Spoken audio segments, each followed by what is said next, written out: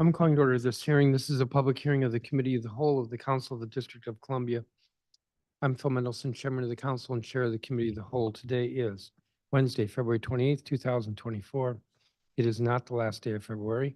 The time is 9:44 in the morning, and this hearing is being held in room 412 of the Johnny Wilson Building. Although a number of the witnesses will be participating virtually, which is possible for most of the council's hearings. This hearing is being broadcast live via Zoom video conference broadcast. The note here says track B. It's also available on the council's website. I don't think it's streaming in real time on the council's website, but it is available there, and that's www.dccouncil.gov. This is the fifth of 7 hearings that the Committee of the Whole is having last week and this week as part of the council's overall schedule of performance oversight hearings. We do this each year in preparation for the consideration of next year's budget, which is fiscal year 2025. Next year's budget is scheduled to be presented to the council on March 20th, and then we will have a round of hearings on the proposed budget for hearings under the, for agencies under the purview of the Committee of the Whole. Today, we will be hearing from public witnesses concerning the 3 education agencies, Deputy Mayor for Education, DC Public School System, and the Office of the State Superintendent for Education. Yesterday, we held a hearing with public witnesses for other education agencies. And this Friday, beginning at 9:30, we will hear from the government representatives of the Deputy Mayor for Education, DC Public Schools, and the Office of the State Superintendent. We have a lot of witnesses who registered for today. And so usually I provide 3 minutes for testimony, and I'm going to try to pretty strictly adhere to that and ask that witnesses do that as well. I appreciate those who are in person. It's nice to actually see people instead of just little boxes on the screen, but most witnesses will be participating virtually. The hearing witness list was made available yesterday on the committee's website, maybe on the council's website. I'm going to be calling witnesses by page. So for the first round of witnesses, there will be 11 witnesses. And I'll call them now. Robert Henderson, who's a representative to the State Board of Education from Ward 5. Mercedes Garcia Correa. Hortensia Yesenia Vargas. Letitia Coleman, who's principal at Johnson Middle School. Deidre Neal, who's principal at Deal Middle School. John Snowdy, who's principal of Friendship Ideal Public Charter School. James Waller, who's chief of school operations at Friendship Public Charter School. Jessica Giles, who's executive director of Education Reform Now. Grace Hu, who's parent co-lead of the Digital Equity in DC Education. Trupti Patel, who's listed as a public witness, but I know she's an ANC commissioner. And Danielle Robinette, who is senior policy attorney at Children's Law Center. And I say I'm going to call people by page, and don't think about the fact that some will be in person, which is great to see. But we only have 4 seats at the table. Fortunately, there are only 3 who are in person. Mr. Henderson, we'll begin with you. For those testifying virtually, there should be a timer on the top row of the boxes. Please be mindful of the timer. I think in the chamber, there are big screens with timers, so you can't avoid it. Mr. Henderson, good morning. Good morning, Chairman Mendelson. Thank you for the opportunity to testify today. My name is Robert Henderson. I am here in my individual capacity as Ward 5 member of the State Board of Education, and I am not representing the views of the board as a whole. I will speak to the performance of the 3 agencies in turn, aiming to incorporate a mix of praise, push, and ask for each.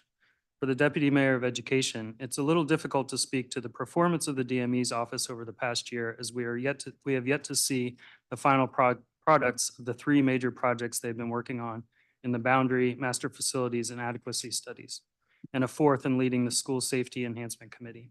It is not too soon to say that I'm thankful for their engagement work through these processes, especially in meeting with Wheatley Education campus families around possible changes to their middle school. I've attended several of the boundary study meetings and am particularly appreciative of the thoughtful responses to questions from Jen Comey.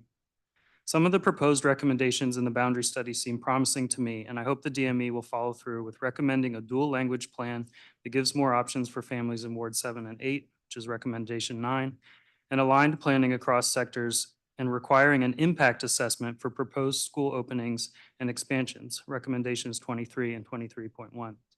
I will note that this highlights a major deficiency of our governance system in that there is no entity that can compel cross-sector planning and coordination, but can only recommend it. Finally, I ask that the DME, in cooperation with OSSI and their respective capacities related to out-of-school time activities, to develop supports and pathways to enable student-led and student-initiated organizations to compete for grant funding. For DCPS, I would like to thank DCPS for working with the John Burroughs and Bunker Hill communities in Ward 5 to secure in-neighborhood swing space. I know that comes at a cost, but I believe that the stability that will offer to these school communities will be well worth it. I hope that similar solutions can be found for schools like Whittier. My push for DCPS is to negotiate a contract with the Washington Teachers Union. A 17-year veteran DCPS teacher testified before the state board last October that 12 of those 17 years had been on an expired contract. Across multiple chancellors and mayors, delayed negotiations appear to be a deliberate tactic. I find this disrespectful to the teachers we desperately need to retain and irresponsible for budgeting, setting up retroactive lump expenditures and volatility for charter teacher pay. I asked DCPS to recommit to digital equity and to submit an updated technology plan. Grace Hu will testify to that in more detail. For OSSI, thanks to Dr. Grant and the many OSSI staff members who have worked on advancing DC learning standards. In the past year, OSSI's learning standards teams incorporated considerable feedback to the new social studies standards, developed groundbreaking menstrual health standards, and have presented strong draft language on financial literacy and social emotional health standards. I continue to hear reports about late, long, and unpredictable transportation for special education students with OSSI DOT. OSSI reports improvement by the measure of buses leaving the terminal on time, but that may not be the best measure of families' experiences. Incomplete, inaccurate, or non-existent communication leaves families in daily uncertainty and disruption. In January 2023, Ward 5 resident and parent Beth Daggett shared several short and long-term suggestions for improving planning, service, and communication. She has submitted those suggestions again, along with written testimony of continuing difficulties. Among other things, she notes that a tracking type system was first promised in 2019, and ask you to please read her testimony.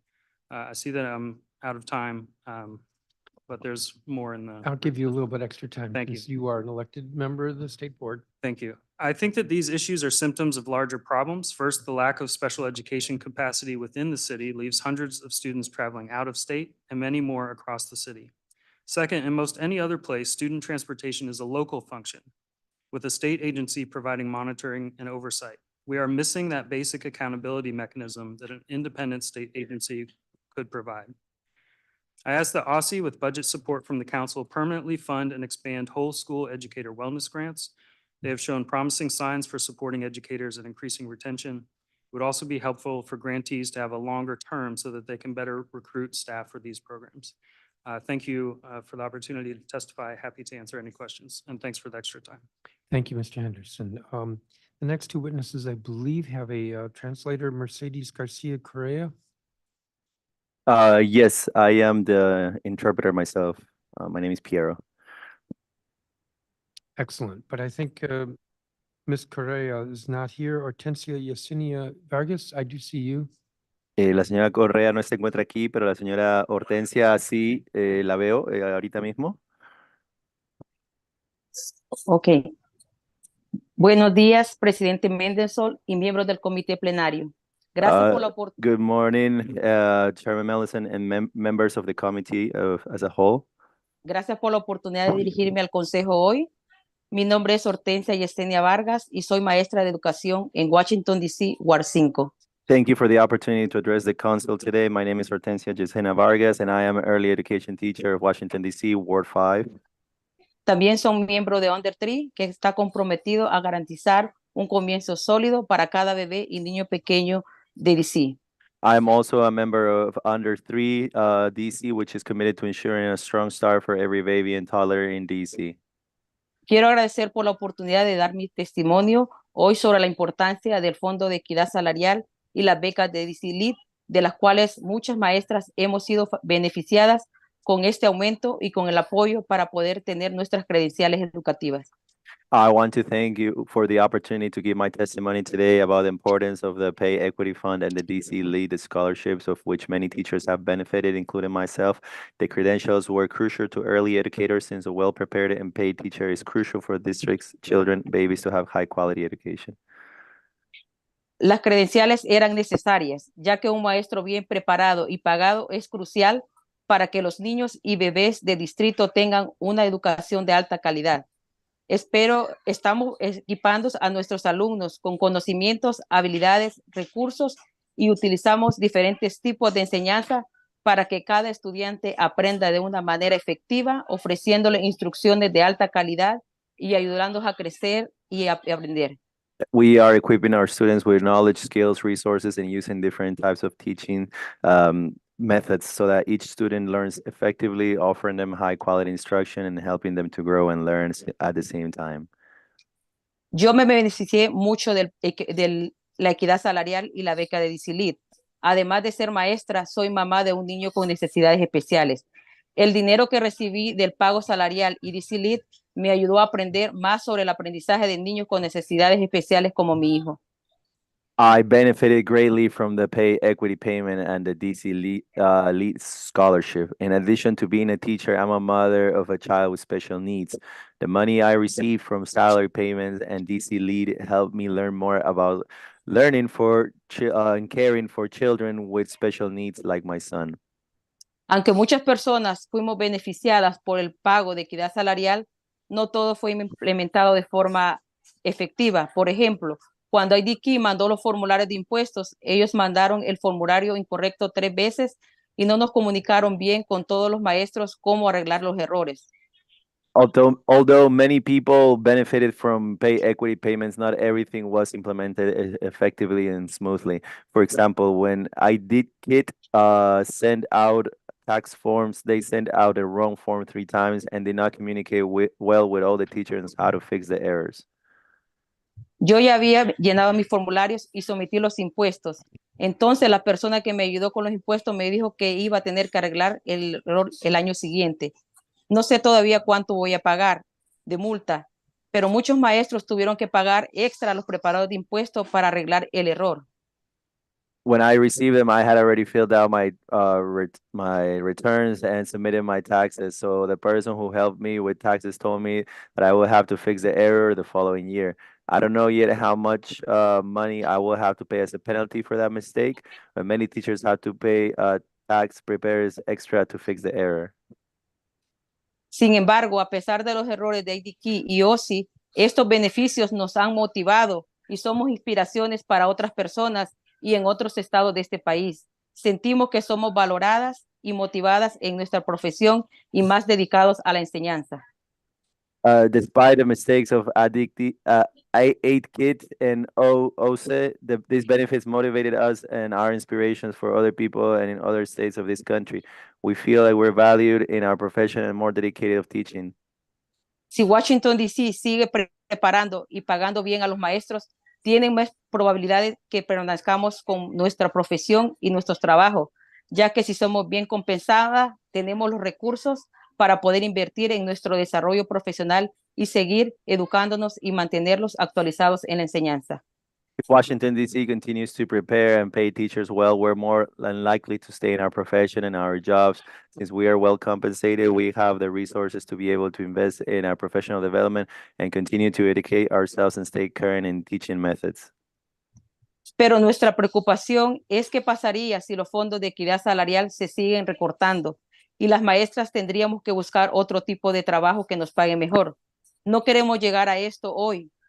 Pedimos que trabajemos juntos para encontrar una solución para la educación infantil, para que nuestros estudiantes, que son el futuro de este país, sigan recibiendo una educación de alta calidad y accesible sin importar su situación económica, cultura u orígenes. But we are concerned by what would happen if the PEF continues to be cut and the teachers have to look for other types of jobs that pay better. We don't want to come to this.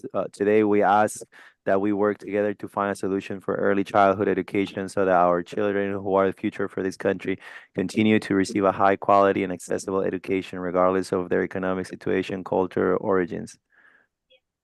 Gracias por la oportunidad y espero que podamos lograr con éxito una solución en la cual seamos beneficiados todos. Espero sus preguntas. Gracias. Thank you for the opportunity, and I hope that we can eventually achieve a successful solution in which we all can benefit equally. I look forward to your questions and remarks. Thank you so much for everything. Thank you, Ms. Vargas. Gracias, señora Vargas. Next, we'll hear from Letitia Coleman. Hello, my name is Letitia Coleman, and I'm the lead learner and proud principal at Johnson Middle School. I've been serving at John Hayden Johnson Middle School for 3 years, and thank you for the opportunity to testify today. I'm thankful to the members of this council that have supported our school community's effort to ensure safety for our students, staff, and families. Johnson Middle School is most well known for its powerhouse football and athletic program, and we are located in Southeast Washington, D.C. While our community may be located in a ward with many safety challenges, our school is a safe and loving environment where our students are thriving.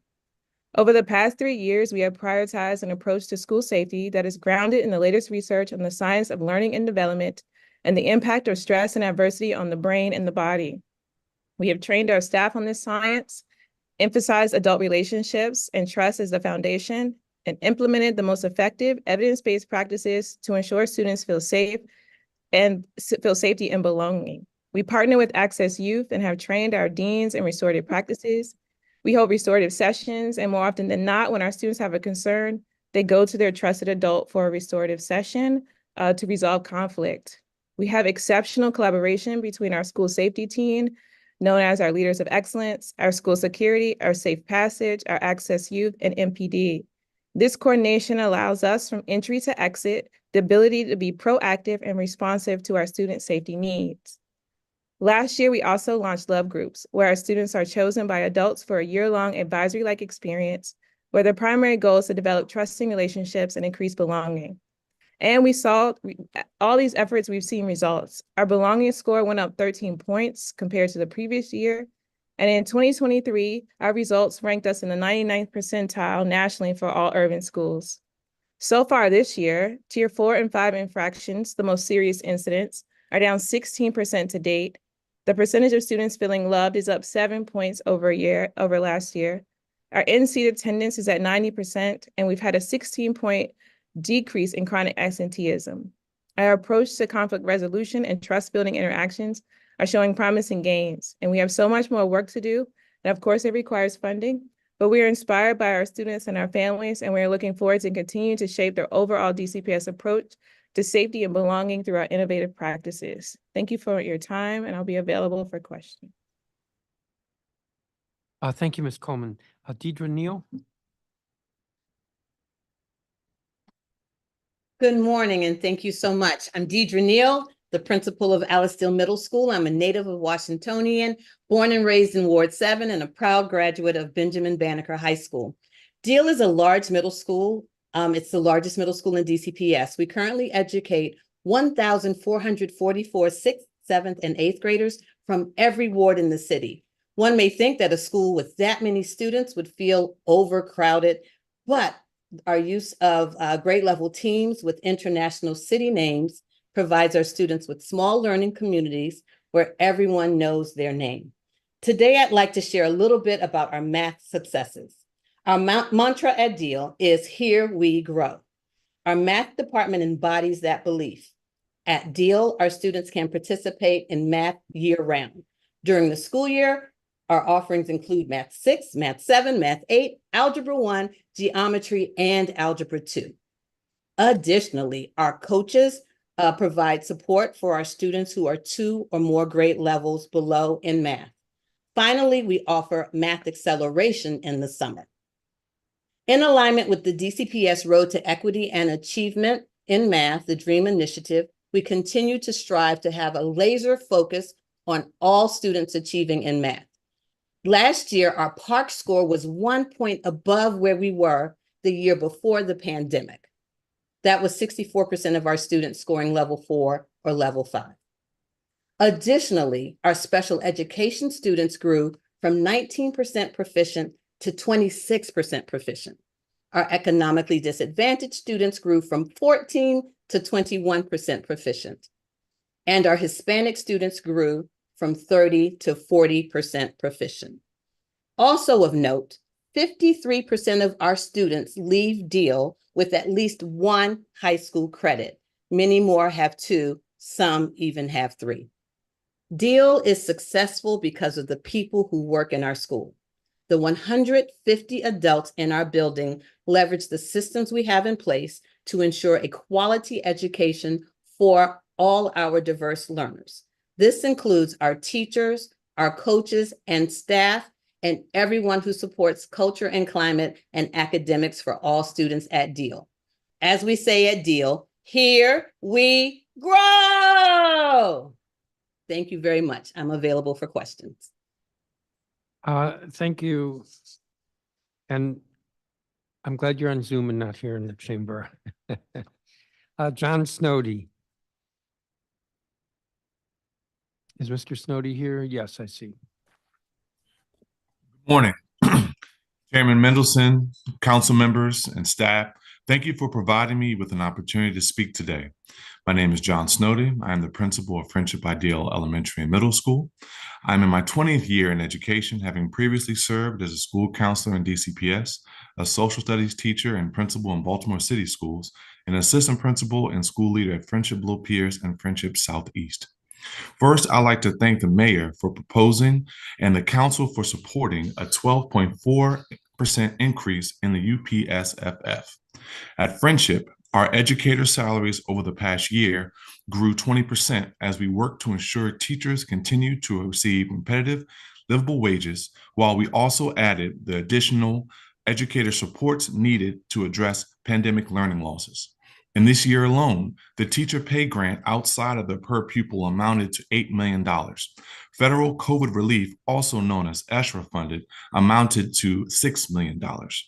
That $14 million and overall 12% of our budget is going away, could have meant students losing 1 out of every 10 educators in their schools. The 12.4% that the mayor has set for the increase in the UPSFF means that while, yes, times are still austere and some cuts will still be necessary, they will not be as deep or as devastating as they could have been if the per pupil increase had been approached as business as usual. Additionally, I'd like to thank the mayor, council, and OSSI for funding and providing supports to ensure that every educator at Friendship teaching or supporting literacy is trained and highly qualified in the science of reading. I know that what an agency like OSSI does can be remote to many people. I want to illustrate for you how OSSI has affected the real day in life of a young person in the District of Columbia. Here's a picture of an 8-year-old that we will call M, who is in the midst of a small group lesson. M, who struggled with letter sounds at the start of the school year, today walks into his classroom with confidence, sits with his trained teacher and trained assistant teacher for a daily phonics lesson, review of literature, and read aloud that is firmly grounded in the science of reading, which is brought to us by OSSI. Because OSSI prioritizes letters for our public schools, Friendship was able to train educators and reshape our day to include expert teacher-led small group instruction.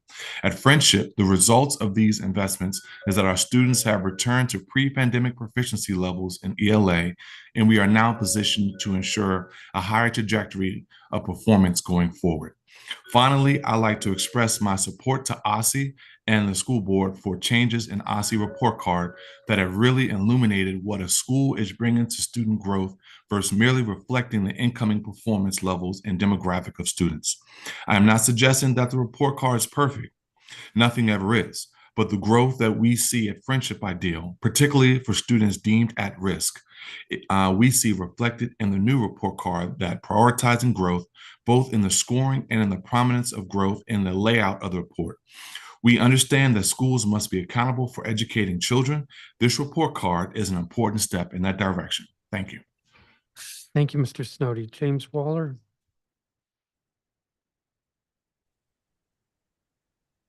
Good morning, Chairman Middleton, council members, and staff. Thank you for creating this space to have this important discussion. My name is James Waller, and I'm the Chief of School Operations at Friendship Public Charter School. I have been with Friendship for 15 years.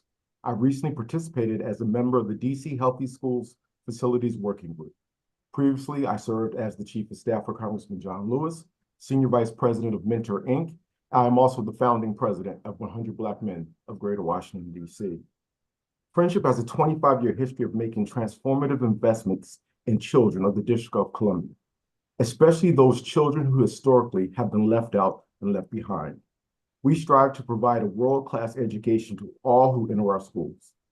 Part of my responsibility to the mission is to ensure that every student at Friendship has access to a school building that is safe, well-maintained, and inspires learning. We strive to ensure our facilities investments and strengthens our neighborhoods in which we operate. Put simply, we want to be great neighbors. Over the years, we have transformed a former one-story supermarket into a two-story school building and an abandoned McDonald's into 2 high-performing schools in Ward 8. We have made deep investments in all of our schools, spanning across Wards 4, 5, 6, 7, and 8. We do this work to better serve our community, and we do it in partnership with you. I'm here to thank you and the mayor, the council, and OSSI for supporting efforts and to highlight 2 essential contributions you have made to our work. First, with access to a $2 million low-interest loan from OSSI's Direct Loan and Credit Enhancement Revolving Fund, Friendship Below Pierce is installing an elevator that will provide greater access to students, families, and staff. The difficulties of operating without an elevator are manifested every day, yet there are schools across the district that do not have elevators. With the low interest loan from OSSI, we didn't have to divert money from other important programs. Second, with a predictable and consistent facilities allotment, we will maintain and operate our existing campuses while also opening 2 building additions. These building additions at existing campuses this year, with construction costs totaling more than $30 million, aren't luxurious. I wish I could tell you that we're getting the black box theaters or the state-of-the-art tech centers that we wanted for our students and our students deserve. But what we will have, however, are appropriate middle school size classroom spaces that enhance teaching and learning every day. As you begin to shift your focus to next year's budget, I ask that you preserve the vital OSSI loan program and protect facilities allotments for schools. We can continue to invest in our scholars and our communities. I also invite you to come visit us any day and come see the loans and the investments in action. And come let us know how we can be better neighbors. Thank you. Thank you, Mr. Waller. Jessica Giles.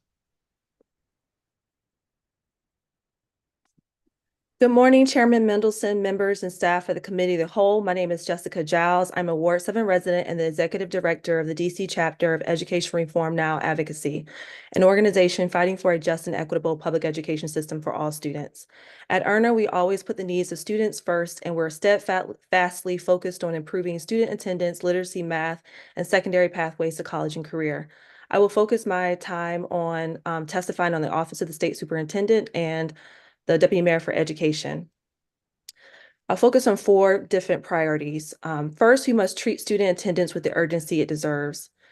Chronic absenteeism and truancy is the #1 issue facing our public education system. 43% of students were chronically absent last year and 37% were truant. We know why this matters and why this is important in addressing attendance. If students are not attending school daily or consistently, they will fall behind in school and could drop out of school altogether. Unfortunately, there are no magic solutions for addressing our attendance crisis. All of our agencies must play an active role in supporting student attendance. When faced with smaller budgets, schools must keep evidence-based practices that work in driving student attendance, like nudge communications for families and strengthening family engagement. I'll end by asking, who is responsible for attendance? From my experience, when no one leads on this issue, nothing gets done. 2, We must become a math hub for innovation and research. And I love the comments from the leader at Deal earlier about math excellence at DCPS. Math helps students develop critical thinking skills and opens up career pathways. A student's ability to pass Algebra 1 by the 8th grade is the indicator of future post-secondary success. However, in last year, nearly 8 out of 10 students who took the PARCC assessment in math did not meet expectations. While OSSI's Division of Teaching and Learning Professional Development offers resources and support, we currently do not have a statewide pre-K through 8 mathematics strategy. A statewide strategy includes 5 elements: daily math instruction with high-quality content and instructional materials, support for teachers, assessments and parents, notification, interventions, and resources for family and caregivers. The DC Council should pass legislation to establish a mathematics innovation and research task force, as there has been in literacy. As the ESSER cliff approaches and high-impact tutoring funds are spent, we have to have a strategy on how we're going to support students who struggle with math. Andre Aina will testify later about the statewide math strategy. He's one of our civic leaders. 3, we must transform how literacy is taught in school. I'm running out of time, so I'll get to the point. We shared a sign-on letter on behalf of literacy advocates urging for full investment in the science of reading. We urge the mayor and the DC Council to fully fund the recommendations in the report. 4, we must build strong and accessible college and career pathways for students. We know that our students are not completing college at great rates, so that we must ensure that we're rapidly expanding dual enrollment in early college, maintaining and building out the education to employment data system so that we know what works and what doesn't, and we can fund evidence-based practices appropriately. And we must implement a strategy for incentivizing employers in high-wage, high-demand career fields to hire our students. Thank So, you. and with that, I'll thank you for letting me testify. Thank you, Ms. Giles. And I don't have a copy of your statement. If you would provide it, please. It's there, but I just sent it. Thank you. You just send it. All right, we'll get it. Grace Hu. Good morning. My name is Grace Hu, and I'm one of the parent co-leads of digital equity in DC education. For the past 6 years, our team of parents has been pushing for robust, equitable, and predictable technology supports for all DCPS schools and students. We worked with you to draft and pass the Digital Equity Act of 2022. We pushed the Bowser administration to establish and fund equitable tech policies, and we worked with schools in all wards to amplify and address their technology needs. We've conducted surveys, school walkthroughs, and interviews to inform our advocacy, and I've served on DCPS's Technology Advisory Committee this past year. We continue to do all this volunteer work because the school system still has not achieved digital equity for students. And on page 3 of my testimony, we have a progress assessment graphic. And what we've accomplished so far is at risk due to technology not being prioritized when there are shortfalls in DCPS funding. Without people holding the school system accountable for implementing its stated policies and complying with the Digital Equity Act, we do not believe DCPS will follow through. So we need your help in holding DCPS accountable. My written testimony highlights various areas where strong oversight from council is needed, but due to time limits, I'll just talk about 2 today. On the Digital Equity Act of 2022, DCPS still has not submitted to council the updated annual DCPS tech plan, even though the deadline of January 31st established in the law has passed. The tech plan is an important policy lever and planning tool intended to analyze and address the gaps in technology service provision and provide a detailed roadmap tied to budget and timeline to achieve objectives. We urge council to push DCPS to comply with the law by submitting the tech plan ASAP and including in their plan, as stated by the law, a device replacement schedule and multi-year cost estimates for every component in the plan. On device refresh, we started this advocacy because we saw schools across all wards struggle to maintain updated functional computers, which in turn resulted in disruptions to teaching and learning. We cannot yet claim victory in providing stable funding and support for tech refresh, as reflected in the decision last summer to cancel procurement of devices to replace the first generation Microsoft Surface Gos. We urge council to make sure that DCPS does not renege on its plan to purchase devices for next school year and does not cut funds for device replacement in the FY25 budget. And what's in the FY25 budget would fund devices for school year 2025 to 2026. The first advocacy piece I ever wrote on this topic was titled Solving DCPS's tech challenges is not rocket science. There are many complicated, intractable problems in education. Solving tech challenges in DCPS is doable, but it won't happen without you holding DCPS accountable to the law and the policies that have been put in place these past 4 years. Thank you for the opportunity to testify. Thank you, Ms. Hu. I don't have a copy of your statement. Have you submitted it? I uploaded it last night. Okay, we'll look for it. Thank you. Trupti Patel. Good morning, Chairman Mendelson. Thank you for holding this hearing so that our comments can be entered into the public record. My name is Trupti Patel. I am a third-term ANC commissioner that represents single-member District 2A03, which is a historic Foggy Bottom. I am also the daughter of immigrant parents on the legacy of 2 suitcases and $8. I'm also a labor rights advocate. And the reason why I'm testifying today is because labor and education go hand in hand. It's critical and vital that the school systems we have function properly. After all, we are training the leaders of tomorrow and wanting the next generation to excel further than we have. Sadly, the District of Columbia Public Schools, DCPS, can't function. And the reason why is that our educators are burned out and constantly having to sub for each other, thus losing planning time, which affects the quality of instruction. We need full-time permanent substitutes in every school. Permanent substitutes are far more effective than daily subs. They know the students and can effectively deliver instruction. Our recommendation is at least 1 permanent substitute per 250 students per school. In addition to the unspoken additional responsibilities that educators have is due to the fact they are on the front line dealing with emotional labor of issues that children face at home, which is why the DC Council needs to improve and expand the Safe Passage program, give them better training, support teachers with funding and training to implement a conflict resolution curriculum. So which means they need paid mental health days. In conclusion, I want to add my voice to the movement calling for the return of standalone vocational education schools to DC, which is being led by Black Women for Justice. They work in coalition and coordination with well-respected community leaders and grassroots activists who are boots on the ground to the sense of despair and hopelessness that has become pervasive. It is now manifested into youth killing each other and anyone whom they deem as having disdain for them. Residents are begging for a solution to the crime wave that has gripped this city. The only way to solve the rage and hate is through the love that is steeped in equity. Elected such as myself, members of the DC Council and State Board of Education members agreed that if DC is to thrive, so must its residents through quality, high-paying jobs where they have a sense of pride and treated with dignity. Thank you for the opportunity to testify, and I'm proud and privileged to stand in service and solidarity with all who are testifying today and with Black Women for Justice. Thank you so much, and I'm the Vice Chair of ANC 2A. Thank you, Commissioner Patel. Danielle Robinette. Good morning, Chairman Mendelson, council members, and staff. My name is Danielle Robinette. I'm a senior policy attorney at Children's Law Center. Thank you for this opportunity to testify. We are glad to see a renewed focus on student disengagement and barriers to school attendance. During this committee's attendance hearing in December, many witnesses testified that students disengage from school when their needs are not being met. These needs are diverse and unique to individual students and their family circumstances.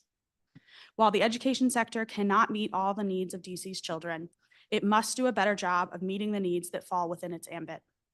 While my full written testimony provides more detail, I will use my time here to quickly address our top areas of concern. First, persistent failures to meet the needs of students with disabilities. Students with disabilities face barriers throughout the school day: unreliable transportation to and from school, inadequate language access for students and families, and a complete lack of out-of-school time access. To improve the engagement and attendance of students with disabilities, DC's education sector must address the ways in which their needs are not being met. Second, a lack of support for students with physical and behavioral health needs. OSSI's long-delayed home and hospital instruction rulemaking has undermined the ability of LEAs to implement their HHI programs. Additionally, while the school-based behavioral health program is well received by students and school staff, more is needed to meet students' growing behavioral health needs. To improve student attendance, the district must effectively implement the programs that this council has already funded and ensure that they are meeting their full potential. Third, missed opportunities to support students in the care of DC. OSSI's annual attendance reports show that students under CFSA's care consistently miss more school than their peers. Despite DME's creation of the Office of Students in the Care of DC in 2020, the statutorily mandated coordinating committee has never met. As a result, there has been no progress on the legislative effort to address loss of academic credits that occurs when students in care experience educational disruptions. And 4, policies and practices that exacerbate attendance and engagement concerns. As the district addresses attendance and discipline challenges, the council must ensure that legislative and policy changes do not further entrench student disengagement. Regarding discipline, we are concerned about efforts to water down or circumnavigate the Student Fair Access to School Act. Regarding attendance, we urge the council and the education agencies to focus on better implementation of supportive tools rather than doubling down on ineffective referrals to law enforcement and child welfare. We urge the committee to use its oversight role to ensure that DC's education agencies are fulfilling their obligations and supporting students at every available opportunity. Thank you for this opportunity to testify, and I welcome any questions. Thank you, Ms. Robinette. That concludes the testimony for this group. There'll be one round of 5 minutes for questions from council members. I wanted to ask 3 questions each for the principals, Ms. Coleman, Ms. Neal, and Mr. Snowdy. First, Ms. Coleman, are you, you've received your initial budget proposal for next year. Are you looking to be able to grow faculty, or are you going to have to reduce some positions? No, we will be reducing positions. We'll reduce I'm- about 10 positions. Say that again? We will reduce about 10 positions. Reduce about 10 positions. Yes. And is your budget going up or down? My budget is going down based on enrollment and buying power. And how much is your enrollment going down? My budget's going down by, and I'm sorry, I have to pull it up. I believe it's 176. I'll pull it up. And then my buying power decreased by about 17%. My question was on enrollment. What's the projection for it to go down? Yes, we exceeded our enrollment goal this year. We actually exceeded their growth goal, but our projections went down by 11 students for next year 11 students. to 277. Um, And we've traditionally been at 300 or more, so.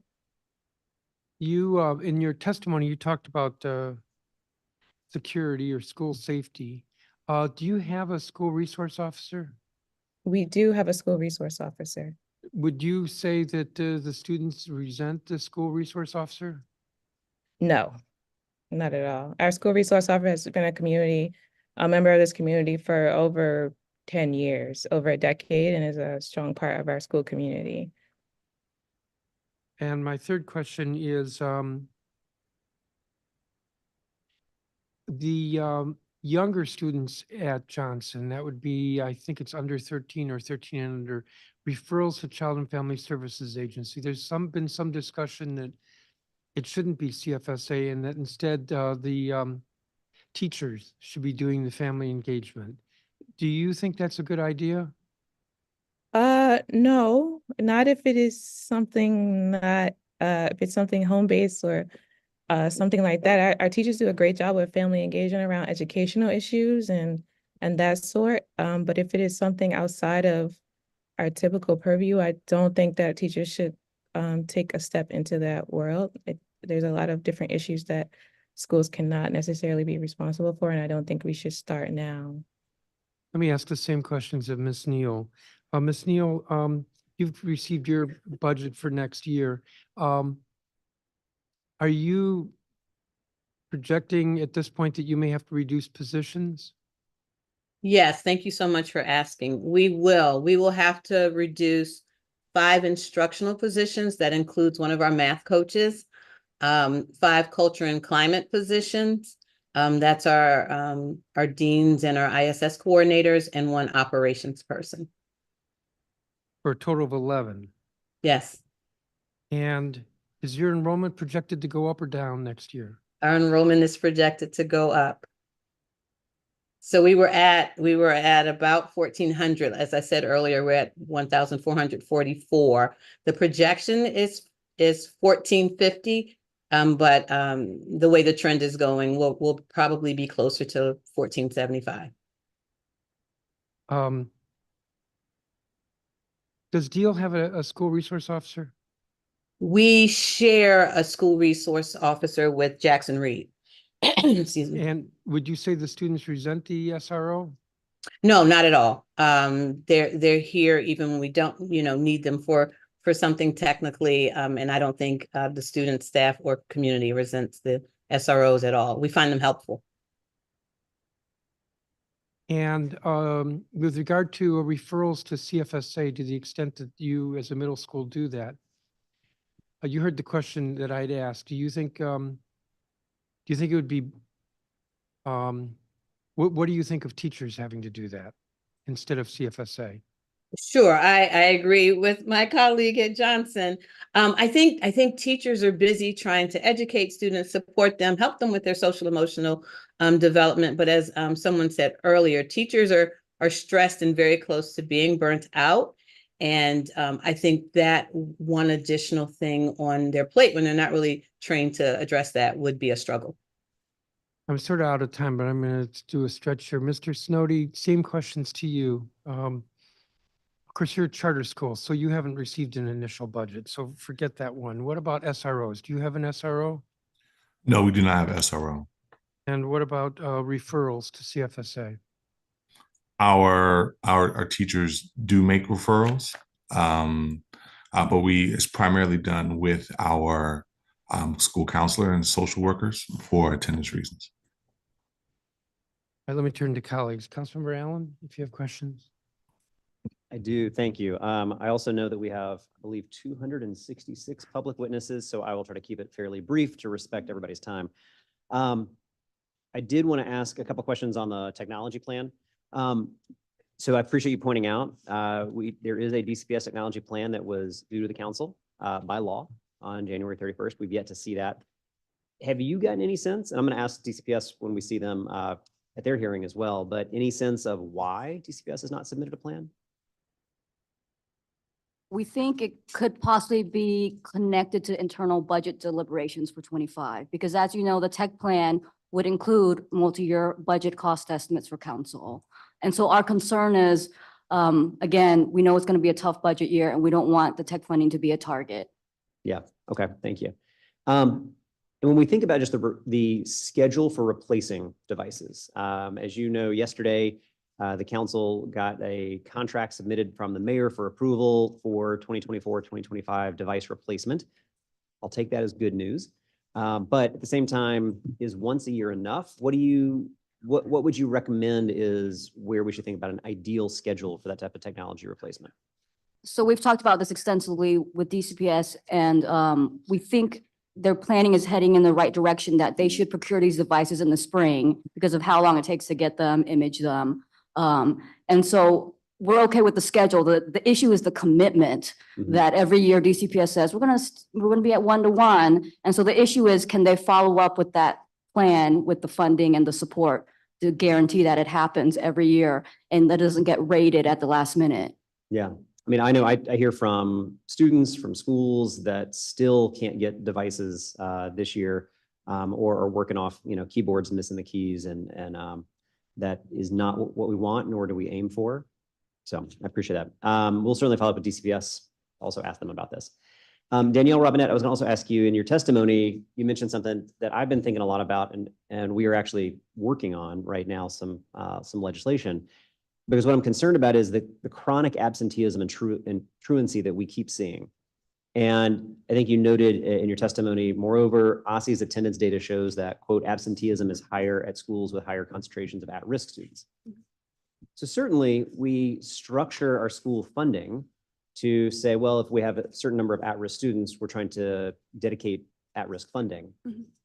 I'm not convinced it's moving the needle, though. I'm not convinced that that's actually doing enough, because we're continuing to see very high levels of high rates of truancy and absenteeism. And that's with the at-risk funding that's just for all at-risk students. I think we got to think about different ways to get at this. We have young people who need to be in school. They're going to have a variety of reasons why they're not. But I think our schools need much more intentional, dedicated resources and perhaps focused on where we see that chronic truancy or absenteeism. Perhaps that's a new at-risk category. Perhaps that's new type of OSSI funding to go out to our schools where we're seeing this. Any thoughts that you have or any recommendations around if what we're doing right now is not working, what do we need to do differently from a resource perspective to help make sure? I mean, we've already heard from school leaders that are looking at their budgets right now, trying to think about how to reduce positions. Well, that's not going to help chronic truancy or an absenteeism. So what we're doing is not working. What do you think are some of the ways in which we can focus either more resources or more coordination? Yes, sir. Thank you for the question. If and the theory we kind of take is that students miss school because their needs are not being met. So if you're thinking about how to allocate resources, it needs to be to meet those underlying needs. And for some students, having that money go through the school might make sense because their needs might be academic in nature, right? We talk in our testimony at length about the needs of students with disabilities. And when their needs, their special education needs are not being met at school, they are less likely to come. So in that case, more funding towards special education and making sure that those resources are getting there would be crucial. But for other students, it may not be something within the school's control. If the reason they're not coming to school is because of housing insecurity or neighborhood violence that makes their commute difficult, or it's food insecurity and they didn't eat dinner last night and they are tired and didn't wake up for school on time. Those are not things that I think that maybe falls within the ambit of what schools can control. And so another recommendation we have in our testimony is increasing coordination between the education agencies who know the students best and can help identify those issues, and better connecting them to the programs elsewhere in district government that can meet housing insecurity, food insecurity, and perhaps intensive case management that you see in programs like those offered by DHS. Thank you. That's really great. I know my time is up, so thank you both very much. And thanks to this entire panel. Thank you, Councilmember. Councilmember Fruman. Thank you, Chairman Mendelson. Principal Coleman, I want to try to understand the numbers that Chairman Mendelson was asking about, because you say today you're at 277, is that right? And what was your projection for last year, and what's your projection for next year in terms of enrollment? No, right now I have 312 students that we serve. My projection for this school year was I think it was 270. And then we overshot that projection and we enrolled 297 students for this school year, but right now we're at 312. And then for next school year, the projection is 272. And you're at 312 today? Yes. And so some of that, I mean, this is a phenomenon that I'm very interested in. You're at 312, but you've gained 20 kids since October? Yes. And where have those kids come from? They come from a variety of places. So they may have been at relocating to DC. So they may have, lived in other states and they have moved to the neighborhood. They may have been in a charter school and that's no longer working out. So they return to their neighborhood school. We have students that have been home for whatever reasons, a medical illness or things like that. And so now they're returning to school. And so we get kids after the count day for a number of reasons, but we continue to enroll them and serve them as best as we can from wherever we get them and however we get them. So it's always, yep. Thank you for that. And you talked about a number of the successes that you've had at Johnson, and really, it's such important work. So grateful for the work that you're doing. What are the kinds of things that you think have made it possible for you to have those kinds of successes? What new things have you been doing? It's a great question. I think the way that we have really done our whole child work around meeting the students' social emotional needs, I think has been really important. I think the way that we staff our classrooms with 2 teachers in a classroom, knowing that many of our kids come to us reading significantly below level, sometimes 2 or more grades. And in math allows the teachers to do small group work. I think our HIT program has been hugely successful. Our high impact tutoring has been a big success with our partners. And that type of work to move the needle academically, we're seeing great growth there. So I think it's really looking at the students' academic and social emotional needs and developing the plans for the kids that we have. And I think that's been what's most impactful. And of course, our NAF academies, the kids love the arts. We've got fashion design now and a lot of electives. Our after school program is really taken off as well. There's all kinds of athletics. We're starting majorettes thanks to the ASA funding and drumming. And so, I mean, we generally have kids here from 8 till 8. And that's been really great. So I won't make you say it, but to me, it breaks my heart when I hear you talk about that and the success that you're having, the idea that you may have 10 fewer adults under the roof next year. We obviously have to try to do something about that. Thank you again for the work that you're doing. Just take Thank a you. moment to acknowledge Principal Neal at Deal. Thank you for all of the work that you've done over the years, Principal Neal. We're in close communication, so I won't use this as the opportunity to ask you questions, but I'm sure I'll be back to you on other things and want to do everything I can to support you. And Grace, who the work that you've done on digital equity has been so important. And hearing you say it's not rocket science, it shouldn't be rocket science. I mean, you've been at it for a little while. Turns out it's closer to rocket science than you thought, but let's help you get there. So thank you very much. Thank you, Councilmember. That's going to conclude the testimony from this. I'd spend more time with you, but we have a few more witnesses. Thank you again. I'm turning to page 2. Thank you. And I'm going to call everyone who's on page 2. Adam Berrigan Smith, Advocacy Manager with Educare of Washington, D.C. Scott Goldstein, Executive Director, Empower Ed. Jamal Berry, President and CEO of Educare DC. Jen Mompera, Director of Education for Fresh Farm. Sarah Buckley, Riley Danilko, Senior Policy Analyst at DC Action. Katrina Owens, Executive Director of DC Scores.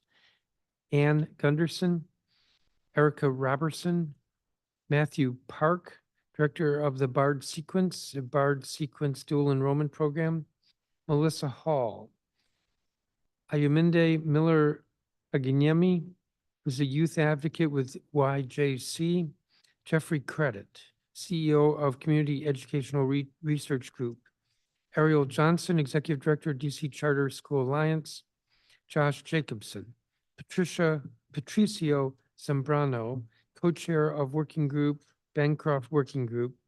Carly Sessoms, listed as a public witness. I think she's a teacher. Lois Holland, advocate with Georgetown Reservoir Neighborhood Alliance. Kathy Riley, Director, Senior High Alliance of Parents, Principals, and Educators, Board 4 Ed Alliance. Shannon Hodge, who's President of KIP DC, and Betty Gentle, who's Senior Advocacy and Community Engagement Specialist at SUM Inc. There are a couple of people I called who, okay, who,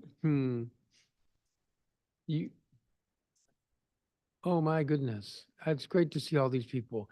Why don't I call you next group? That way we don't have to displace people at the table. We'll try that. Your names.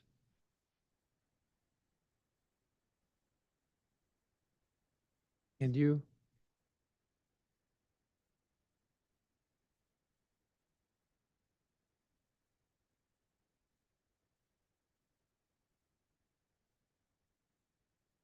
Numbers 18, 19, 20, and 21.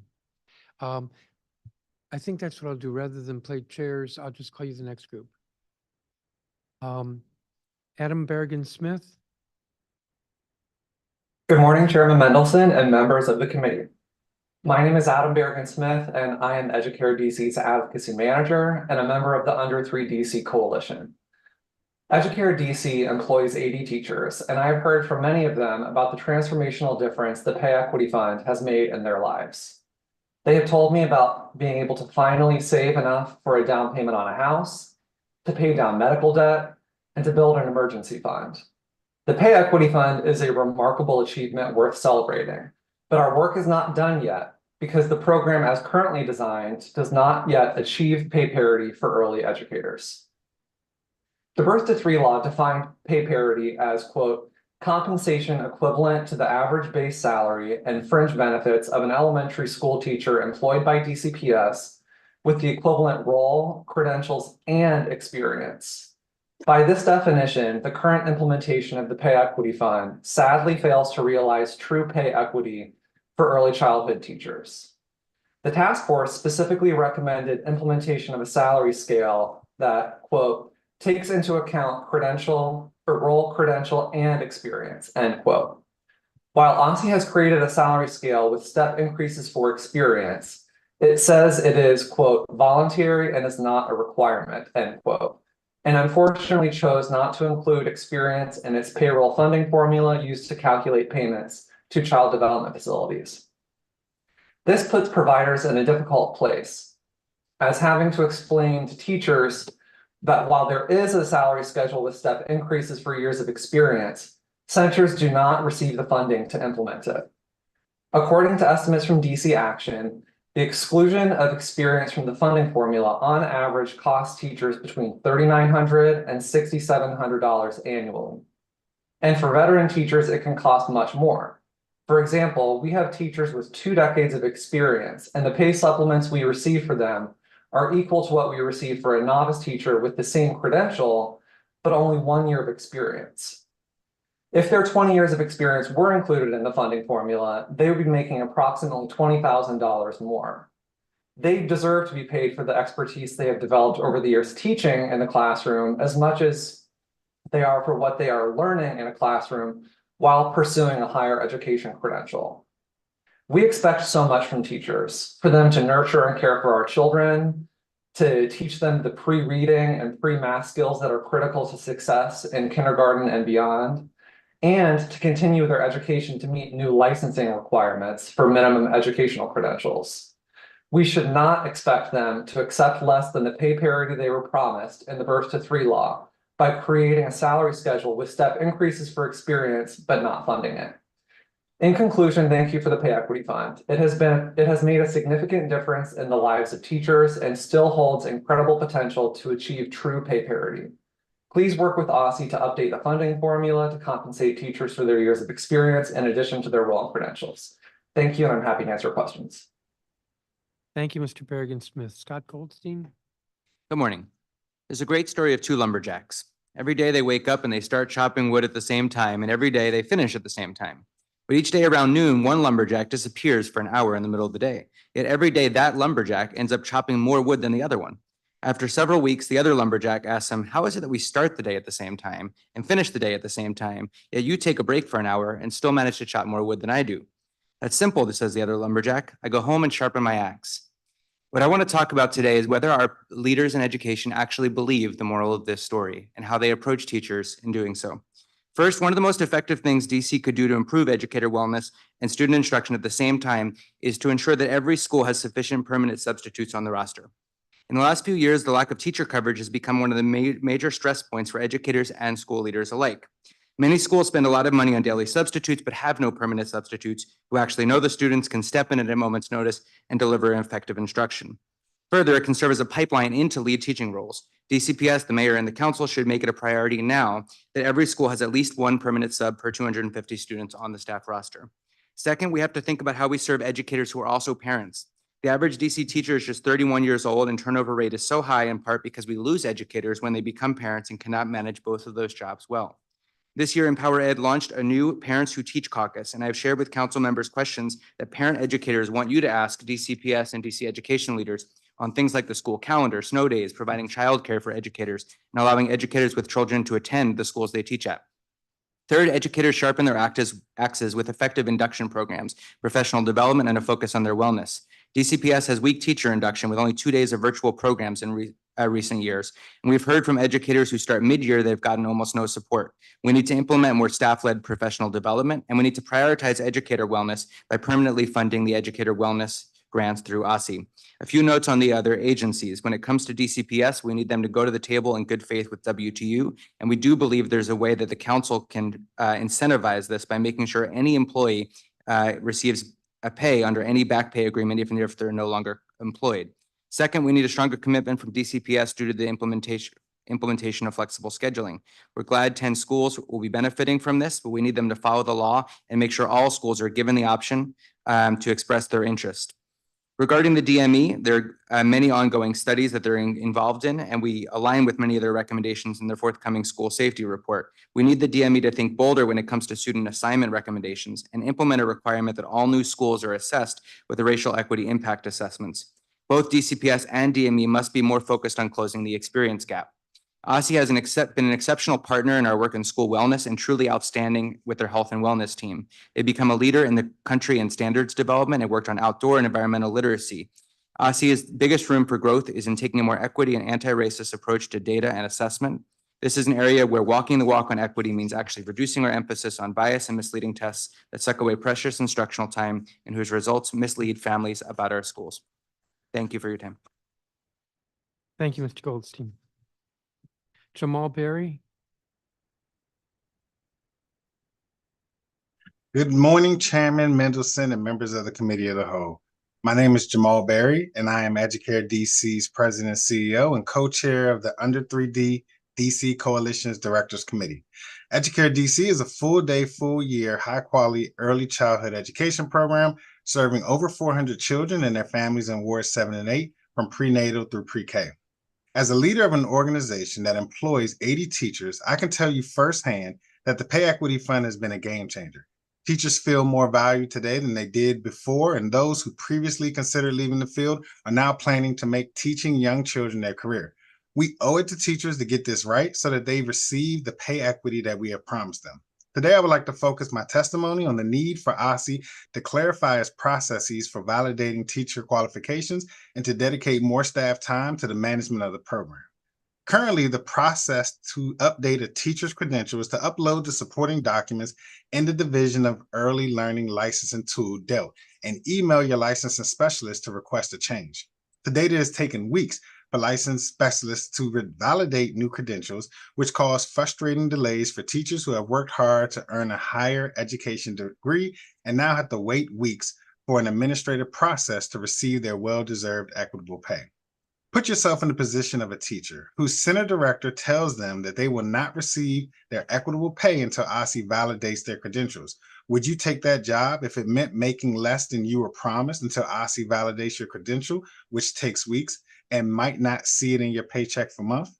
OSSI has set clear deadlines for providers to notify them about errors, and providers need that same respect and clear deadlines for when we can expect OSSI to resolve them. OSSI can provide more predictability for providers by setting, publicizing, and adhering to deadlines for its staff to validate updated teacher qualifications. This will be an ongoing concern because hundreds of teachers across the district are in school to obtain higher education credentials in accordance with licensing requirements, and providers will be routinely updating DELT. If OSSI transparently sets deadlines for this critically important step in the process, it will incentivize their staff to prioritize this work and ensure that providers receive timely assurance and ensure that teachers receive their well-deserved equitable pay as soon as possible. I understand that this is a heavy lift for OSSI and appreciate its work to launch a pay equity program that is the first of its kind nationwide. Because of this, OSSI must dedicate significantly more staff time to ensure that its processes run smoothly. Thank you for your time and continued support for the Pay Equity Fund. It is a true game changer for teachers, and it's important that we get this right for them. I'm happy to answer any questions. Thank you, Mr. Berry. Jen Manpara.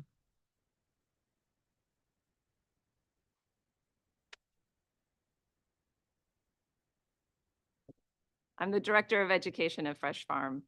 And thanks to tremendous support in DC, since 2005, our Food Prints program has been able to grow and flourish in partnership with DC school leaders across the city.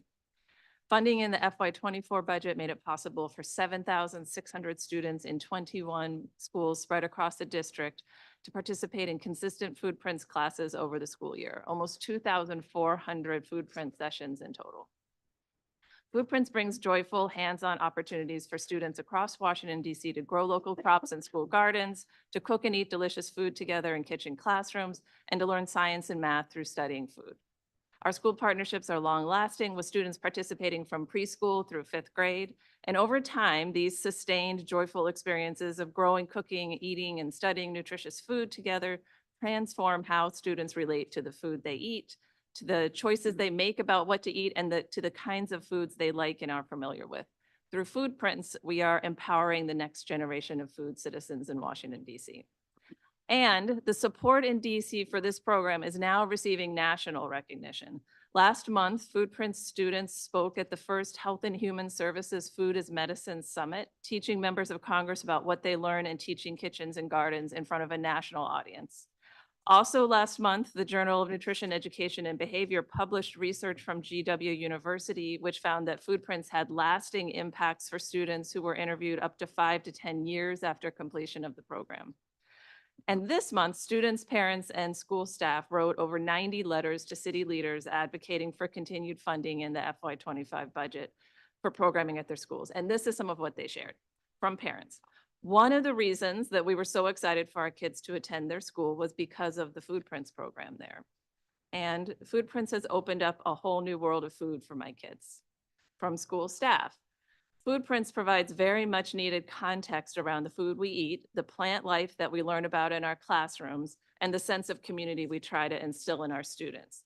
It gets students started early with curiosity and wonder, and gives students of all levels a reason to look forward to coming to school. And from our students, Foodprints helps you learn how to be more curious when it comes to food. Every time I go to Foodprints, I get extra happy. It feels like they're my family. And also, I love making the food. They get us started and help us, but we get to make the food. The food is delicious and good for you. In this tight budget year, we urge you to look at the tremendous value of this year's critical investments in food education. And I'll just add, we also participate in OST programming that's funded through the DME, and we're going to provide separate testimony about the successes and challenges and great potential we see through that program. Thank you so much. Thank you, Ms. Mompera. Sarah Buckley.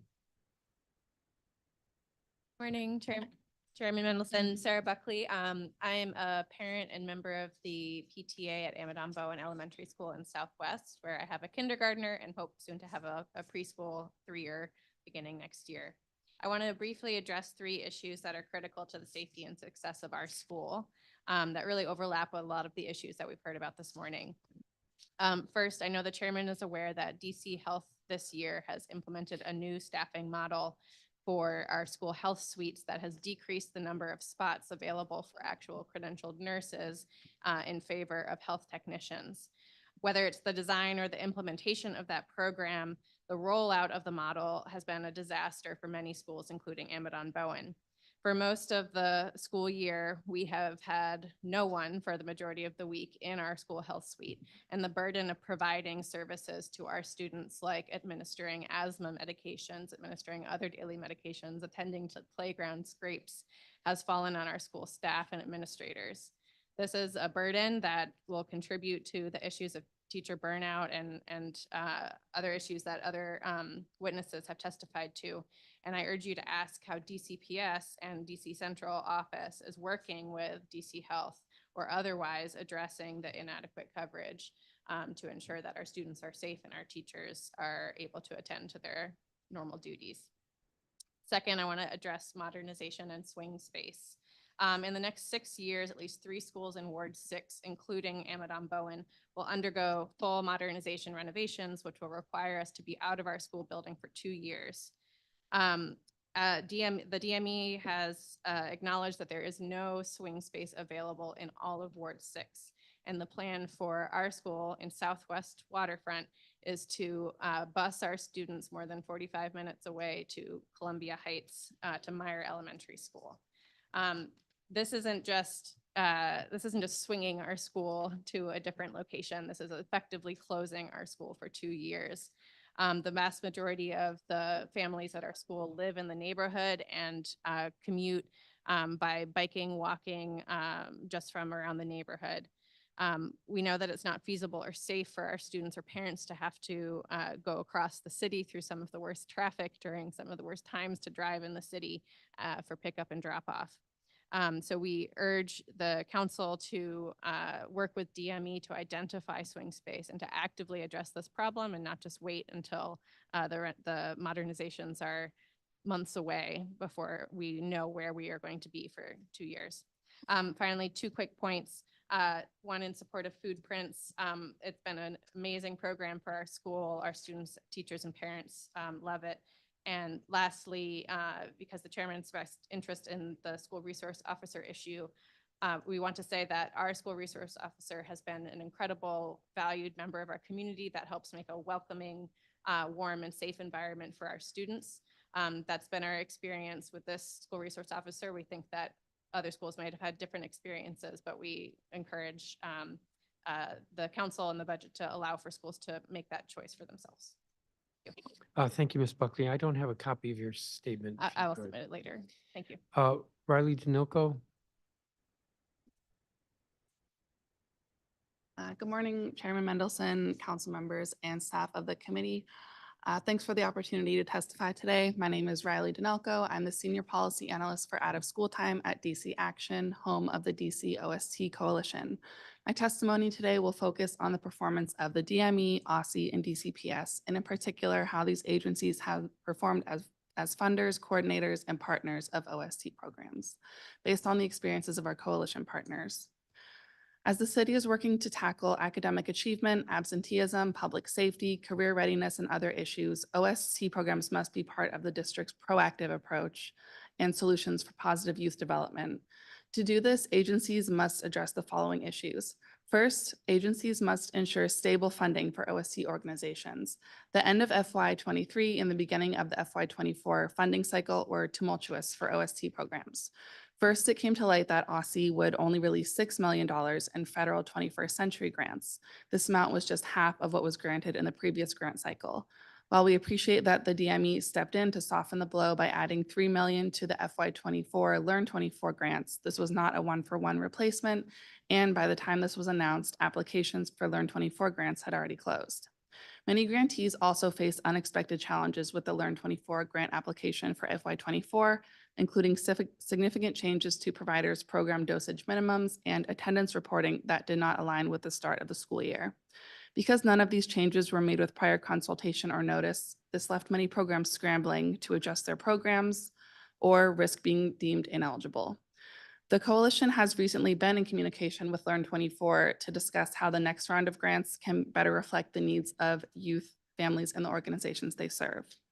One way to ensure that providers are consistently consulted about decisions that impact their ability to serve youth is through the passage of the Universal OST Bill, which would require at least 4 months of notice before major funding changes take effect. Second, agencies must improve collaboration and coordination across stakeholders. There are multiple examples within the past few years where decisions made without consulting OST providers have caused setbacks in programming, including the DCPS clearance delays and the aforementioned Learn 24 grant changes.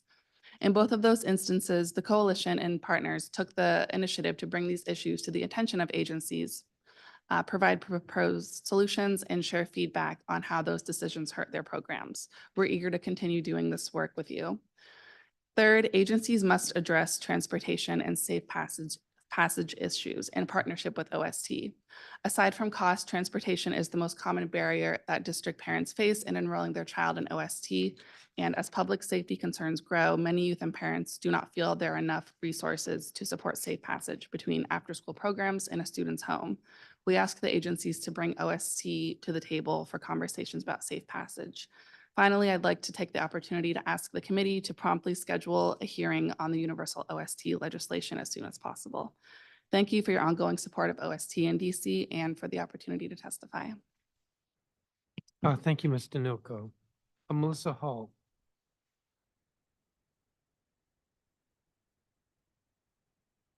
Ayaminde Miller Aganyemi. Jeffrey Credit. Needs to accept. Ariel Johnson.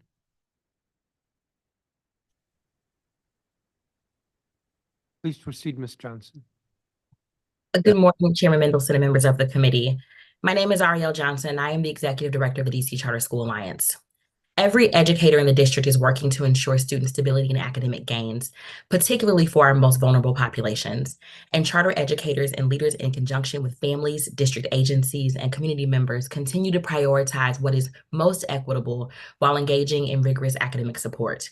As we testified on at the December public oversight hearing on academic achievement in the district, our analysis of the most recent PARC assessment revealed that charter schools presented some of the greatest growth over the last year.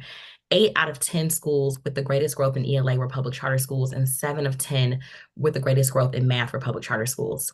Specifically, I want to uplift the important work of our small single-site charters, providing diverse, unique programming and learning experiences that can be so impactful for their students. The DC Alliance is proud to have worked with Richard Wright students for our marquee events. These young people have operated as videographers and interviewers to policymakers in the district. They also incorporate virtual reality and other technological advancements in the classroom to make school more exciting. Richard Wright has one of the highest in-seat attendance rates of all high schools in DC. At Youth Build PCS, students spend up to 40% of their overall time on a construction worksite or in vocational education classes. These students, many of whom were formerly disengaged from school, graduate with construction experience under the supervision of skilled construction trainers and a GED. The progress we've made wouldn't be possible without Mayor Bowser and the council's steadfast commitment to investing in our city's education system. As our schools will soon face a funding cliff with federal dollars running out this year, we're grateful for Mayor Bowser's historic proposed increase to the UPSFF in fiscal year 25 budget. We know just how important investing in our students is for long-term academic recovery, particularly by supporting the ongoing cost of educator raises and focusing on students in need with increases to weights for at-risk alternative and adult students. The progress we've made also would not be possible without the support of the district's education agencies. We thank Deputy Mayor Paul Kine and his entire team for regularly collaborating with charter schools as they oversee and implement the district-wide education strategy. Just to name one example, the DME team engaged with charter schools to help inform the work of the School Safety Enhancement Committee to ensure its recommendations incorporate their feedback and viewpoints. Those recommendations include specific needs our schools identified, including creating a fund to support updates to hard security infrastructure, allowing them to add more perimeter security cameras, visitor management systems, and more. I also want to elevate the work of Dr. Christina Grant and her team at OSSI. Many charter students have attended career-focused classes at OSSI's Advanced Technical Center. This program has been a resounding success, and we're grateful to Dr. Grant and the OSSI team for creating an accessible way for students to build skills for high-wage, high-skill, in-demand careers. OSSI has also collaborated with the DME in our schools to offer dual enrollment programs that allow DC high school students to take college-level coursework for credit, increasing confidence and reducing burden. I'll end where I started. We know we are facing numerous challenges that require citywide solutions. We're grateful for our partnership with the city's education agencies, and we look forward to the continued work together to ensure every student has an opportunity to receive a high-quality education. Thank you all. Thank you, Ms. Johnson. Jeffrey Credit. Yes, good morning. My name is Jeffrey Credit. I'm the president of the Washington Association of Child Care Centers, treasurer for the DC Early Learning Collaborative, and founder and CEO of Community Educational Research Group. I'd like to thank the council for this opportunity to express my views. As usual, the district leads the nation when it comes to early care and education, partly due to the foresight of the city council, who see ECE as a vital part of the economy of the city. We all know no one works without childcare. Part of that foresight had resulted in the pay equity fund championed by Councilman Robert White, Gray, and others. This legislation raises the salary of ECE teachers to the level of public and charter school teachers. I have staff making an additional $5 to $15 an hour, making them very happy. This happiness does not extend to the owners and directors that must implement this program within their centers. Along with this program have come unintended but foreseeable consequences: poor communication and information coordination, faulty and incorrect rate formulas, but major among them being the real and potential pay disparity between center directors and the staff that they manage. And Mr. Chairman, we had actually spoken about some of these issues at the town hall that you had at Busboy and Poet some months ago. In many cases, the directors will be compensated less than the teachers they supervise.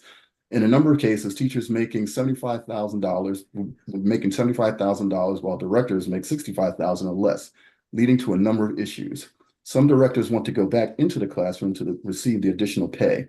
The dynamic of having subordinates making more than a person they supervise can lead to a number of negative circumstances. Lack of respect for the supervisor, breakdown in chain of command, or lack of respect for authority.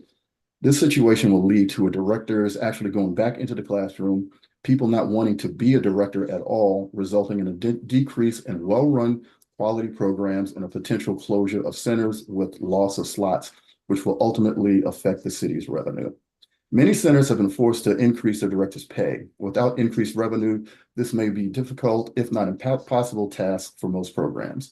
In an effort to keep one of my directors who had been offered a position in Virginia, I had to give her a massive salary increase. More effective planning, prototyping of the program prior to full implementation, and most of all, better adherence to the advice and knowledge of those childcare professionals who recognize this would have mitigated this and many other issues centers now find themselves faced with. The advice of those who work on a daily basis and run actual businesses in the ECE environment would be paramount to those who simply create policy or make policy decisions. What is the answer? Establishment of a director's pay equity fund. Consistent with the goals of the Teachers Pay Equity Fund, this will ensure that qualified, well-credentialed individuals continue to seek the director's position in ECE. There are 366 directors positions in the district. This is a relatively small number compared to those covered by the Teachers Pay Equity Fund. I see my time is running out. So I'll just close, say thank you very much, and answer any questions. Thank you. Thank you, Mr. Credit. Josh Jacobson. Patricia Zambrano. Yes, hello, can you hear me? Yes. Thank you for your time. My name is Patricia Zambrano, and I am here to talk about the boundary study and the master facilities plan, how they affect my community, Mount Pleasant, and my neighborhood school, Bancroft Elementary. First, let me tell you about myself, as it will show how deeply these impacts will be felt by others like me. I have two sons, Mateo, who is a pre-K4 student at Bancroft, and Lucas, who is only 2 and will, I hope, join his brother and neighborhood friends at Bancroft.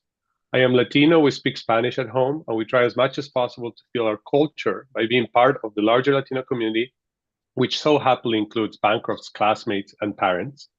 And finally, I live in Mount Pleasant, something for which my wife and I worked hard for many years to make a reality, precisely because it would allow us to feel part of a community, both neighborhood and school, that values us and that values our diversity. Bancroft is at overcapacity, which is a testament to its success as a dual language, strong neighborhood school.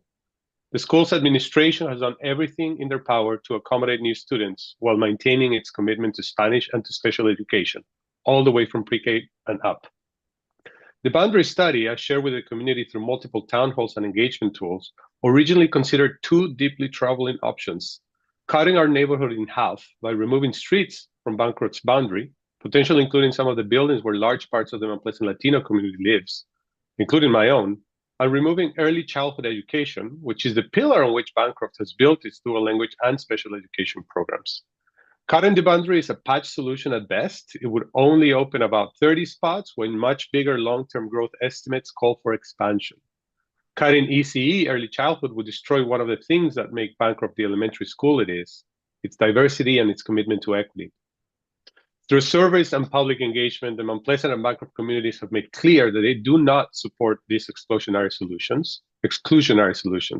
Instead, we support a bolder vision to expand Bancroft by purchasing an annex building where early childhood education and kinder can continue to thrive without splitting our community and destroying our wonderful programs.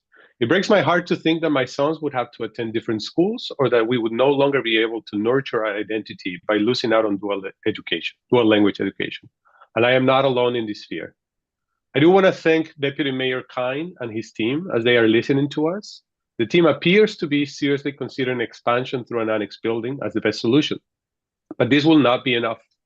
We need to make sure that the city formally commits resources to make this annex a reality. And this is my main message to you today. And in addition to the Deputy Mayor, we note that the study's recommendations for our neighborhood and our school are still under discussion, even though it's late in the game. And we thus ask you to meet with us and give us an update of where things stand.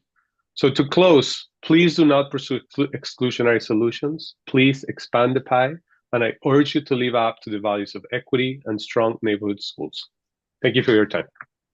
Thank you. I don't have a copy of your statement. If you would provide that, please. I did submit it last night.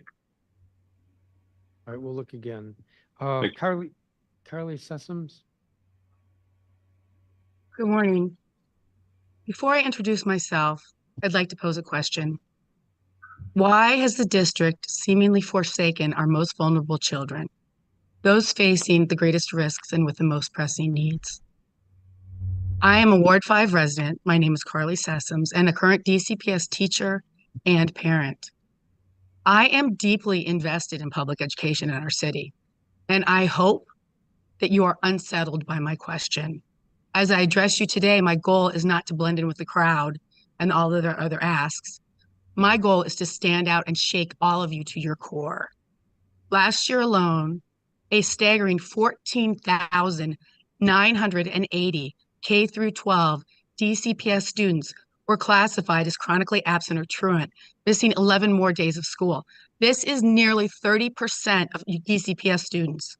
Even more alarming, among this group, 8,455 students were absent for at least 21 days. As a classroom teacher, and I am in my classroom currently, I've seen firsthand that many of these absences far exceed the 21-day threshold. It is a simple truth. Students who are absent from the classroom struggle to achieve academic success. How can we expect them to thrive when they're missing out on vital learning experiences? Chronic absenteeism and academic achievement are undeniably linked, presenting twin challenges that demand immediate attention. It is no longer enough to point fingers or to label this issue as a pervasive problem. The lack of effective action by our city's leadership and the failures of programs like Everyday Counts are doing a disservice to our students because they do not get to the heart of the challenges and traumas faced by these children. I would like to talk briefly about academic achievement in more detail. When academic achievement data became widely available in 2015, ELA proficiency scores for our highest need students were around 25%. By 2023, that number had risen to 34%. Is this a success? Well, perhaps, if we measure success solely by growth. However, 64% of students are still not meeting proficiency standards in ELA, while graduation rates hover around 74%. In math, only 17% of this cohort were considered proficient in 2015. By 2023, that number had dropped to 11%. So I will let those numbers speak for themselves. What does this mean? DPS boasts increasing graduation rates, but is this at a cost of adequately preparing our children for life and career?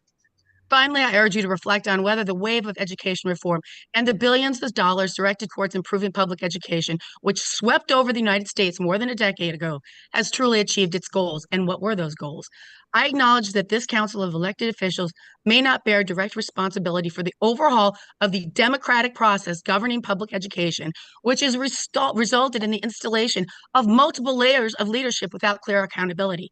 However, it's crucial to recognize the council continues to operate this within the system. Please take into consideration 15,000 children, please. Thank you.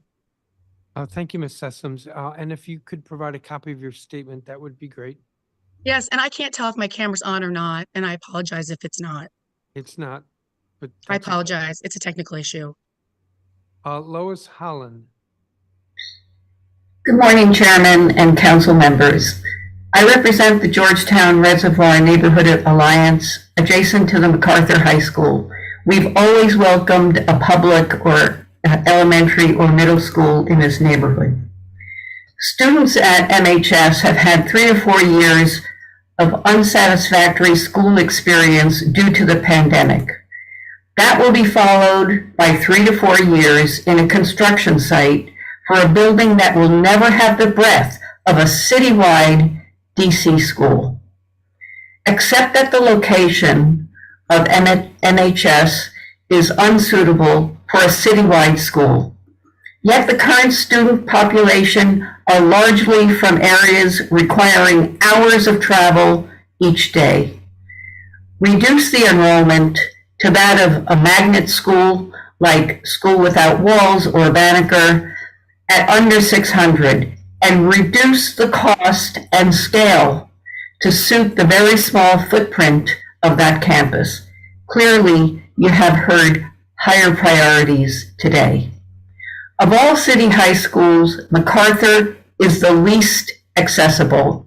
It is limited to a single bus line and geographically has limited road access because half the area surrounding the school is the Potomac River.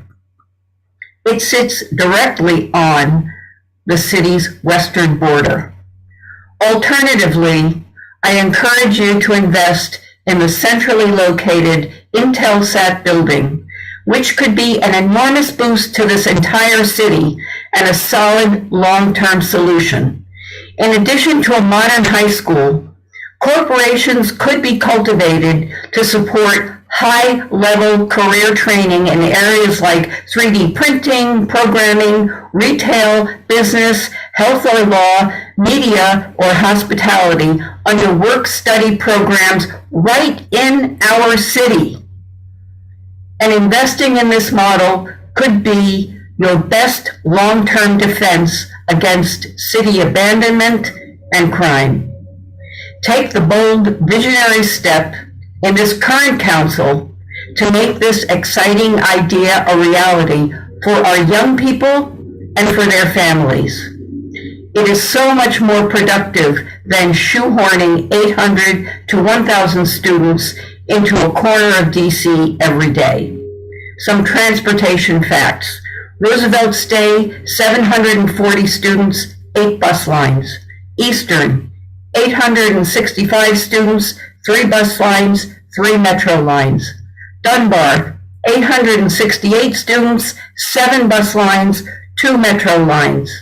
Jackson Reed, 2153, 13 bus lines, 1 metro line.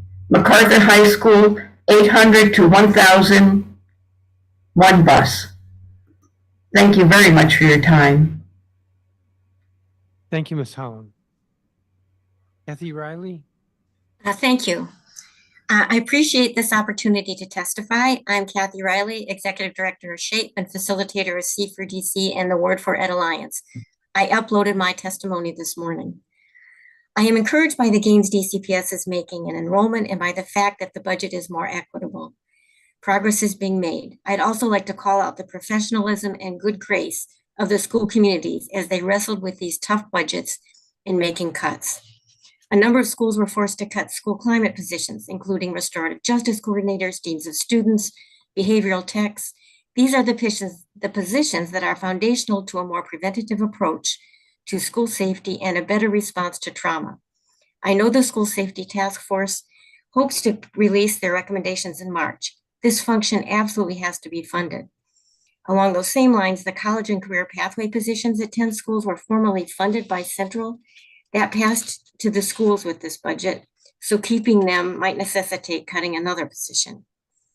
There was a DCPS mandate in this budget to keep a 7% cap on school climate positions. This was especially challenging for opportunity academies. So we'd like to see the funding model for these academies reconsidered. They are different than a standard high school. I'd also like to echo the need to continue training teachers for this in the science of reading at all levels. To go to the Student Assignment Advisory Committee, it will complete its work next week. As a member of that group, I would like to stress the importance of these areas in particular. Predating this administration as a city, we have structural inequity, most apparent in Wards 7 and 8, where students travel farther to school and have fewer DCPS schools, period. The recommendation calls for beginning to address this by understanding why families are staying, why they're leaving, and most importantly, by an investment that ensures Bluewoods and Anacostia feeder patterns, middle and elementary schools in these wards offer at least the same programming, opportunity for programming, inclusive but not limited to the ones you've heard about. This will support socioeconomic diversity that does not involve disruption and looks at providing resources close to home. This promotes integration and does not involve incentivizing moving north and west. Secondly, a recommendation calls for DCPS and the Public Charter School Board to provide to the public data on the potential impact to the surrounding community and the broader system of opening and expanding schools. In closing, I would like to support the letter from Coolidge, IW Wells, and Whittier communities on looking for solutions to their joint issues that take into account the advantage of looking at this as a campus with cooperative and comprehensive solutions, as well as the request from Truesdale and LaSalle Bacchus, and particularly call out schools like Anacostia that took a cut, an actual financial cut, in addition to the increased cost of each position, of many positions. Thank you. Thank you, Ms. Riley. Shannon Hodge. I believe is not here. Betty Gentle.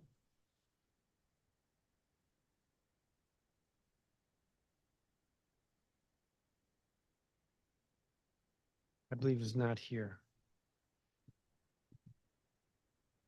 5-minute round for questions. I have a couple. Ms. Mampara. Yeah, at yesterday's hearing with the University of the District of Columbia, I asked the president of the university if they have reached out, done any work with footprints. He was unaware. You know, the university has an extension service, and they have the well, they do a lot of work in the city with like community gardens and so forth. Do you think it makes sense for some collaboration between UDC and your organization? We would love to work with them. We haven't found a way to do it. They have sites that they're very focused on the sites that they're running, I understand. I But don't think they actually run any sites other than in Bellsville, they have a farm. yeah, that's what I mean. Well, they have a few places that they're gardening and Yeah. providing programming, but I'm really happy to talk to them. Okay, we'll pass that message on to the president. Mr. Goldstein. I think I had 3 questions. Let's see. I had heard a month or 2 ago that things look really good with regard to flexible scheduling, that DCPS seem to be embracing it. It's a pilot. We've been funding for a small number. I think in your testimony, you said 10 schools. But your testimony today seems critical. DCPS appears to have violated the spirit of the law, if not the letter, in not opening up a process for schools to request funding. And then you conclude that paragraph by saying that they complied because they didn't even set up a request process. Is too cute by half. So can you elaborate? Sure. So what we heard initially and the positive reaction was that they had granted $200,000 apiece to 10 schools for flexible scheduling. You know, it seemed apparent at the time, just because we've been in communication with a lot of principals, that those were centrally selected schools and there was not an open process. The legislative language, I think, makes it pretty clear that there's supposed to be a process for any school to say, we're interested in this. Can we participate in this? And so we've gotten a lot of communication, because we advocated for it, from principals directly saying, when is this process going to open? How do I express my interest? How can I participate in it? And there hasn't been one. And so we are very happy for those schools. There was a very, very brief report put out by DCPS about what they plan to do with them, which needs a lot more detail.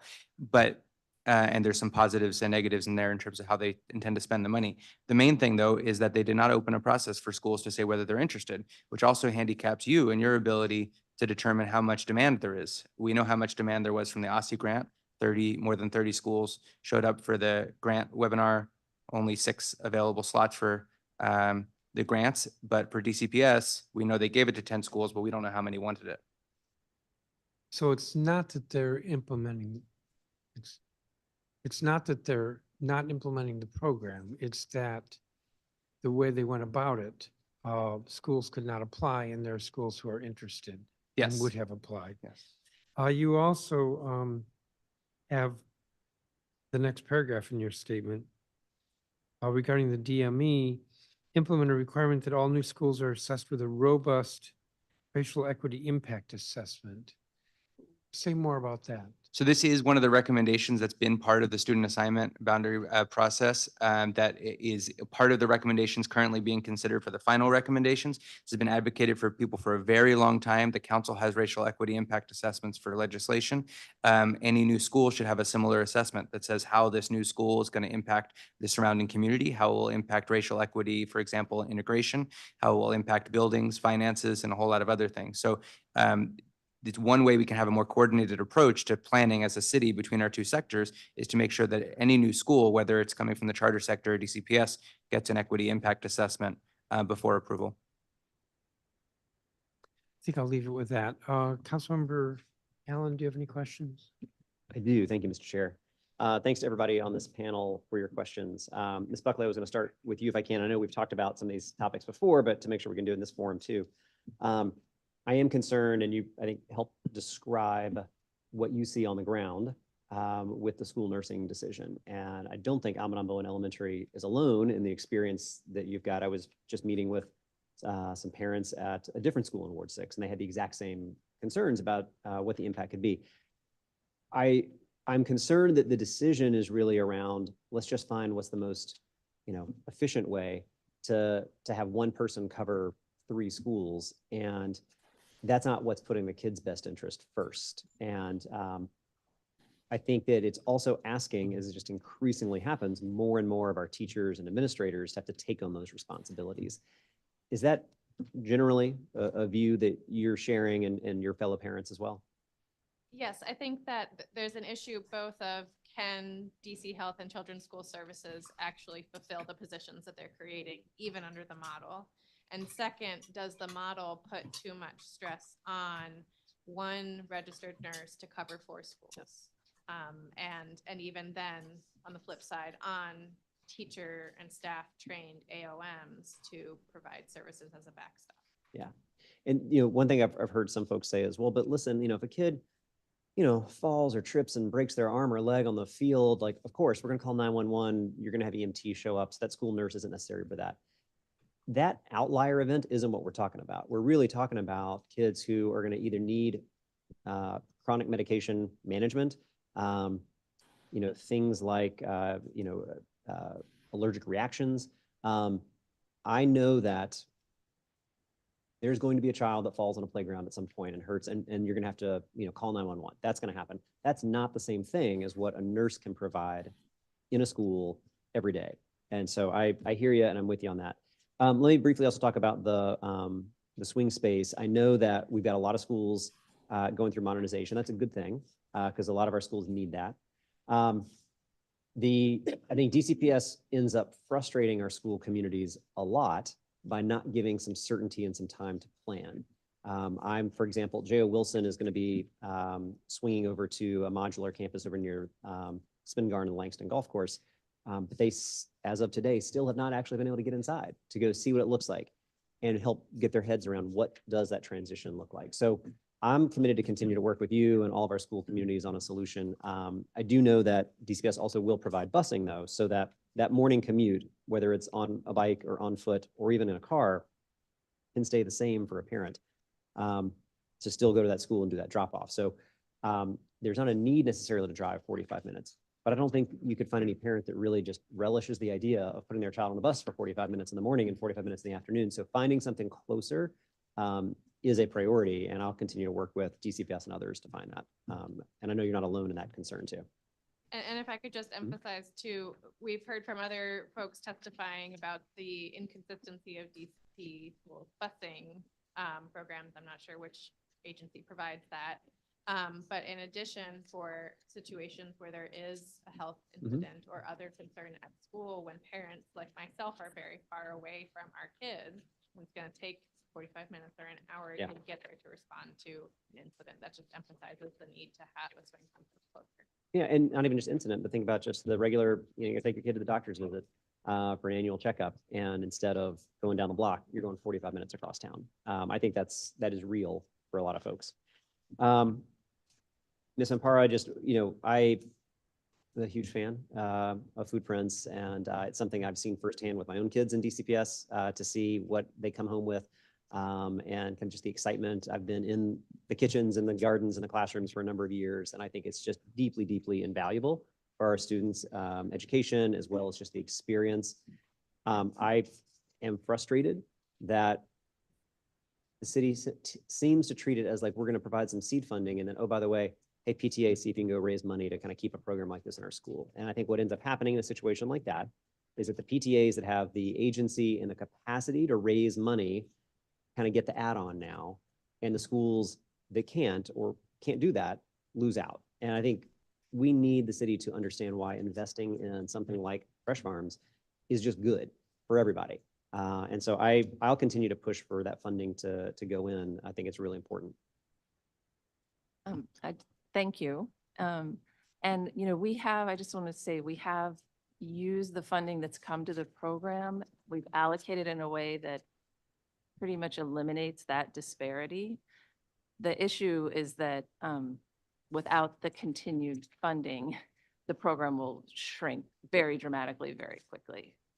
So that's what we're asking Yes. for, is just having it be sustained and allowing us to, we didn't even ask this year to add schools because I know it's a hard year, but ideally we'd like to, there's so much demand. We hear from principals all the time wanting to add the program, and we'd like to be able to add a couple schools to the roster each year. Completely agree. And I think, for example, creating a partnership with UDC sounds great, but I've never seen Foodprints ever say no to looking for a partnership or an introduction.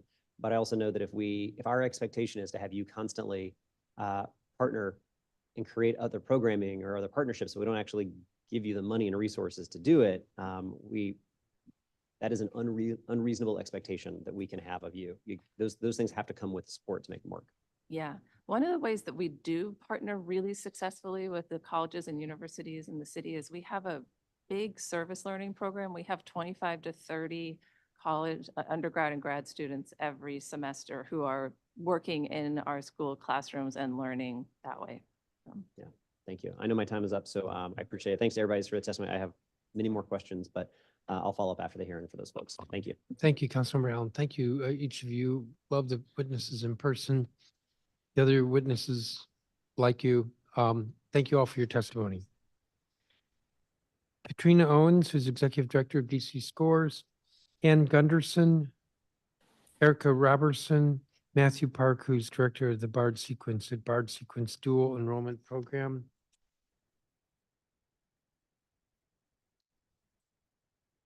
Let me see, I'm going to skip Travis Valley for the moment because I've got 4 people sitting here and I know he's here. If there's anybody else who's in person when I call your name, let me know. And I don't know your names, so tell me when I call the name. Kevin Gates, is that you?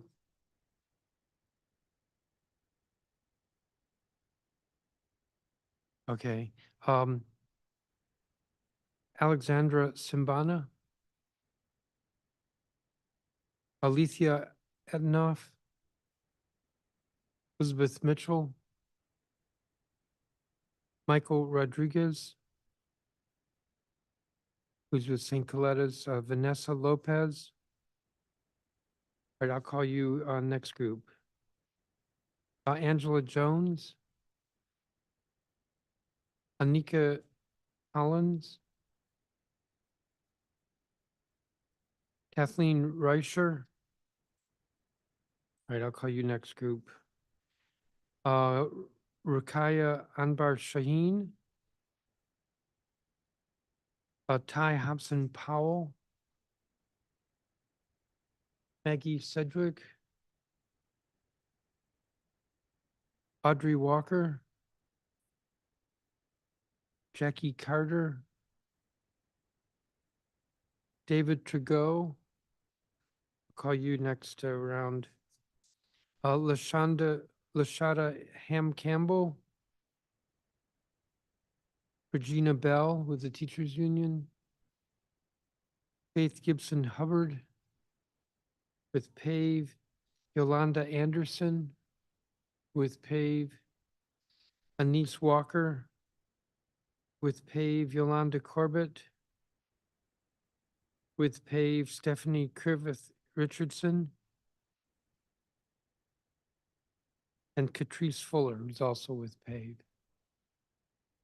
So there, looks like there's 6 people I'm holding to the next. I didn't call your name, did I? Okay. So I'll hold for the next group, Travis Bally, Vanessa Lopez, Bruno Empoy, Kathleen Risher, Rukaya Anbar Shaheen, and David Trigo. You'll be next panel. So let's start with Kevin or Kevon Gates, if he's here. Oh, I'm sorry. Whoa. I'm being corrected here. Katrina Owens. Sorry. Good morning. Thank you, Chairman Mendelson, for the opportunity to testify. My name is Katrina Owens. I'm the Executive Director at DC Scores. I'm a resident of Ward 4 and a proud DC public school parent. This September, DC Scores will celebrate 30 years of serving young people in the district through our soccer, poetry, and service learning out-of-school time programming. We were founded in 1994 at Marie Reed Elementary School by Julie Kennedy, a DC public school teacher. As our history shows, the district's education agencies are not just DC Scores partners, they are part of our DNA. Every single school day during the DC Scores season, more than 3,000 DC public and public charter school students at over 60 schools participate in our programming. They do so within their school buildings and almost always by a DC Scores coach recruited from staff already working during the school day.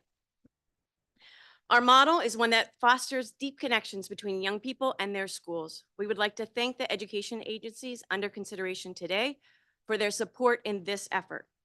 Thank you to DC Public Schools for deep partnership and enabling our model to tap into the root of youth communities, their schools. We would also like to recognize the Deputy Mayor for Education and the Office of the Out of School Time for their continued funding support and their recent collaboration with OST providers to reverse an attendance reporting decision that would have undermined our ability to accurately report the impact of our programs. We're grateful for the collaboration and continued work together. We know that students who participate in DC Scores have 5 percentage points higher school day attendance rate than their non-participant peers. We know that DC Scores provides a safe and nurturing space for kids during the out-of-school time hours. We know that DC Scores is serving as a haven of inclusivity for immigrant students, unhoused students, and other students who face barriers to thriving during the school day. Together, we are making life better for many kids in the district. But you shouldn't just take my word for it. I'm going to end my testimony by sharing a poem from DC Scores Poet Athletes that demonstrates just how much DC Scores encourages them to love their teammates, their coaches, and their school. The Turner Rockets, a poem by Turner Elementary School. In Turner's hallways, laughter fills the air. As friends come together, we make a great pair. Teachers with smiles, they're here to guide, helping us learn and helping us glide.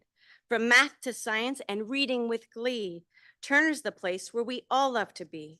We explore the world both near and afar. Like rockets, we're ready to learn and to spar. In the gym or the classroom, we give it our best. At Turner Elementary, we all pass the test. With teamwork and kindness, we'll always unite. Turner Rockets, shining so bright. So here's to our school, so awesome and grand. In Southeast DC, we make a great stand. Turner Elementary, we're proud to be. With Rockets as our mascot, the sky's not the limit. It's just the view. Thank you.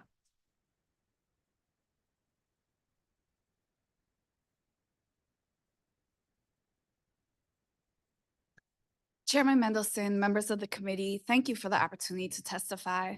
My name is Ann Gunderson. I'm a senior policy analyst with the DC Fiscal Policy Institute and a member of the Under 3 DC Coalition. DCFPI commends OSSI and the DC Health Benefits Exchange for making bold progress on the pay equity funds.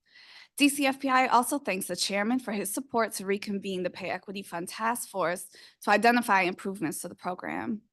While DC has made great strides on pay equity, DCFPI encourages the DC Council to work with OSSI to make some changes to boost outcomes and improve implementation. My written testimony goes into more detail, but we have 3 main recommendations for improvement. First, fix the Pay Equity Fund formula to ensure that all facilities receive enough funding to meet minimum salary requirements. Because the current formula calculates the educator awards based on average salaries of educators rather than the median or minimum wage, any provider paying wages below the average will not be able to participate because the awards are not large enough to achieve the minimum required salary. OSSI should encourage the reconvened task force to improve the formula to maximize participation and wage growth in the sector. Second, protect funding for healthcare for childcare. As the Health Benefits Exchange implements improvements and outreach continues, more facilities are likely to utilize healthcare for childcare, especially as the industry recovers and enrollment and staffing levels increase. It is important to maintain adequate funding to ensure that this benefit remains available to all educators. Finally, require OSSI to collect more robust data on how facilities are spending awards. By collecting meaningful data from facilities during this first year of implementation, OSSI will have the tools to ensure that the Pay Equity Fund reaches the educators serving children with the highest needs, particularly those serving subsidy-eligible families. I recently released a report on the rising costs of the Pay Equity Fund as improvements are made, educators gain higher credentials, and we maintain pay parity with DCPS teachers. I encourage you to read that report and prepare for the growing costs in future years. Additionally, I would like to commend OSSI for making childcare subsidy more accessible by quickly expanding the program to more children in moderate income families and launching an online application for benefits. Despite this progress, many families continue to face barriers to accessing the program, and underutilization is high. The DC Council and OSSI can help address those barriers by further streamlining the application process to make it easier for parents to access subsidy, and by building the supply of childcare to address families' needs, like childcare for infants and toddlers, care during non-traditional hours, and care for bilingual children and children with special needs. These recommendations would better position OSSI to fulfill the promise of the Birth to Three for All Act and build towards a racially just early education workforce and system. Thank you for the opportunity to testify. I'm happy to answer any questions. Thank you, Ms. Gunderson. Erica Robertson. Chairperson Mendelson, members of the committee, thank you for the opportunity to testify. My name is Erica Robertson, and I'm a policy analyst at the DC Fiscal Policy Institute. Today, I will be testifying on DCPS's FY 2025 initial budgets. DCFPI is grateful to the mayor for increasing most public schools' budgets and bolstering at-risk dollars. Even with these increases, schools will face constrained budgets next year due to higher labor costs, high inflation, and the loss of crucial federal pandemic funding, likely forcing some schools to lay off employees. Given historical trends of declines in enrollment and budgets in schools in wards 5, 7, and 8, which serve a majority of Black and Brown students and those with low incomes, DCFPI's analysis focuses on these wards. I'd like to share a few key observations. Schools in these wards will lose buying power despite nearly all schools seeing year-to-year increases in their budgets. On average, schools in these wards are seeing an annual budget increase of 14%, 9%, and 3% when adjusted for inflation. Next school year, the average salary for a teacher will increase by 16%, a percentage that far outstrips average budget increases.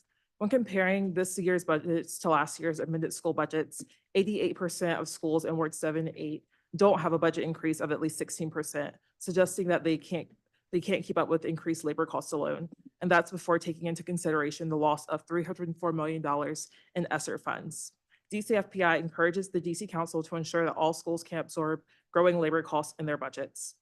Next, 3 schools in Ward 7 and 6 schools in Ward 8 are facing budget cuts in FY 2025 when adjusting for inflation. Of these schools, 4 are projected to have a budget cut of more than 5%. For some schools, the drop in funding appears to be enrollment driven, but there's not a clear pattern across schools, reflecting potential inconsistencies in how DCPS applies its school funding model. DCFPI encourages DCPS to increase transparency on how budget decisions are made, particularly for schools receiving budget cuts. And last, schools in Ward 7 and 8 continue to face enrollment declines, underscoring the need for DC policymakers to commit to investing in by right neighborhood schools. 40% of schools in Ward 7 and 70% of those in Ward 8 are projected to see declines in enrollment, and across both wards, 95% of those schools with enrollment declines are by right neighborhood schools. Continuous enrollment challenges in Wards 7 and 8 have resulted in a disproportionate number of small schools in these wards. When enrollment-based funds decrease, principals of small schools are forced to cut programs and resources that help students thrive. DCFPI continues to support the exploration of a supplemental weight through the UPSFF for small by right neighborhood schools. This could bolster the ability of these small schools to afford value positions, such as music teachers and after-school programs. To truly address school budget stability, DCFPI urges the mayor, DC council, and education officials to ensure critical programs and positions are resourced in FY 2025. Failure to implement a school budget model that is rooted in ensuring stability undermines the goal of education equity throughout the district. Thank you for the opportunity to testify, and I'm happy to answer any questions. Thank you, Mr. Roberson. And Matthew Park. Thank you, Chairman Mendelson and committee members. I'm Matthew Park, Executive Director of the BARD Sequence Dual Enrollment Program. I would like to applaud the recent report and recommendations by the Office of the Deputy Mayor for Education titled Strengthening Student Access and Success in Dual Enrollment in Washington, D.C. In particular, the recommendation to allow IHE faculty to offer courses to cohorts of students at the high school, the cohort model. This allows a class of students to complete a dual enrollment course during the day, increasing accessibility and program reach. Not only will this recommendation increase access to dual enrollment for students across Washington, D.C., especially students who are located east of the river, it will also help to draw new students into dual enrollment who might otherwise be reluctant to enroll in college courses outside of their high school. Cohort-based dual enrollment courses have a unique advantage because they are able to draw on all of the social and emotional supports of the high school, while also bringing a real college professor and a rigorous college experience into the classroom. The BARD sequence has been offering cohort-based dual enrollment classes to our partners at Thurgood Marshall Academy and Idea Public Charter High School since 2019. Students enrolled in the BARD sequence program have been able to take dual enrollment courses with a BARD college professor during the school day in their building that count for high school ELA credit, as well as 3 BARD college credits per course per semester. Since 2019, BARD sequence students at Thurgood Marshall and Idea have earned 720 college credits while maintaining high rates of success. In the fall of 2022, 94.4% of students enrolled in BARD sequence courses earned transferable college credits, as defined by a C- or higher. And since 2019, 84.5% of BARD sequence students have earned A's or B's in their courses. BARD sequence has achieved these results while maintaining a focus on providing access to students who reflect their community. In the fall of 2022, 97.9% of BARD sequence students in DC identified as Black or African American, and 2.1% identified as multiracial. 83.3% of students also qualified for free or reduced price lunch. The secret to the success has been our close relationships with our high school partners at Thurgood Marshall and Idea. And I'll close by reading a quote from Sanjay Mitchell, the former director of programs at Thurgood Marshall and current head of schools at Cesar Chavez. The greatest strength of the BARD sequence program is providing a dual enrollment experience that we can truly feel like we are in a partnership. It has been incredibly helpful working alongside BARD to figure out what works best for everyone, especially our students. Thank you for your time. Thank you, Mr. Park. Kevin Gates. Kevin Gates, I'm here. please proceed. Good morning, DC council members. My name is Kevon Gates, and I am a senior at KIPP DC College Preparatory High School. Could you speak up a little? Sure. Good morning, DC council members. My name is Kevon Gates, and I am a senior at KIPP DC College Preparatory High School. I live in Ward 8 and attend school in Ward 5. Thank you for letting me testify about my experience in my school system and advocate for my fellow DC students. I will mention my school experience and the importance of keeping school staff members. I have attended the same high school for all 4 years, and my school experience has shaped me into the person who I am today. I have been involved in many clubs throughout my high school years, including several related to advocacy. I currently attend a program called Voices of the City, which intends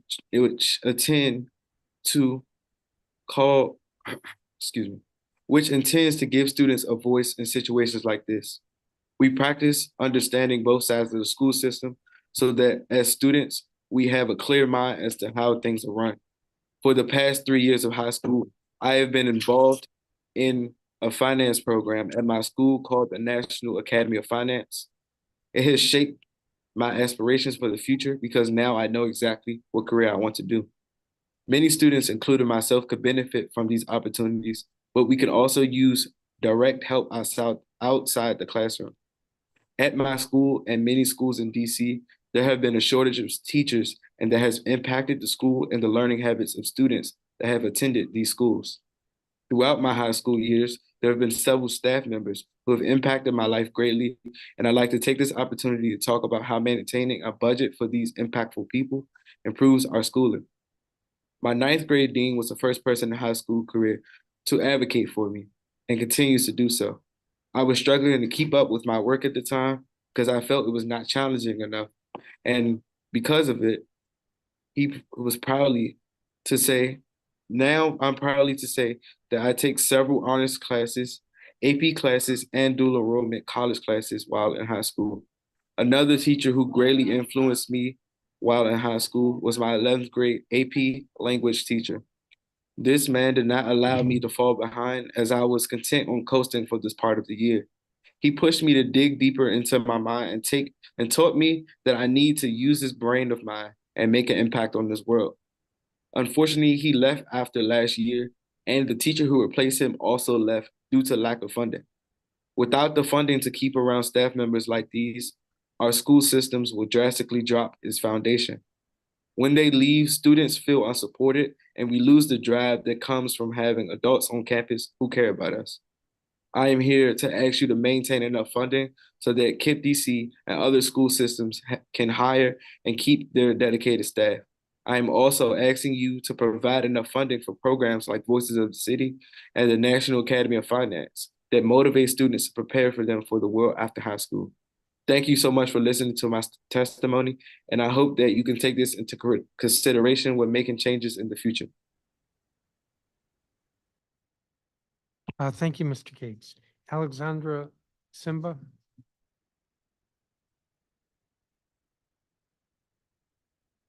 Good morning, Chairman Mendelson and members of the council.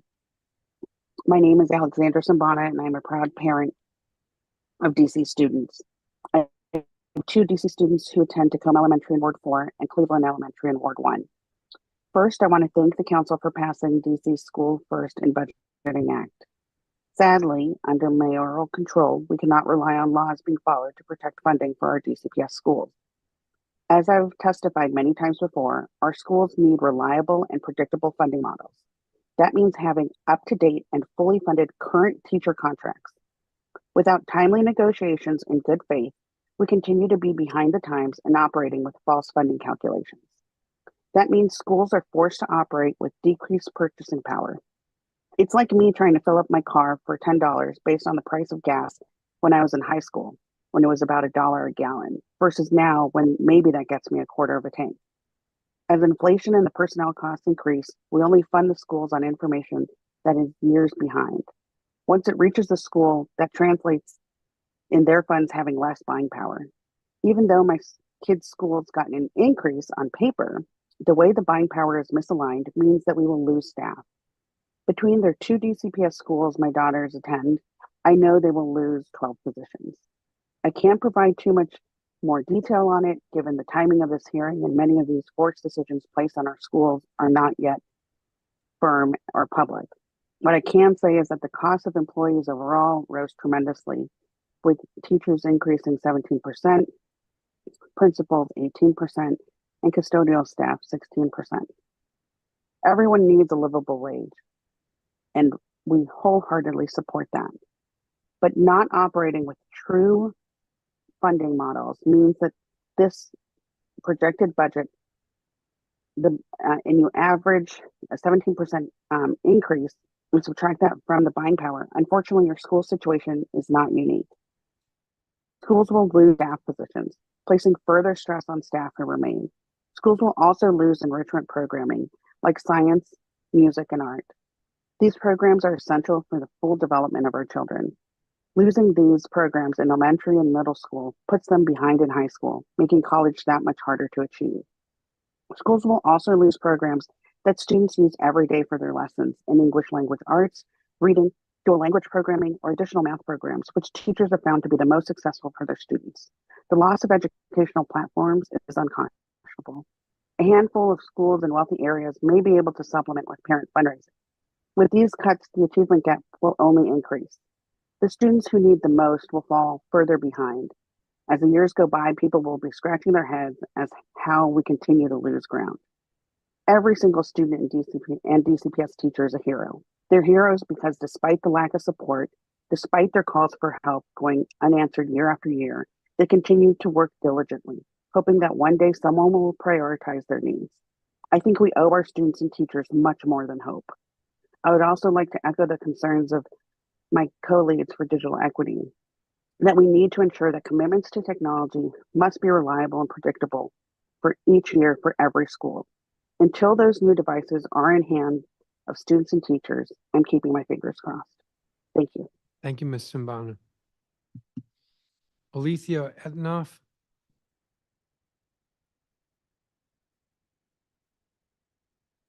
Elizabeth Mitchell. I need to first acknowledge the bravery of Marcy Harrison, a teacher at Merch, who will be sharing her testimony later. I'm still recovering from reading it, but it's perhaps the most important story that needs to be heard and amplified today. My name is Elizabeth Mitchell, and I will be submitting 2 resolutions on behalf of the Ward 3 Democrats, which we passed by a majority vote at our January meeting with Mayor Bowser, in addition to my own testimony. Both resolutions were drafted before the mayor's school budgets, so we have updates if you need them. I'm also including a copy of the testimony I submitted last March regarding the OSSI bus failures because it's still current. One addition is that I'm now raising money for a parent and child who are facing evictions due to OSSI's bus failures. Happy to speak more or say less on that front. I'm also testifying as a parent of 2 students. One student is at our By Right neighborhood school, and the other student is at a private placement through OSSI. Since 2021, my family has learned that most of us, if not all, are neurospicy. We are still going through evaluations and figuring out what works and what doesn't work for us as a family. But what has really been a challenge are classrooms and schools. At a time when we really needed the support of OSSI and DCPS, both agencies failed us in big ways. Rather than detailing all the specifics and parading my family's personal pain around for the public record, I'd rather advocate for a parent union for parents and students who need more supports. I've now spent a few years in this bureaucratic netherworld, bumping into other confused, lost, and desperate parents and students and community members. One thing I can tell you is that we are all so tired, so deeply tired. Another thing I can tell you is that we're extremely frustrated. There's nothing easy about raising kids, but it's even more challenging when the world is not built for us. And it seems that the very city agencies and offices that are supposed to help you are doing everything but. I've been to meetings, I've joined trainings, I've done a myriad of other things, and I'm still no closer to answers except this one. We need a union. We need a parent-led, driven union for one another, for advocacy, and for standing in hearings like this. And so that we don't get entirely left out of the DME's recommendations to the mayor for the 3rd time in 2 decades. We need a room of our own to gather and share and also to organize. The only people more forgotten in these spaces than our children are the caregivers. These agencies aren't working with us, and they certainly don't seem to be working for us. There have been a few performative meetings here and there where slideshows are shown, and we've been asked to use the virtual sticky notes to give very specific answers to a tailored question. But there's no true space for us to communicate what's really going on, and our time is actually more precious because we don't have near the same amount. We need a room where we can discuss how difficult it is to access services and how it's not consistent across the city. We need a space where we can control the meeting and share out what our needs are and what our solutions are. We need a place where we can meet safely with our city leaders because we know you care and you want to help us, but you often don't know how. We need a union, and I'd like your help to get it established as soon as possible because this budget is going to hit our kids and our families harder than anyone else's because they always do. I'd also like to encourage the council to pass a purple alert law similar to the one that Maryland is considering right now. Thank you, Ms. Mitchell. Michael Rodriguez. Thank you, Mr. Chairman. My name is Mike Rodriguez, and I'm a Ward 6 voter. And today I represent the St. Coletta Special Education Public Charter School. As you know, St. Coletta is a jewel of the district that occupies a unique place in our social fabric. St. Coletta serves 250 Level 4 special education students, ages 3 to 22 from all wards.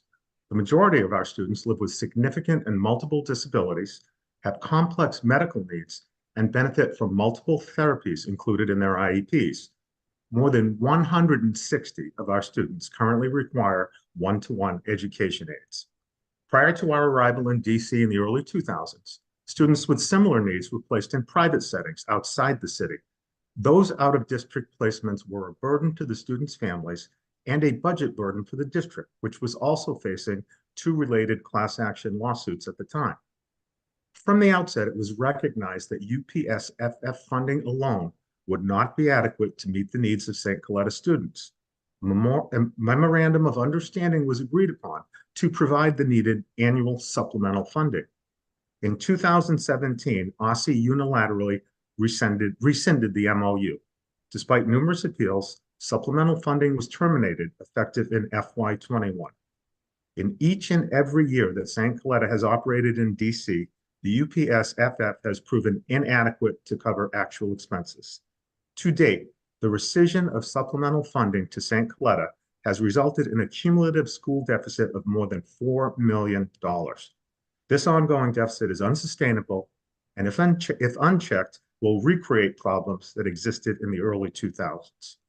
We thank the Council deeply for last year's one-time supplemental funding. We also appreciate the Council's admonition at that time that an appropriate funding level for St. Coletta be established going forward. DME and OSSI both acknowledge the need to fully fund St. Coletta. We urge them to ensure that the needs of DC's most disadvantaged learners are met in the mayor's FY25 budget. Respectfully, it is time for the district to reinstate full funding for St. Coletta. Thank you, Mr. Chairman. Thank you, Mr. Rodriguez. Angela Jones. Yes, good morning, good afternoon, Chairman Mendelson, Committee of the Whole, staff, and fellow witnesses. My name is Angela Jones, Youth Guidance's Development Director, and I'm pleased to testify on behalf of Youth Guidance today. Youth Guidance is a national organization committed to implementing programs that enable children to overcome obstacles, focus on their education, and ultimately succeed in school and in life. Youth Guidance launched in DC in 2021 and currently operates the BAM Fellowship Initiative Program, or BAM-FI, in 6 DCPS high schools: Ballou, Dunbar, Eastern, H.D. Woodson, Ron Brown, and Roosevelt. Our program delivers comprehensive social emotional learning, mentoring, and post-secondary readiness programming to address male-identifying youth of color who have been exposed to trauma and face social, behavioral, cognitive, or emotional challenges. BAM-FI students learn and practice impulse control, emotional self-regulation, recognition of social cues, and interpreting intention of others, raising aspirations for the future and developing a sense of personal responsibility and integrity. Students who participate in BAM-FI are more likely to stay in school, develop healthy relationships, and stay out of the juvenile justice system. Our evidence-based program is designed to support young men of color in 7th through 12th grade. We assign youth specialists in full-time capacities in respective schools, and students have access to critical guidance such as small group sessions, individual support, brief encounters, and systemic work. Our curriculum emphasizes 6 core values to include integrity, accountability, self-determination, respect for womanhood, visionary goal setting, and positive anger expression. Additionally, participants engage in out-of-school activities 2 Saturdays a month during the school year, and a 6-week summer engagement exposing our young men to the following areas in depth: mental health and well-being, academic success, civic leadership and development, and post-secondary learning. The BAM-FI program is a Tier 2 intervention support working with groups of students identified as at risk. That is high absenteeism, behavioral problems, emotional regulation challenges, or off track academically. With support from our partners at DCPS, we have been able to successfully run this pilot across 6 schools in alignment with DCPS's strategic plan and goals of making sure all students are safe and have a sense of belonging, and all students have equitable access to opportunities. We greatly enjoy working with our current high schools and participants through this program. Our participants show significant improvements in health, academic performance, increased attendance, and an overall reduction in risky behavior. We want to see youth guidance scaled as a key community-based organization supporting students within all DCPS middle and high schools. Our curriculum supports the reduction of chronic absenteeism, but also builds positive student cultures and inclusive learning environments across all DC wards. Outcomes show that Band 5 participants are 25% more likely to be present and engage in school, 50% less likely to be arrested for a violent crime, 35% less likely to be arrested overall, and 19% more likely to graduate from high school on time. Ms. Jones, I know you have just a little bit left, but you're over your time. So I'm actually going to cut you off, but we do have your statement. Thank you. We invite you to our spaces. Thank you. Thank you. Anike Collins.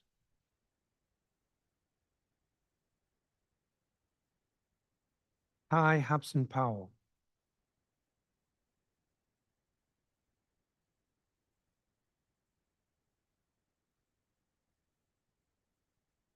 Hi, Hobson Powell. There, no. Oh. Got it. Maggie Sedgwick. Audrey Walker, I see you. You're next. Good afternoon. Good Good afternoon. afternoon, Chairperson Mendelson and other members of the committee. My name is Audrey Walker, and I am the Director of Youth Services Program at Jubilee Housing. I oversee the K through 12th grade after-school, summer, and family programs. Jubilee Housing is also a proud member of the DC Action Network and supports its comments and recommendations. Jubilee has seen an increase in numbers and demand for the services that we provide. Our enrollments in all three of our centers has increased, now serving over 110 students in total.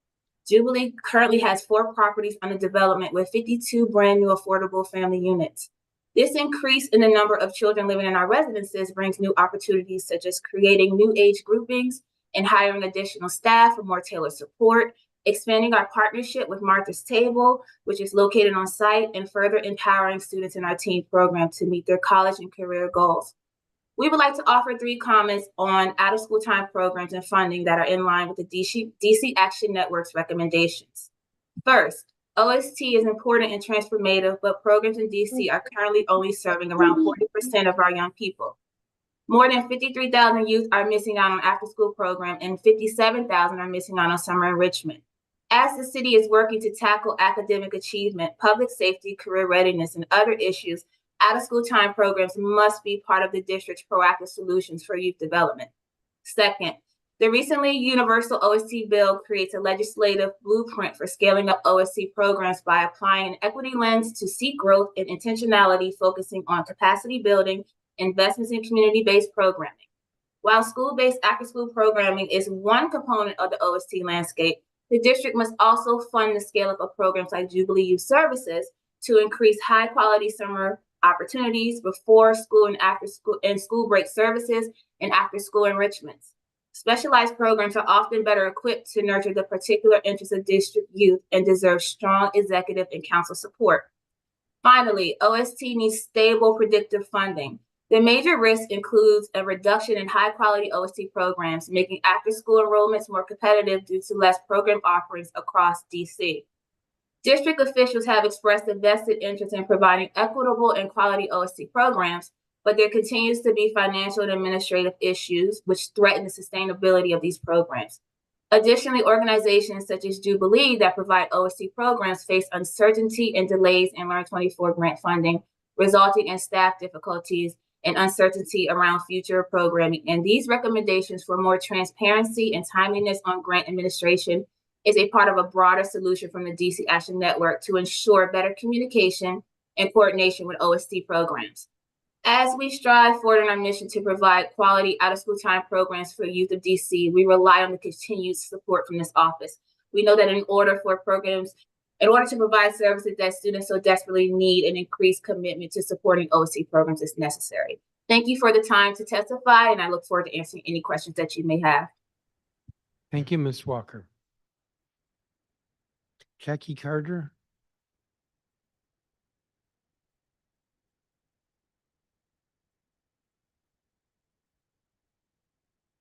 I'm sorry, my mute button was on. Good afternoon, everyone.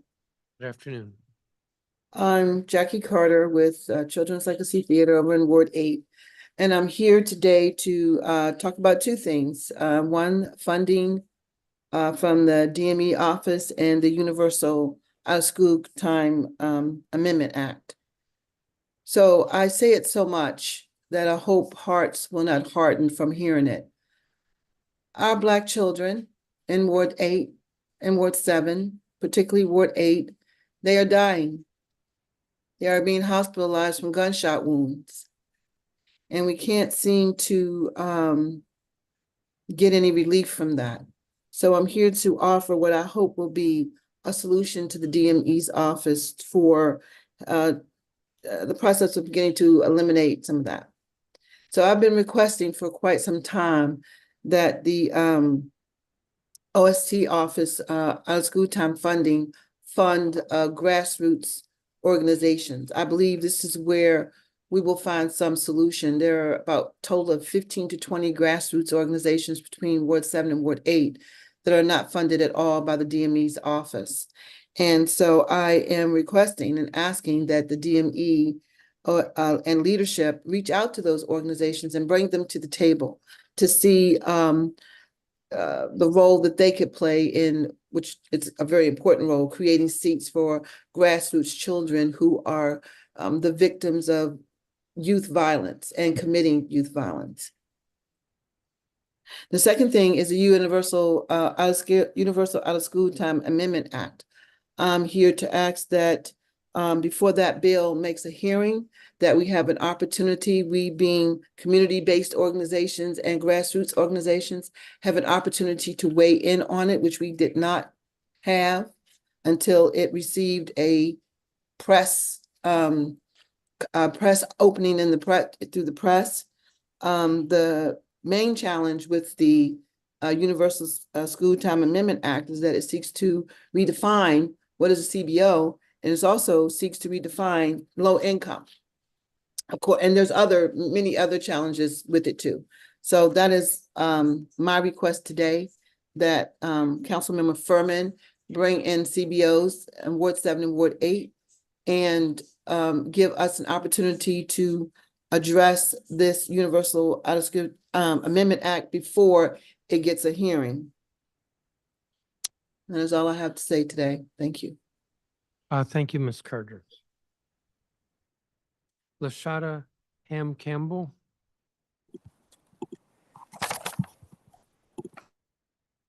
Good afternoon. Can you hear me? Yes, I can.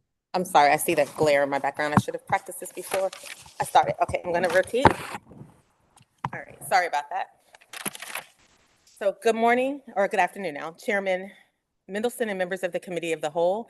Thank you for the opportunity to address the council today. My name is Lashada Ham Campbell. I'm a fourth-generation Washingtonian, wife, mother of children in DC public schools or charter school, educator and business owner. I'm the founder of Petite Scholars, which is a Montessori-inspired and bilingual early learning program that serves families with infants up to 4 years of age. Petite Scholars opened in 2012 and has 6 locations in Northeast and Northwest Washington, D.C. They are all within Ward 5.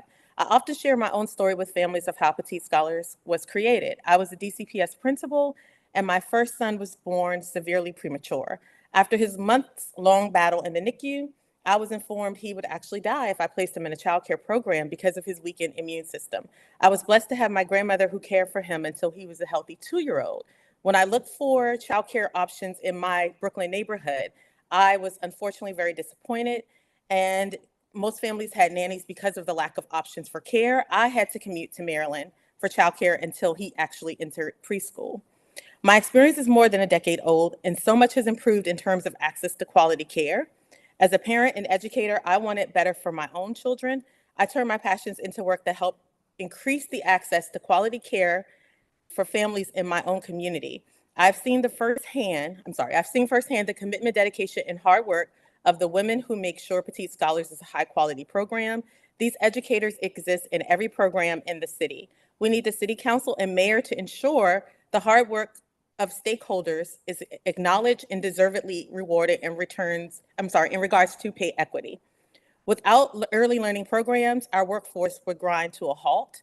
We need to continue to improve the quality of our programs, provide teachers access to quality educational programs, increase their pay, and ensure the pay equity fund is fully funded indefinitely. We need to take care of the people who take care of our little citizens, youngest citizens, so they can in turn care for their own families. This budget year, there are real obstacles that risk stunting the growth of infants and toddlers in the district. In late 2023, the Under 3 Coalition was made aware that Mayor Bowser had asked her administration to make major cuts. These cuts will impact all DC government agencies and could seriously harm programs under the Birth to 3 law. In particular, these cuts could damage the new Pay Equity Fund, which is a wrong move precisely at the time where early educators at my center and across the district are asking if they can continue to count on the Pay Equity Fund for the long term. We need to sustain their salary increases. One of the most significant benefits of raising educator salaries, as the Pay Equity Fund does, is to increase teachers' retention, quality, satisfaction on the job. And if we signal instability in the fund by cutting money from the program or not accounting for natural cost pressures, we risk rolling back all the progress we've made. One of the natural cost pressures I want to highlight is that many early educators, including Petite Scholars teachers, have recently or will soon obtain higher degrees. Money must be added to the Pay Equity Fund to be able to compensate teachers for the degrees that they will earn in fiscal year 25. The Under 3 Coalition is on the path to creating and sustaining a high quality, equitable early learning childhood system. In order to do that, the council must ensure no cuts to the programs like the Pay Equity Fund are, there are no cuts, I'm so sorry. Ensure the money is added to the account for natural cost pressures. Thank you. I'm sorry I read so quickly. I was trying to get this all in before my time was up, but my full testimony will be uploaded in the portal following the hearing. Thank you. I would be pleased to answer any questions. Regina Bell. Yes, good afternoon, Chairman Mendelson. My name is Regina Bell, General Vice President of the Washington Teachers Union. Thank you for holding this hearing. DCPS has roughly 51,000 students. About 16% of those students receive special education services. It is puzzling why DCPS has such a hard time educating those students, and the problem seems to have gotten worse over the last decade since the U.S. District Court ended federal oversight of special education in DC. The start of this school year was a disaster for special education because of the new data system, PowerSchool, that OSSI implemented this year. The rollout of this software program has been a major source of stress for our dedicated special education teachers and related service providers. These professionals understand the critical importance of maintaining IEP quality, compliance, and timeliness, as those documents are legal mandates that guide the educational journey of students with special needs. The new platform is making it difficult to do those tasks because the data didn't migrate from the old system to the new. Teachers had to rewrite IEPs. Only one person can work on a section at a time. The system randomly erases work that's already been saved. Many special education teachers in self-contained classrooms have too many students, and there aren't enough paraprofessionals to safely staff the class. At one school, there's a self-contained special ed teacher who doesn't have any students. Less than half a mile away is a special ed classroom in another school that has too many students. Special ed students are entitled to a free and appropriate public education, FAPE. It is time to work on appropriate. To start, having understaffed classrooms is not appropriate. Another frequent complaint and major stressor for teachers is impact, DCPS's unique evaluation system. No other school system uses this evaluation because it is not a growth tool. It is regressive and punitive. This school year, many teachers are reporting that in their debrief, the evaluator told them that they had a perfect lesson, but I can't give you highly effective because I was told not to give too many highly effective ratings. Comments like these give me pause about the validity and rationale of the entire evaluation system. Mr. Chairman, teachers are once again working under an expired contract. When the last contract was signed, Mayor Bowser put out a statement that read, "We love our teachers and we want Washington, D.C. to be the #1 city for teachers." It was important for this agreement to reflect the respect the district has for teachers and the work they do for DC students. I laud the mayor for her words, but DCPS's actions say otherwise. Between understaffed special education classrooms, a racist and biased evaluation system, and asking teachers to negotiate their contract at 5 a.m., the message we are getting is not one of love and respect. Their actions say that they don't care about teachers, and if you don't care about teachers, you certainly don't care about students. I hope the council can help remedy these situations. Thank you. Thank you, Ms. Bell. Yolanda Anderson.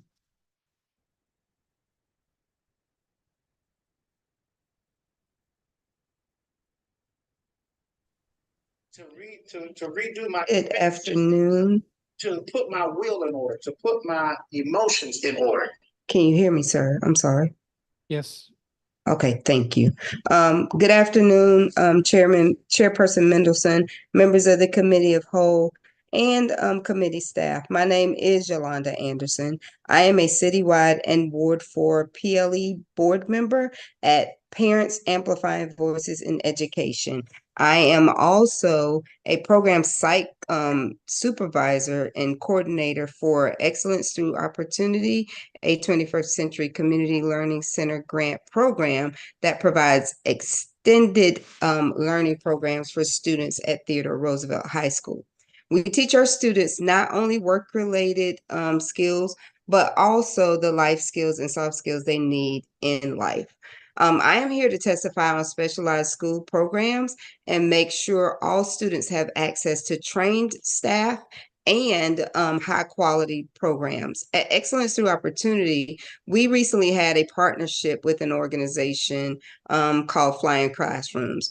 Through this program, our students had the chance to learn to build, and they did some basic coding for drones. They spent weeks working on this, and it was the first time that this program had actually been done at this magnitude for high schoolers.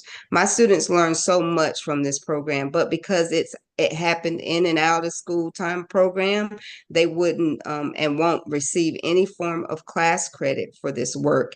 And many of them do not have access to programs like this through their school or specialized school programs.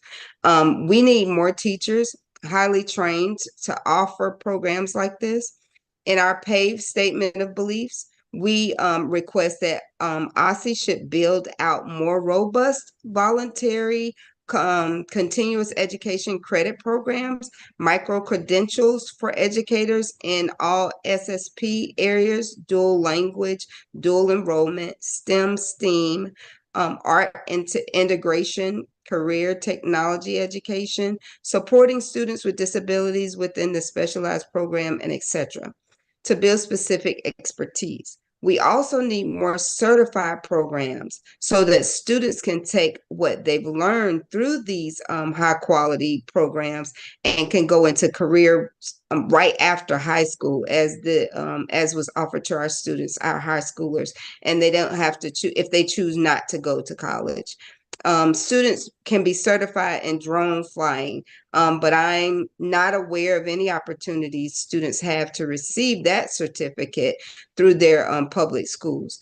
They either must pay for this program to receive it or be fortunate enough to go through our an out of school program such as ours. I am proud of the work that our students did through this program and want more students to have access to these kinds of things. Thank you so much for the time today, for your time today, and I'm available for any questions. Thank you, Ms. Anderson. I don't have a copy of your statement. I should have said the same thing to Regina Bell. I don't have a copy of her statement. I will get that to you, sir. Thank you. I thought I uploaded mine. But I could do it again if you don't have it. Staff is telling me that we have it. I don't have it. Anise Walker, I believe is not here. Yolanda Corbett, I believe is not here. Stephanie Griffith Richardson. I am here. Thank you so much. Thank you. My name is Stephanie Griffith Richardson, and I am, my son, Langston Richardson, attends Elsie Whitlow Stokes East End. Stokes is one of the few specialty schools east of the river in Ward 7. I also serve with Parents Amplifying Voices in Education, PAVE, on the Ward 7 PLE board. I'm here today as a concerned Ward 7 parent and active community member in hopes that you will continue to protect students in underperforming schools and often ignored students who are not doing well at high-performing schools. On a personal note, I'm struggling to bring attention to my son's school, who has outstanding PARCC scores for white children. However, in the last 2 years, Black and Brown children saw a 30% decline in all test scores. The leadership has continuously provided vague answers and inadequate substantive planning for closing the deficit gap. When pressed about the additional support, really looked like parents were given more talking points with no follow-up plan. The achievement gap is alarming and needs immediate attention. I know that the school can build capacity like the neighboring Burville Elementary School, who has even more limited resources and developed a program to close the gap for their students and was named a bold performance school for its 360. We, however, at Stokes, concerned parents have no one to hold this school accountable for improving its achievement gap. After many pointless meetings with leadership, unanswered communications to the board of directors, and futile outreach to the charter board, I'm turning to the committee of the whole to help build system structure so no other parent have to face this type of adversity. I believe that DC public schools and DC public charter schools need an advisory commission that investigates achievement gaps, police poor performing schools, and provides bold performance benchmark resources to guide schools when a population of students who are falling behind. I ask that you consider the following: to improve information sharing about achievement programs and cost-saving options. You, as the Deputy Mayor of Education, DME, should also partner to create and convene a school performance advisory group to increase transparency and oversight for performance gaps. The DME should ensure that the commission completes baseline standard scores like restaurant health inspection scorecards, a tall order in these fiscally fragile times, but a priority that cannot be ignored for DC kids. Thank you for allowing me to testify and share what I see for our students, our kids in DC. Thank you. Catrice Fuller.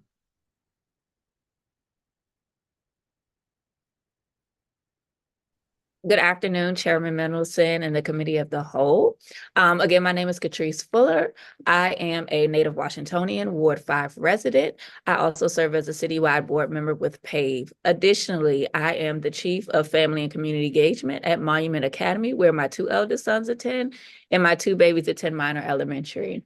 I am here today to start off by stating that we do, I as a school leader and us at Monument Academy do appreciate the per pupil funding increase of 12.4%, especially with the conclusion of ESSER funds. Those ESSER funds allotted us at Monument Academy to hire so many amazing additional personnel, which propelled our academic growth, which aided in us catering to the whole child and their mental health. Additionally, our staff mental health as well. But additionally, it aided us in building our own community consortium, similar to the community school model. It aided us in building our own safe passage consortium, if you will, with our neighboring LEAs. And lastly, it aided us in somewhat building out our own internal navigations and navigator system, which I will be speaking to you a little bit more about today. One of my roles at Monument Academy is high school transition work. And one of the things that I've noticed while doing this work for my own 8th grader and also my 8th grade students is that a lot of what schools, specialized schools, saying that they offer is not what they're doing to fidelity. In particular, I had one young man who is a instrumental musician, a percussionist to be exact. He's on our drum line. He was looking at 2 LEAs that said that they are arts integrated specifically for music. But what he noticed that those programs actually cater more so to performing arts and not necessarily the instrumental music in the ways that he was looking for. Again, we are blessed at Monument Academy, again, with those funds to add those additional staff to do that Ed Navigator work. We're taking our families to these schools. We're doing the research. We're all across the city doing the work. So one of the things that I want to prioritize with you all today and ask of you all today is one, to increase high quality specialized school programming accessibility. Like, our families should know where these schools are located. These schools should be located closer to them. I'm specifically referencing Ward 7 and 8, where we do see the disparity between those program offerings on the east side of the river. Also, I would like for the city to consider, like what we have here at Monument, to create systems that do a better job at communicating with families what their options for programmings are, such as support as a citywide ed navigation system in conjunction with the school report card. Additionally, to create a system of accountability that communicates how well programs are actually operating. Are students propelling? Are they doing the programs that they say they're offering? And lastly, to think about feeder patterns and continuity of programs. As a parent, the main thing I want for my kids and my bonus kids is for them to have an equitable education. There's more details in my testimony, and I appreciate you all for your time today. Thank you, Ms. Fuller. I don't have a copy of your statement, if you could provide that. Yes, sir.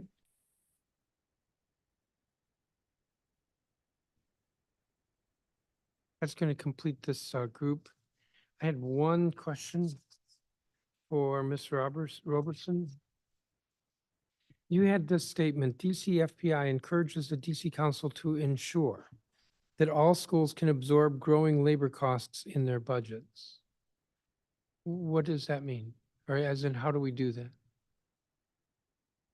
Yeah, so that's a great question. So as I mentioned earlier in my testimony, most schools, their budget, even though they increased, even when adjusting for inflation, they still can't keep up with the growing labor costs of the average position. So as other folks have witnessed, public witnesses have stated, a lot of schools are seeing position cuts for FY 2025. And so DCFPI, we're encouraging the council to ensure that schools can keep up with labor costs by, taking into consideration policies that raise revenue across the district, so that we can have local funds to backfill some of those positions that are potentially on the being cut at schools.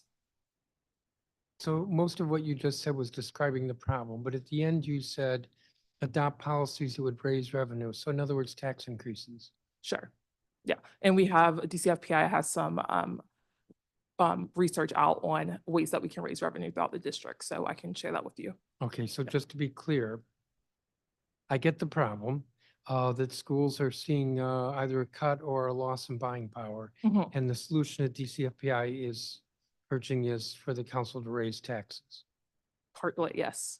Okay, I don't have any other questions for anyone. I want to thank you all for your testimony. What I'm going to do now is, we've skipped a few people who are in person, and I love people who are in person, so I'm going to call just them. I saw Shannon Hodge walk in. If you would come forward, Travis Bally. If you would come forward, Vanessa Lopez. If you would come forward, and Bruno Mimpoy, if you would come forward. Now, I know there are a few others in person. You're going to be next.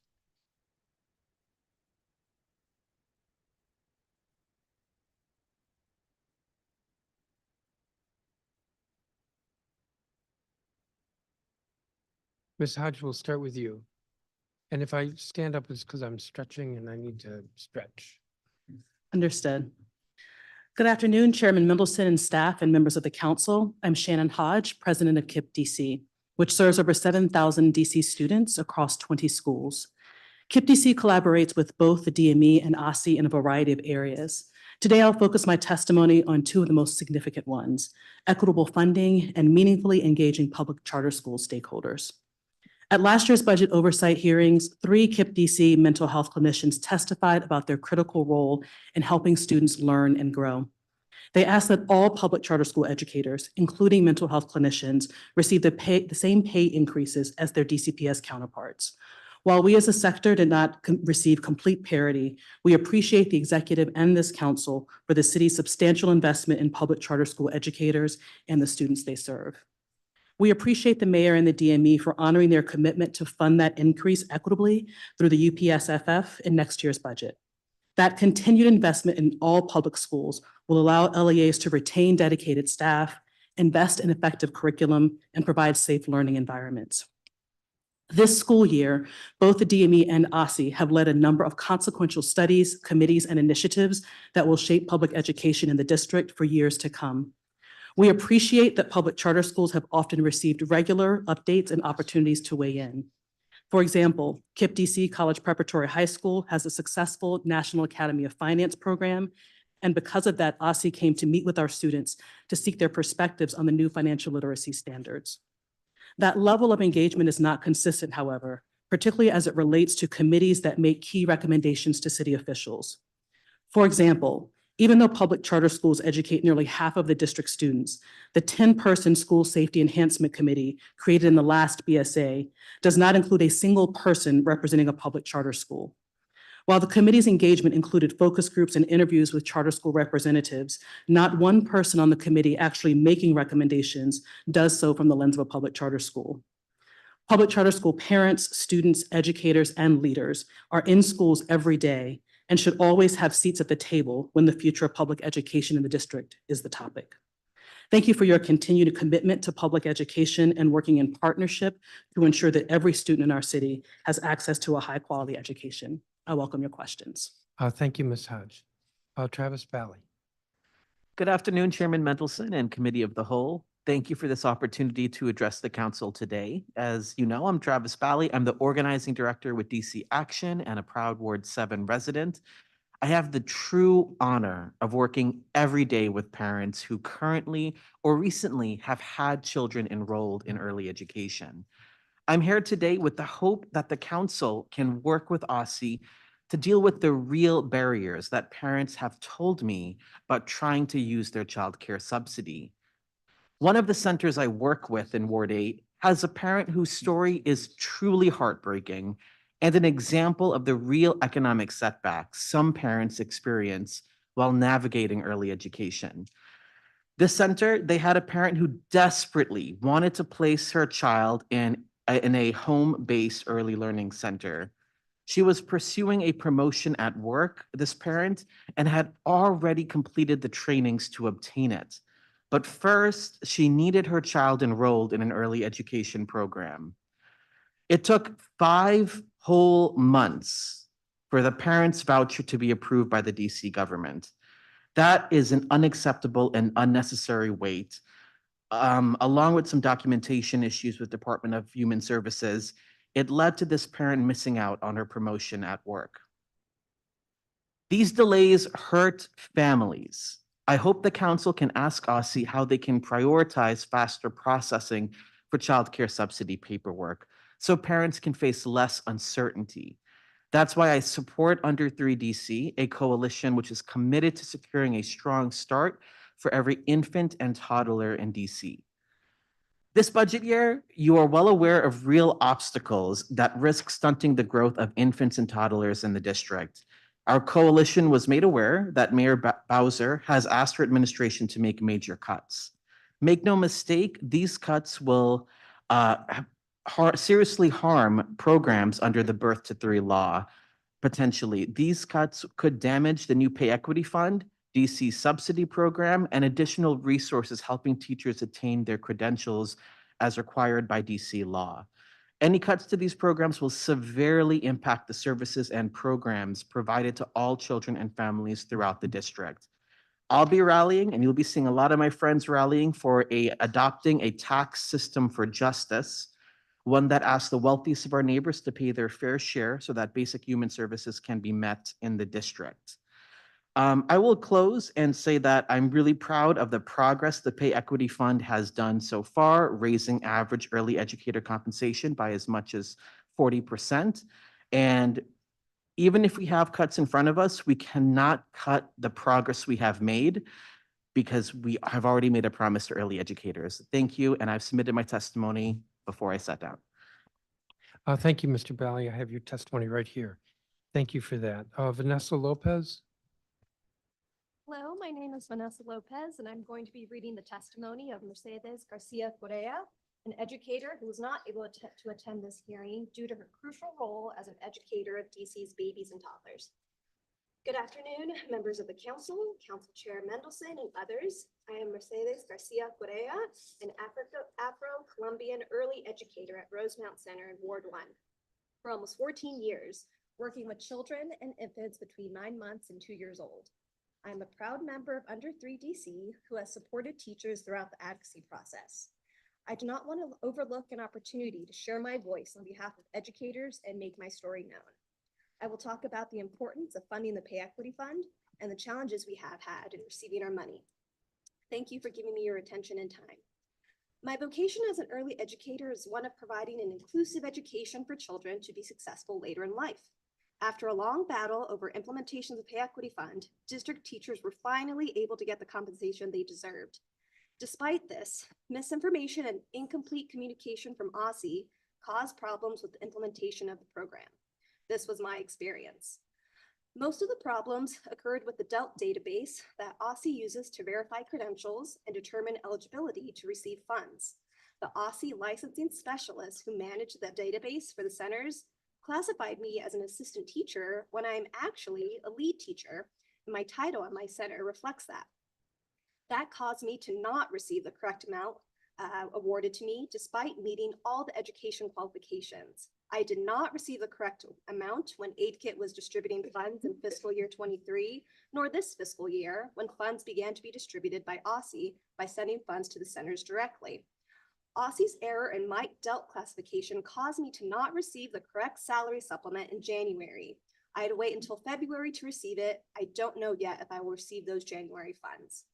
I also want to bring attention to another issue that caused a lot of problems for teachers. AidKit initially sent out an incorrect tax form 3 times, and OSSI did not communicate well with teachers with instructions on how to fix this error, especially for teachers whose preferred language is not English.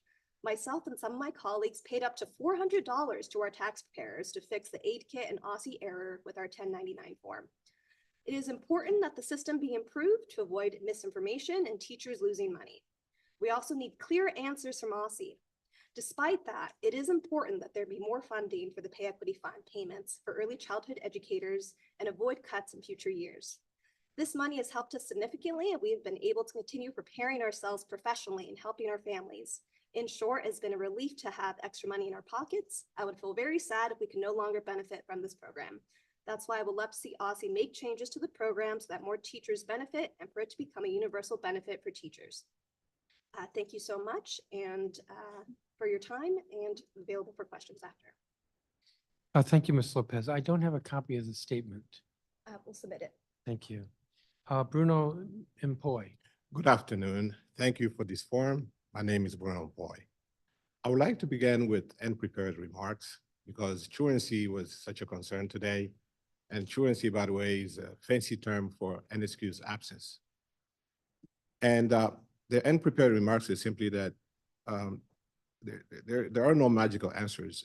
Children, based on my experience as a father and as a special education teacher, love to learn. They eagerly want to be competent. And so they're going to come to school if it's enjoyable for them and if they're having a good experience at school. They want to. Anecdote number 1.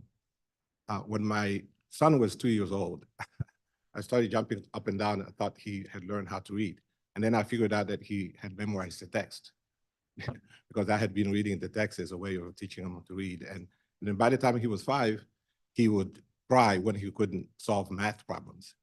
So, and anecdote number 2, I was teaching self-contained classroom, and that's where you have multiple children with disabilities in one classroom. And one of my students came with a note stating that she wanted to come to school, written by her mother.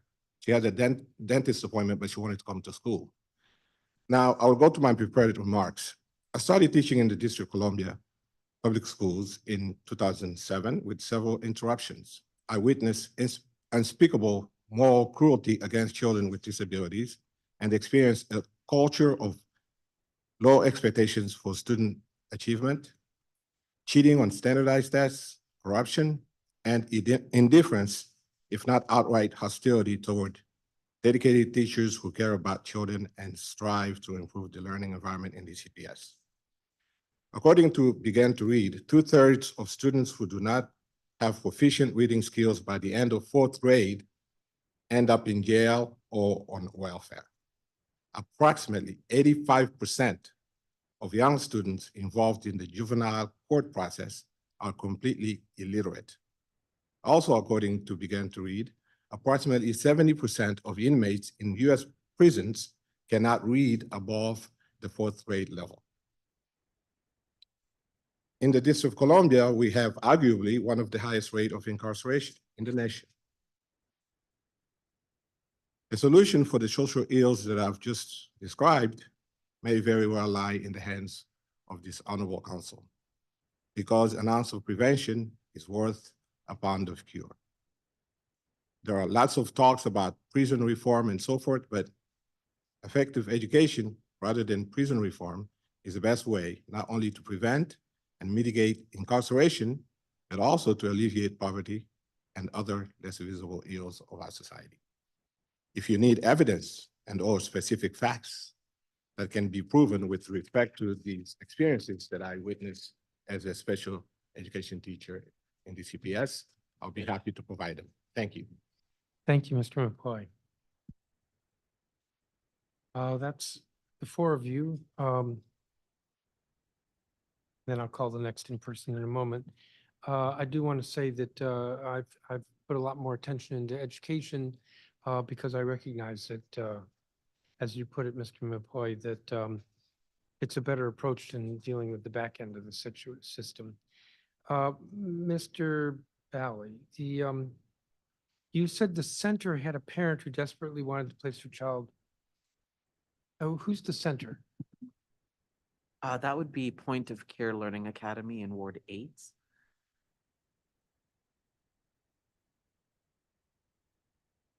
They're an early childhood care center? That is home-based. Yes, that is correct. Point of Care Learning? Point of Care Learning Academy.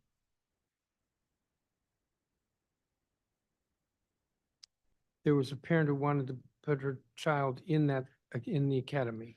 That is correct. And there was the delay. Okay, I will, I only have time for so many questions when the agency is before us, but it's on my list to ask them. I'm assuming that's not the only instance? There are many more. In fact, I will send to your office the DC Primary Care Association actually highlighted other examples of challenges, particularly that young parents experienced. I'll make sure you have that because there are quotes in there from parents, as well as some suggested solutions like expediting, certifying more childcare providers as level 2, so that parents don't have to directly engage with DHS and other offices. They can work with their trusted child and chosen childcare provider. Thank you. I don't have any other questions for you all. Thank you very much. And thank you for being here in person. Kathleen Reicher, if you'd come forward. Ruqaya Ambar Shaheen. Ty Hobson Powell.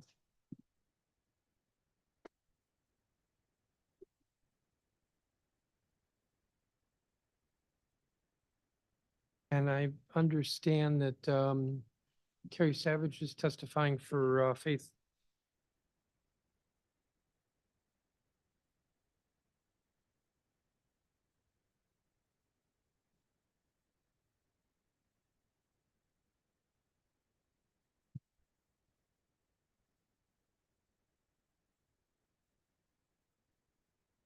All right, let me see, Ms. Reicher.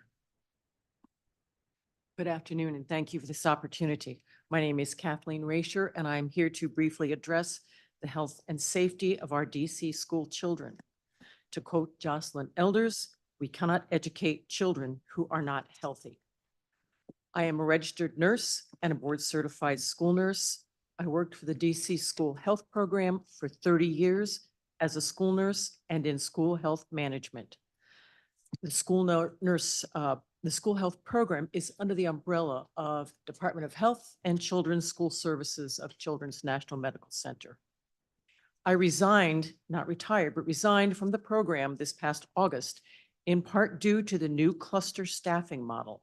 In my 30 years with the program, the goal had always been to staff the schools with professional licensed nurses in order to provide our students with the safest, most comprehensive on-site care.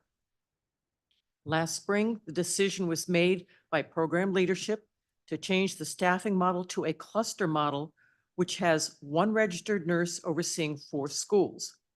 One of the 4 schools has an LPN assigned, and the other 3 have student health techs. Health techs are not licensed care providers.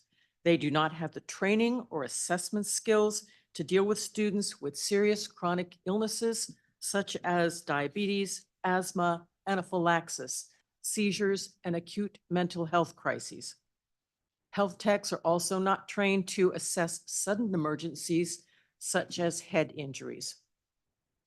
The current model is not adequately addressing the health and safety of our kids.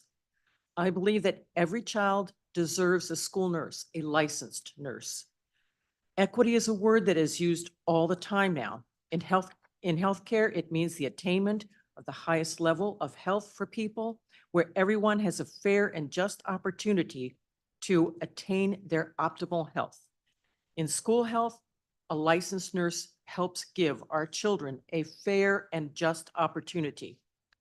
Under the current model, however, it appears that instead of reaching the highest level of health, we are lowering the bar and standards for equity. I am asking that you prioritize student health and support a full-time licensed nurse in each school in next year's budget. Thank you so much. Thank you, Ms. Rasher. Rukaya Ambar Shaheen. Good afternoon, Chairman Mendelson and members of the committee. Thank you for the opportunity to address you today and for your support for early childhood education. My name is Rukaya Ambar Shaheen, and I'm the Director of Early Childhood for DC Action, a member of Under 3 DC, and a member of the Early Childhood Educator Equitable Compensation Task Force. I'm also a Ward 5 resident. Today, I'll focus on the Pay Equity Fund and the need to strengthen implementation and improve the design of the program. OSSI's made significant strides in getting this program off the ground, and while their efforts have made a significant difference in the lives of thousands of educators, improvements are necessary to meet the program's goals. These are: first, make early childhood educators whole. In the transition between pay supplements in FY23 and the permanent compensation increases in FY24, OSSI effectively eliminated FY24 Q1 Pay Equity Fund wage supplements or increases for educators. As a result, educators lost out on up to $7,300. With funds available for the entirety of the fiscal year, OSSI should work to ensure that educators are made whole in FY24 and to collaborate with the relevant offices to ensure that any necessary authorization is in place to do so. 2, improve communication and solicit community input during design and implementation phases. A recent survey we conducted of child development facility operators indicates that for many providers, issues with the Pay Equity Fund remain unresolved, and that communication from OSSI about the resolution of these issues has been sparse. Of the 79% of respondents to our survey who shared that they had submitted an issue with their award amount to OSSI, 83% said that they had yet to have their issue resolved. OSSI should take steps to improve transparency and communication with program operators, including describing how Q1 and any future errors will be addressed. 3, redesign the pay equity funding formula and replace the temporary enhancement to better and more equitably and more efficiently target funds to child development facilities. Critical to a strong funding formula will be the preservation of the equity adjustment. 4, plan for implementation of the full early educator salary schedule through the Pay Equity Fund, which continues to short educators up to $6,700 on average by not paying them for their years of experience. 5, use the reconvened Early Childhood Educator Equitable Compensation Task Force as an opportunity to address gaps and strengthen the Pay Equity Fund. Thank you, Chairman, for asking OSSI to reconvene the task force, and my written testimony highlights my recommendations for task force priorities, membership accessibility, and other consideration. And finally, plan for cost pressures to the pay equity fund. The cost of implementing the fund will naturally increase beginning in FY25 and beyond. OSSI should work to collect data and project cost increases likely to occur in future years and to support the district in accurately budgeting for the program. One important reminder about the pay equity fund costs is that educator salaries are tied directly to DCPS salaries in law, and any negotiations will directly impact the cost of the pay equity fund. I'm happy to answer any questions. Thank you for the opportunity to testify today. Thank you for your testimony. Ty Hobson Powell. Thank you. First, giving honor to God, Chairman Mendelson and the Committee of the Whole. Good afternoon. My name is Ty Hobson Powell, and I'm the Assistant Director of Programs for Global Kids DC, a youth leadership development organization serving high school students across the district, and also a member of the Out of School Time Coalition.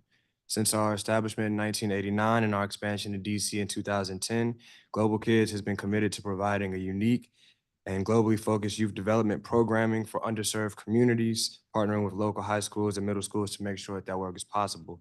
We're currently programming right now in 3 DCPS locations: McKinley Tech, Ballou, Columbia Heights Educational Campus. And then we also run citywide programming out of Shaw Library and the Marion Barry Youth Leadership Institute. Focusing on college access, career exploration, global education, and social and emotional learning, we work every day to stand in the gap and to help youth who may otherwise be running a race with no finish line to define the race they're running. Just recently, one of my young people told me about the work that GK has kind of helped him do and how it's helped him to define his life goals. And I think that his journey underscores the impact of mentorship, a safe space, and the opportunity for self-discovery that after-school programs like ours can provide. We've witnessed an increase of confidence and communication skills and a greater sense of belonging in all the participants across our programming. And I think that every child has a right to these opportunities. However, the current disparities in this are undeniable. After-school programming in DC plays a pivotal role in shaping the future of young people, providing them with opportunities for academic, social, and emotional and skill development. However, there's currently a gap in access, where only 40% of young people in the city are benefiting from these transformative programmings. These disparities are especially pronounced in Ward 7 and Ward 8, as we know, where only 33% of after-school people are participating. And this is an alarming statistic. And so we stand at a crossroads that is imperative that we work on collaboratively together. I know that the residents of DC deserve better, and we must lead with an equity lens as we figure out how to better support programmings. By addressing service gaps, we not only provide opportunities for academic success, skills development, and enrichment, but we also provide an opportunity for young people to be empowered on either side of the river. And I understand that it'll take a lot of money to do this, but the budget of a municipality is more than just a financial ledger. It's a moral compass that reflects our collective priorities and societal values. In crafting a budget, we have to make conscious choices about where to allocate resources. In fall 2023, unforeseen OSSI cuts to the 21st Century Community Learning Center grant, coupled with some unexpected changes to the Learn 24 fiscal year 24 grant requirements, forced programs to pivot. And I think just, as I see the time running out, I would say that that is an extension of, I guess, a larger issue of a disconnect between central office and practitioners on the ground who are doing the work every day. And I just ask that as we continue to collaborate on solutions, that the OST community is dialed in for those conversations so that we can better orient ourselves to solutions that work. Thank you for your time. Thank you. I don't have a copy of your statement, if you could provide that. I'll submit that. Thank you. Ms. Savage. Good afternoon, Chairman, members of the Committee of the Whole, and committee staff. My name is Carrie Savage, and I'm the Senior Director of Policy and Advocacy at PAVE. I'm testifying today on behalf of my colleague, Faith Gibson-Hubbard. Thank you for the opportunity to testify, and especially in person. I have more background and detail in our written testimony, but for time, I will jump right into sharing what we've heard from parents, partners, and schools with respect to the performance of DCPS, OSSI, and the DME. I'll begin with our feedback for DCPS. We've had great engagement with specific departments or teams, like the elementary and secondary school support, dual language, school security, and community engagement teams. We're grateful for their willingness to share insights and work together on issues that matters for families, from school-based mental health, OST, school programming, and more. Unfortunately, it isn't always easy to determine who is working on what, largely due to turnover in leadership positions. Subsequently, the chain of command isn't always clear. It would be very helpful to have a, quote, where to go in DCPS resource for parents and community organizations like PAVE to use to identify who to go to for specific questions outside of just enrollment. Next, I will outline areas we'd like to see OSSI lead. We have a robust system of choice in DC, something parents value immensely. To make sure that parents understand what their choices are, you really need three pieces. First, you need data about how schools are doing, which we already have and are thankful to OSSI for their work making bold revisions to the DC School Report Card, so it's an even stronger tool for families. Two, you need a way to access those choices equitably. We love the work that My School DC has done over the past 10 years or so to streamline that process for families. And three, you need a way to understand how to navigate those school choices and how a school would serve a family like yours. That would be a school navigator. Right now, this only exists for families with privilege who can afford to pay for consultants, which is deeply inequitable. Therefore, OSSI should provide grant funding for a school navigator program to help families with the highest needs identify the right fit for their child. We also ask OSSI to develop a verification system for specialized school programs to ensure fidelity to each specialized model and to offer professional development for educators so they can refine their instruction in their respective specialized school program model or approach. Finally, I will turn to the DME. First, we want to ensure equitable access to quality specialized school programs, and we ask the DME to include those programs in the MFP process now and in the future, and ensure an analysis of specialized school programs is included in the upcoming post-graduation database. We hope that Council protects the funding for this vital project in the year ahead. Additionally, parents want to see OST programs prioritized. We want to see continued investments, a focus on quality, and for the My After School DC database to be designed in partnership with families, accurate and up-to-date data, and launched in a timely manner. OST programs play a key role in our other parent priority, Safe Passage, and in the city's work to address crime. It has huge return on investments. For every dollar that is invested in OST, you get over $3 on youth's earning potential, improving their performance in school and reducing crime. Thank you so much for the opportunity to testify today. I hope that we can count on your leadership. I welcome any questions. Thank you, Ms. Savage, and I have your statement, which is more detailed. Thank you for that. I just have one question for you, Ms. Rasher. I agree on the need for nurses, and I think the entire council feels that way. But my understanding is that there's a shortage of nurses. So how do we provide them?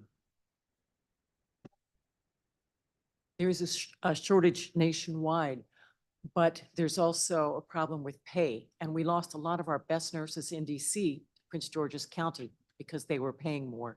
So the nurses are there, but the pay is not. And unfortunately, this new staffing model was also part of the reason that a lot of nurses left.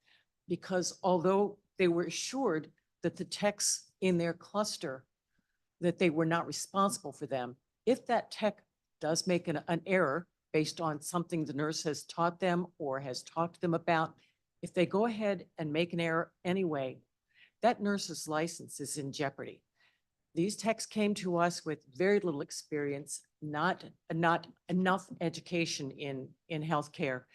And I would not want to be supervising one because I will not put my license on the line for someone that I would not hire myself. And the nurses had no say in the hiring.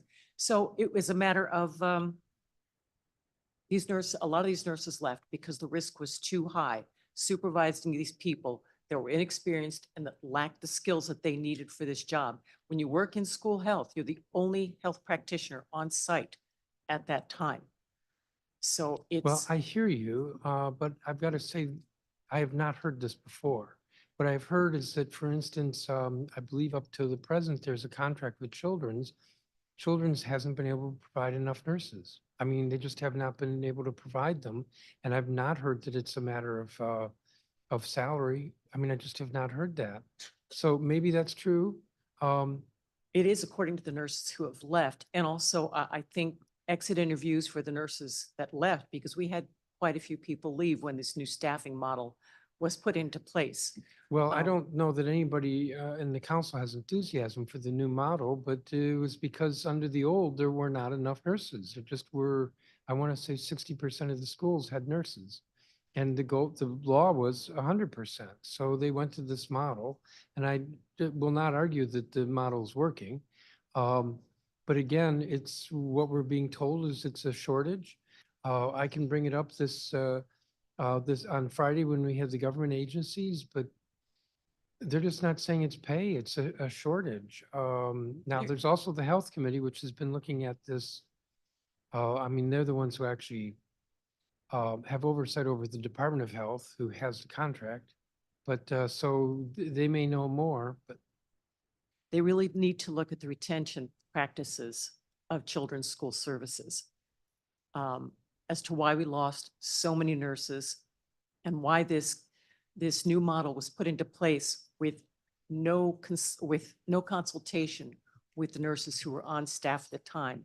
It was a surprise to everyone. And as I said, one of the main reasons I resigned is because of this new staffing model. It is not safe. It is not the best thing for our children. And Okay. I think we can get more nurses. Right now, I believe it's like a 75-25 split where there's 75% techs, 25% nurses. I know we can do better than that. Right. Thank you. Thank you, each of you, for your testimony.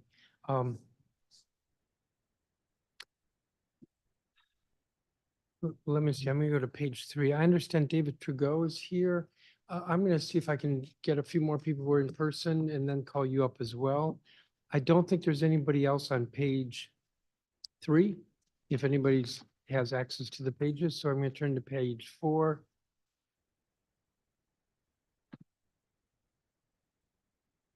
I think what I'm gonna do is read the names quickly, don't be letting people in yet, and please speak up if your name is called, so I'm gonna see if I can get to 4 people to sit at the table. Anna Rodriguez, Yvette Salby, Kiana Lamans, Tracy Barnes, Taisha Andrews, Joshua Wiley, Jennifer Schiller, Kate Rosenberg, Susan Friday, Paul Cheslick, Phoebe Konigsberg, Jessica O'Connell, Nicole Hanrahan. Good, come forward. And actually, Mr. Trudeau, you come forward too.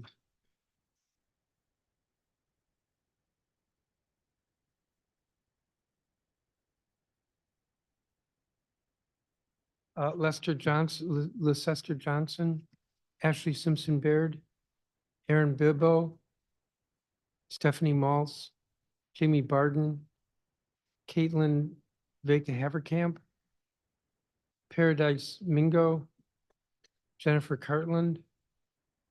No, Jacqueline Pogline is in the room. Sheila Carson Carr, I don't think she's here.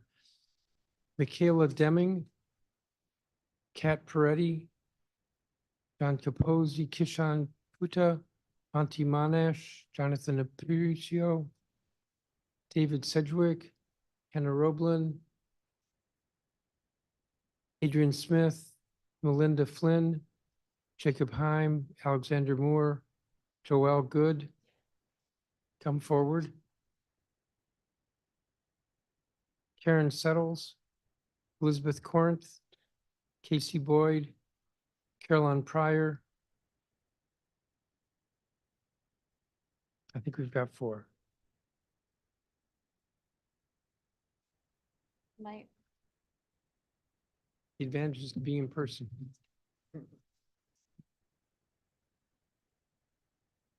Mr. Trudeau, you're first. I'd like to thank the council and the committee of the whole for this opportunity to testify and ask you to forgive a bit of a scratchy voice this morning. My name is David Trudeau, and I direct the Washington Urban Debate League, a local nonprofit and OST provider here. When we got started 9 years ago, I met a young man who told me he had a 0.7 GPA. And trust me, I've tried to calculate how to get that exact number, and I still can't figure it out.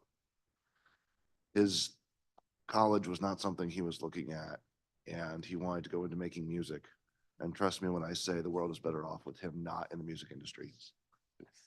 Like, your ears have been saved. He turned out to be the first student we ever worked with in the Washington Urban Debate League. And this year we are looking at serving more than 700 youth, 82% of which are from Title I schools or have IEPs. We are just one of the many OST providers that is coming before you today to advocate for more long-term and more predictable funding. We could take probably 300 or 400 more students relatively easily if predictable long-term funding was available. That's really the key ingredient so that we could hire. I don't need to repeat the data Mr. Powell told you about the need for these programs. But I'll just share two examples of the impact that our programming has made on local youth. We've had many folks come up here and talk about college access and college retention. And I'll share another story. Capital City Public Charter School is a well-known institution to us all. The first student they ever got into an Ivy League school was Clark Dickens 2 years ago, went to Penn, was the captain of the debate team for 7 years. The second person they ever got into an Ivy League school was Lee Bernstead, who I believe is familiar to you all, that is currently at Harvard, was the National Urban Debater of the Year for the entire country. So whether it's things like college access, debate programs, and other where the OST folks are some of the key ingredients that can help change things. In my written testimony, which I will provide when I write it up all pretty for you, I'll include some additional data, but I did want to comment briefly on the question of absenteeism and attendance, which has been referenced several times today. We've had multiple conversations with all three entities being discussed today about how there is data, how certain programs, including our own, can impact attendance. We have robust research that says a single round of debate will get you another day of school. That's been replicated across multiple school districts. We also have new research that shows that programs like debate have the same impact of high impact tutoring at 1/3 the cost, except when we talk to the folks who are funding OST, I frankly need to go get another math degree to understand what they just told us on Tuesday, because the funding formula is so complicated and it embraces a one-size-fits-all model. To bring a silver lining to our experiences, I have to shout out the partnerships office and some reforms that the insurance policies have made to make it easier to be an OST program and embracing charging folks what they actually need instead of just putting a stamp on everybody and saying, oh, you fall in this bucket, you must have these problems. So I will conclude my testimony by saying that I second the Councilman Fruman and the OST for All legislative language. We are very interested in continuing to discuss a more flexible dosage model when it comes to funding. We have this incredibly detailed peer-reviewed research that says once or twice a week is totally fine. And it's also what the high school kids want. I'll also use my last 10 seconds. I'm going to cut you off. I know it looks like you have time left, but actually we didn't start the clock for about 2 minutes. So thank you. And I don't have a copy of your statement if you would provide it. I'm going to write it up pretty for you. Nicole Hanrahan. Good day, Chairman Mendelson and council staff. My name is Nicole Hanrahan, and I am the co-founder and executive director of the LAYC Career Academy, a Ward 6 resident, and a DCPS parent. The LAYC Career Academy works as a bridge between college and careers for 16 to 30-year-old young adults in Washington, D.C. We help young adults train for careers in IT and healthcare. We were named one of the best nonprofits in the district, and 95% of our graduates are working in school within 6 months of graduation. I am here primarily to give thanks.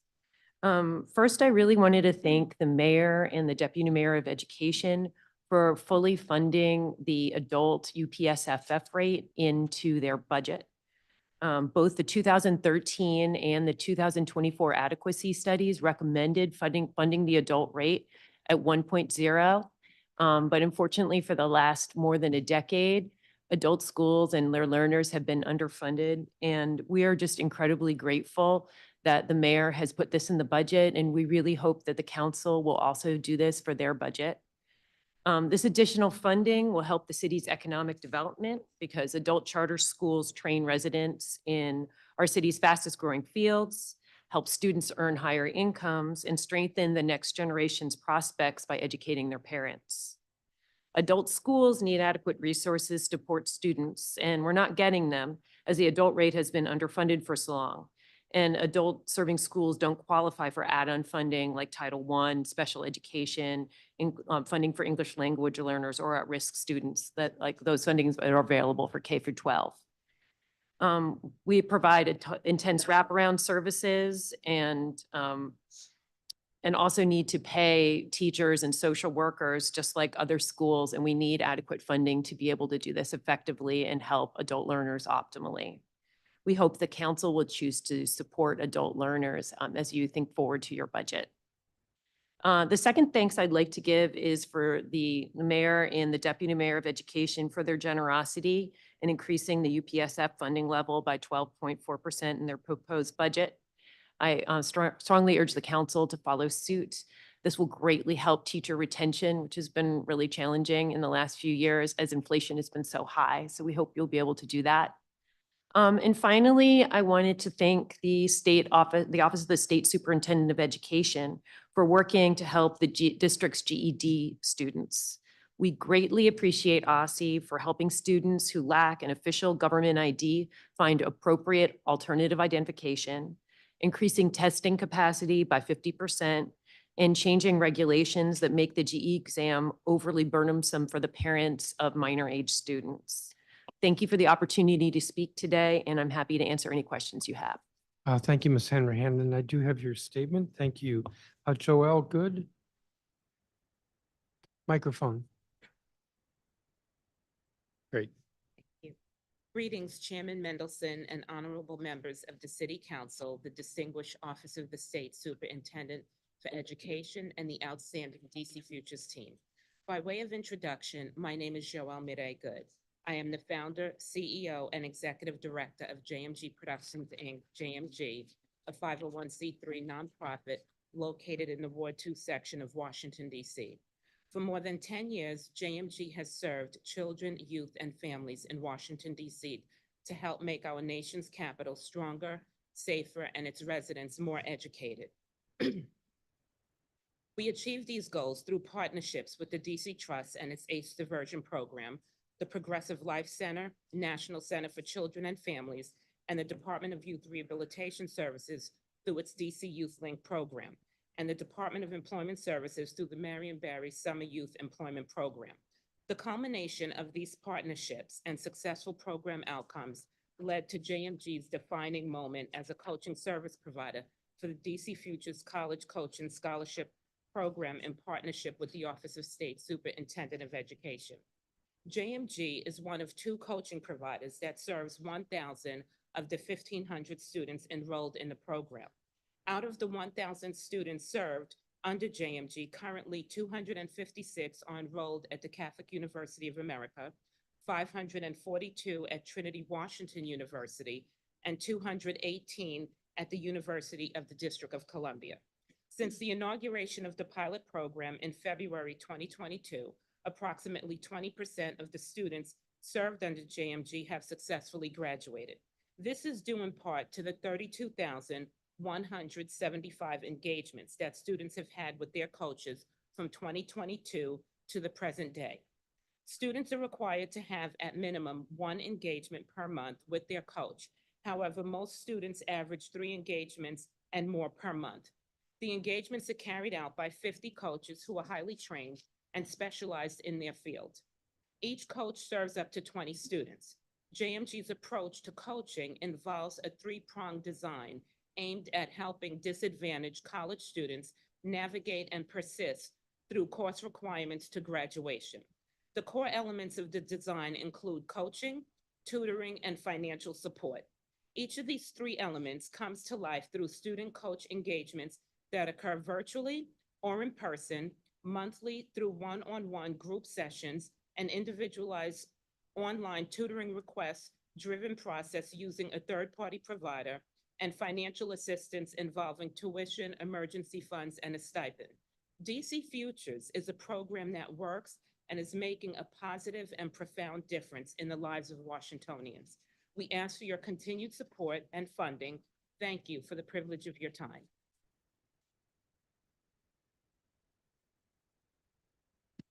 Thank you, Ms. Good. Caroline Pryor.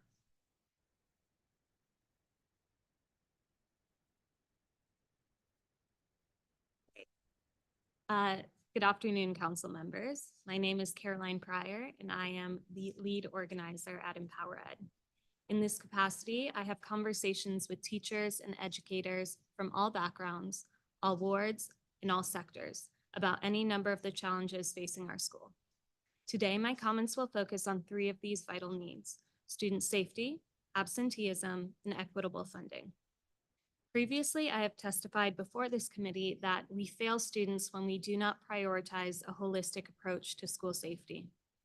The agencies have a choice in setting that tone, punitive or supportive.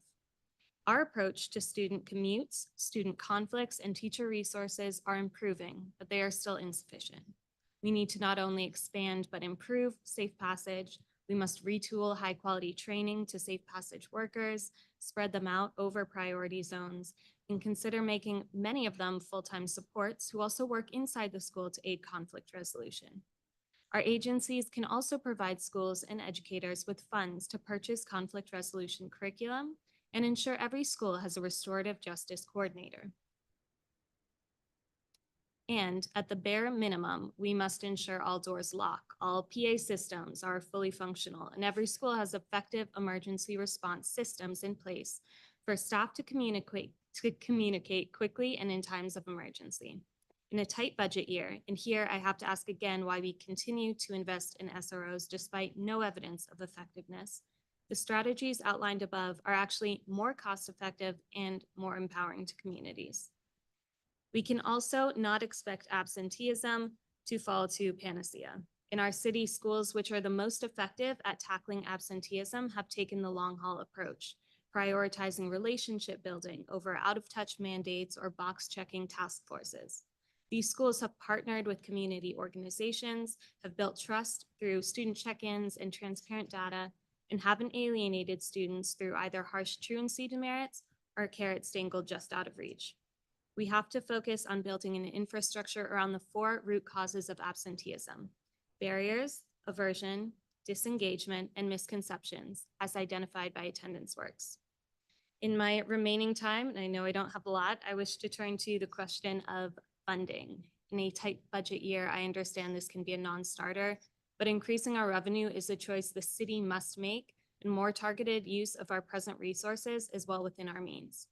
The choice to increase our at-risk weight in the UPFF is no small thing, and yet it does not come close to the adequacy study levels, especially given that higher staffing costs now exceed the rate of overall funding growth. As declining enrollments destabilize funding for our smallest schools and jeopardize the health of neighborhood schools unable to fund competitive programming, giving the DME grant-making authority offers another path to supplement school budgets, and we urge council to consider this move.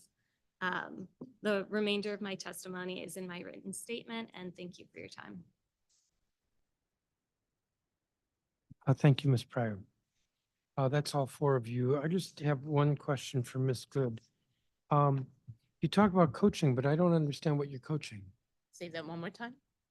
You talk about coaching, you provide coaching, but I don't understand what you're coaching. Okay, so we're coaching our DC Future students.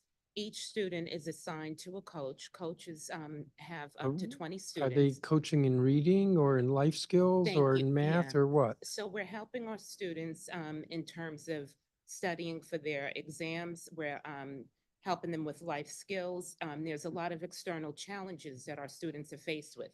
So when they come to the program, some students are faced with challenges of eviction. It makes it very difficult for them to study. So the coaches are there to really guide the students, help them persist so that they can ultimately get through college and earn their college So are degree. these high school students or I'm sorry, adult these are college students. college students? Yes, and the 3 partnering schools are the Catholic University of America, Trinity Washington University, and the University of the District of Columbia. But are these students enrolled in those colleges, or can they be in another college and participate? No, it's specifically those 3 schools. Okay. That's how it was And designed. who provides the grant funding to you? The grant funding, these are coronavirus dollars that are going to be exhausted toward the end of September of this year. And so we are here making the case to really extend this Sure, program. but my question was who? Is it OSSI or? Oh, I'm sorry, OSSI, the Office of State Superintendent of Education. Okay, thank you. I don't have any other questions for you. Thank you, each of you, for your testimony, and thank you for being here in person.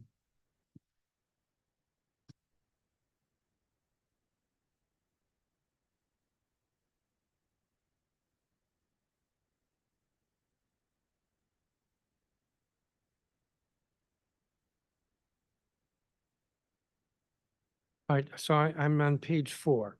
Anna Rodriguez, who's a PAVE Citywide Board Parent Leader, Yvette Selby, who's a PAVE Advisory Board Parent Leader, Kiana Lamans, who's a PAVE Parent Leader, Tracy Barnes, who's a PAVE Parent Leader, Taisha Andrews, who's a PAVE Citywide Board Parent Leader, Joshua Wiley,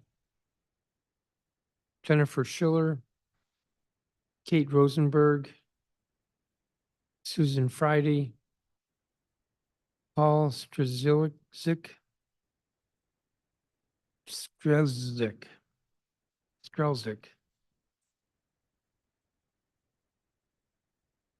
No, I don't think it's Strzelski because there's no I at the end. Sorry, guys. Phoebe Konigsberg, Jessica O'Connell, Leicester Johnson, who's with Academy of Hope, Ashley Simpson Baird, who's with Brea Public Charter School, Aaron Bibbo, who's with City Works, Stephanie Maltz, Jamie Barden, co-chair of Working Group, Bancroft Elementary Working Group, Caitlin Vega Haverkamp, Paradise Mingo, and Jennifer Cartland.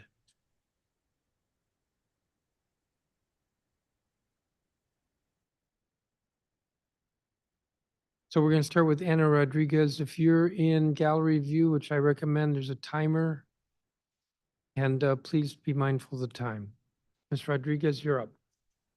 Good afternoon, Chairperson Mendelson, members of the Committee of the Whole and committee staff. My name is Ana Rodriguez, and I am a proud parent of an 8th grader who attends McKinley Middle School in Ward 5. And I also serve with the PAVE Amplifying Voices for Education Citywide Ward 5 parent leaders. I'm testifying today on access to specialized programs. Specialized school programs are not being administered equitably or at the same quality across the city. Even schools that score high on academic performance on the school report card do not always have high quality programs they claim to have or the support kids need to succeed in specialized programs. My daughter wants to work in STEM fields, and I saw how tough it was to ensure students get the curriculum they need to succeed in STEM specialized school programs. My daughter currently is an 8th grader at McKinley Middle. I transferred her during the 2nd term because of the issues that I had been having with my daughter not having access to algebra. When my daughter was in 7th grade at Brooklyn, she came in and they put her in cohort 7A. I didn't know that each cohort functioned differently from 7A all the way to 7E. In cohort 7D, they put all the smart students and gave them access to accelerated math curriculum. My daughter did not get. 7D cohort was given access to high impact tutoring and other additional resources that my daughter again could not access. I was shocked, especially with the money being used from the high impact tutoring funds. It was supposed to be used for all students. How is she supposed to succeed in a STEM program if she can't get the math curriculum or the extra support she needs? So I had to pay to put my daughter in a separate tutoring over the summer. Her summer tutor who teaches math at McKinley Tech sent a letter to Brooklyn letting them know she was prepared for algebra. When my daughter started 8th grade, I was told by the school things would be different. But before that, the end of 7th grade, my daughter had just received her 504 medical plan. I had been debating on getting this because I heard that they don't give kids with 504 IEPs access to accelerated curriculums, and they move them from their cohorts.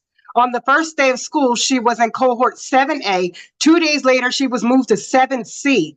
This class had over 50% of kids who had IEPs and 504s, and the math was below what she already knew.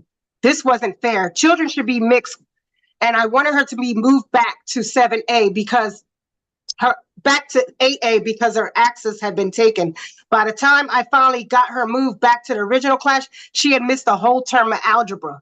I was determined as a parent that no school was going to stop my daughter from having access to math or to set her back because she had a medical disability or because she wasn't in the right cohort. So I moved her to McKinley Middle School, which is my neighborhood school. I never told McKinley about my issues with Brooklyn Middle School. She has algebra now, but my concern is how many kids are not getting access to math or even specialized program like dual language because they're measuring our kids on how we test or if our kids have 504 or IEPs. I'm not going to allow DCPS or any school to stop my daughter from having equitable access to program, especially when my daughter wants to focus in STEM.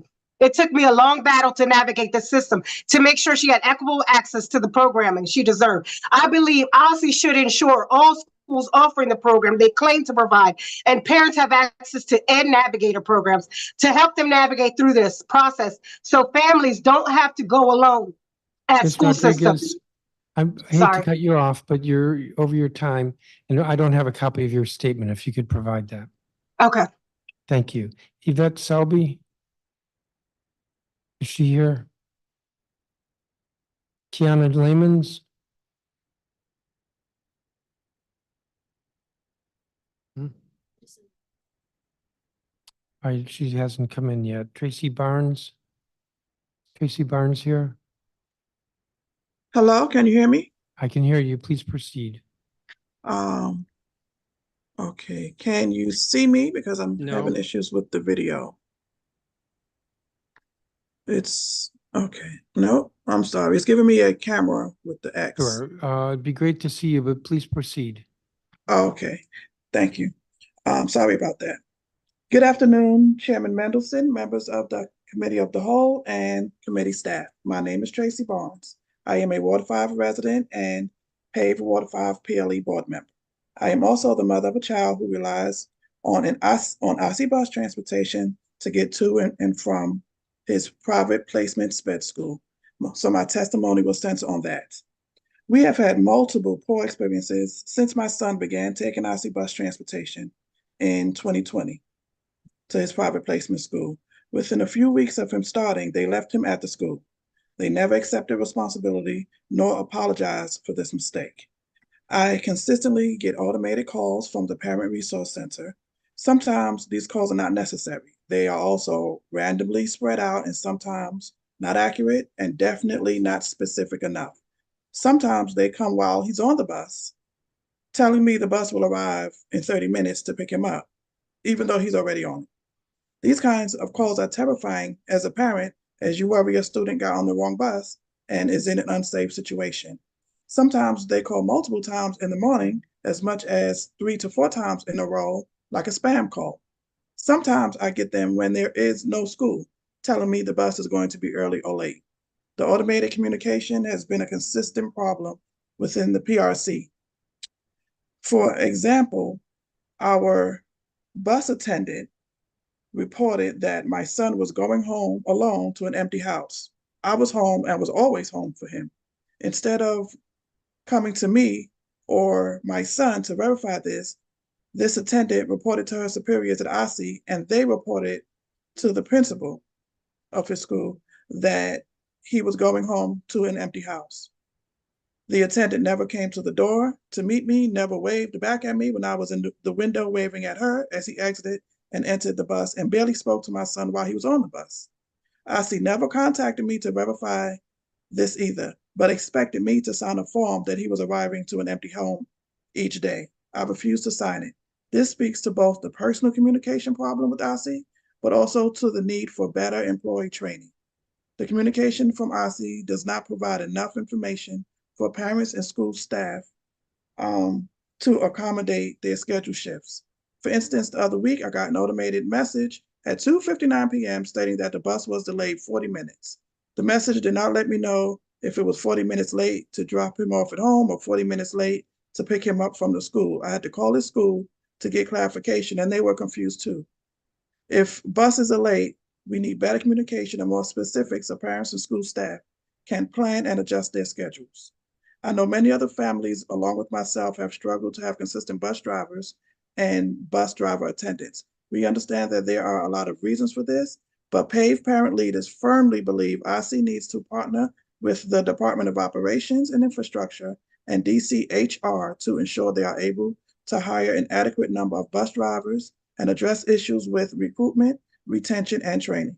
Ms. Barnes, Students I'm with going to have to disabilities. cut you off. You're Oh, over your okay. time. And I don't have a copy of your statement. If you could provide that. Okay. Sorry. Sure. Taisha Thank you. Andrews. Hello, Chairman Mendelson and the staff of DC Council. My name is Ty Andrews, and I'm a Ward 8 resident, also serving as a paid citywide member. I am a parent as well. My children attend Mary H. Plummer Elementary and McKinley Tech High School. As a native Washingtonian and Ward 8 resident, I have witnessed the inequities faced by families and students living east of the river.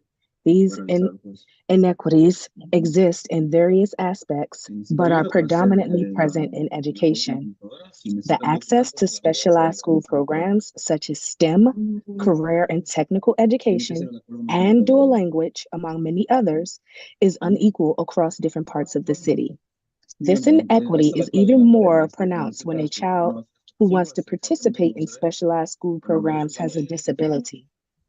According to the best available data, west of the river has 76% of specialized school programs, while east of the river only has 24%, even though more students call east of the river their home.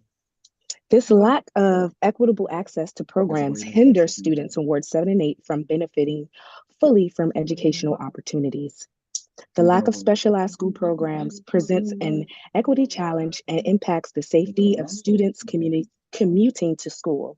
If there were highly specialized school programs more equally distributed east of the river, students in Wards 5, 7, and 8 would not have to travel 2 or more miles to school daily. For example, my son travels across the city to obtain an excellent education that meets his needs and interests. If we had more choices for specialized school programs for kids like my son, then I wouldn't have to put my son through the hardships of taking a bus, 2 trains, and then walk or catch another bus to get to school. We must ensure that these programs are available to students regardless of their disabilities. Both of my children were denied access to dual language programs in the past because they require additional services to accommodate their disabilities.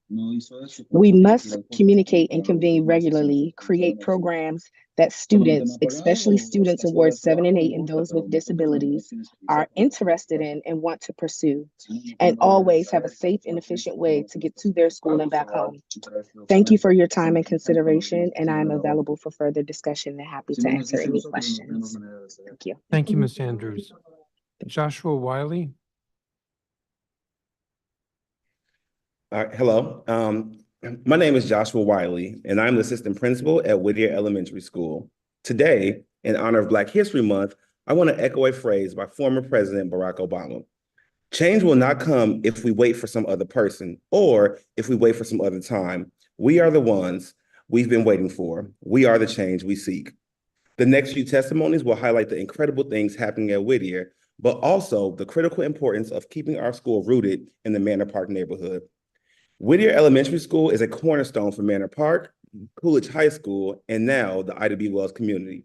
For over a century, we've served generations of families, providing high-quality education, fostering community, and building a sense of camaraderie that extends beyond the classroom walls.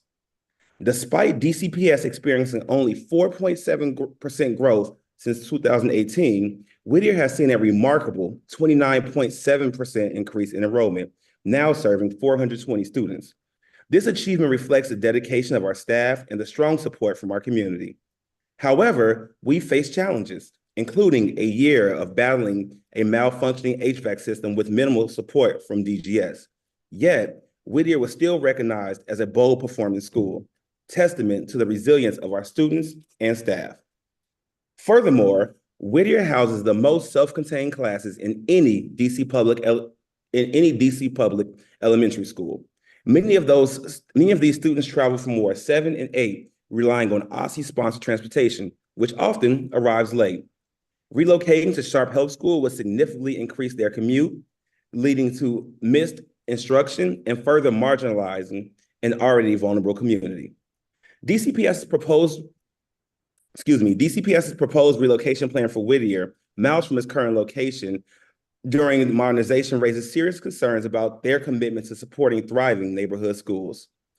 Our advocacy team has met with various government officials, and they all agree that disrupting the Whittier community is unnecessary and unacceptable. But let me be clear, the Whittier family does not want to leave our community. We reject the proposed move to Sharp Health School, which would force some students to walk nearly an hour to school. We demand to remain in our community, Whittier strong. Thank you. Thank you, Mr. Wiley. Jennifer Schiller.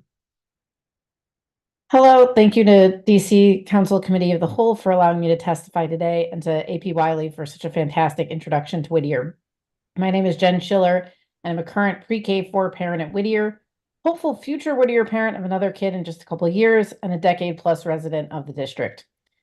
I really wish I could paint a vivid enough picture of the sounds I hear every day from my own Whittier student, his friends, and the rest of the school as I walk the few blocks to pick up. Especially on a warm day when the ice cream truck makes its way down the street between the 3 school campuses, Whittier, IW Wells, and Coolidge, we often get competing ice cream trucks. The street is alight with sounds of laughter, running, playing, parents desperately trying to leave to make dinner because their kids never want to. And you can just feel the fun these kids have literally spilling out into the streets. But if you live in the neighborhood, I don't have to describe it. You already know. You've heard it. And we know that those sounds, the community, these students are a tremendous risk if Whittier's campus does not stay in the neighborhood. Even just 2 years away poses a real existential threat to the students' education, this community, and one of DC's most diverse and engaged neighborhoods. And frankly, not just one, but many. Whittier kind of sits at the middle of a number of different neighborhoods. Mr. Wiley mentioned Manor Park, and there's Brightwood, and there's Tacoma. So there's a number of different neighborhoods that are really at the center of this conversation.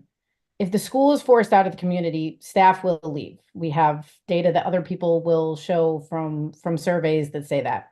Incredible staff that know every kid's names or invest in their well-being, have my preschool reading at a near first grade level and telling me about the civil rights movement over dinner, and at a time when DCPS already faces critical staffing shortages. If Whittier moves, people will move. In the short term, they may enter the lottery for a different school closer to the neighborhood. In the long term, they may leave DC altogether. Decimating a tax base and a community and allowing crime, something that the mayor says is a signature priority, to flourish. DC cannot afford to have families leave this vibrant community, and it will happen if parents feel that they are not heard and their children and families will suffer. I don't think it's a stretch to say for many folks, they are single issue voters and this is their issue. If students and family leave, all the incredible progress made at Whittier, IW Wells, and Coolidge are at risk. This is not just about one school, it's about an entire feeder pattern. These schools will see enrollment declines and resulting funding cuts, declines in education progress, and more. I don't have time to tell you every single thing that Whittier has on right now. It's in my testimony, but there are just a million different opportunities for family engagement that they have. If progress is stalled or even reversed, the entire community is at risk. We bought our house in September 2020, but we didn't really love the community until September of 2022 when our son started pre-K3 at Whittier. And now we have friends everywhere. Some I see on this testimony, some I see passing every day. We love our neighborhood because we know our neighbors. Keeping Whittier in the community, being it by building modular spaces, a new facility, or any of the other options that this group, that the PTO, that the Whittier staff have presented is vital. We need the council's urgent help to make sure Whittier remains a force in the community for another 100 years. So thank you very much, and I'll answer any questions. Thank you, Ms. Schiller. Kate Rosenberg. Good afternoon, Chairman Mendelson and council staff. My name is Kate Rosenberg, and I'm a Whittier Elementary parent and a Ward 4 resident. And it's my pleasure to testify on the urgent need to reconsider the current proposal to relocate Whittier miles away to Sharp Health during our modernization, and instead to provide Whittier with a swing space close to the existing school in the Manor Park neighborhood. You've heard here and elsewhere about what a special place Whittier is and why it's worth protecting. We love this community and we want to stay in our neighborhood. Relocating us to Sharp for 2 years Or in other words, 1/4 of a child's precious and fleeting time in elementary school will not work. It presents too many irreversible and inequitable risks, and it doesn't need to happen because there are good, feasible swing space alternatives that are available right in our neighborhood. To paraphrase the living legend, we will know what we've lost when it's gone. When you take the neighborhood school out of the neighborhood, you got the community. Whittier's success is strongly linked to its physical location, and proximity to the neighborhood it serves cannot be discounted. Years from now, when you look back on your legacy as the city council, at a moment when DC faced so many complex challenges, do you want to remember choosing to strengthen and deepen communities, supporting one of the most powerful tools of social cohesion and connection that we have, the neighborhood public school? Or do you want to recall scattering a beautiful and successful community into the wind by sending Whittier to Sharp? When DCPS has the opportunity to support an outstanding school, why take a sledgehammer to the community when there are better and totally feasible swing space options available right in our neighborhood? Based on other school swing experiences and the Whittier PTO's internal survey, if DCPS sends us to Sharp, we will lose student engagement, we will lose family engagement, we'll lose enrollment in teachers, greater gains and successes, because a swing to Sharp will be a long-term detriment to the Whittier community, causing families to enter the lottery and deterring prospective families from enrolling their children. Sending us to Sharp will uproot the predictability on which work schedules and other major life routines are built, such as sibling pickup and drop-off at Wells or Coolidge, and the complex and costly daycare decisions for younger siblings based on Whittier's location. Crucially, this is an equity issue. A Sharp swing places an undue burden on the Whittier community that will be disproportionately shouldered by those who are already facing the greatest hardships. Whittier community members who do not have access to a car will be put at an additional disadvantage. A swing to Sharp will make the logistics of before and after care incredibly difficult, services that the working families of Whittier depend upon. Please support a suitable swing space in the neighborhood, either a modular space close to Whittier or the purchase lease of additional properties in the neighborhood. A modular space on just one of the 4 DPR fields located directly adjacent to the school campus on the grounds of the Tacoma Rec Center. Fields that are owned and operated by the DC government can serve as Whittier's swing space while also adding needed facility flexibility to Wells and Coolidge that are currently experiencing overcrowding that will become more severe with time. Thank you, and I urge you to support a suitable swing space for Whittier in our community. Thank you, Ms. Rosenberg. Susan Friday. Thank you. I thank you for the opportunity to testify today as a Ward 4 resident and as a parent to twin boys who attend pre-K at Whittier Elementary School. I testify to express with increasing urgency the need to keep Whittier in our neighborhood during its upcoming modernization. When we moved to Manor Park Brightwood neighborhood in 2018, I had lived in Washington for 15 years. I was pregnant with twins, and we were priced out of our old neighborhood when we needed to find more room to house our expanding family. We didn't know a single person in our neighborhood. In the past 2 years that we have been a Whittier family, we have found an incredible network of friends and neighbors. It takes a village, and through Whittier, we found our village. Every morning, our boys bike to school while we jog or bike along behind them. We exchange a chorus of greetings with neighbors and families as we head to school. At drop-off and pickup, parents chat and kids take advantage of the extra playtime together. Weekends are filled with impromptu playground meetups and kids' birthday parties. I find myself thinking on a daily basis how incredibly fortunate we are to have lucked into this community. It's something I never would have expected or hoped to find in the city. For these reasons and more, we as Whittier families are deeply concerned about the upcoming modernization. Our teachers, administrators, and scholars deserve a safe and updated space to learn, but to relocate us 2.2 miles away to Sharp Health swing space is not a tenable plan. Based on a school-wide survey conducted in the fall of 2023, nearly 2/3 of respondents say they currently walk or bike to school. So it makes sense that almost 70% of families who responded said it will be a major disruption to their lives. 75% of respondents said that they might consider leaving Whittier if moved to Sharp, and almost 35% said that they might consider leaving DC entirely if the swing space takes us out of the neighborhood. Some comments from those surveyed include testimonies about how much families appreciate Whittier, such as, "We moved to DC from Alexandria in 2021 and purposefully moved into a home that would put us in boundary for Whittier. Living 2 blocks from school has been central to the sense of community we have found at Whittier and in our Ward 4 neighborhood more broadly."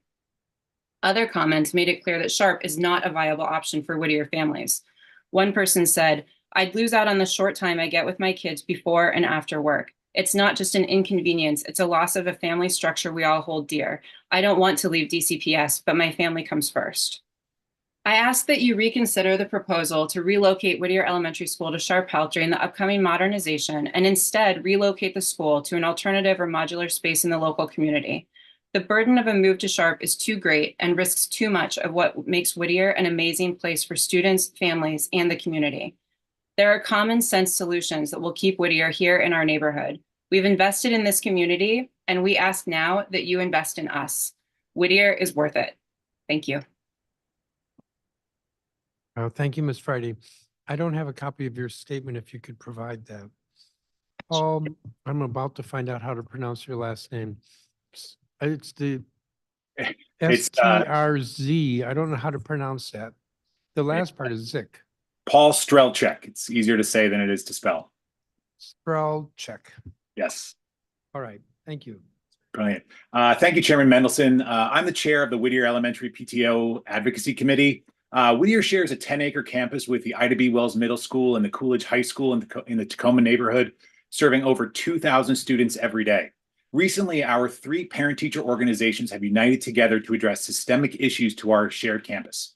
Just last night, we released a joint public letter to the DCPS Chancellor and the Deputy Mayor for Education with a summary of our findings and requests to address these issues with the community. The findings are as follows. Number 1, we have chronic and sustained overcrowding across the 3 schools. Number 2, Whittier is desperately in need of an alternative swing space plan to keep students in the community. Number 3, future demands for educational needs are exploding. Ward 4 has seen a huge demographic shift that has increased the number of families and school-age children. There's also a housing boom with over 3,700 new housing units being built within a mile of this campus, 18% of which are designated as affordable and most of which are targeted toward 2- and 3-bedroom units to accommodate families. Number 4, there's a general lack of maintenance. Whittier has systemic issues in our 100-year-old building, and Whittier and Coolidge have had consistent HVAC and water penetration issues despite a $160 million renovation completed in 2019. And number 5, we believe that strong neighborhood schools are needed to build strong overall communities. We believe that building strong neighborhood schools have a direct impact on building safer, happier, and thriving communities. We as the DCPS and the DME, with the help of the council, bring decision makers to the table to address these issues with the community in a smart and comprehensive manner. We've heard a lot of people talking today about the Whittier swing space, and the Whittier PTO has identified 3 alternative plans of actions for swinging. 1, build a modular campus on just one of the 4 DPR fields located at the Tacoma Rec Center right next door at 3rd and Sheridan.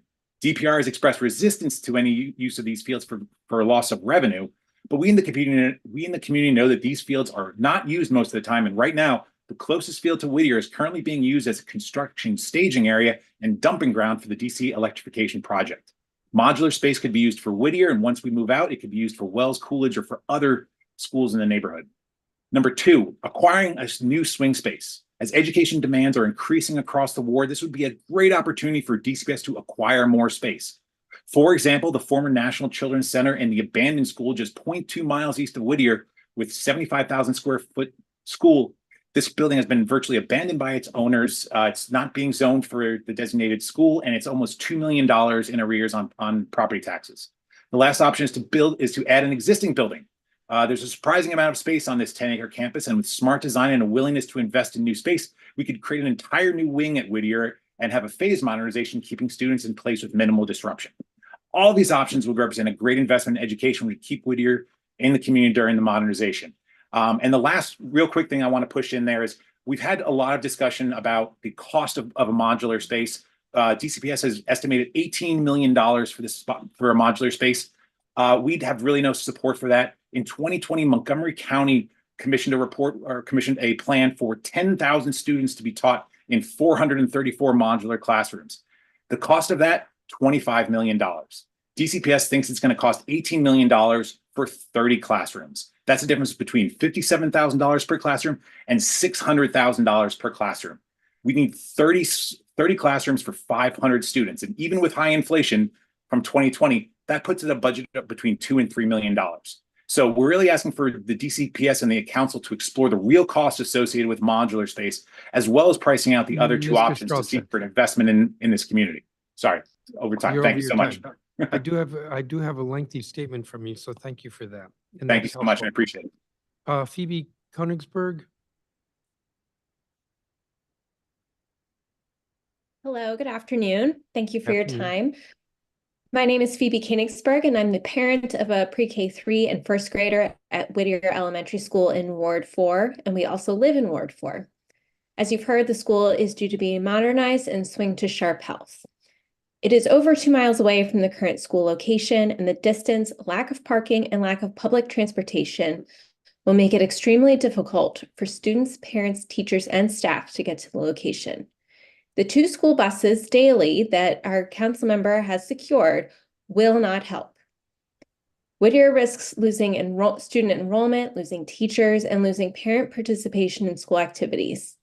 My family walks to school, and we love the outdoor time and realizing how close we live to our school friends. I volunteer at the school regularly because we live so close. A swing to Sharp would change everything about our involvement at school.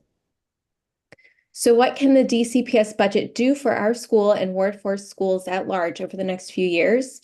It should look 10 to 15 years out and see the large number of children that will be moving to the area with the new housing construction nearby. It should realize it needs to invest now for the future children attending the neighborhood schools. DCPS, of course, wants to make its dollars count. So invest in buildings, modular spaces, or land that can be used near these schools so spaces get the most out of their money. ANC 4B unanimously passed a resolution supporting Whittier's modernization and a call to keep the school in the neighborhood where it serves underprivileged children who will not be able to travel far away to Sharp Health. We need the decision makers to give feedback to Whittier swing space ideas. We need yeses, nos, or maybes. We need decision makers to dedicate time to helping us sort this out. We do not want to swing to Sharp. The parents who have dedicated time to researching options are now spinning their wheels because no decision makers are willing to give feedback. For example, why not lease the former National Children's Center that Paul mentioned that appears to be abandoned? Or why not buy the abandoned church behind Whittier so we can expand the footprint of Whittier's campus? Or why not build the modulars on the fields that DC owns next to Coolidge?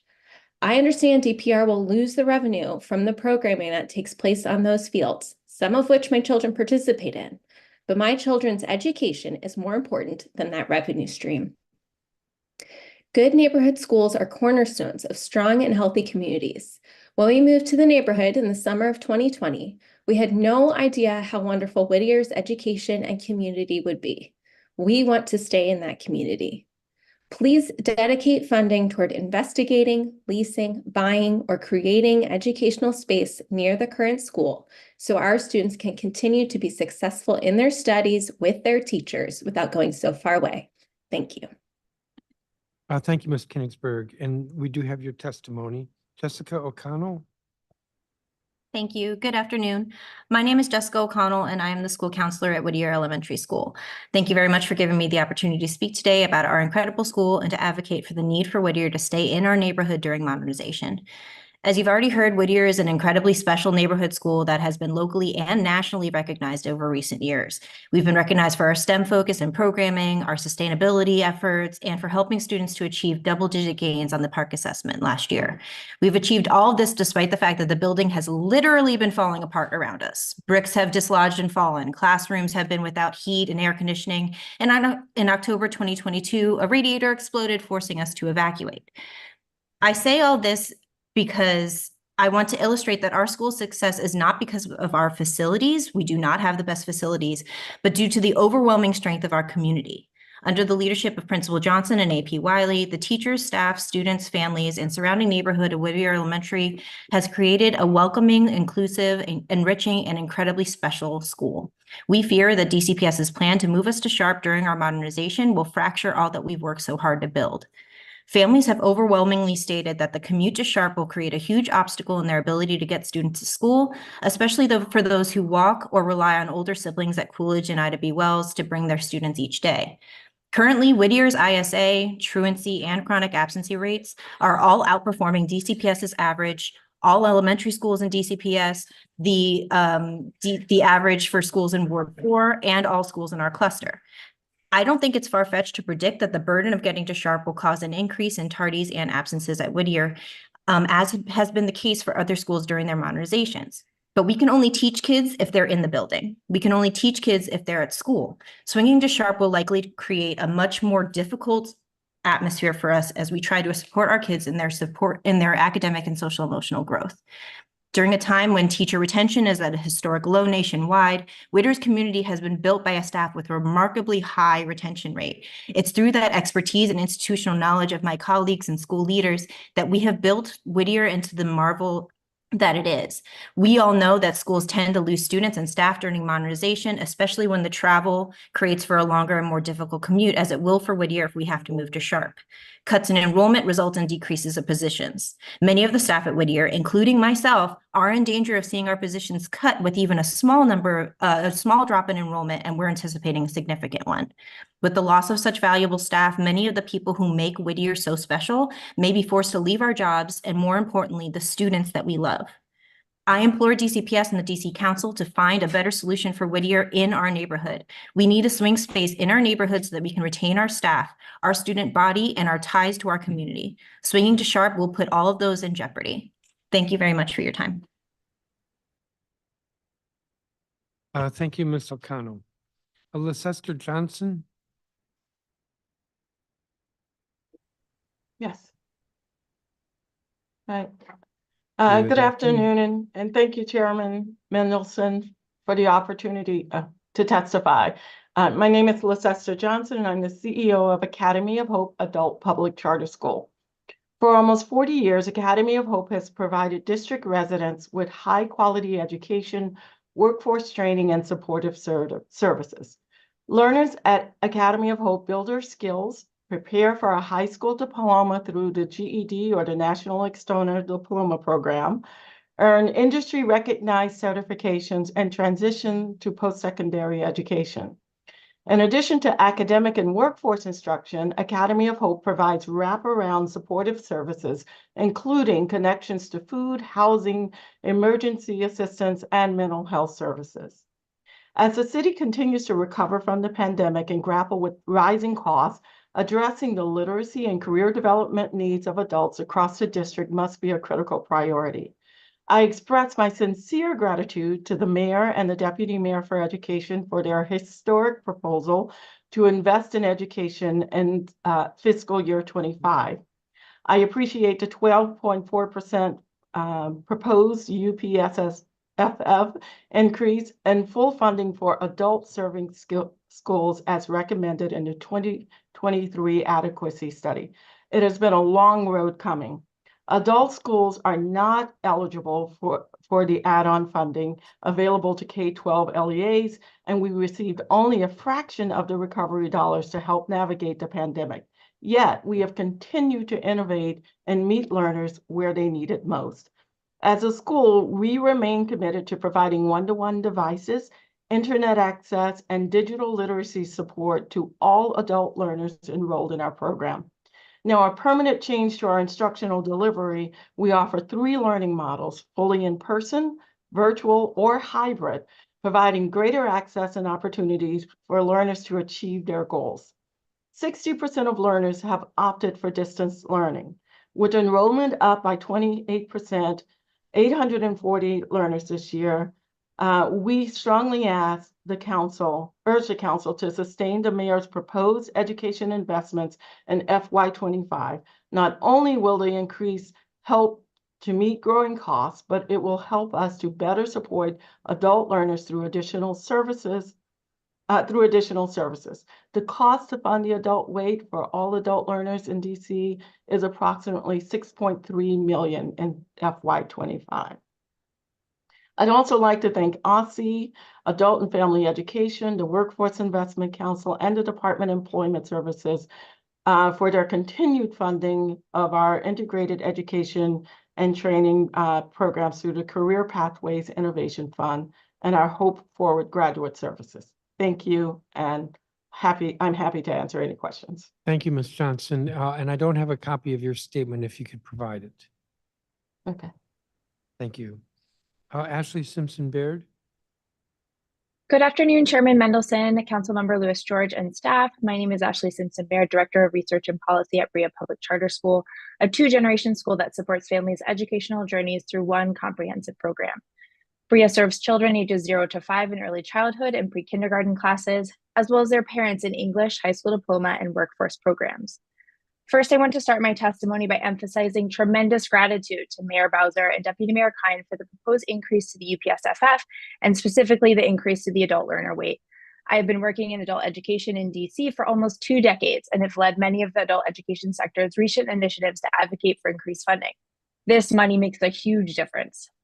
Adult learners are some of the furthest from opportunity in our city, many of whom have been dealt a difficult hand, but despite that choose to keep pushing forward to make a better life for themselves and their families.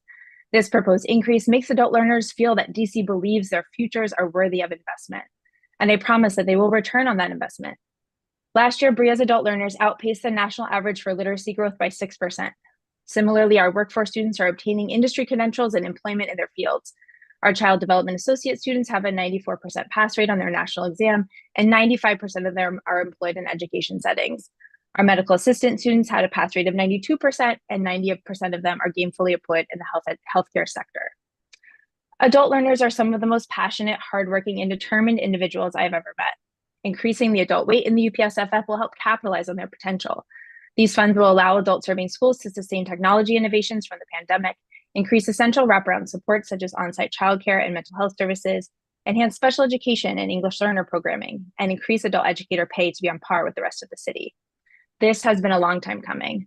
Both the 2013 adequacy study and the forthcoming 2024 adequacy study have highlighted the need to increase the adult learner weight in the UPSFF. The moment has come to make good on those recommendations, and on behalf of Brea families and staff, we request that the council keep the adult learner weight at 1.0 in their budget. Second, Brea would like to commend the work of Dr. Grant and her team at OSSI. For years, we have felt like non-compulsory grade students were an afterthought to many of the policy and regulatory decisions at the state level. In recent years, we have witnessed a mindset shift at OSSI that understands that DC public education is inclusive of learners at both ends of the lifespan. In addition, the OSSI Adult and Family Education team has played a pivotal role in connecting our school with digital literacy resources and national workforce programming trends. On the flip side, Brea learned this week that after 10 years of being a grantee, we will likely not be receiving the Community Schools Grant, which is an estimated loss of $180,000 for this fiscal year.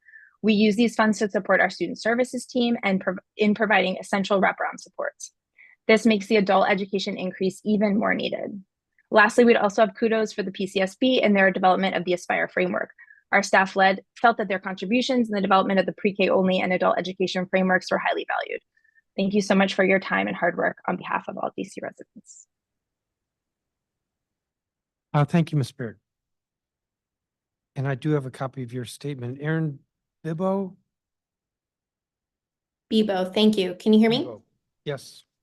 Super. Thank you, Chairman Mendelson, committee members, and staff. Good afternoon. My name is Erin Bibo, and I'm Vice President of Strategic Initiatives at CityWorks DC, a nonprofit organization focused on ensuring that the district's youth of color are better prepared for, hired into, and succeeding in the district's good jobs. I'm also a Ward 6 resident and parent of 3 DCPS students. I'm here today to support and to express gratitude for the city's continued investments in the Education Through Employment data system. In the FY24 Budget Support Act, the DC Council charged the Office of the Deputy Mayor for Education with creating the district's Education Through Employment data system. This fiscal year, the district has made significant strides in advancing this work. It has created and staffed the Office of Education Through Employment Pathways, which will lead to this work, established an initial research agenda that will be released for public comment later this spring, and has also commenced to recruit residents to participate in the Public Stakeholder Advisory Board, which will launch as well this spring. The work of the Office of Education Through Employment Pathways will allow us for the first time to truly understand the employment and earnings outcomes of the graduates of our education and training programs. This system will allow us to answer questions like, are recent graduates of DC public and public charter schools earning a living wage? Which training programs are most likely to have graduates employed in a relevant field? Are students who enroll in CTE programs more likely to be employed or earning more than their peers? And with limited resources, which education and training investments are our best bets? Without this information, we can't understand how well the residents we educate and train are faring in our economy. And the best available information we have indicates that our public school alumni are not faring well, that they are earning approximately half as much as peers who move into DC from other states. And without this information, we miss an opportunity to empower our residents and employers with the data they crave to make better decisions. I'm a firm believer that what gets measured gets done. I know we are all working hard to do our best for our residents. And I am so happy that we finally have a system that will shine a light on where we are succeeding and where we need to do better in preparing our residents for economic success. Thank you for your support of the Education Through Employment Data System in office and for your consideration. I'm happy to answer any questions. Thank you, Ms. Bebo. I'm told Stephanie Maltz dropped off and she'll come back. Jamie Barden? Hi, Chair Mendelson. How are you? Can you hear me? Yes. Great. My name is Jamie Barden. I'm speaking about the boundary study and master's facilities plan as they relate to oversight of the DME and DCPS. I'm here as a Bancroft dad and co-chair of the Bancroft Annex Working Group. The working group is made up of Principal Morales, teachers, PTO and LSAT members, and the Mount Pleasant Village. We meet weekly. Bancroft is a success story. This success is a tribute to our school leadership and teachers, to the bond between neighborhood and school, and the uncompromising commitment to bilingual education with what Principal Morales calls Spanish in the hall, not just the classroom. Bancroft faces a large and growing overcapacity issue. Each of the last 4 years, enrollment has grown by 48 students. DCPS's projections have us at 100 students over capacity next year. There is only one long-term solution to a problem of this magnitude.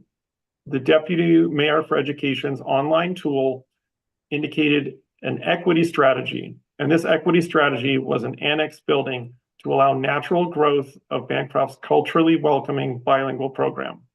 The proposed annex would serve 70% Spanish dominant students and 30% non-Spanish dominant students.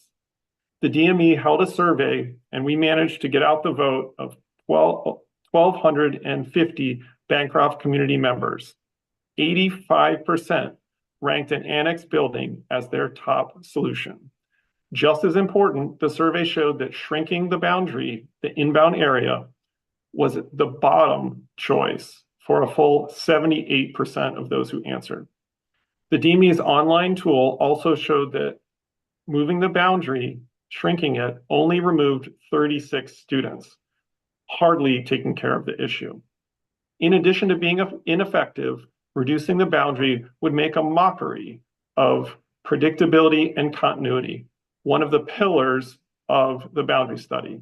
The proposed change would flip-flop the exact portion of the neighborhood added during the last boundary study, pulling the rug out from under families seeking to set down roots. I asked the DME and DCPS to follow their own principles and ensure that the community's strong preferences are reflected in the boundary study and MFP. I urge the DME to recommend within the boundary study and MFP and actively pursue a bilingual annex to include Bancroft students. I asked the DME and schools chancellor to advise the mayor to include the annex in the fiscal year 2025 budget. I thank Chair Mendelson and Nadeau for introducing the Early Childhood Expansion Facilities Act and ask the council to pass it without revision. I would also add that I appreciate Janice Lewis-George's presence and hope that she can take that legislation into her committee in a positive way. And finally, and very serendipitously, I just want to add that I believe that our community would gladly look into Sharp Health, since it sounds like it is not a good fit for the Whittier community. It is only 1 mile away from Bancroft Elementary, so it might offer a space that could be constructive as we deal with our overcapacity issues. Thank you so much. Thank you, Mr. Burden. Caitlin Haverkamp.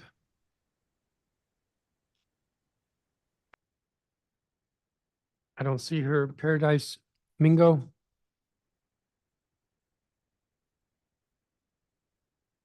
I saw her earlier. She's Paradise Mingo. You need to unmute and I'm unvideo. here. I'm here.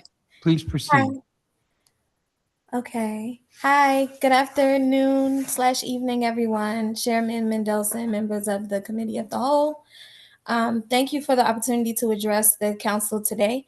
My name is Paradise Mingo, and my family and I are residents of Ward 7. I currently have a child with special needs enrolled at a community educational research group on Marionberry Avenue in Ward 8. I am very satisfied with my early education provider, which have helped other parents and I navigate complex paperwork around applying for our child care vouchers, as well as securing special education services. My son currently receives speech therapy, and he's excelling in it. Despite my provider's best efforts, however, I have heard of fellow parents at the center who have had to wait several months for their vouchers. I even have a friend who had to wait a year to be processed by the district government. These delays really do hurt families. She lost 2 places of employment due to not being able to secure childcare. And some of parents I know who have trouble securing, like I said, the next job while their childcare is still unstable. I hope that the council can ask OSSI how they can prioritize faster processing of childcare subsidy paperwork so parents can face less uncertainty. That is why I support Under 3DC, a coalition which is committed to securing a strong start for every infant and toddler in DC. This budget year, there are real obstacles that risk stunting the growth of infants and toddlers in the district. In late 2023, the Under 3 Coalition was made aware that Mayor Bowser had asked for her administration to make major cuts. These cuts will impact all DC government agencies and could seriously harm programs under the Birth to 3 law. In particular, these cuts will damage the new Pay Equity Fund, DC subsidy program, and additional resources helping teachers attain their credentials as required by DC law. Any cuts to these programs will severely impact the services and programs provided to all children and family throughout the district.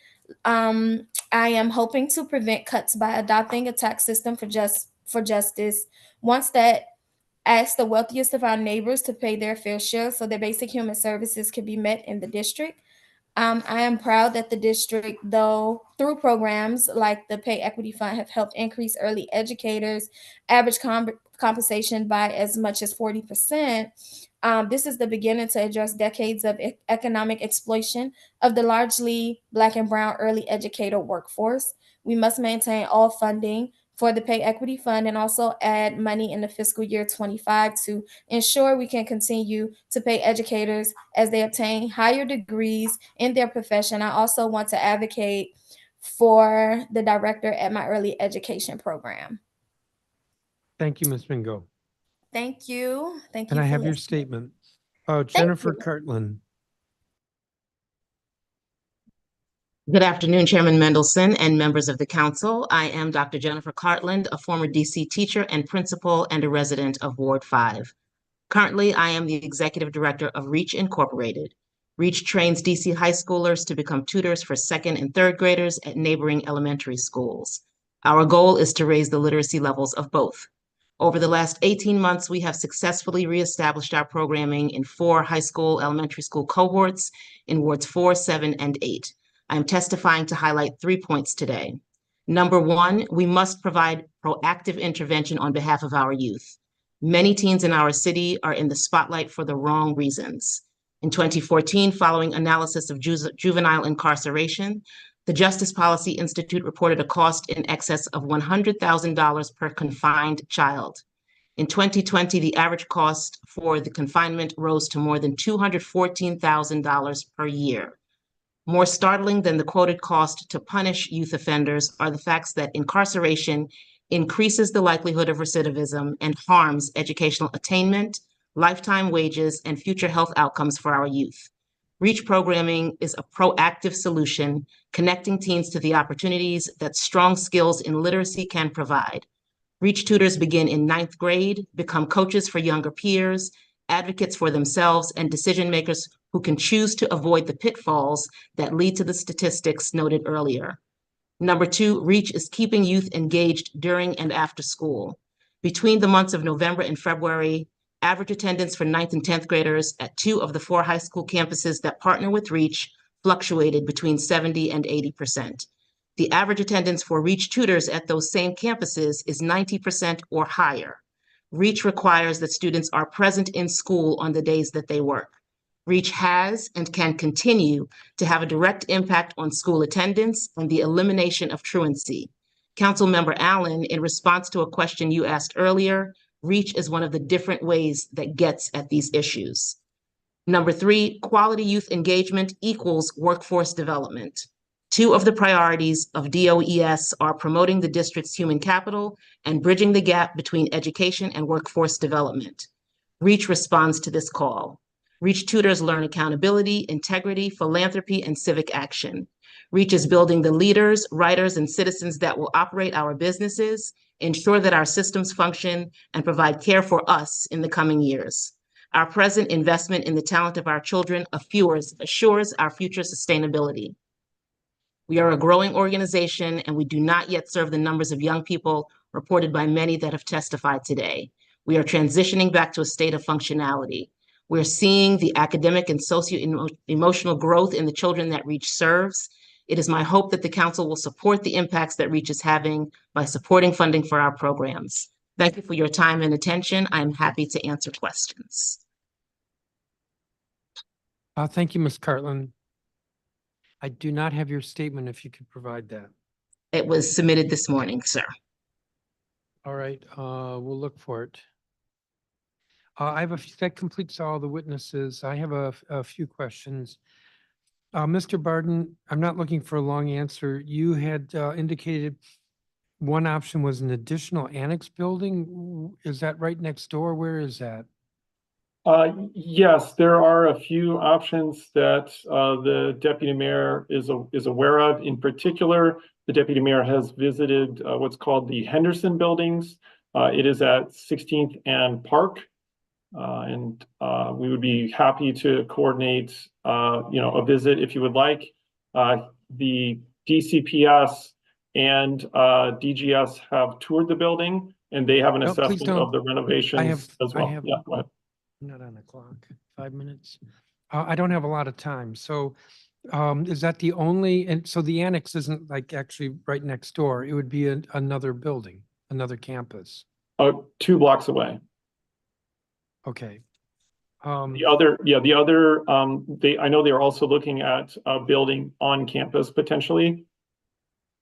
There is at least one additional school building that is under consideration. We have a whole memo of options that we've shared with the deputy mayor. Building, you said on campus, meaning right next to No, Bancroft? I'm sorry, construction on campus is another thing that I know the deputy mayor has mentioned as a possibility. Okay. Ty Andrews. Somebody before you cited the same statistics. So west of the river, 76% of specialized school programs, east of the river, 24%. Is that all schools or just DCPS? That is DCPS and charter. And what is that 76% of? All the programs, if one looks at all the schools and adds up all the specialized programs, 70%, 76% of that number, or is correct? I'm sorry, finish your question. No, I think you answered it for me. Okay. Yes, 76% of the total programs available. Thank you. Mm-hmm. Principal Wiley, I think you said you were assistant principal? Yes, assistant principal. I'm going to ask you the same question I asked some principals earlier. So Whittier got its budget, initial budget for next year. Is the budget higher or lower? It's a little bit higher than what we had last year. And are you going to have to cut any positions? Based on our growing enrollment, we are going to have to change and transition some positions. Roughly how many? About 2 due to our growing class sizes, and even though it's under DCPS's threshold, is realistically it's too many kids having a class, so we did have to add to 2 or 3 classroom positions. And I probably can't even speak on it because the budget's not public yet. So Okay. What's your enrollment for next year is going to be higher? higher, yes. How much higher? About we're around 420 now. I think we're projected to 440 for next year.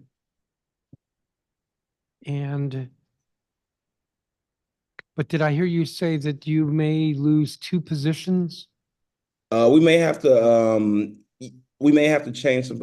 I can't say too much because the budget is not public yet. So, well, I'm looking for a net number. We may have to change 2 positions. Yes. And does Whittier have school resource officers? We don't have a school resource officer. We have the typical security that sits at the front, who's amazing, by the way. Okay. Non-armed.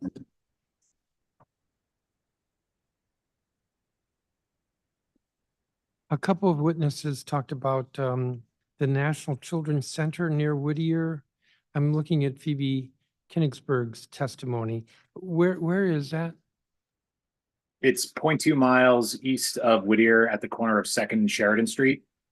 It's a 75,000 square foot abandoned school that is not being used as a school. And the current owner is about $2 million in arrears on taxes.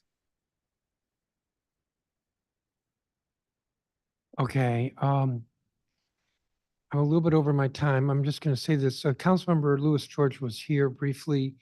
There are a lot of hearings, so I'm assuming that that's why she couldn't stay. The council is not the one who decides swing space, as in the council didn't adopt something a year ago that said, hey, Sharp is the school. That doesn't mean that the council can't get involved. And typically with these issues, the ward member takes the lead. So I'm not really addressing this, but I'm well aware that this and there are a few other schools where swing space is an issue, very much an issue, and I'm looking to see to support the ward council member. We've been joined by Councilmember Christina Henderson. Do you have any questions? Okay, and I'm double checking. So I want to thank you all very much for your testimony. You all are excused, and we're going to go to the next group of witnesses. Thank you. Thank you, Councilman. Thank you. Jacqueline Pogue Lyons, Sheila Carson Carr. Jacqueline Pogue Lyons is president of the Washington Teachers Union. Sheila Carson Carr is co-founder of Decoding Dyslexia DC. Michaela Deming, who is policy director at the DC Coalition Against Domestic Violence. Kat Peretti. John Capozzi, who's director of recruiting on-ramps to careers. Keishan Puda, who's an ANC commissioner. Monty Monash, who's LSAT chair at MacArthur High School. Jonathan Aparicio. David Sedgwick, who's with Responsible Education Planning on the Hill. Anna Roblin. Adrian Smith. Melinda Flynn. Jacob Heim. Alexander Moore.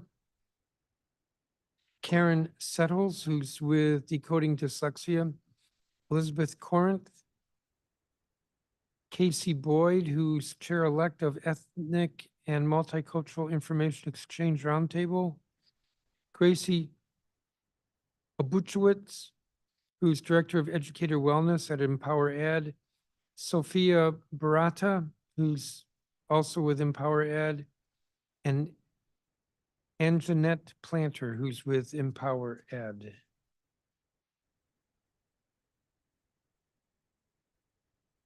So let me go back up to the top. Remind folks there's a clock.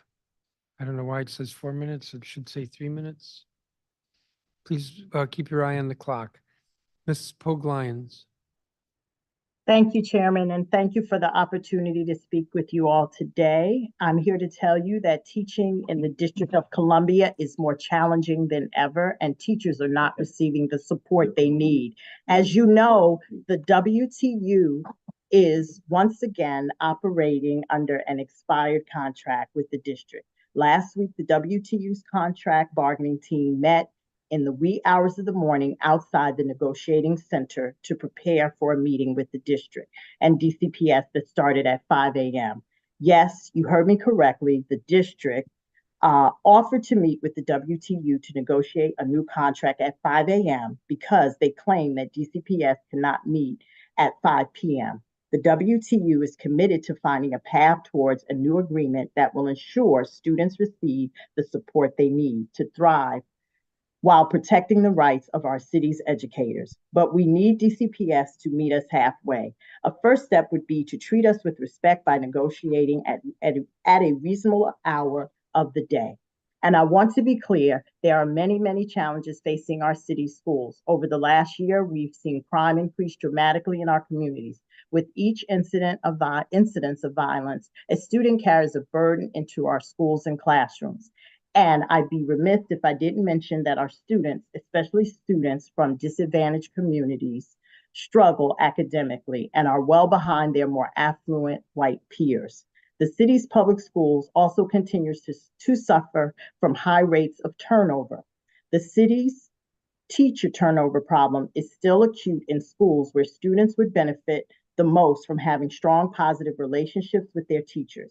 It's time for DCPS to eliminate the impact evaluation system and work with WTU on a way to build more positive school climates that will improve retention and job satisfaction rates. Many of the challenges the WTU hopes to address in the new contract with DCPS relate to student and staff safety and academic achievement. At the end of the last school year, a WTU survey found extensive student-on-student and student-on-staff violence. And since June of last year, the WTU has reached out to DCPS leadership multiple times with a proposal and a proposed memorandum of agreement to ensure that teachers and staff are safe. While I'm certain that you'll hear from representatives of DCPS and other agencies that the city should be proud of the academic gains our students are making, we should also be concerned that some of our students are not progressing as fast enough. As our city moves forward, the WTU wants to ensure that we're meeting our students where they are. And research tells us that having a highly qualified teacher with whom the student can build a strong relationship with is critical for the student's success. The WTU hopes DCPS will engage with us in those negotiations on ways to reduce teacher turnover, eliminate the impact evaluation system, and reduce class size, and implement co-teaching models so that teachers are able to focus less on paperwork and more on their students and the individual needs of those students. All of these measures will help to raise academic achievement. It is not a time for more of the same. It is time for a new collaborative approach. The true measure of a city is how we treat our most vulnerable, and it is time that our city does more for those furthest from opportunity. I hope the council will work with WTU to force DCPS to the table to negotiate in good faith a new contract that will help us close the city's achievement gap and support students where they are, and while protecting the rights of city educators. Again, thank you for giving me this opportunity to speak with you, and I will take any questions. Thank you. Sheila Carson-Carr.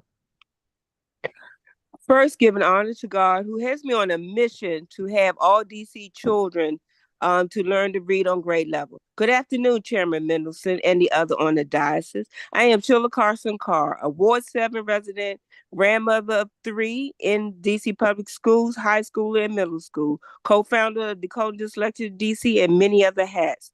We should be proud of our hard-fought literacy law, 23-191, dyslexia and struggling readers. But 4 years in, We need to do better in 4 areas of the law: teacher training, staffing, screening, science-based reading program.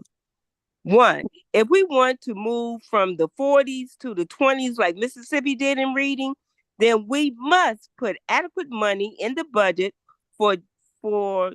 to train the teachers, all elementary school teachers, in the science of reading, hire science and reading coaches as substitutes for when the teachers are out for training during the school day. 2, staffing. In order for RC to really implement the law, Dustin, who is doing a yeoman's job, needs staff. There is over 60 LEAs. The way the law is written, RC needs more power. 3rd, screening. The whole point of the law was to catch the students at a young age and give them the support. The public doesn't know what the screening results are by school, ward, or race. If you can publish PARCC scores, you can publish the screening scores too.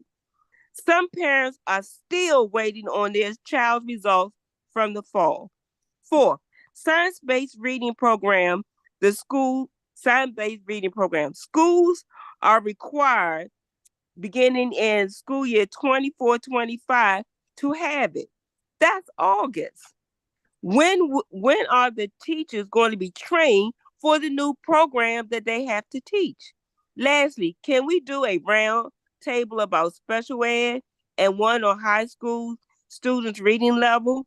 In closing, we can chew gum and walk, so it shouldn't be math or reading. Reading is everything. If you want the crime to go down in this city, educate our children. We are not going back to 1877. I look forward to your questions. Thank you.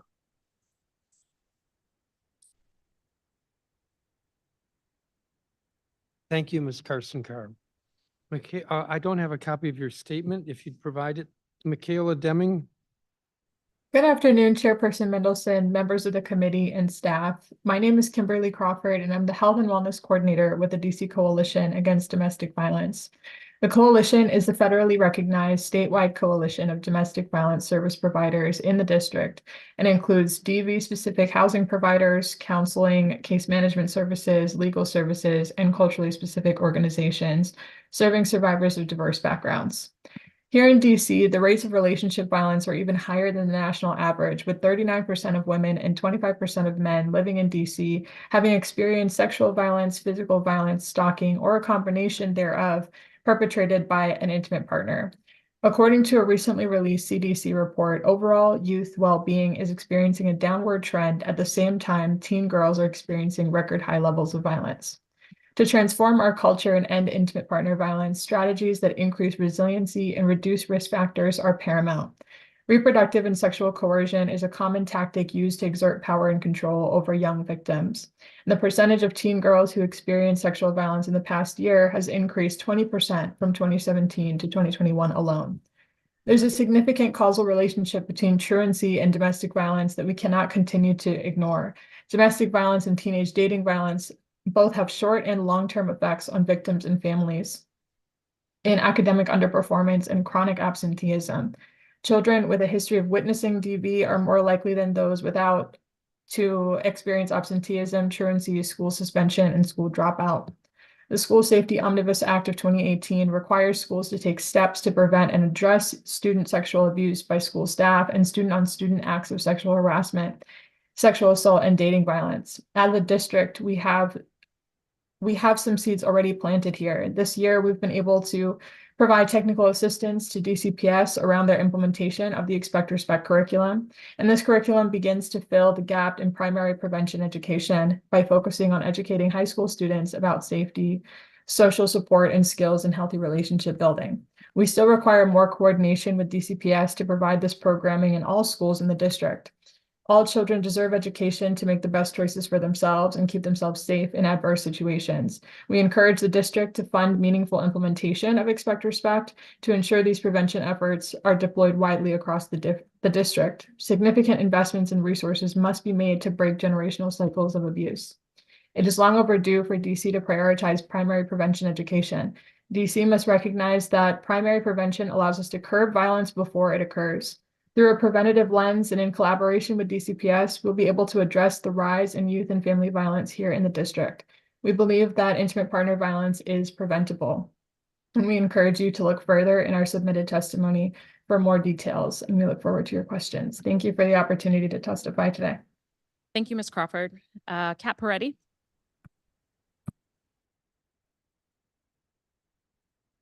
Hi, can you hear me? Yes. Hi, Kat. Hi, great. Chairman Mendelson, members of the committee, thank you so much for the opportunity to testify today. My name's Kat Peretti. I lead City Tutor DC, an initiative of City Bridge Education dedicated to expanding high-impact tutoring for students furthest from opportunity. City Tutor is the strategic partner to the Office of the State Superintendent of Education in this work. High-impact tutoring, which we call HIT, it's a proven evidence-based intervention to accelerate student learning. DC should continue to invest in it as recovery funds sunset. OSSI boldly committed nearly $35 million over 3 years to provide at least 90 minutes of intensive individual or small group tutoring, meeting multiple times each week with trained tutors. The city is on track to exceed the audacious goal of serving more than 10,000 of our students with this intensive intervention, primarily targeting our students designated as at risk. The collective efforts of OSSI and its partners are making a tangible impact, despite strong headwinds of chronic absenteeism. Students thrive and grow when they get individualized attention. And data from the school year 22-23 shows students who regularly get high-impact tutoring move ahead academically. Interim assessment data shows that students who meet the recommended HIT dosage levels achieved more academic growth in both ELA and math than those who did not. Tutoring improves daily attendance. So we know that students with a regular tutor experience a deeper sense of belonging and have higher in-seat attendance compared with students who did not receive tutoring. We also have some emerging data now that students attend school on days when they have tutoring versus days that they do not. And this positive difference was even more pronounced for our at-risk Black, Hispanic, Latinx, and English learner subgroups. Tutoring strengthens the city's most vulnerable students' attachment to school. We know this through Empower K-12 data, that our more vulnerable students feel that they have an adult at school that they can go to for help right now. 94% of those students say that if they have a tutor, compared to 81% of those who do not. Now, we must build on the academic momentum to sustain the best tutoring and capture the positive attendance benefits that tutoring provides. And we must also lean into the talent pipeline benefits that tutoring provides. So when done well, tutoring programs and OSSI's historic investments, have created a tutoring infrastructure that can help to sustain the city's progress and ultimately make it possible for all students to get the individualized attention that they deserve. I submitted more in my written statement, but I want to thank you for the time today and urge the council to continue to support this evidence-based intervention for academic acceleration, ensuring that we collectively contribute to a more equitable and empowered school system. Thanks so much. Thank you, Ms. Peretti. Mr. Capozzi, who's here with us in person.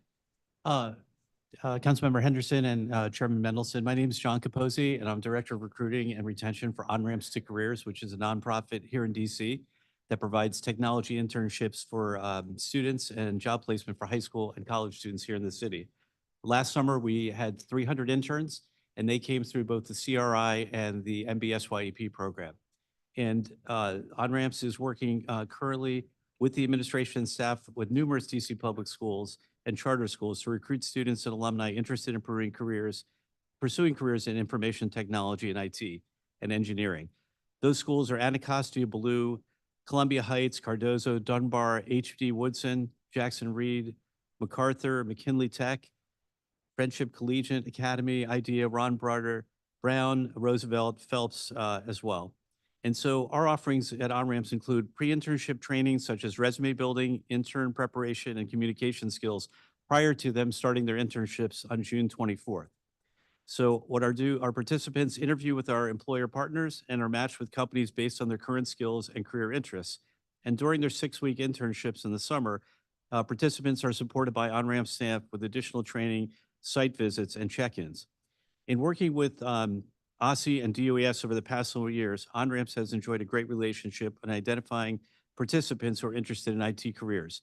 And not to get too far into the weeds, but the CRA program is going to host about 400 plus students this summer. They get paid $17 an hour for their participation. When students go through the MBSYP program, if they're 16 to 21, they get about $10 an hour. So with that, ideally, there's definitely been a recommendation to ask DOES to increase that $10 an hour for students that are 16 to 21 years old. 22 to 24-year-olds now do get $17 an hour through the MBSYP program. And our secret sauce is that once we've identified a student for an internship in the IT area, in the first quarter of the year, we assist them in all areas of pre-employment, developing a compelling resume, honing their interview skills, exposing them to the IT industry professionals that come from similar backgrounds. And that process ensures that the day their internship starts on June 24th of this year, they're well aware of the expectations that employers have and what they can achieve during the summer. Also, on-ramps can act as an arbiter in any cases that arise between interns and an employer so the internship can go smoothly. So on the recommendation side, I mean, definitely expanding OSSI funding for the CRI program is something that it now cannot cover all the students that apply to it. It would be exciting if that was the opportunity for them. You know, we focus on the IT area, but there are students that are looking for other opportunities that with expanded funding could participate. And certainly expand the funding for nonprofits like on-ramps to provide meaningful career-oriented internship experiences. Finally, I just want to encourage the council and deputy mayor to continue to expand the funding for work-based learning organizations to give more career inspiration and opportunities to DC young people and young adults. And thank you for the opportunity today. Thank you, Mr. Capozzi. And I have your statement. And thank you for being here in person. Kishan Putta, ANC Commissioner. He's not here.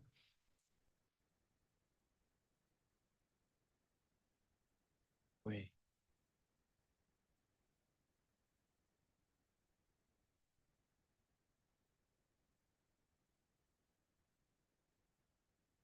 Monty Monash, I believe, is not here. Jonathan Aparicio, I'm told is not here. David Sedgwick. Hi. As a lifelong resident of DC, I'm very grateful for the ability to address the council and provide feedback on the current performance of the Office of the Deputy Mayor for Education. Over the past year, the Office of the DME has been undertaking a boundary study, a very important process that designates inbound school boundaries. Done right, this would strengthen by right schools, align feeder patterns, and allocate resources efficiently across the city for the next 10 years. Unfortunately, the DME has botched this process. Any 10-year plan should be based on 10-year projections. The DME opted instead to hire a consulting firm to create a model to predict enrollment for the 22-23 school year, and then decided to not validate those predictions against real published data. There are two issues with this approach. One, if you analyze the results that are being presented, you will see that there are many instances where the projections go against logical and observed behavior, likely due to the outside consulting firm having little or no knowledge of the schools. And two, the projections will be 3 years out of date by the time changes are implemented and therefore won't represent the current or future school populations. The DME is making recommendations to the mayor using a seriously flawed model. These recommendations, if implemented, will have major ramifications to school utilization, federal funding, and overall enrollment. Unfortunately, modeling is not the only issue with the process the DME undertook for the boundary study. One, they weren't working within their own office to see what schools they'd already budgeted for facility updates. They're not working with other agencies within the DC government to understand how populations are shifting or where the city is developing housing. There's poor communication with communities and missing their own created deadlines to provide more information. And then also they've been suggesting very divisive recommendations without providing support or seeking community input. And this one's my favorite. The DME has continuously been claiming that educational outcomes are not a priority. I live on Capitol Hill, and my understanding is that the boundary study has given up on changing any boundaries on Capitol Hill. The only recommendation is the drastic and completely unsupported idea to merge Maury and Minor elementary schools. The DME has presented an unrealistic projection to justify this proposal. Reliance on this will have a hugely negative impact on the schools and the greater community. I urge the council to commit greater oversight to the processes the DME is taking with public money. Thank you. Thank you, Mr. Sedgwick. And I do have your statement. Anna Roblin.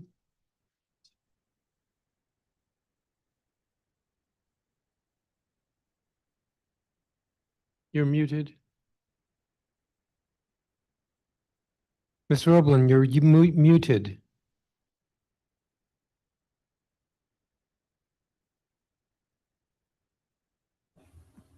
I'm sorry about that.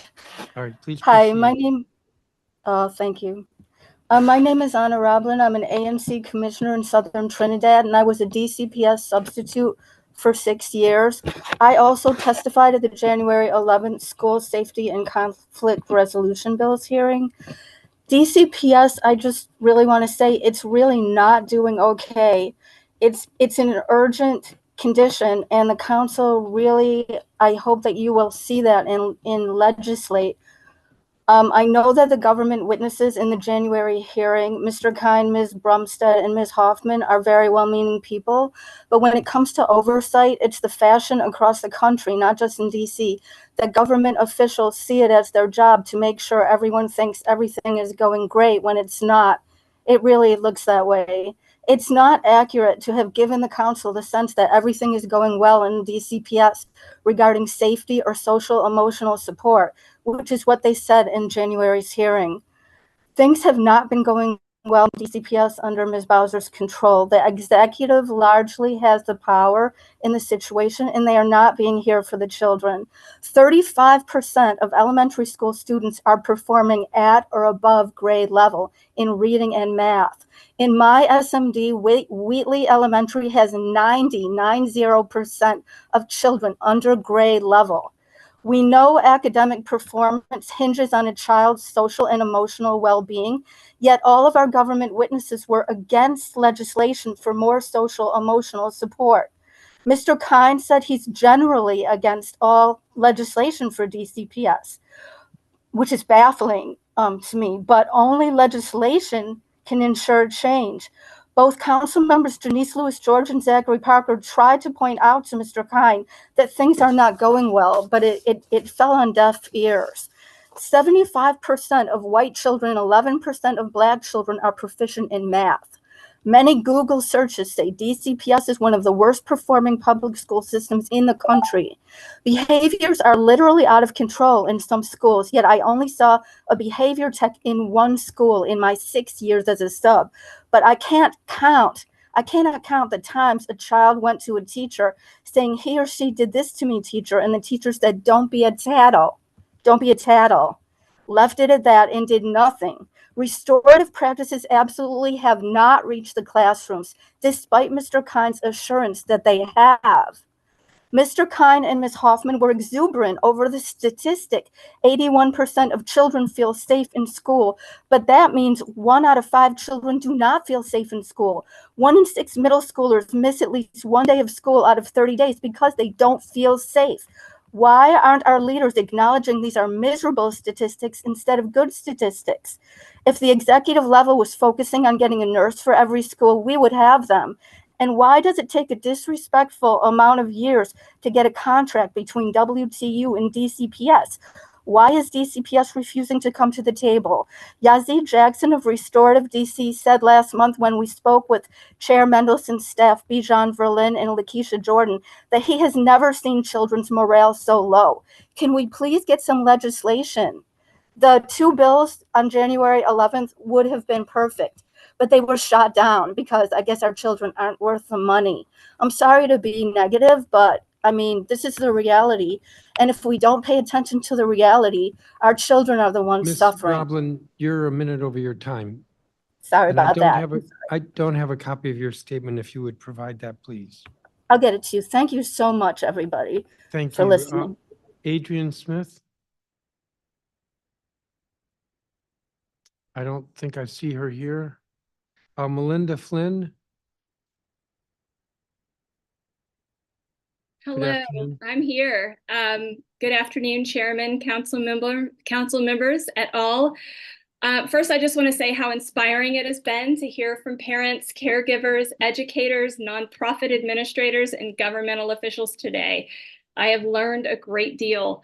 My name is Melinda Flynn, and I'm a clinical social worker and a social work professor. I live in Ward 3, and I'm a parent of a MacArthur High School 10th grader. 2 years ago, my son and I relocated to DC from New Orleans, and my son's freshman year was at Jackson Reed High School. While overall a good experience, it was crowded, chaotic at times, and did not allow my son to adjust to being a new DC resident and to thrive really in any way. Moving to MacArthur has been life-changing for my son. He is now a member of the SGA. He is on the fledgling track team, and he just earned summa cum laude at 4.09 GPA this past term. School administrators know his name. His athletic director is becoming a cherished mentor. His teachers are engaged and encouraging, and he is growing into his strengths in this environment. Though I work long hours and I'm a single parent, I was so grateful for my son to be a part of this brand new school that I joined the PTO as co-vice president, and I'm also now on the SIT committee. The devotion, engagement, and commitment of the school administration and teachers to growing this school from the ground up has inspired me in ways I cannot enunciate here. What is concerning to me, however, is that I've come to understand that DCPS is not honoring its financial commitment to this new school. The courageous students who decided to take a chance on this brand new high school deserve better, as do the faculty and staff who were also just as courageous to start there. These students deserve a quality public high school experience that can include an auditorium in which to gather, a cafeteria space that is not overcrowded, and all the resources that other public high schools have.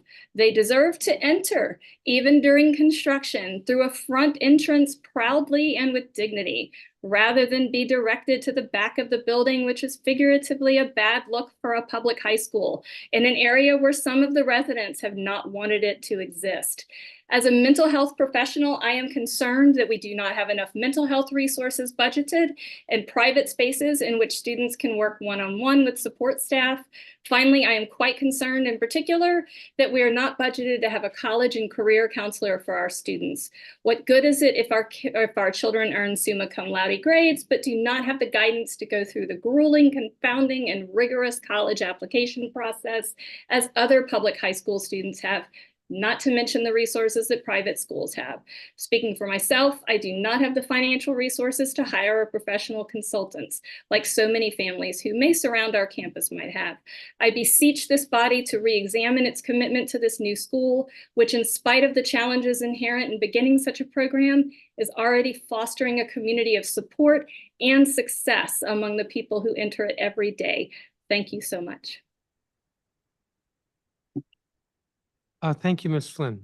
And I do have a copy of your statement. Thank you. Jacob Heim. Yes, thank you very much. Good afternoon, everyone. My name is Jacob Heim. I live in Ward 7, and I have a daughter in pre-K 4 at Maury Elementary. Like David Sedgwick, I'm speaking today to draw the council's attention to flaws in the analysis that the DME boundary study is offering in support of their proposal to merge Maury and Minor elementary schools into a paired school. I will begin on a positive note. On February 15th, the DME study team presented a proposal to the Maury community to form a community working group no earlier than 2027 to study this merger concept. And this is currently, I believe, labeled recommendation 21.1. We appreciate this response to the community's feedback because this proposed clustering concept is by far the most complicated proposal the boundary study is considering. It's therefore appropriate the concept receive far more study before any decision definitively is made. While I appreciate this progress, the council should still understand that the DME's analysis offered so far in favor of merging these two schools has a very shaky foundation. In the interest of time, I'm emphasizing three weaknesses. First, The DME's analysis favoring the merger only focuses on a single metric, which is the percentage of at-risk students enrolled at the two schools. This is not the only measure that should drive a decision like this. Other factors matter as well, such as educational outcomes and the ability of a school to provide the support its students require. The DME's analysis has not shown evidence about the impact this merger would have on these other important factors. Second of all, the merged school concept would introduce an additional transition for elementary school students as they change schools between the two proposed campuses. I asked the DME study team on February 15th if they had any evidence that this additional transition would not harm student development or outcomes. And the study team did not offer any specific answer or evidence. Third and finally, the DME has not cited, it has cited what it claims are two success stories of pairing schools, yet neither example actually supports the DME's analysis. The first pairing, Peabody and Watkins here in DC, demonstrates, in fact, that school pairing does not magically improve diversity over the past decade. Peabody has, in fact, become less diverse. That cluster suffers significant attrition between the two campuses, and the neighborhood enrollment at Watkins is low. The second pairing DME has offered, two North Carolina schools, have in fact suffered a 35% drop in enrollment, and they've also suffered declining educational outcomes for economically disadvantaged students. So in conclusion, the DME's analysis has failed to demonstrate that pairing these schools will improve educational outcomes for all students. So therefore, I support delaying any decision on this dramatic change until proponents can marshal better evidence in favor and until we can see the impact of other policy interventions. Thank you. Thank you, Mr. Heim. And I do have a copy of your statement. Alexander Moore. Good afternoon, Chairman Mendelson. I can't get my camera to work, but we're going to make this work anyway. Thank you for convening today's hearing, and I'm testifying on behalf of DC Central Kitchen. 14 years ago, DC Public Schools, with support and direction from the DC Healthy Schools Act and the DC Council, took a chance on DC Central Kitchen as its go-to local partner in reimagining how school nutrition could work and work better in our city. Since then, our Healthy School Food program has emerged as one of the leading school food models in the country, winning prominent national awards and earning a 92% student satisfaction rating. After a 2-year contracting process, I am delighted to confirm that our food service contract with DCPS was officially renewed at the end of 2023. We were awarded an expanded contract in the first week of December, allowing us to grow from 12 to 24 DC public schools, primarily in Ward 7 and 8. We proactively engaged the Office of Food and Nutrition Services, DCPS contracting personnel, and individual schools to establish and execute a thoughtful, yet fast-paced transition plan. This plan required us to undertake rapid cleaning, address broken or unusable equipment, and engage, reassure, and upskill incumbent workers who sometimes had little or no knowledge of the coming transition. On January 22nd, we commenced food services at the first 6 of our new schools. On February 5th, we assumed operations at the remaining 6, fully completing the vendor transition well ahead of DCPS deadlines. Today, we will prepare and serve approximately 12,000 nutritious meals to DCPS students. Mr. Chairman, today DC Central Kitchen employs more than 300 people here in the district. Every employee is guaranteed fair full-time schedules, living wages, 100% employer-paid health insurance with no prescription drug costs or copays, and a fully matched 401k account. Early feedback from our new employees and new school communities about our model, menus, and culture has been tremendously positive. This month, students at our schools have been treated to scratch-cooked lunches like chicken yassa with jollof rice and locally sourced honey cinnamon sweet potatoes, and Jamaican jerk chicken drums with yellow rice, sauteed local cabbage, and fresh local apple slices. All of our January and February menus are attached to my testimony. Our partnership with DCPS and our 24 school communities is proof that healthy local school food that children enjoy is possible here in DC. However, the lengthy and rocky contracting process that consumed 2 years and nearly 2,000 pages of documentation was difficult, and one we hope all of us will take the time to learn from. It was hard enough for us, with all our years of service to DCPS, to follow and meet the evolving requirements of this contracting process while planning for and managing this rapid transition in the middle of an academic year. We can only imagine how small businesses, food policy advocates, and parents must feel given the lengthy and largely opaque processes of the past 2 years. High-quality school nutrition programs are essential to student achievement, health, and attendance, 3 critical priorities that will rightfully receive attention in today's hearing. Healthy food prepared with care can improve our schools and our students' lives and futures. It deserves continued investments of local and federal funds, and it deserves better than the contracting process it received over the past 2 years. DC Central Kitchen, in collaboration with the principal professionals at OFNS and the 24 school communities we are honored to serve under our new contract, is fully committed to making sure we live up to the expectations of our city. We invite our partners at DCPS here in the Wilson Building and at all of our partner schools to help us do just that. Thank you.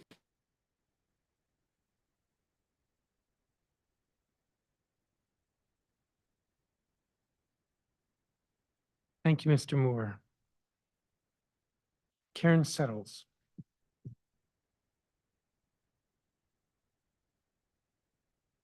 Elizabeth Corinth. Hello, my name is Elizabeth Corinth. I'm a Ward 6 resident, the parent of 3 DCPS students, a substitute teacher, an LSAT member, and a co-facilitator of the DC LSAT Collective. First, I'd like to speak to the importance of local school advisory teams and the need to do more to ensure that every school has an active LSAT with productive connections to their school community and their principal.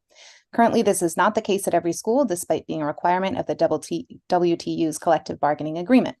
In conversations with LSAT members from all 8 wards, a few key barriers to this goal have become apparent. They're listed out in my written testimony, so I urge you to read them, but I'd like to use my remaining time to speak about the recently released school budget allocations. As noted, DCPS has declined to comply with the Schools First and Budgeting Act's requirement to, after adjusting for enrollment changes, ensure that all school budgets increase by at least the 12.4% UPSFF increase. Approximately half of all schools seem to have missed this minimum. Even for those schools whose allocations met or exceeded this minimum, most are still experiencing decreases in buying power as a result of the 22% increase in the cost of a teacher from last year to this. It's unclear why the cost of a teacher has gone up significantly more than the negotiated salary increase. Perhaps DCPS can shed light on this on Friday. But this circumstance has left many schools in the agonizing position of needing to cut a number of staff members for the coming school year. I'm especially concerned by the rhetoric of right sizing that the mayor and chancellor have been using to discuss the cuts that schools have been forced to make. The mayor's UPSFF press release noted that over the past 5 years, the number of full-time employees has grown by 18% compared to a 2% increase in enrollment. The implication is that these added positions have been excessive and need to be reeled in. My personal experience and what I'm hearing from other schools indicates otherwise. Our principal has said that the current school year has felt like the first year when he's able to truly meet the needs of all our students with the staff in the building. This is as a result of the addition in recent years of positions such as a behavior tech, academic coaches and interventionists, and instructional aides. As a teacher, I can affirm that these types of academic and behavioral support positions are critical to ensure that high need and struggling students are able to thrive, which in turn improves the educational climate for all students. I suspect these are the same types of positions that other schools have taken the opportunity to add with any expansion in buying power they've seen in recent years. And I'll note that our school has a relatively low need population and highly resourced parent body, so I know there are many schools across the city, especially in wards 5, 7, and 8, who even after recent staffing expansions still need more resources in order to feel they're doing their students justice, which we need to address. Meanwhile, the loss of these positions in the coming school year is not a right sizing, but rather a step back to a system that was already failing many of our students and will continue to do so. What we have right now is an opportunity to test out the effectiveness of the staffing decisions our school principals have made to better support the students at their individual schools. Rather than clawing back the much needed and targeted expansion, if we can maintain it for a couple of years and analyze the student outcome data we'll collect, we can assess which of these decisions were most effective, learn valuable lessons, and then incorporate those lessons into our school budgeting and staffing moving forward. If the mayor and chancellor don't believe that maintaining the positions schools have added is the best way to serve our students, then they need to present an alternative plan that works within the budget model they've developed, because simply saying we can't afford to effectively educate our students isn't acceptable.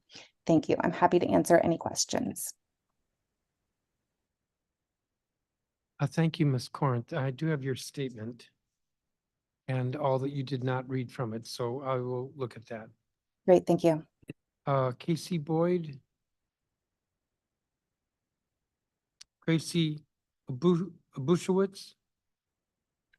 Yes, good afternoon, everyone. My name is Gracie Obuchovich. I'm a Ward 5 resident, the mother of 2 children who go to Burroughs Elementary School, and the director of Educator Wellness for Empower Ed. I have the unique vantage point of being both a parent of children in the DCPS schools and also working with schools to support educator wellness on a daily basis. First, I want to talk about my experience as a parent in DCPS. To put it in a word, I'm overjoyed about our family's experience at Burroughs Elementary. This is not because of our building, which many of you know is falling apart, or because of our collective test scores, even though I feel proud when I heard we won another Bold Award. The reason I love Burroughs is because of its educators. They have a team of wonderful, experienced teachers, some who have stayed longer than 3 decades, and a great leadership team that supports its teachers to be the awesome professionals they are. I know not every parent shares my enthusiasm for their children's school. However, when I talk to other parents about why they love a school or why they're switching to another school, it comes back to the same thing: educators. The number one reason I've heard for switching schools is a lack of educator stability. It does students great harm when good teachers leave, especially when they leave in the middle of the year. And the converse is true. If quality educators stay put, students are happy, families are happy, and the overall school system seems to work pretty well. Now I want to bring on my professional experience working with educators in DCPS schools across the city. EmpowerHead has been the consecutive recipient of the OSSI Educator Wellness Grants, and I've also worked with a number of schools and non-OSSI partnerships. Thus, I spend my days listening to teacher feedback, identifying common themes, and amplifying their feedback into programming and policy change. So please believe me when I tell you that DC's educators and other school staff members are burning out. They've always been given too little and asked for too much, but dealing with COVID-related impacts on students and families, as well as the rising rates of violence in our DC community, is putting them over the edge. Despite how much they love their students and teaching itself, many are worrying that the teaching profession is not sustainable. I believe the secret to getting to teachers to stay in their jobs is as simple as listening to their needs and taking meaningful action to address those needs. And their needs aren't huge. Educators want trauma-informed professional development to give them a real skill set to deal with student issues. They want more opportunities to engage in staff-led professional development so they can learn from and feel connected to their peers. More than anything, they want just a little extra time and space to balance the often unrealistic workload they have been given. This means feeling like they can take a mental health day when they need it, or even just being given 5 minutes grace in the morning when they have to fight DC traffic to take their own children to school before heading to work. They aren't being treated as the valuable professionals they are, which adds demoralization to the ongoing issue of burnout. I urge you to please permanently fund the OSSI Educator Wellness Grants and the 4-year financial plan. At $300,000 to serve hundreds of educators in up to 12 schools a year, it's an incredibly wise investment that has proven to be effective. I'm proud to say with some dedicated effort, we have been able to make really meaningful changes in our EmpowerEd partner schools in as little as just 1 year. With your support, we can amplify the successes we've already achieved and give many more educators the support they need so they feel like they can stay in the teaching profession. Educator retention in DC has been bad for a while, but it's going to get worse unless someone takes action to address what teachers need to stay in their jobs and keep supporting our students. We need all hands on deck to recognize the gravity of this issue and take leadership in creating real change by funding and amplifying educator wellness measures that actually work. Thank you for your leadership in caring about DC educators. Thank you, and I do have a copy of your statement. Oh, Sophia Barata? Please is not here. Anjanette Planter, I believe is not here.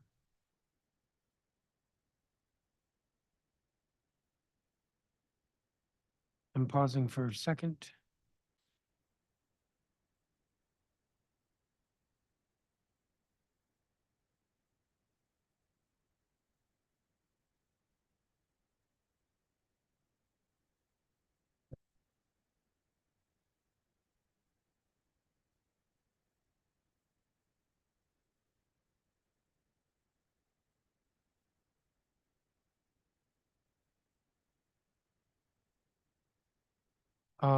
I have a couple questions.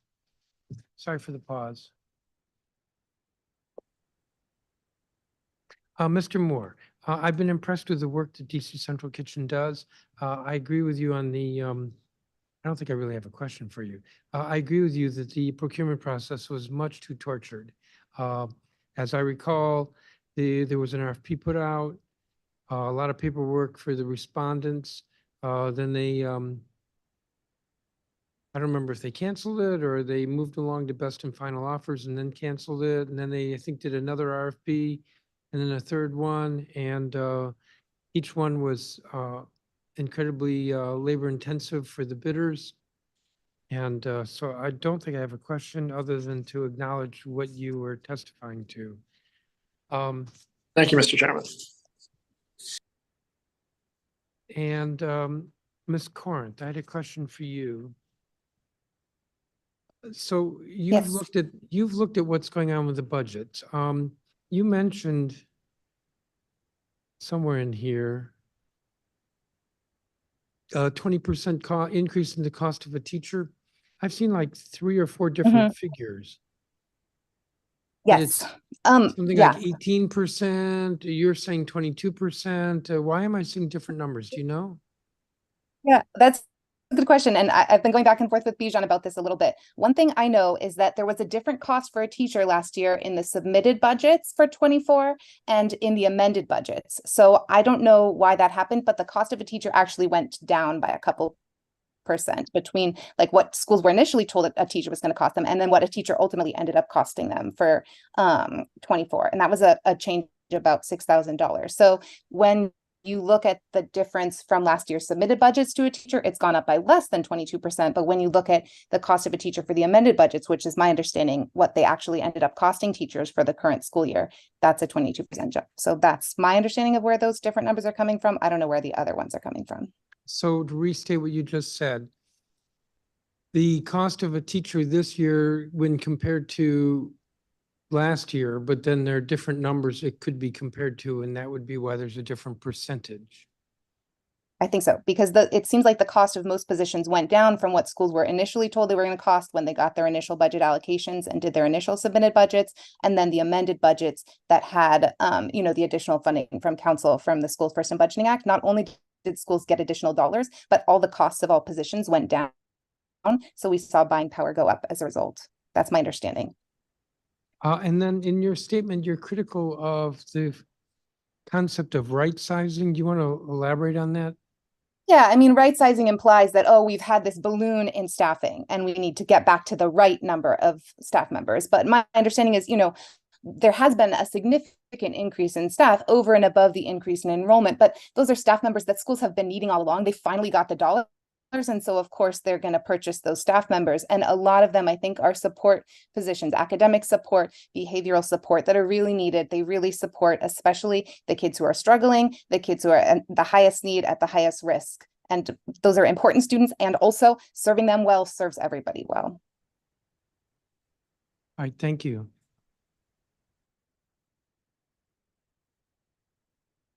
I have no other questions for this group. Thank you all for your testimony. You all are excused, and I'm going to go to the page 6. Thank you.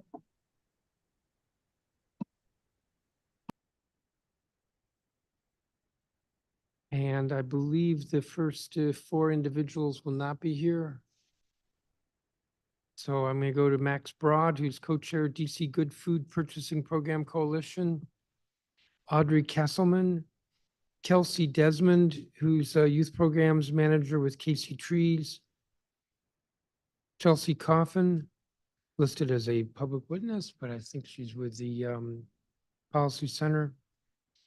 Takia Worthy, parent leader with PAVE. Laura Fuchs, who's a teacher. Melanie Douglas.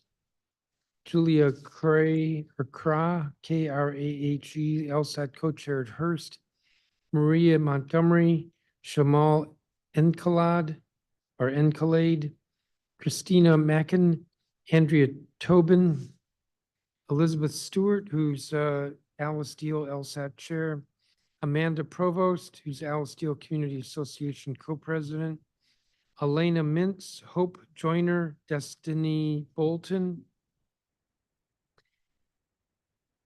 Maria Bloyer, who is Director of Programs and Outreach at Advocates for Justice and Education, Amelia French, who's Director of Advocacy for Advocates for Justice and Education.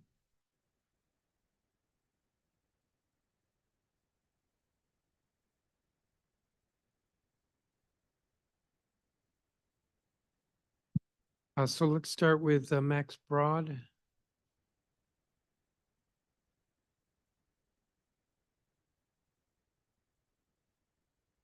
I don't believe Max Broad is here. Audrey Kesselman, please proceed.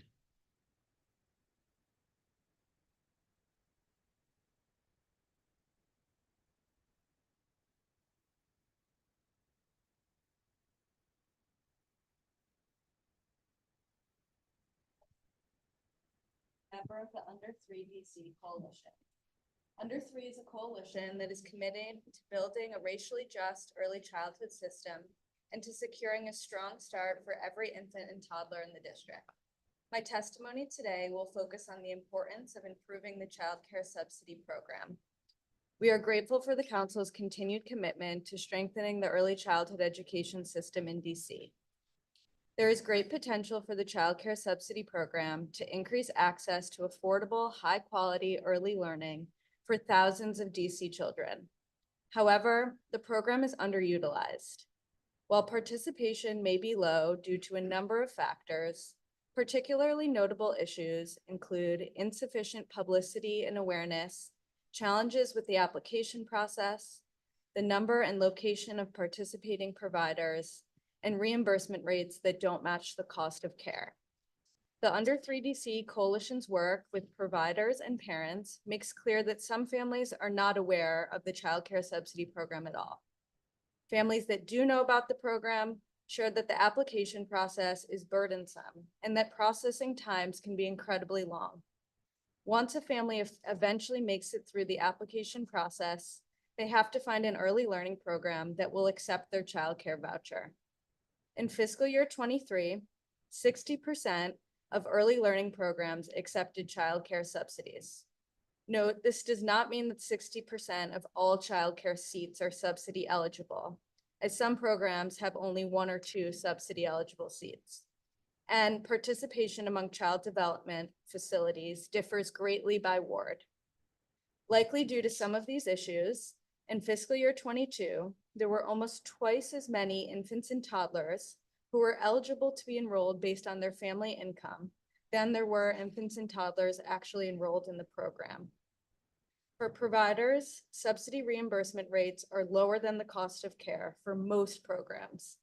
If subsidy reimbursement rates are too low, early learning programs will not be able to participate in the program and cover their own costs, leading to fewer choices for families participating in the subsidy program. We call on OSSI to use all available funding, though more funding is likely needed, to increase reimbursement rates, both to make currently participating providers whole and to incentivize participation among the 40% of early learning providers who do not currently accept childcare subsidies. I speak to other policy solutions to increase participation and reduce application burdens in my written testimony. Thank you for the opportunity. Thank you, Ms. Kesselman. I have your statement right here. Kelsey Desmond. Good afternoon, Chairman Mendelson, council members, and staff. My name is Kelsey Desmond, and I am the Youth Programs Manager at Casey Trees. We are a DC-based nonprofit dedicated to restoring, enhancing, and protecting the tree canopy of the nation's capital. We do this through partnerships in the community, which includes educating our youth and supporting teachers as we bring environmental education to schools in the district. Last year, our youth programs reached over 3,000 kids in the DC area, the majority of which were in Title I schools.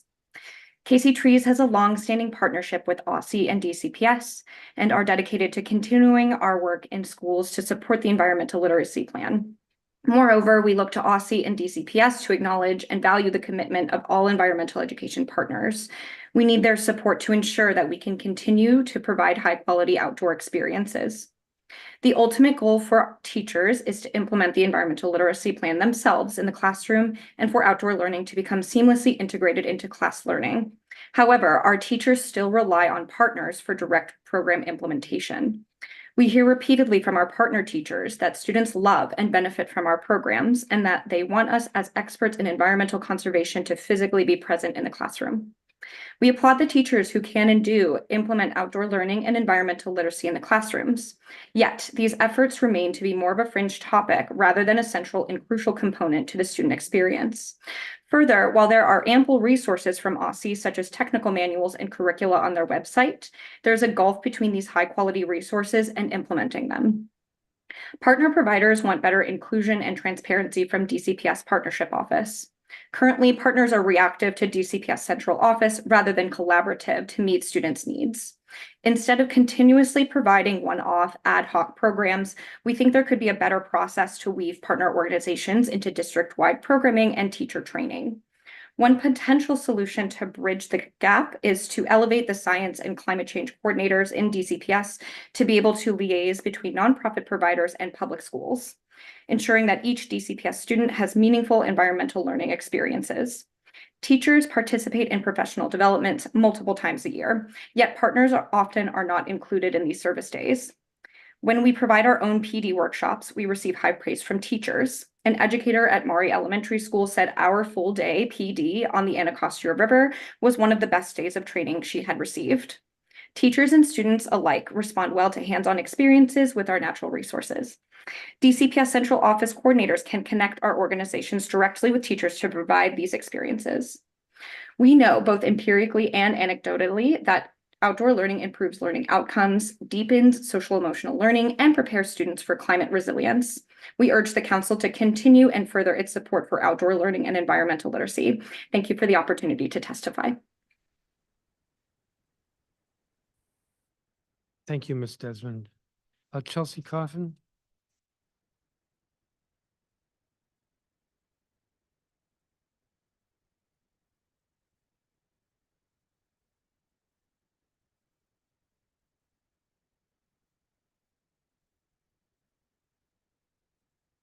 Hello, sorry for the delay.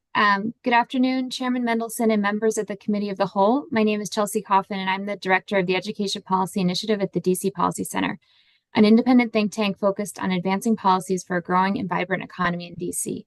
Today, I will preview findings from State of DC Schools 2022-23 to flag which metrics are most important to show improvement in this school year 2023-24. Attendance is especially critical to watch, as being in school is necessary for students to benefit from any investments in public education. The DC Policy Center State of DC Schools report for school year 2022-23 finds important incremental progress across key metrics in the 2 full years of in-person learning in DC since the pandemic.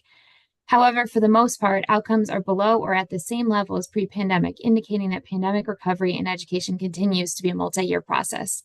Teacher retention at 70% in the same role and at the same school, and out-of-school suspensions at 6% have returned to pre-pandemic levels, while high school graduation has increased by 8 percentage points to 76%. Learning outcomes in English language arts and math are below pre-pandemic, and if improvements continue at the same pace as last year, students may catch up to pre-pandemic levels in ELA this year, but will not reach pre-pandemic levels in math until school year 2026-27. Post-secondary enrollment also dipped during the pandemic to 53% for the class of 2021-22, and may take until the class of 2024-25 to return to pre-pandemic levels. Most importantly, chronic absenteeism, or the share of students missing 10% or more of the school year, increased by 14 percentage points compared to pre-pandemic, making it harder to move the needle on other student outcomes. In school year 2022-23, 44% of students were chronically absent, and absenteeism was even higher for high school students at 60%. If DC continues to decrease chronic absenteeism by 4 percentage points a year, as happened in the first 2 years of in-person school after the pandemic began, it will be school year 2026-27 before attendance is back to pre-pandemic levels, which were already higher than the national average. Schools in wards 2, 5, 7, and 8 had both the highest average rates of chronic absenteeism as well as the largest decreases on average last year. Aside from Ward 2, these wards are also home to the schools serving the highest percentages of students who are economically disadvantaged. Reducing absenteeism must remain a focus at all schools to ensure students can continue to recover from the pandemic, both academically and socio-emotionally. Looking forward to the fiscal year 2025 budget, it will be critical to assess what has been working, especially in the areas of learning, absenteeism, and post-secondary outcomes for students. This will be a transition year in terms of funding, with federal elementary and secondary school emergency relief or ESSER funds expiring and needing to be committed by September 2024, with the opportunity for extension. We commend the mayor's proposed 12.4% increase in the UPSFF foundation level for students, which will soften the landing from this fiscal cliff. As these funds may not cover all the additional resources schools received over the past few years, schools must take stock of school year 2023-24 and invest in what is working well as systems to measure progress through initiatives like the Office of Education through Employment Pathways and others. Thank you for the opportunity to testify, and I welcome any questions you may have. Thank you, Ms. Coffin. Takia Worthy. Don't think she's here. Laura Fuchs. She's watching. I'm told that she was in the waiting room, but it has declined. Melanie Douglas.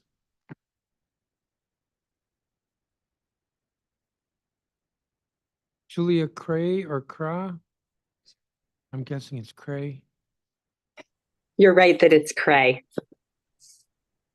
I think you testified before us recently. That's possible. Well, I'm glad to have Or you you were at a pronounce it meeting correct. I was at. Maybe that was it. That's correct. I was at the Ward 3 EdNet meeting. Okay.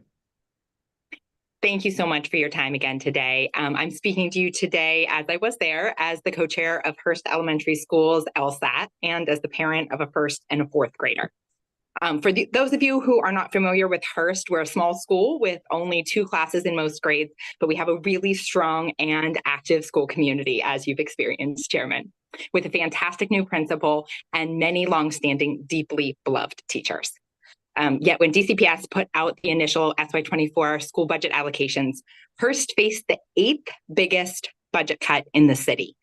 And now we know that schools across DC are facing reduced purchasing power, having been handed budgets that fail to cover the raises that our teachers and staff negotiated and deserve. And that's not right or okay for our teachers or for our kids. And we know that many schools have been facing staffing challenges when teachers are out sick, otherwise not in the classroom, which can make educating our kids hard on the very best of days. But with Hearst's small size and the staffing needs of our autism CES program, these challenges are really magnified. And losing so many of our current staff is going to make it even harder for our school to meet our legal obligations to supervise students and ensure their safety, to say nothing about the work that it takes to truly bring joy to their school days. So Hearst did receive some budget assistance during the initial round of petitions, for which we are grateful, but significant gaps remain, and I'm here today to help call those out for the council. In particular, we are concerned about our ability to support our earliest learners, keep class sizes in alignment with best practices, and provide the early intervention that helps our kids grow and thrive. So these cuts put a lot of pressure on some of Hearst's most vulnerable kids. And without additional assistance, they're likely to face larger classes, in some cases without partner teachers to help manage the load, and with fewer interventionists who can provide the small group support that kids who are struggling really need. So we are here today to ask the city to stop balancing the budget on the backs of our kids and to do as I know the council intends and truly put schools first. Now, ideally, not in May or June when we've already had to fire teachers that we know now we need to keep in our school, but whenever possible, let's put our schools and our kids first today. Thank you so much for your time. Open to any questions. Thank you, Ms. Cray. Maria Montgomery. Good afternoon, Chairman Mendelson and members of the Committee of the Whole. Thank you for the opportunity to address the committee today. My name is Maria Montgomery. I'm a resident of Ward 5 and a member of the Washington Urban Debate League. I'm here today to testify on the topic of out-of-school time programs. I'm a 17-year-old junior at Girls Global Academy, a small all-girls school just 14 minutes away from this building. And I am an active member of the Washington Urban Debate League and participate in my school's debate club. The programs offered by my debate league have improved my life in so many different ways. Being in debate has allowed me to learn about topics I previously knew nothing about. It gives me the tools to do my own research and gain further understanding. For me, debate is more than just an out-of-school time program. It's a safe space to learn and grow. It feels like a family. We win together, we lose together, but there's always a sense of community and unity. Part of what makes it more than just a program to me are the people involved. The staff, volunteers, coaches, and teachers involved with the league are kind and caring, and then you know that they want you to succeed. I've especially seen this through the Woodle Summer Camp. The league goes above and beyond to prepare debaters to be the best they can be by providing a no-cost summer camp. Attendees receive free breakfast and lunch and are paired with caring and respectful coaches. This has always been what I admire most about my OST program. Instead of charging obscene prices like other debate camps, the focus is on providing an accessible and safe learning environment. Also, in addition, the league took this a step further, running a virtual camp during COVID, going the extra mile. Debate means as much as it does to me because of the doors it's opened for me. There's no chance I could afford to attend the more expensive debate camps, such as the ones hosted at Ivy League campuses that cost thousands of dollars. Woodle made sure that there was an alternative for me and so many others. Passing and funding the universal OST bill guarantees that more kids will get an experience like mine. They'll get a program that allows them to learn, grow, develop new ideas, and discover who they are and what they want to do. The programs offered by the league have had a deep and substantial impact on me, and I know the same is true for those in other programs. There are more than 20 other debaters who would have liked to be here with me to testify today, but were unable to because this education hearing is taking place during the school day.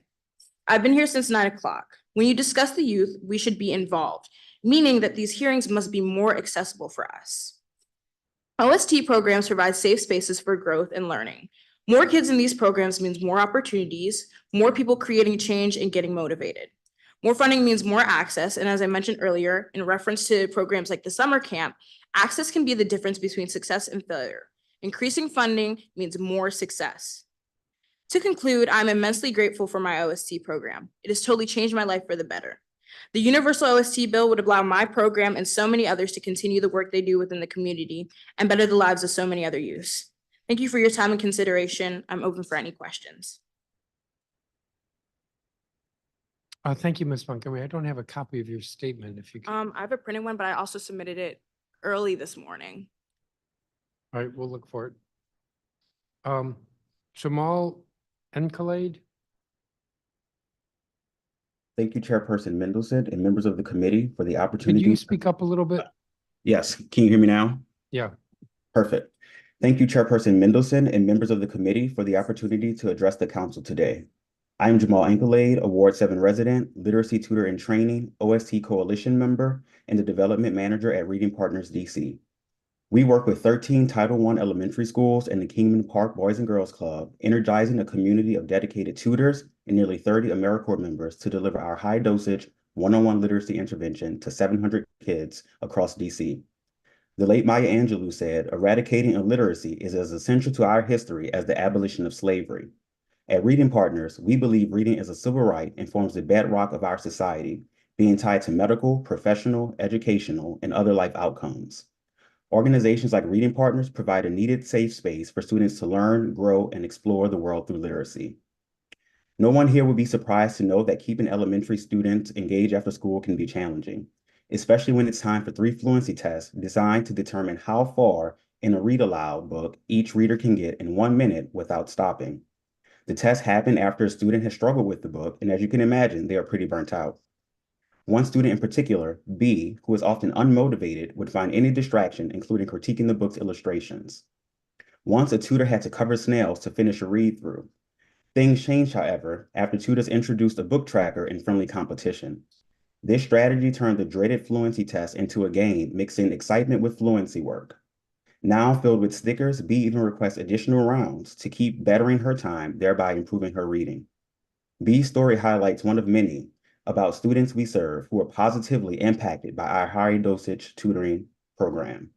Like many organizations, we have faced some challenges since 2020, including difficulty recruiting volunteers and unforeseen changes in funding sources.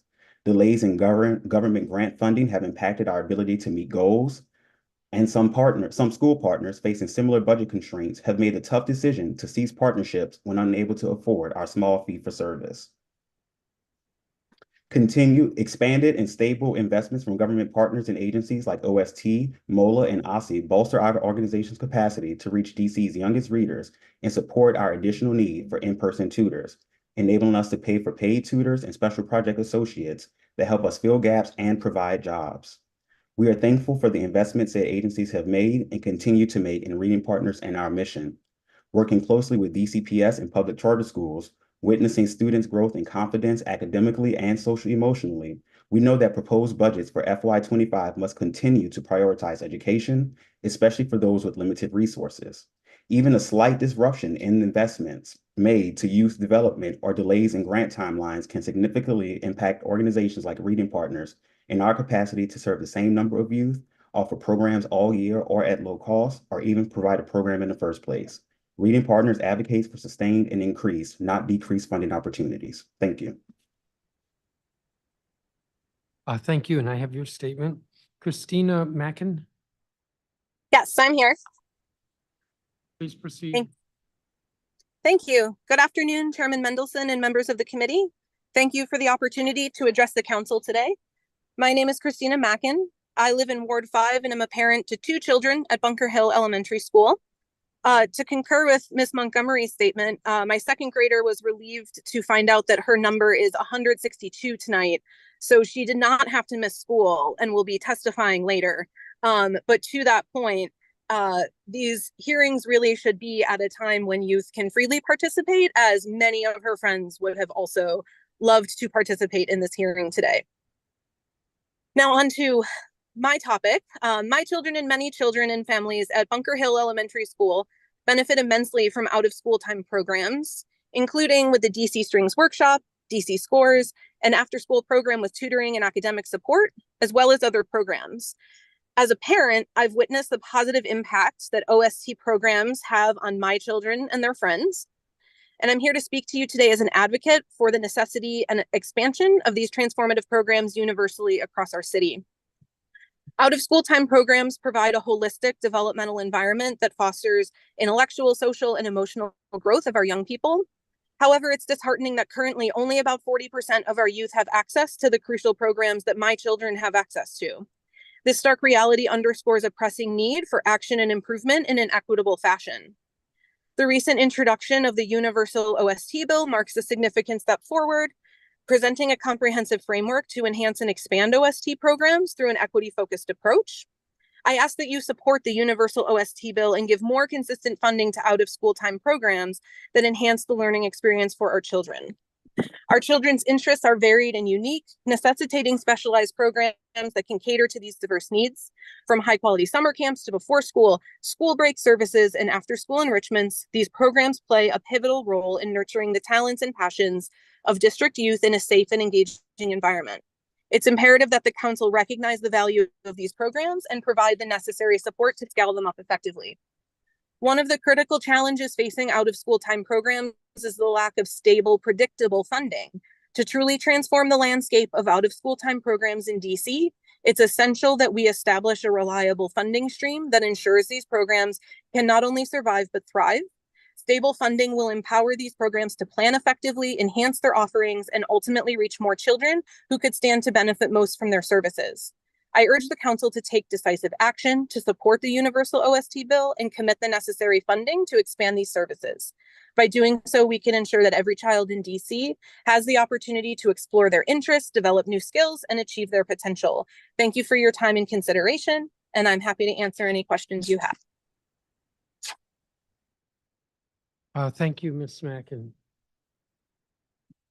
And I have your statement. Andrea Tobin. Elizabeth Stewart. Great. Hi, thank you. I'm here. So thank you for hosting this hearing. My name is Elizabeth Stewart. Sorry, I'm looking at a different screen. I'm an elected parent member and chair of the Alice Deal Middle School LSAT, and also a parent of a student at Jackson Reed. I'm testifying today with substantial concerns about the current budgets provided to DCPS schools. There will be significant implications if Deal and other schools do not receive additional funds to ensure adequate academic and social emotional support services. And you heard from Principal Neal earlier today, which is great. So you heard that Deal serves about 1,500 6th to 8th grade students. This includes about 200 multi-language learners, 175 economically disadvantaged students, and 170 special ed students. These are larger than the number of 6th to 8th graders of several other DCPS schools. So as you heard from Principal Neal earlier today, Deal has made really great and impressive strides in academic achievement in the past year, especially as the kids have emerged from the pandemic. The challenge right now is that the proposed budget for Deal runs the risk of losing that progress. In particular, the original budget allocation for Deal this year represented a 14% cut in terms of purchasing ability from last year, corresponding to over $2,000 per student. Deal needs an additional $1.4 million to meet core educational and social emotional needs in the building. Under the mayor's and DCPS's budget proposal, Deal will lose an entire team of teachers, leading to 20% higher class sizes for one grade, and a loss of essentially the entire culture and climate team. From my experience as the parent representative on the Student Behavior Management Committee, I've seen directly the challenges of behavior management, especially in a school as large and with as many hallways, corners, and bathrooms as Deal. Without a culture and climate team, teachers will need to deal with hallway disruptions, taking them away from their core instructional time. Deal and large schools like it need teachers in classrooms and with reasonable student-teacher ratios, and they also need additional staff in the building to facilitate smooth transitions, hallway monitoring, lunch coverage, staff to work one-on-one with students, and more. This loss of staff will limit Deal's ability to continue to implement the programs and supports Principal Neal alluded to this morning. I believe underlying this budget challenge is that the core UPSFF funding is simply insufficient for school needs. And I've heard DCPS staff essentially acknowledge that on calls. This means that at schools like Deal, there are insufficient funds to run the school, and it means that sometimes those funds coming in for at-risk or multi-language learners essentially get repurposed to fund core operations. There's also challenges about large schools, which we've expressed, and Jackson Reed and other large schools have expressed at other venues, so I won't do that again here. Substantial research by myself and colleagues has shown that kids across the country are still catching up academically and socially. I urge you to find the funds to fund schools as they need. Thank you very much. Thank you, Ms. Stewart. And I have your statement. Amanda Provost? She's not able to make it given the timing. Elena Mintz? I'm told she has to accept, which she's not done. Hope Joyner? Yes, I'm here. Please proceed. Good afternoon, Councilman Mendelson and committee members. I'm Hope Joyner, a DC native, caregiver and child care champion organizer with Spaces in Action, a nonprofit organization based out of Washington, DC. Today, my testimony will focus on the Pay Equity Fund and protecting child care subsidy, TANF funds, and expanding eligibility for a strong, effective, and connected early childhood system in the district. The mayor is now threatening to cut funding to the Pay Equity Fund. These cuts will impact the DC government agencies and seriously harm programs under the Birth to 3 law. In particular, these cuts will damage the new Pay Equity Fund, DC subsidy program, and additional resources helping teachers attain their credentials as required by DC law. Any cuts to these programs will severely impact the service and programs provided to all children and families throughout the district. Without adequate funding, the district does run the risk of losing quality teachers to other more lucrative industries. We do run the risk of potentially closing centers, and without those centers, our parents will struggle with employment. This will ultimately impact the unemployment rate in DC. We're currently trying to get employers back into the office so that we are able to sustain a vibrant DC. And we want to be able to do that by ensuring that our teachers have adequate pay. Thank you, and I'm willing to answer any questions. Thank you, Ms. Joyner. I don't have a copy of your statement. I'll resubmit it.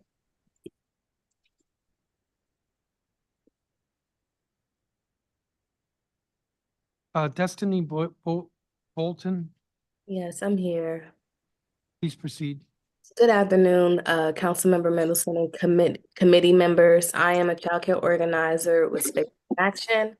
My testimony today will focus on the Pay Equity Fund.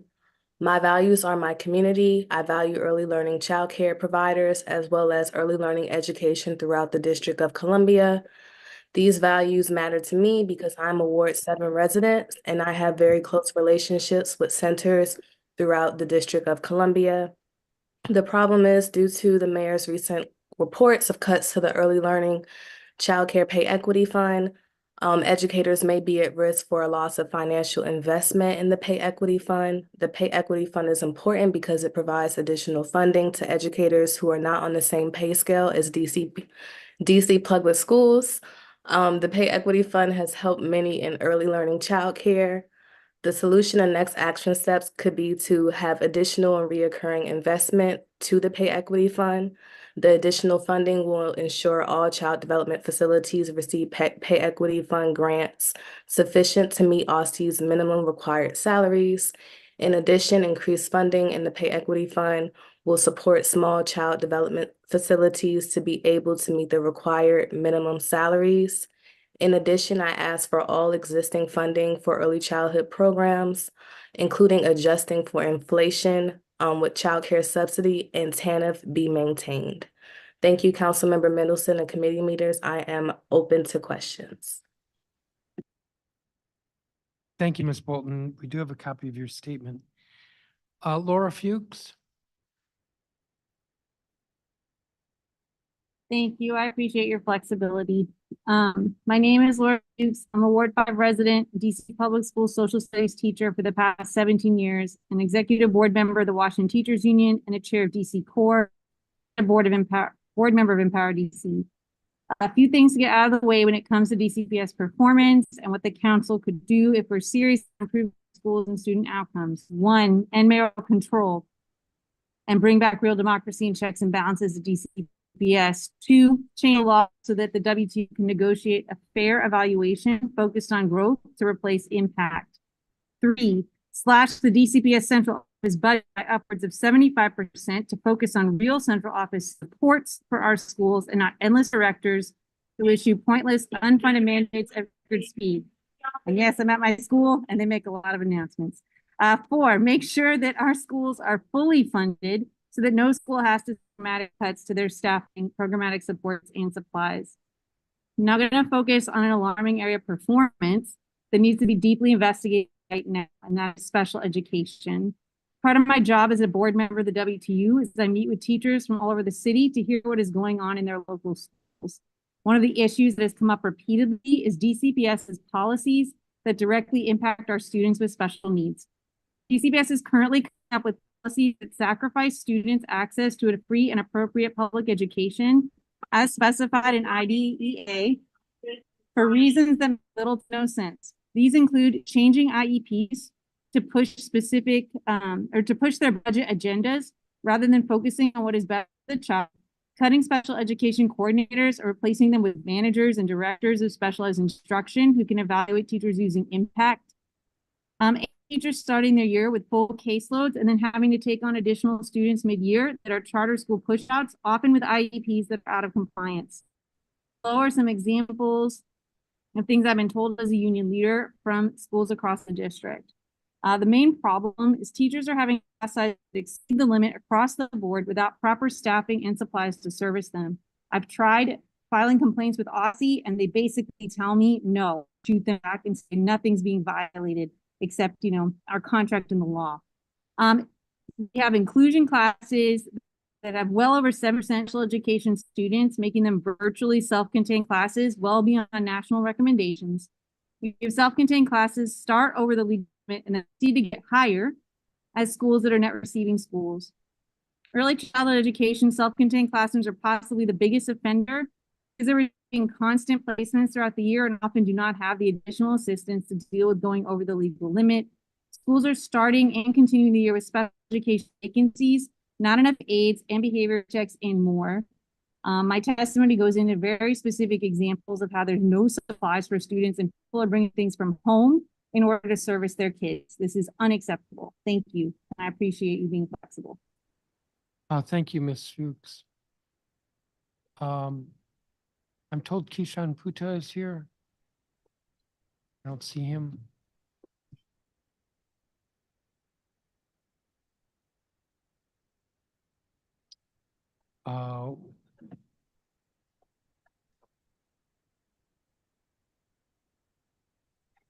Commissioner?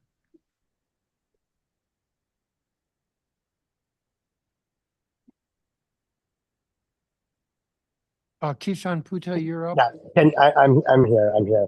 Can you hear me, sir? Yes. All right.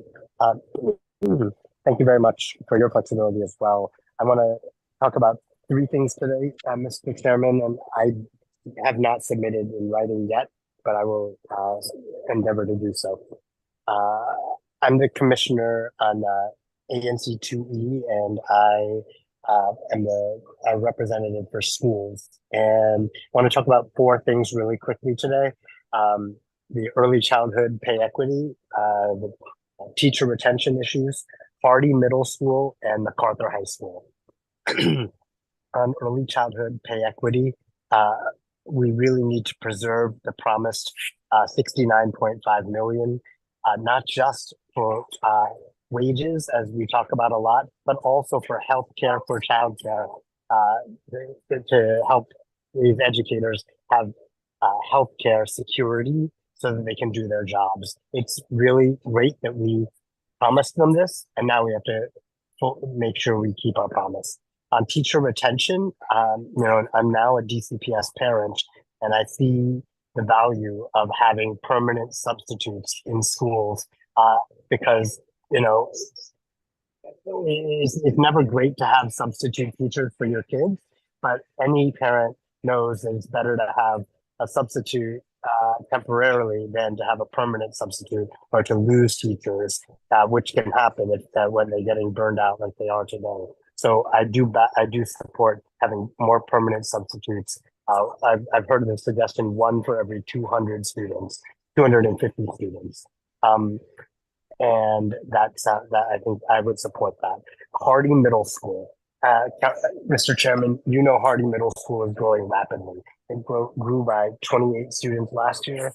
It's going to grow by 41 students next year. That accelerating growth is not going to slow down. They are already having to cut technology teachers in this upcoming year. They're going to have 41 more students, and the principal says she doesn't even have enough desks and chairs for them. So I want to put that placeholder in there. Lastly, on expansion, we have funded both a larger and expanded auditorium and cafeteria. The auditorium, you can't even hear anything in there. So we need to make sure the funding's there to not just plan the auditorium, but to build it. On the cafeteria, when they finally build it, that is an opportunity to have some more classrooms for the expansion. So please consider funding for that. MacArthur High School, I'll echo Melinda Flynn's comments. They are not, I'm on the SIT team with her. They are not ready for this expansion. It's supposed to double in size in 6 months from now. And they unfortunately are behind schedule. DCPS, their plans are not adequate for the expansion, which is long term, but in the short term, they are not ready for this fall's expansion to double their student size. They only are proposing a couple new classrooms, and that's not adequate for 200 more students. So please give them what they need to open up more classrooms. I hear that more funding would make that possible. Those are the things okay, I'm done. You're over your time, and Thank we you don't very have a much. copy of your statement if you would provide that. I will. Thank you, Karen. Thank you. Bye. Thank you. Jonathan Aparicio. Hello, Mr. Members. I appreciate the opportunity to speak now. I won't try to take up too much of your time. Hope all is well with you all. I've been waiting for quite some time to speak, so we'll be quite fast. My name is Jonathan Aparicio. I am the PTO president of MacArthur High School's PTO organization. I am also a business owner in the district. I own an embroidery shop and a small IT nonprofit organization. I guess my concerns here today are solely on the MacArthur expansion that's being proposed. We have been budgeted a certain number for me. We've been budgeted a certain dollar amount for our children for next year, but this is pending the expansion of over 200 more students. I will have you know, I have a 9th grader there. His current GPA is 3.8. He comes from Alice Deal, a middle school. Since he's become enrolled in MacArthur, my son just became an all-enrolled student at MacArthur for the first time. This is a testament to the faculty and staff that Dr. McCray, the principal there, has put in place. The faculty is amazing. The curriculum is amazing. Over 63% of our students are on the honor roll. The other percentage of those students have that are still passing. So there's 8% of the entire school that is failing. And of that 8% of the school that is failing, these are honors and AP classes, by the way. The 8% that these of students that are failing, Dr. McCray has also set in place programs for them specifically to catch up and be abreast of what's going on. These type of advancements are unheard of. Meanwhile, we are looking to expand the school with double the students. They are planning to only give us 6 more classrooms for over 200 more students. That is absurd. The quality of life for our students there is already lackluster.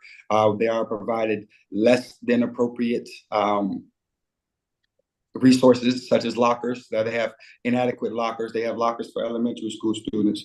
They have the teachers don't have locks on their doors because that was proposed as phase 2 of the construction. So phase 2 is them getting keys to lock their doors. They don't have teachers' bathrooms. They don't have a teacher's lounge, and that is adequate to them.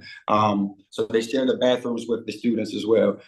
This doesn't match for the faculty that we have and the results that we are producing.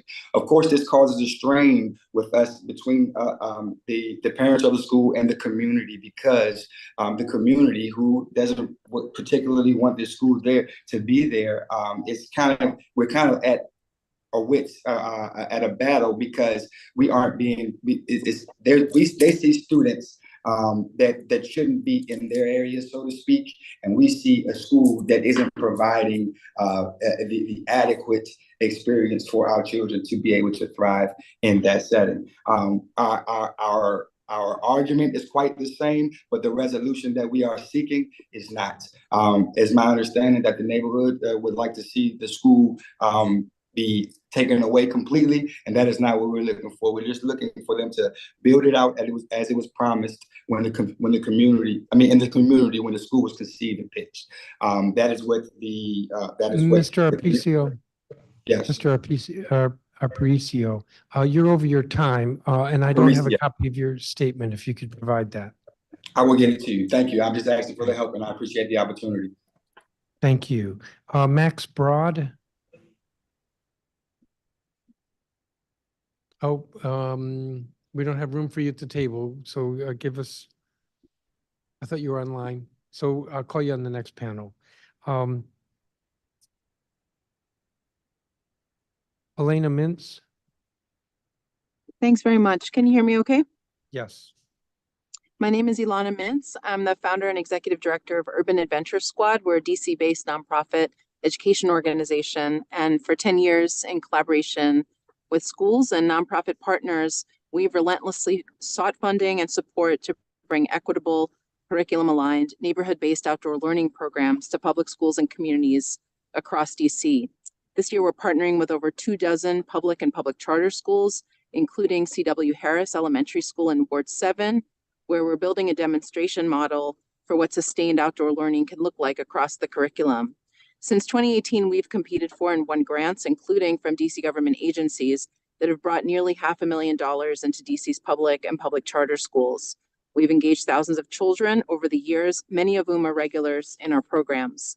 Last week, I walked into C.W. Harris Elementary School to meet my colleague, Randy Jones, and several classes for curriculum-connected outdoor learning, and I saw a young friend. "I remember you," she said. "We talked about bark and trees." Two things were remarkable about this. One, we'd spent less than an hour with her class 3 months earlier, learning to identify neighborhood trees by their bark, leaves, and seed pods. And two, at least 4 more students that day stopped Randy and me to say that they remembered us and what we learned 3 months earlier. This isn't just heartwarming. It's what the peer-reviewed evidence in outdoor learning shows. In a 2012 Swedish study, 85 high school students learned biology and math as part of an experiment in which some students learned outdoors and others learned indoors. In interviews 5 months later, after the classes, researchers found that students, quote, showed a higher degree of long-term knowledge retention. They remembered both activities and contents better than the pupils in the indoor classes, unquote. A compelling and growing body of evidence demonstrates the effectiveness of equitable outdoor learning, but there's no financial support for it within our school system. We've never received any money from DC Public Schools or from the Office of the State Superintendent of Education, despite the fact that we work every day to support the great goals of these agencies, which include educating the whole child and helping students become environmentally literate. It's time to overturn the harmful idea that academically rigorous learning only takes place outdoors. Wouldn't it be amazing if DCPS became the model for other urban school districts where the common assumption is that outdoor learning isn't possible or even worthwhile? I invite you to come see for yourself what happens when we ask what is possible outdoors and collaborate with teachers and students who deserve what equitable outdoor learning can give them. Thank you so much for listening. Thank you, Ms. Mintz. And I have a copy of your statement. Maria Blair.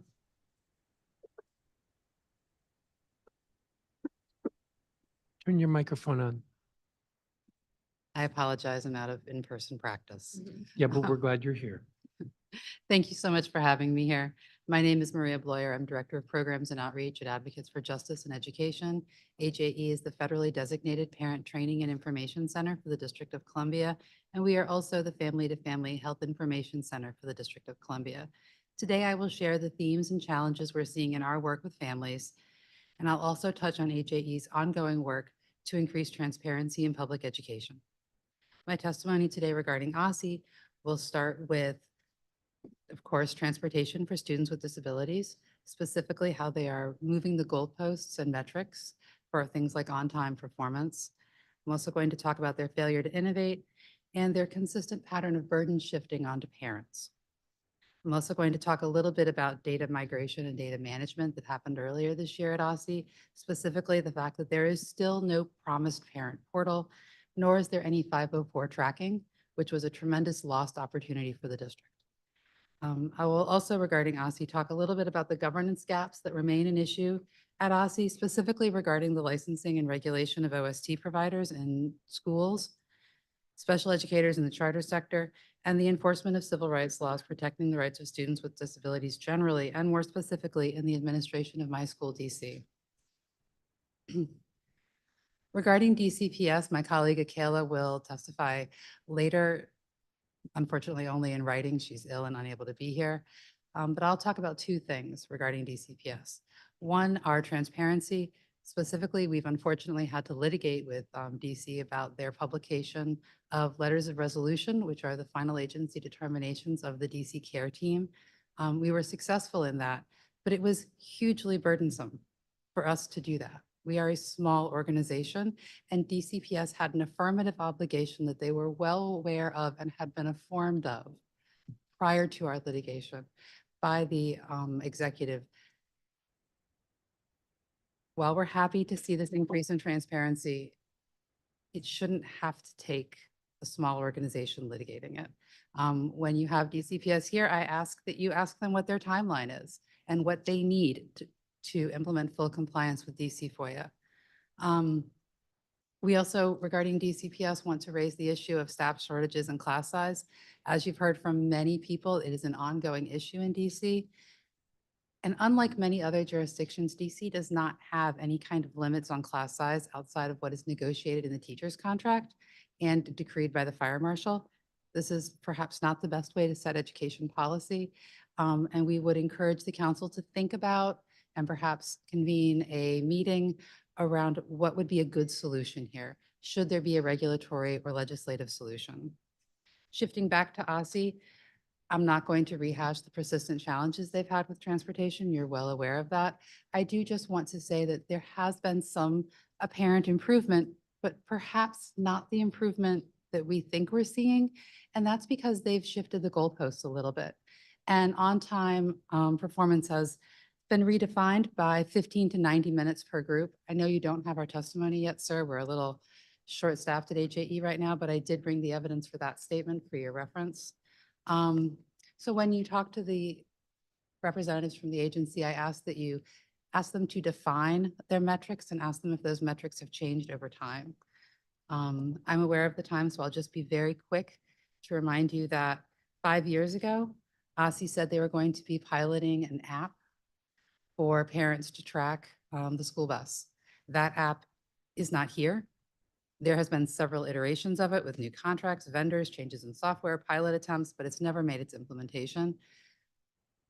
I'm curious to know what happened with the funding and time for that and where that app is going. We would encourage you to ask the agency about that. And finally. You're a minute over, so. Oh, well, then I will send you all of my other comments when we get them drafted up. Please do. Thank you. Amelia French. Good afternoon, and thank you, Chairman and members of the committee. My name is Amelia French, and I am the Director of Advocacy at Advocates for Justice and Education. I'm a proud parent of 2 children in a public charter school in DC. I'm also a 3rd-generation Washingtonian and Ward 5 resident. Today, I'm testifying on behalf of AJE. In addition to supporting families through direct services and training, as my colleague Maria Bloyer just shared, we support families through advocacy programs. In my role at AJE, I seek to amplify the voices and interests of parents of children with disabilities and special health care needs, most of whom are Black and Latino, so that our lives and interests are valued at all levels of policy and decision-making. I manage our advocacy programs, Parents Building Bridges, Health Equity Project, and Parent Ambassadors. The overarching goals of these programs is to, one, improve academic achievement for children with disabilities by fortifying the relationship between school leadership and parents. Two, reduce barriers in accessing healthcare in DC for Black and Latino children and youth with disabilities and special healthcare needs. And three, provide a space where parents can build community with one another and get the necessary emotional support they need. Today, I'm going to testify about the continued lack of transparency in the business of local school advisory teams, despite their status as public bodies under the Open Meetings Act. The Office of Open Government has a longstanding opinion that both the plain language and spirit of the Open Meetings Act indicate DC Council's intent to provide the public with notice and access to meetings, including documents relied upon during LSAT meetings that will be used to make recommendations to the school principal. However, the current practices of LSATs and DCPS obfuscate how parents can get involved in LSATs, their role, the budget process of the school, and the other obligations that LSATs must discharge. Chief complaints we found in our engagement with parents are that one, required elections of board members are not happening. Two, parents are not engaged to be a part of the LSAT. And three, the identities of the specific members of the LSAT are not made publicly available. The current system only reinforces the marginalization of certain communities and leads to decreased educational outcomes for these populations, like students with disabilities who are furthest from opportunity. Parent engagement is a driver of academic achievement for students with disabilities, and AJE, by virtue of our federal PTI designation, we have a connection to parents that uniquely positions us to assist schools with both parent engagement and its child find obligations. Our theory of change is built on a community of trust, the value of parent voices, parent participation, and parent leadership. I recognize that some of the difficulty in DCPS engaging with families includes historic inequities that fall outside of the direct scope of control of DCPS. But there is a natural alignment between AJE's parent engagement work and DCPS's goals and strategies that should be explored more through AJE DCPS collaboration. Thank you for the opportunity to testify today about barriers parents are facing in trying to engage in the affairs of their child's school and its impact on student achievement for students with disabilities. I am happy to address any questions that council members may have, and I will submit my written testimony. Thank you. Thank you, Ms. French. So that concludes all the testimony for this group. Gosh, there was something that somebody said. Oh, yes, Ms. Blair. I had a conversation with the superintendent at OSSI, and they did a pilot with that GPS tracking, and it was a failure. That's what pilots are about, is to see if it works or how to improve it. And so they haven't given up. It's actually something we may ask them about this Friday, but it's not like, well, you know they did a pilot, but it's not like they just abandoned it. No. It's like it didn't work and they're still working on it. Yes, I think that was the third pilot that they've attempted in the last 5 years. It's been quite the iterative process Yes. and journey. And they've also abandoned the parent portal that was intended to be created, that was transportation specific. And compounding the frustration there is that with the transition to Yes. special programs, the So we've parent portal been, there is not we up have been either. pressing OSSI on that. Let And me we turn appreciate to it. colleagues. Councilmember Henderson. Thank you, Mr. Chairman. Sorry, I was not expecting you to go to me, but I guess Councilmember Fruman wasn't here for the, anyway. Thank you to the public witnesses. I'm sorry, I'm hurting here. I want to ask a couple of follow-up questions. Ms. Councilman, I think you testified about the child care subsidy program and talked about wait times and difficulty. I will say I haven't heard, there were previous times pre-pandemic where we had people who would come testify in terms of complaints around the child care subsidy office in terms of processing, but I hadn't heard anything in a couple of years. I was imagining because they've moved so much of the operations online. What specific challenges, if you want to expound upon that a little bit more, are you hearing from constituents? Yeah, thank you. So we, with Under 3DC Coalition, work closely with parents and providers, and in recent focus groups and committee meetings, we have heard about a number of different families that have been waiting more than 2 or 3 months for their subsidy application to be processed. Okay. So I can share more specifics about their stories, and we've also heard some challenges with the online application in that it's not mobile friendly and it's difficult to navigate and use. So I'd be happy to follow up with more details on both of those things. Okay, well, I will do that quickly because tomorrow is the oversight hearing for DHS. Sure. And so if there are issues there, we'd like to raise them to get some responses on that. But thank you so much for Thank you. being here. Ms. Montgomery, thank you for being here and waiting in what time is it? Long day. I want to, this question around out of school time programming, particularly for older students, is something that I've raised over the past year. I think we do a really good job for elementary school students in terms of, what aftercare looks like. But it seems like once you get to middle school, we're kicking you out at 3:15. Same with high school as well. Do you feel like your classmates would be more open to participating in some of the programs like the debate league that you talked about if there were these types of programs that were available? Because one of the things I always feel like is if you're not involved in sports, you really don't have something that you might feel like is for you. Sorry, can you just repeat the last bit one more time? Like that question? I'm sorry. Like, if there were more opportunities available, do you feel like your classmates would take up on those? I believe so. I mean, my debate club at my school is one of the only non-sports related extracurriculars. There's a couple, and we are lucky enough to have them on our half day Wednesday schedule. So it provides more of an opportunity for people to participate in them.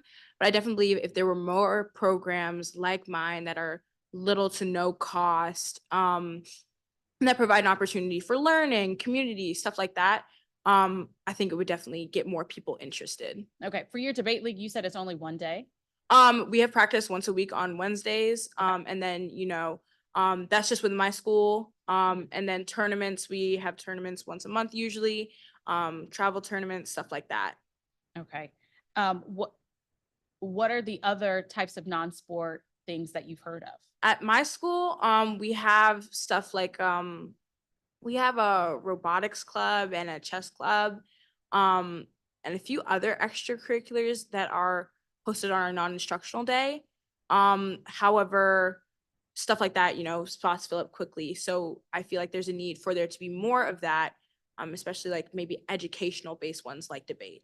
See, the thing is that you're mentioning is that you're having these experiences on non-instructional days, as opposed to after the instructional day is over, where you do it after school, which is like, I mean, when I was in high school, I was usually there till 6, whether it be, I did Gavel Club, which was similar to debate, or mock trial, or I don't know, art, any newspaper, yearbook, all of these other types of things. And I feel like if we're all pushing all of these types of activities to non-instructional days, then what do you do after school for the other 4 days of the week? Me personally, I have a job, so okay. that's There part we of go. why that helps. But You I got mean, I stuff. can really only speak for my school when it comes to having a non-instructional day where I participate in stuff like career counseling, college stuff like that. I know a majority of other schools do have their debate programs after school, and for a time, ours was actually after school. But the issue was, especially during winter, it gets dark so quick. The issue was that it was so inaccessible because people were like, I can't stay after school today. I have to go straight home. I have to go help my parents. I have to go to work, which was an issue I was encountering as well. So I can only speak for mine on it's on a non-instructional day, but having it after school is also making it more unacceptable at my school. That's an interesting perspective. I appreciate you bringing that up. Sorry to the AJE folks. He's giving me the glare. Thank you. Councilmember Fruman. Thank you very much, Chairman Mendelson. I guess How come I'm not surprised you were on Gavel Club, Councilmember Henderson? Uh, So first on the OSSI pilot, I understand this is a third try. Are there places where this sort of technology is working? Well, it's interesting. Montgomery County announced that they were going to be rolling it out. I don't know that they actually have yet, but they did announce that. And I'm aware that I believe some jurisdictions in California are also using it and doing it well. OSSI is somewhat unique in the sense that it only services students with disabilities, which does create some unique challenges, but other jurisdictions have, citywide, all student transportation and are able to have an app that works. So I would love to see that here. I think it would do a lot to make people happier. Yeah, this is one that we need to stay on them. I'm sure that they're trying to do it, but it's got to be doable. And the amount of anxiety that and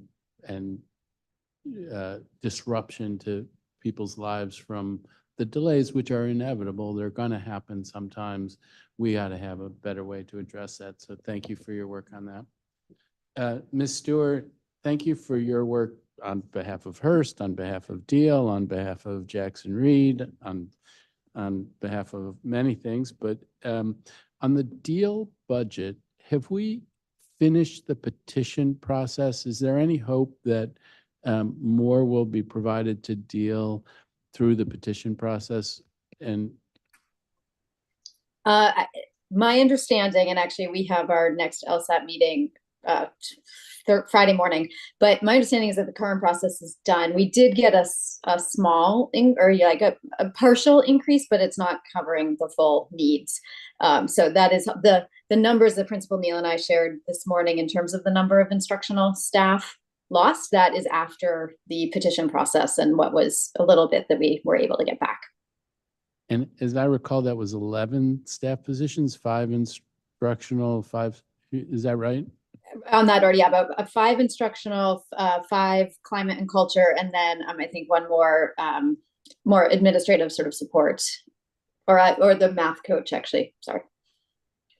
So obviously it's not just about Deal, but we heard a loss of 10 positions also at Johnson Middle School. I mean, it needs to be. It's a shame that we're in the situation that we're in, but it really needs to be a high priority for the council to try to address these issues citywide. I'm sure it is for me, and I believe that it is for many, if not most, of my colleagues. Commissioner Puta, you started to talk about MacArthur High School. I know that there's been a fair amount of testimony about MacArthur High School. It is a tricky one in that it's a new school, and so figuring out what the funding needs are and what the capital needs are is a little bit trickier. But I wonder if you could complete your thought on MacArthur High School, because I think it's important for the public and for all of us to hear about the unique challenges there.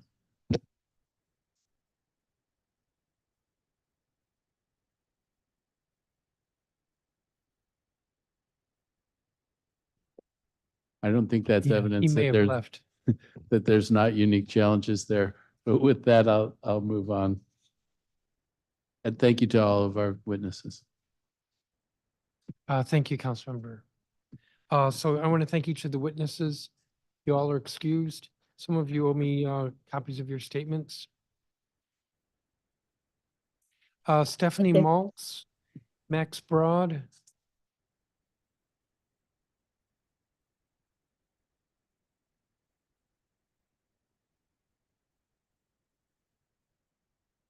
Berta Mehta. We emailed the council about that earlier. My colleagues, Berta Mata and Kayla Crawford, are both unwell. The flu has not been kind to AJE, and they're not here today. Okay. I apologize if you weren't informed. Okay, thank you. Camila Camborda, who's Associate Director of State Policy and Advocacy with the Data Quality Campaign. Hi. Benjamin Lookner, Jose Quinteros, Kimberly Perry, who's Executive Director of DC Action, Freya Ahmed, Kira Fernandez, Leader of Spaces in Action, Vanessa Gonzalez, Chief Development Officer, DC Prep, Brandon White, Executive Director of Spark the Journey, Andrea Sue, Mia Olson with Hearst Elementary, Elise Stallworth, Abel Amen, the ANC Commissioner for DO2, Eunice Fernandez, Leader Spaces in Action, Pamela Fernandez, Jamaica Fogel, Anna Torres, who's Leader Spaces in Action, James Volman, Secretary Treasurer of On Ramps to Careers, Tasia Fuller,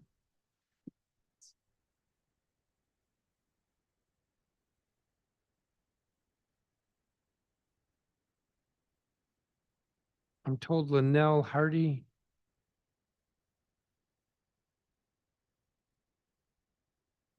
Marcy Hairston, I'm struggling with the next one, Jezra Ratabai, DJASRA is the first name, Ratabai, or Ratabe, and Gina Stevens.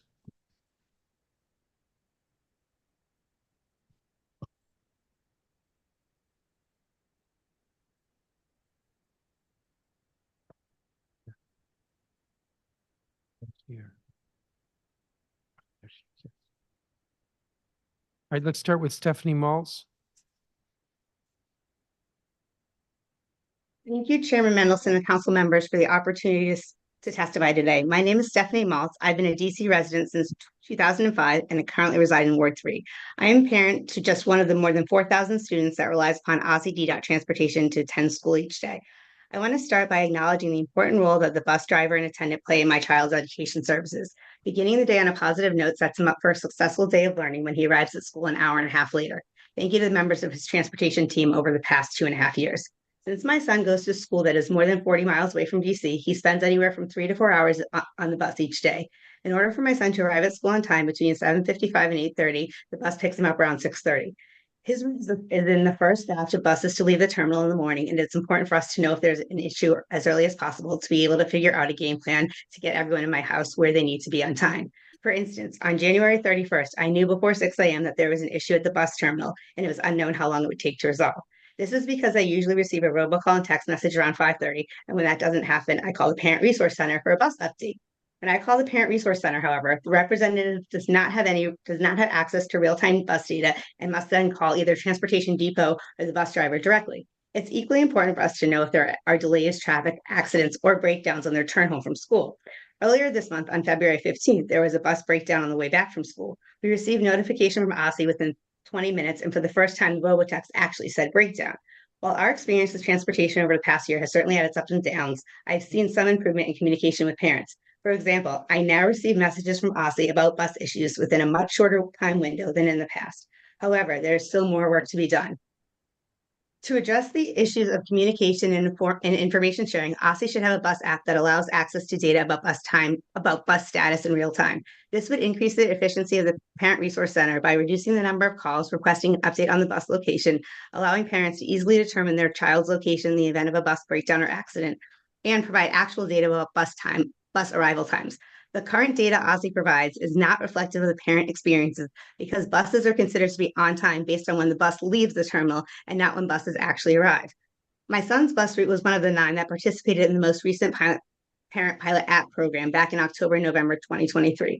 The purpose of the bus app was to allow parents to track the location of their student's bus in real time at any point during the scheduled transport.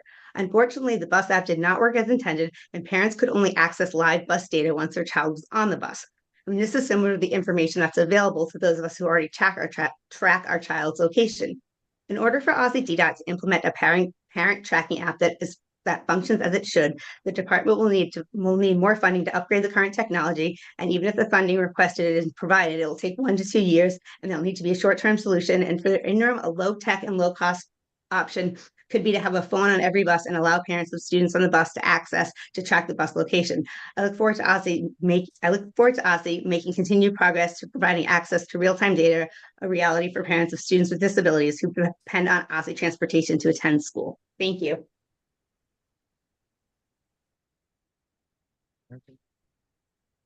Thank you, Ms. Falls. Mac, I don't have a copy of your statement, by the way, if you have it. Oh, I submitted it earlier today. all right. Yep, staff's telling me we've got it. Thank you. Max Broad.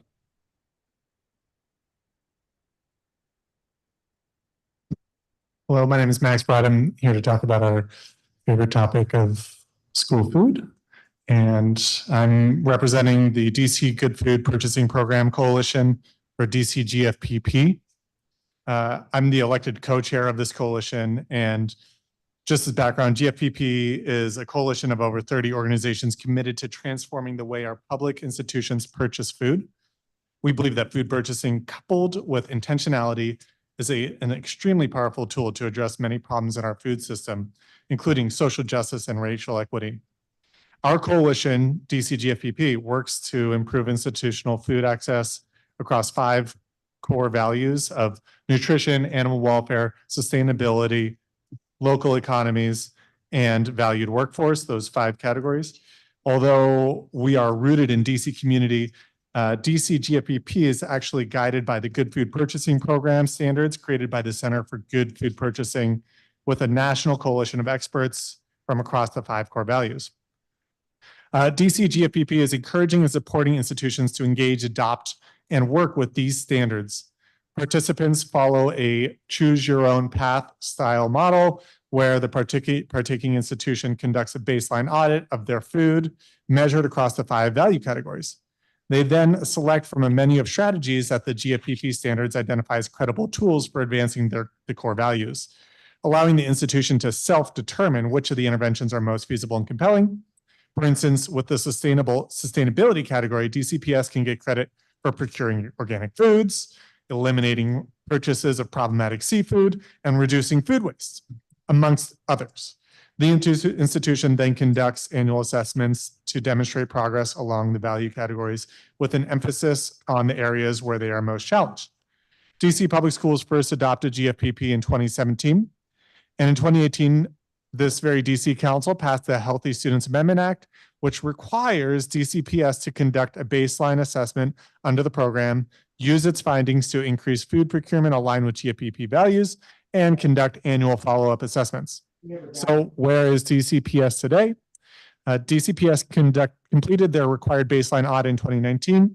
However, since the pandemic, progress has stalled for various reasons. DCPS has been unable to continue the forward momentum and as of yet has not conducted a follow-up assessment. They have taken initiative to benefit nutrition, animal welfare, and sustainability, such as aligning with the Whole Ingredient Initiative, introducing new plant-based recipes, and procuring locally for the Fresh Fruit and Vegetable Program. All of this they'll be credited for once they do an assessment, but they have yet to do that. The DC GFPP community is eager to see DCPS food and nutrition services succeed. And as such, we would like to reiterate our call for measures to assist in their continued deployment of the Good Food Purchasing Program. First of all, a key barrier has been the staff time needed to support GFPP. By adding a full-time employee to assist with this, DC Council would be making a major investment in realizing positive impacts to our food system. And secondly, self-operated kitchens give a DC more control and flexibility with procurement, staff training, and the possibility of local food processing for the school programs. DCPS pilot should be a springboard to rolling out self-operated kitchens across DCPS and public charter schools, as well as other DC food serving institutions. With that, I'll conclude. Thank you. And I do have a copy of your statement. Thank you very much. Camila Camborda. Good afternoon, Chairman Mendelson and members of the council. My name is Camila Camborda, and I'm here on behalf of the Data Quality Campaign. We're a national organization that advocates to change the role of data to ensure that it works for everyone who is navigating their education and workforce journeys. Today, I am here testifying in support of the Education Through Employment data system housed within the Office of Education Through Employment Pathways, for the simple reason that now more than ever, we need to make sure that we can measure the employment and earnings outcomes of DC's residents. It's an investment in DC's most valuable asset, its people. Our 20 years of collaboration with states nationwide have underscored the importance of a well-funded, sustainable data system for illuminating education to employment outcomes as a crucial step in providing accessible data to all. The aim of these systems extends beyond merely collecting data. Their purpose is to empower a diverse audience with the data necessary for making informed decisions about their futures. This includes students and families who will benefit from secure, customized dashboards to chart their journeys post-high school, the general public who can use user-friendly tools to evaluate educational and job training programs and hold their leaders accountable, and policymakers like the members of the council who require advanced tools to explore new policy questions and guide investments in education and workforce programs. Sustaining this investment will lay the foundation for this vision of data access and our ability to understand and respond to the needs of our workforce, to identify gaps and opportunities in our labor market, and to ensure that every resident has the chance to thrive. In addition, the insights gained from data analysis are indispensable in attracting businesses and fostering a dynamic, competitive economy. Employers are drawn to locations where we understand our workforce and it's effectively developed. And so by demonstrating our commitments to a data-driven workforce development, we're not only enhancing the lives of our current residents, but also positioning our city as a leader in economic innovation and social equity.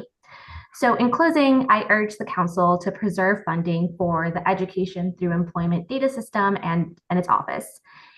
We at the Data Quality Campaign applaud the leadership on this issue so far from the mayor and council and look forward to continuing to partner with the district in future sessions to take the next steps in this process, which includes passing legislation that establishes or codifies a governance structure for the system to ensure that the vision for access is sustained beyond current leadership and supports DC's young people.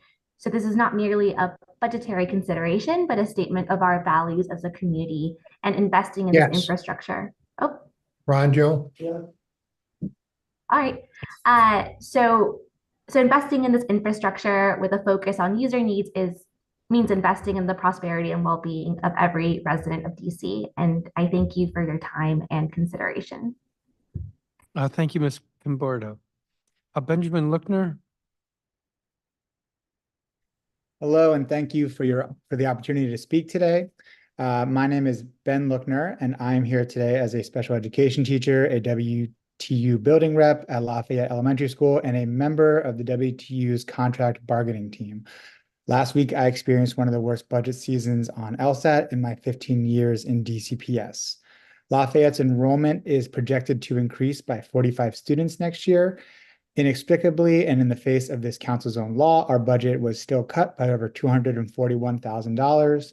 We will be losing positions next year. There's no way around it, and this has been a huge concern amongst teachers and parents in our school.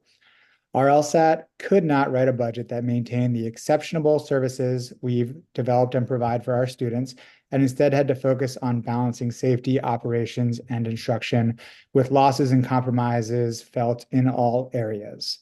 This experience and the decisions made will reverberate through our school community and can be traced back directly to poor management and leadership from DCPS. Oversight and accountability are indeed needed. When DCPS fails to negotiate a contract on time, as is currently the situation with the WTU's expired contract, it not only sends a demoralizing message to educators, but also shows terrible financial management. The ratification of the CSO and WTU contracts last year provided the much needed cost of living adjustments and retro pay for educators and administrators. And of course, this made the cost of positions higher. This then impacted our buying power. As was noted, the dollar store became the $1.25 store. Instead of spreading that impact out in fiscal year 24 and 25, DCPS piled it all into this budget, and combined with the loss of ESRA funds, the impact has been devastating. Why did this happen? Why can't our district look forward and take note of when contracts expire, when funds will lapse, and provide forward thinking and planning? Why did it take until just last week for Chancellor Farabee to meet with the WTU at 5 a.m. when we had sent an MOA about school safety as early as last June? Why is the Chancellor and the Mayor allowed to disregard laws when creating budgets? What message does this send to the DC community? We are heartened to hear that the council is working to restore funds, and if this happens like it did last year when our school received back $600,000, then we would once again be grateful. But think about what happens in the meantime. What's happening now? Positions will be accessed. A community is forced to process difficult cuts. Talented and experienced educators with long-standing ties to a community are forced to look elsewhere, and how could you blame them? Who would wait around to see if they had a job? Would you? Please find ways to hold DCPS accountable. Please pull any levers you can to ensure that DCPS stops this practice of letting contracts sit expired for years. Please ensure that school budgets are made whole for fiscal year 25 and that this charade doesn't happen again. Thank you for your time. Thank you, Mr. Lookner. I don't have a copy of your statement. If you could send it.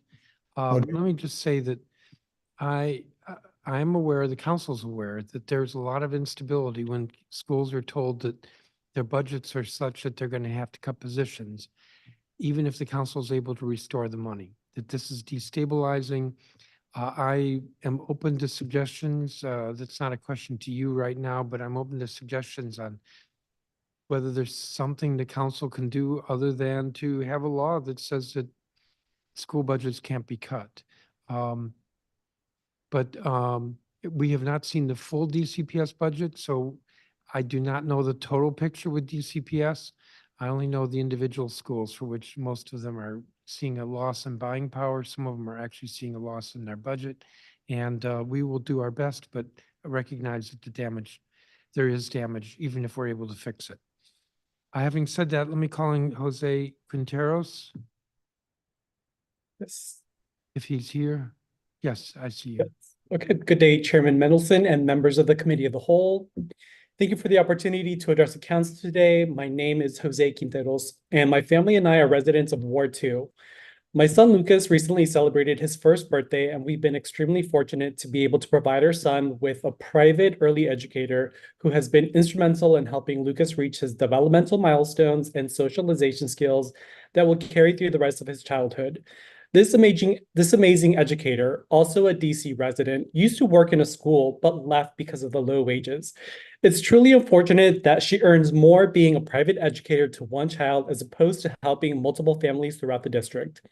When Lucas turns 18 months, he will be attending schools, and I want to make sure that he and all other children throughout the district have access to an equitable school system from an early age. I am testifying here to ensure that every district child can have the same opportunities. That is why I support Under 3DC, a coalition which is committed to securing a strong start for every infant and toddler in DC. This budget year, there are real obstacles that risk stunting the growth of infants and toddlers throughout the district. In late 2023, the Under 3 coalition was made aware that Mayor Bowser had asked her administration to make major cuts. These cuts will impact all DC government agencies and could seriously harm programs under the Birth 3 law.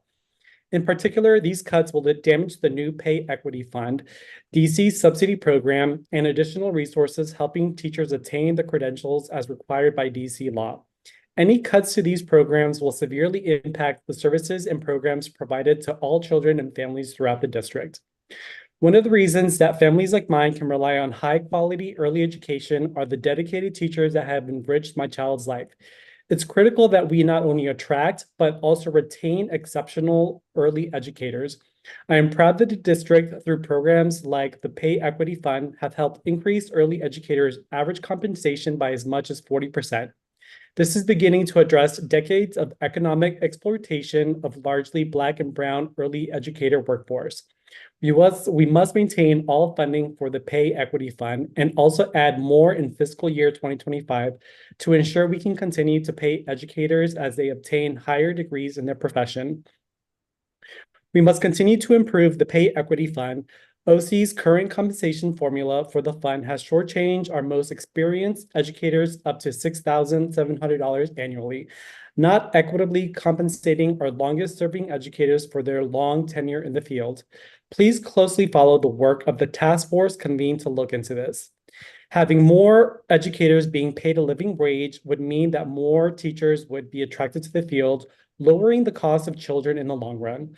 For my family and other LGBTQ families in the district, the cost of early education disproportionately harms our families. And with that, I will submit the rest of my testimony through writing. Thank you, and I do have your statement. Kimberly Perry?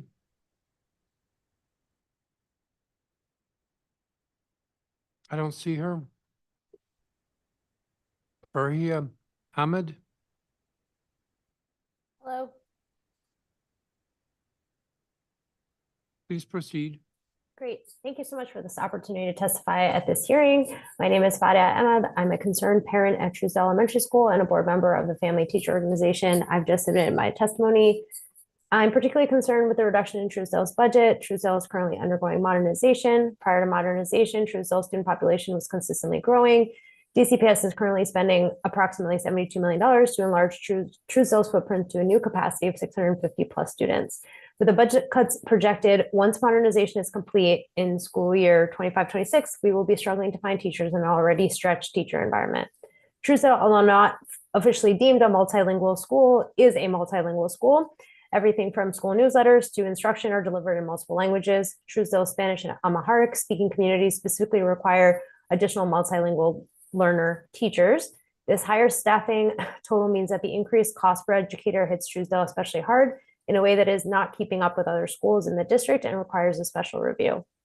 While trying to keep as many vital staff members as possible next year, the school's non-personnel spending is also likely to be hit especially hard, causing issues at the instructional level, lacking funds for things like basic office and cleaning supplies, and at the student level, curtailing funding for field trips and after-school clubs. Clubs, incentive-based trips, swim lessons, etc., are important factors for family engagement.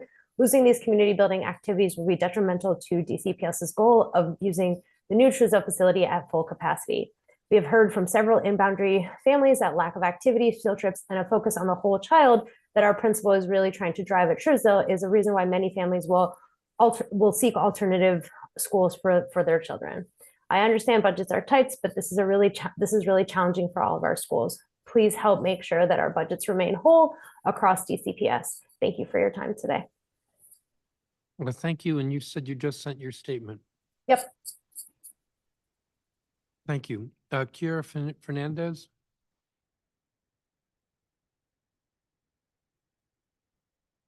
Vanessa Gonzalez. Hi. Good afternoon, Chairman Mendelson and members of the committee. I'm Vanessa Gonzalez, and I'm the Chief Development Officer at DC Prep. DC Prep is a public charter school network that serves more than 2,100 preschool through 8th grade students in wards 5, 7, and 8. Across our 6 schools, 62% of our students meet OSCE's definition for at-risk, and 14% have disabilities. Beyond the work that we do with the students who attend our schools each day, we also provide 10 years of high school and college counseling to our graduates.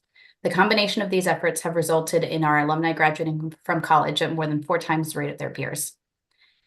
Like schools across the city and the country, we've been working hard over the past 3 years to mitigate the impact of the pandemic on academic and social emotional needs of our students. To do so, we have been focused on the instructional strategies that we already knew were essential, including looking at data to inform instruction daily, using small group instruction to differentiate learning, and maintaining a concerted focus on teacher collaboration. We see exciting evidence that these efforts are bearing fruit. In our 2023 PARCC results, our students grew at more than twice the rate of growth of students citywide. And our literacy efforts were recently featured in the 74 in an article about bright spot districts where students' reading achievement is growing more rapidly than peers. Our work wouldn't be possible without the hard work of the agencies being discussed today. Firstly, and very importantly, we are incredibly grateful for Mayor Bowser's historic proposed increase to the uniform per student funding formula and the commitment she has shown to investing in our city's education system. This significant increase in the UPSFF would mean that we can continue to pay our educators a competitive salary that acknowledges the hard work they do day in and day out, and also continue to invest in providing the targeted interventions and supports that our students need for their continued academic and social emotional recovery. We are also grateful to Deputy Mayor for Education Paul Kine and his team at the DME for all they have done to foster collaboration across schools and sectors. Deputy Mayor Kine has powerfully reinforced that there is one education community serving DC students, and that we collectively need to find a way to serve all students and have greater consistency in service of a better experience for families. I also want to recognize and appreciate the work led by Dr. Christina Grant and the team at OSCE to create, maintain, and improve systems citywide. This includes their focused effort on literacy instruction, which has helped us look to learn from others, align our program to the science of reading, and invest in resources and teacher training. We're grateful for their leadership in launching the Early Literacy Task Force, and we're glad to be a part of it. We've been able to invest in and build out our literacy program thanks to their multi-year comprehensive literacy state development grant.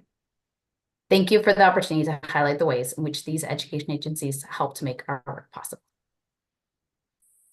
Thank you, Ms. Gonzalez. And I have your statement, Brandon White.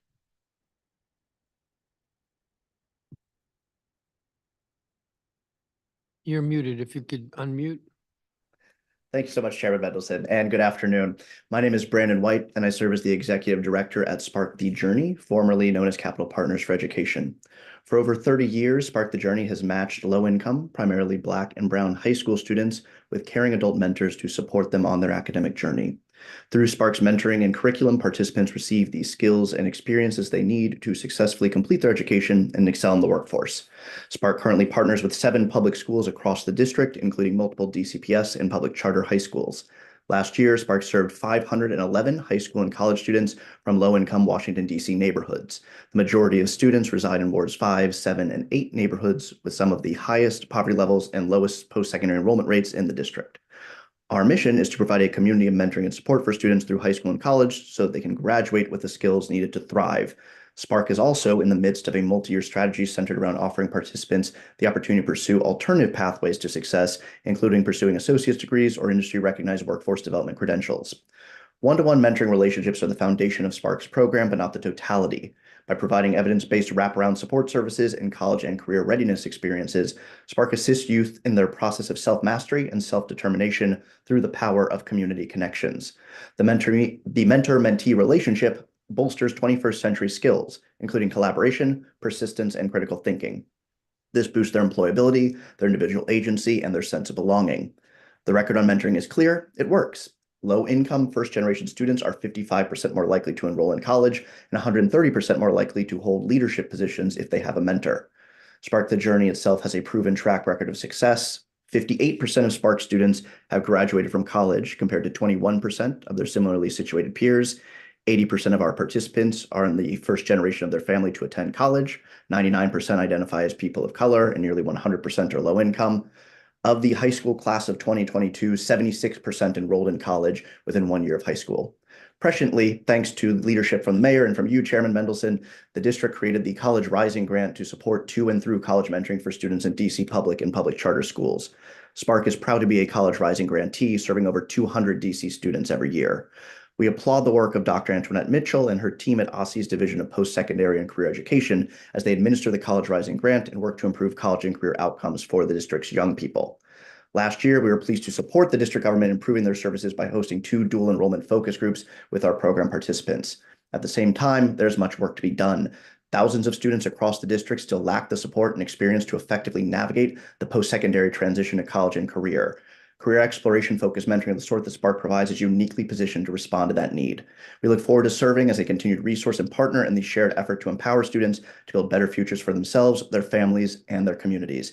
Thank you again for all of your leadership in the service of our students and our schools. Thank you, Mr. White. And I have a copy of your statement. Andrea Sue. Hi, I'm here in the room. Thank you, Chair Mendelson and committee members and staff. I'm Andrea Shu. I'm a Bancroft Elementary parent and a Ward 1 resident of 24 years. I, along with my neighbors, are now eagerly awaiting the release of the DME's Master Facilities Plan and Boundary Study, and truly hoping that they reflect the ideas and concerns that the Bancroft and Mount Pleasant communities have shared through the many surveys and town halls that we've attended. As I'm sure you've heard, we have a big ask. We've asked the city to relieve the overcrowding issue at Bancroft with the purchase of a building that would house Bancroft's pre-K. You may be thinking, why would the city do this for one community when there are so many needs, including many of them that we heard about today?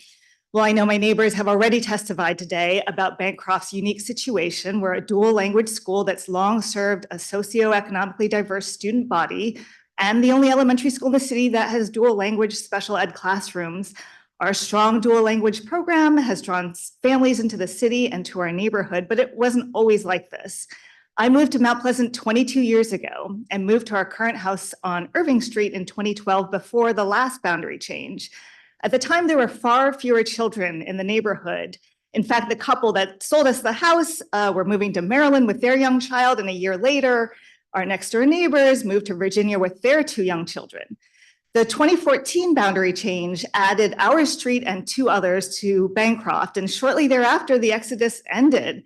In 2017, when my son was 2.5, we listed Bancroft first on the lottery application, and we were thrilled to get a spot. And while the school experience has been terrific, and I could spend another 3 minutes talking about that, it's really what happens out of school that I want to highlight today. I'd invite council members and others to come to Mount Pleasant at 8:15, 8:30 on any weekday morning. Go to any street and you'll see a steady stream, like a train of parents with kids who are literally skipping and running to school. And this isn't just a fun social scene, it's about safety. There are eyeballs everywhere, all throughout the neighborhood. My son is in 4th grade now, and we know he's safe in the neighborhood because he has friends and trusted grownups on just about every block. In the last 10 years, I have seen Mount Pleasant become the kind of safe, vibrant neighborhood teeming with families that our city needs. And Bancroft has really been central to that. But now as the city decides how to address Bancroft's overcrowding, one idea that's on the table is reversing the boundary change from 10 years ago. And not only would this fail to adequately address the overcrowding, but it would fracture one of DC's strongest communities. I hope the mayor, the council, and other stakeholders will see the value in keeping Mount Pleasant and Bancroft as a model, the city, by doing what's needed to accommodate our growth. Thank you so much. Thank you, Ms. Sue. Mia Olson.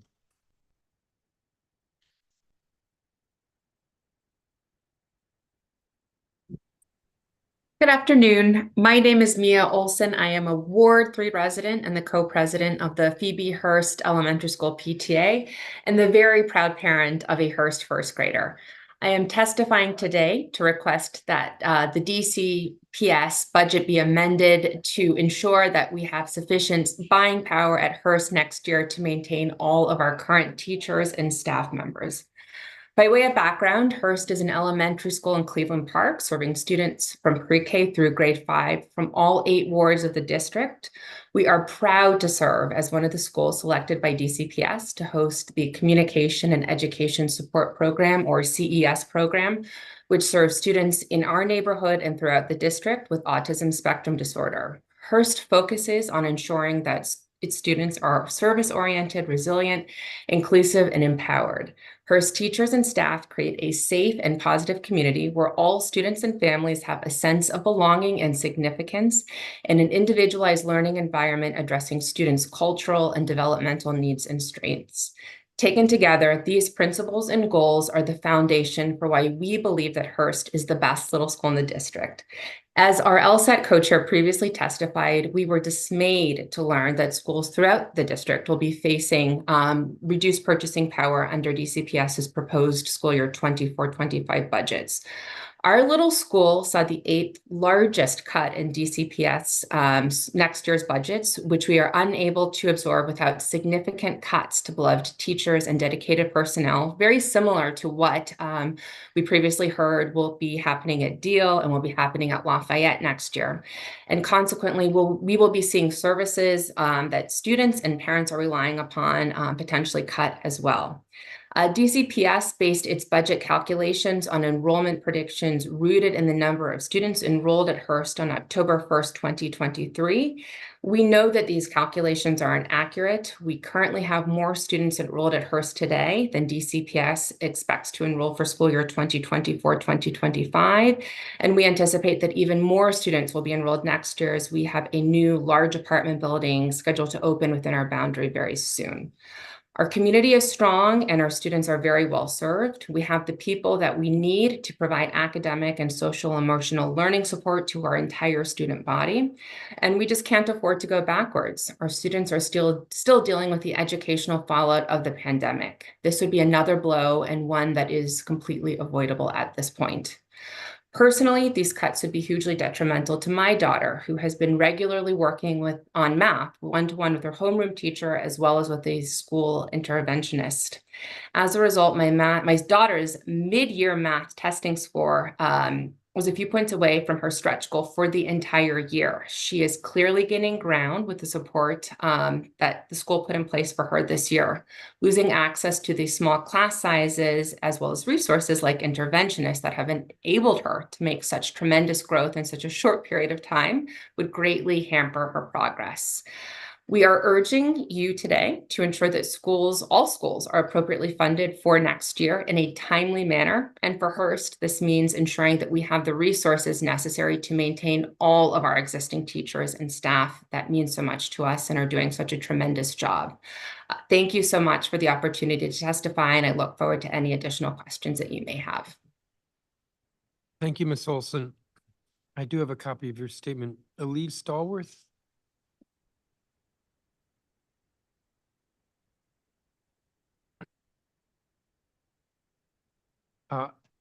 Abel Amen, Commissioner Amen? Thank you, Chairman. I hope you can hear me well.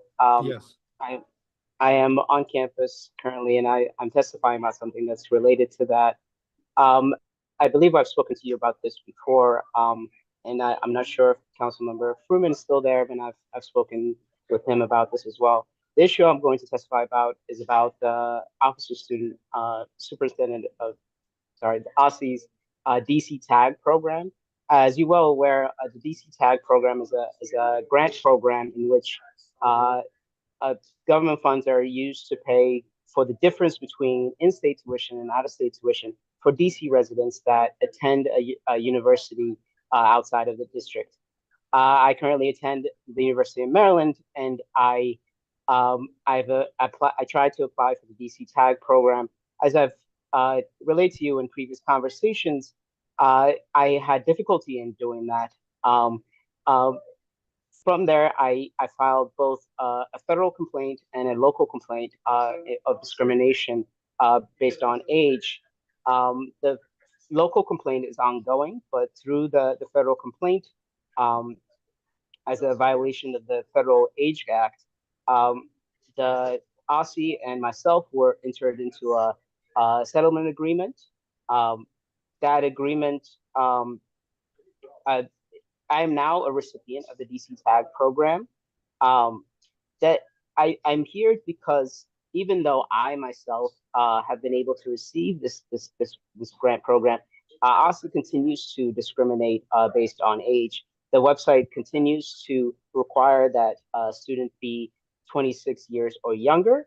The application process still blocks people that are older than that from applying.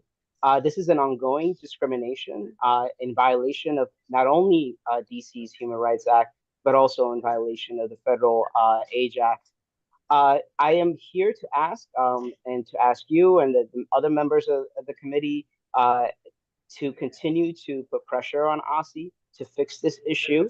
They are currently and continue to be in violation of district law and federal law in administrating this program. This program has been in existence since 2001 and was amended in 2004, I believe, to expand it to include all people. But people like myself who are older and returning to become a student are still being blocked from receiving this grant. So I just wanted to continue to urge you to put pressure on OSSI to fix this issue and to fix their processes to allow people. And these are a slim number of people. This is not going to be a mass of people. There are very few people in my current situation that are older and returning to the university education. So I want to continue to urge you to pressure OSSI to fix this issue and to start for once to obey the law and stop discriminating against people older that are returning to school. And I will write this up in a statement and submit it. Thank you very much for your time. Thank you, Commissioner. Eunice Fernandez, whom I think is not here. Pamela Fernandez, whom I believe is not here. Jamika Fogel, I believe is not here. Anna Torres, I believe is not here. James Volman. I am here. I see that, and it's exciting. That's good. All right. Can I go? Yes, please. All right. Good afternoon, Chairman Melson and esteemed members of the council. I'm Jim Volman with On-Ramps to Careers. I'll be testifying for myself and Quincy Benbow, our board chair, who's not able to make it. Let me read Quincy's testimony first. My name is Quincy Benbow. I'm a senior sales executive with over 25 years of experience in leadership in IT, software, and infrastructure solutions. As a Fortune 500 technology executive at Palo Alto Networks last year and at Salesforce this year, I was impressed by the On-Ramps Careers program as soon as I met them and the Washington, D.C. STEM students On-Ramps placed with my company as summer interns. As both a technology business executive and an African-American leader in tech, I see the critical need to extend such opportunities to underrepresented students of color and wish to advocate for more investment in programs like On-Ramps. I also believe in doing what I advocate others to do, and as such, I volunteered 2 years ago with On-Ramps and have recently been elected as chair of the board, which is made up of leaders of a dozen companies like Comcast, Ironbow, Microsoft, Pepco, Salesforce, Samsung, Children's Hospital, and the United Negro College Fund. On-Ramps to Careers collaborates closely with over 30 employers in my industry. In addition to these that I mentioned earlier on our current board, we partner with leaders at Accenture, AT&T, Georgetown University, JP Morgan Chase, Oracle, Virginia Tech, the DC Department of Public Works and DC Water, and federal employers like NASA and the Department of Homeland Security, as well as many smaller firms. With On-Ramps facilitation, we expose Washington, D.C. students to the companies, skills, experience, and mentors they need to break into this prosperous industry. On-Ramps is a critical business partner with OSSI and DCPS for introducing students to employers and careers, and I applaud the mayor, deputy mayor, OSSI, and DCPS for prioritizing these work-based learning partnerships with employers. Together, we've successfully hosted 300 IT interns in 2023, contributing to their professional development and future career prospects. We're on track to exceed that number but we need additional funding to keep meeting that demand. I'd like to propose several recommendations. Increase funding to both in-school and out-of-school tech IT training programs like On-Ramps to serve more students and employers who want to help. This will help us meet the growing demand in the industry and ensure inclusion of DC students who want to pursue these careers. Increase funding for OSSI's Career Ready Internship Program so that all students who want to participate can. Currently, demand exceeds funding for the available wages. 3, increase wages for 16 to 21-year-olds participating in the Marion Barry Summer Youth Employment Program. Currently, the wage stands at about $10 per hour, which may not adequately incentivize youth participation compared to alternate employment opportunities. Now let me speak for myself. These are all sensible investments in DC students that will pay significant dividends to the city's tax base. Because DC is home to these young people, they will be earning their high salaries as DC residents and taxpayers. But it's not just the individual income taxes they will pay. As a former business owner, I sold my business in 2017. I know that their DC residents will positively impact the tax base covered by the DC business franchise tax. With many businesses using hybrid schedules, 2 to 3 days in office, 2 to 3 days of remote work, the DC-based revenue on which the 8.25% tax is based can shrink by 60% for employees who are not district residents. But it's Mr. kind of Volman, I'm going to have to cut you off. You're remote work over, is done. Mr. Volman, you're over a minute over your time. I have your Okay. statement. Thank you very much. Thank you very much. I have Tasia Fuller or Linnell Hardy. Marcy Hairston. I'm here. Yes. Please proceed. Okay. My name is Marcy Hairston. I am a self-contained preschool teacher at Murch Elementary School, and I have more than 10 years of experience working in early childhood classrooms in DCPS. I don't have much time, so I'm going to share the most salient points here with the request that my whole testimony be entered into the public record. I'm here for my students, the hardest working, funniest, most vulnerable kids I've ever met. I adore them, I believe in them, and I'm challenging you to do the same. It's time for everyone to stop looking past them and start paying attention.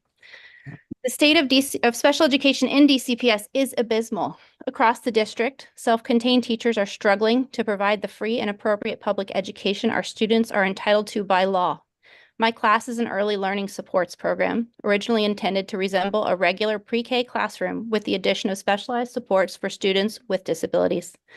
The students placed with me should have basic communication skills, but may present with minor behaviors, learning disabilities, or other less intense needs that still allow for a typical early childhood education experience. It works on paper, but in practice it's failing.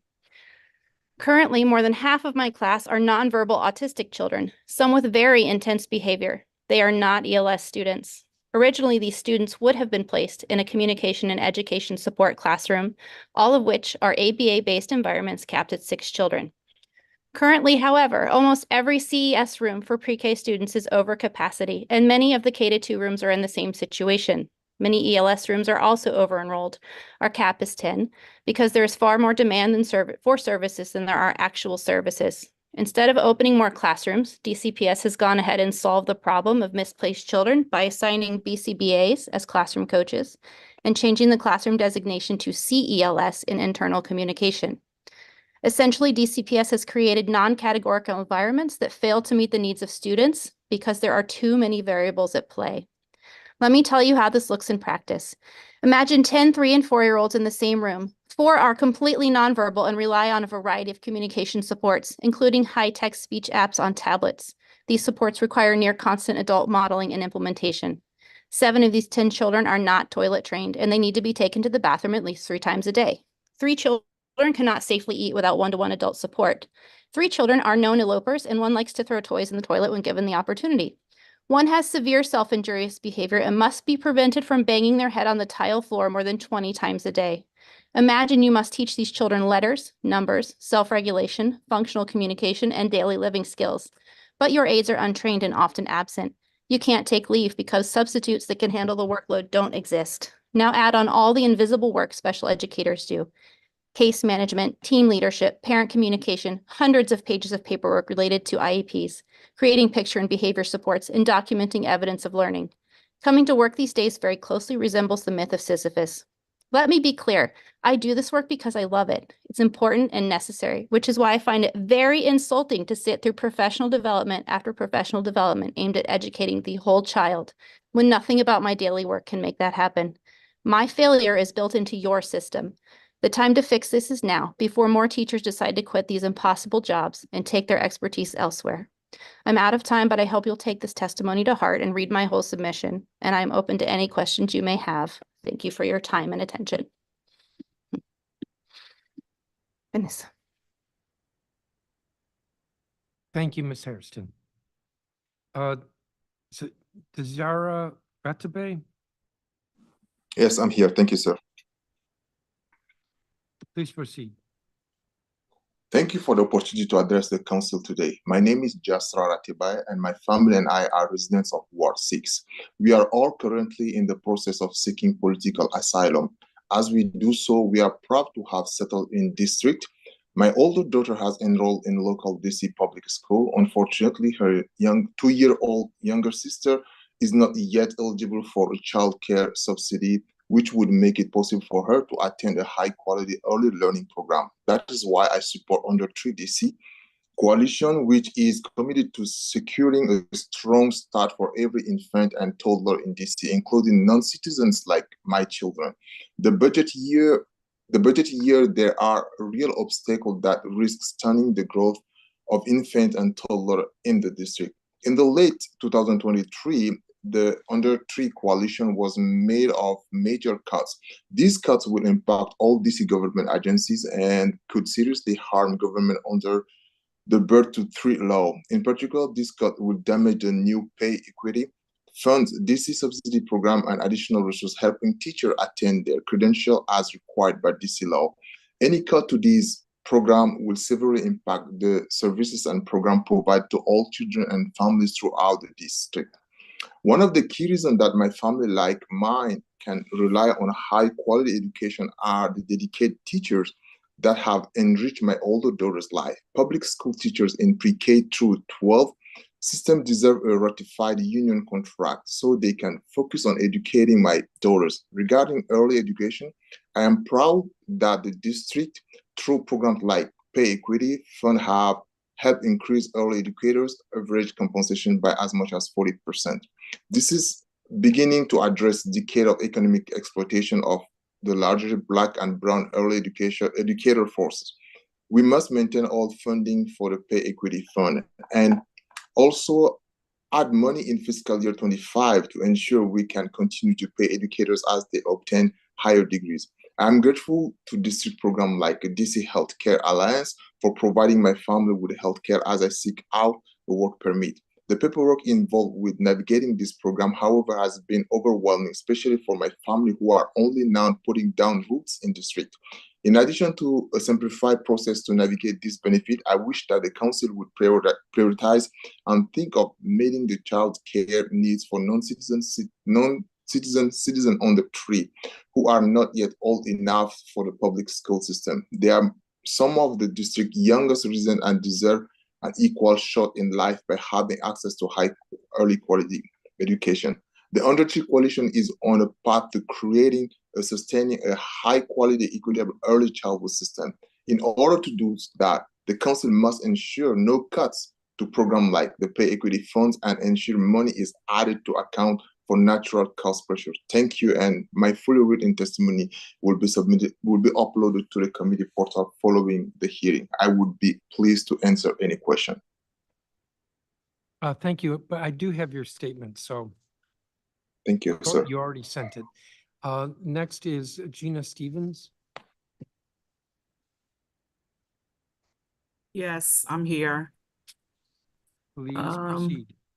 All right, I don't think the camera is working, so I'll just proceed. Good afternoon, Council and Chair Mendelson. Pre-pandemic 2018 was the last time I, Gina Stevens, instructional coach of Murch Elementary School with over 20 years of teaching in the district, testified on behalf of teachers losing jobs and resources due to subjective reduced budgets. Then and now, we the teachers continue to stand like flint against all DCPS budget woes. It's chronic absenteeism, it's lack of respect for not negotiating a teacher contract, it's shameful representation of a retirement advisory board, it's COVID, it's RSV, it's strep throat, it's stresses. After listening to so many compassionate, desperate pleas for more funding in order to continue with some of DCPS' most excellent academic reform around science of reading, transcend, brain nutrition, and other programs, I have come to realize, yes, funding will most definitely help, but sir, madam, it is truly only a glorified Band-Aid until it runs out. And that seems to be the case today. Council members, what needs to happen is bona fide reform, not at 5 a.m., but respectfully between all powers to rebuild DCPS at the foundational scientific level. I have more to say about what that would look like, but today I am also pleading again and reporting again inadequacy. It's called impact. Council members, respectfully, impact is a bully. It is systematically bullies African-American teachers according to American University. The impact guideline states the union between the WTU and DCPS is successful with its 5,000 members, yet we do not have a contract. What timely chance do teachers have for a fair impact mediation when it took 7 years to negotiate our current expired teacher contracts? Teachers don't stand a chance for a timely impact mediation. Teachers lose.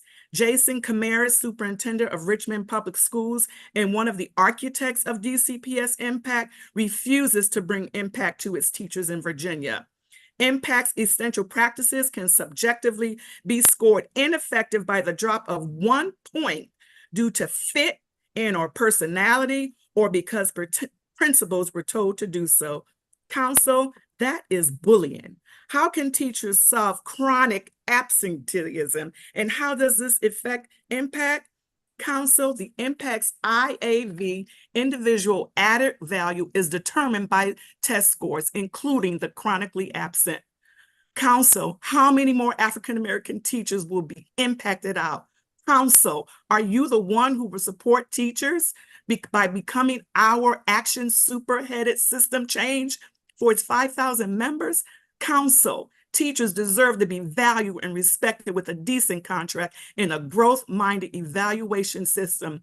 What and when are our next actionable steps, Council? How will teachers be included in the process, Council? Do teachers have a chance to see effective, immediate change this year? Why, Council? Because this year, Council, African-American teachers will be subjectively bullied out this school year, sometimes, Council, by 1 single AVA point. And I thank you kindly. Thank you, Ms. Stevens. That's going to conclude the testimony for this group.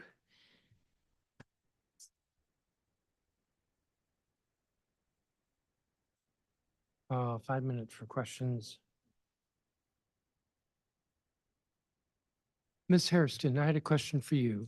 There are a lot of witnesses, and so I've been trying to control how many questions I ask, but I did want to ask you, what is the solution to this dreary picture that you painted of providing special education in our schools? More teachers?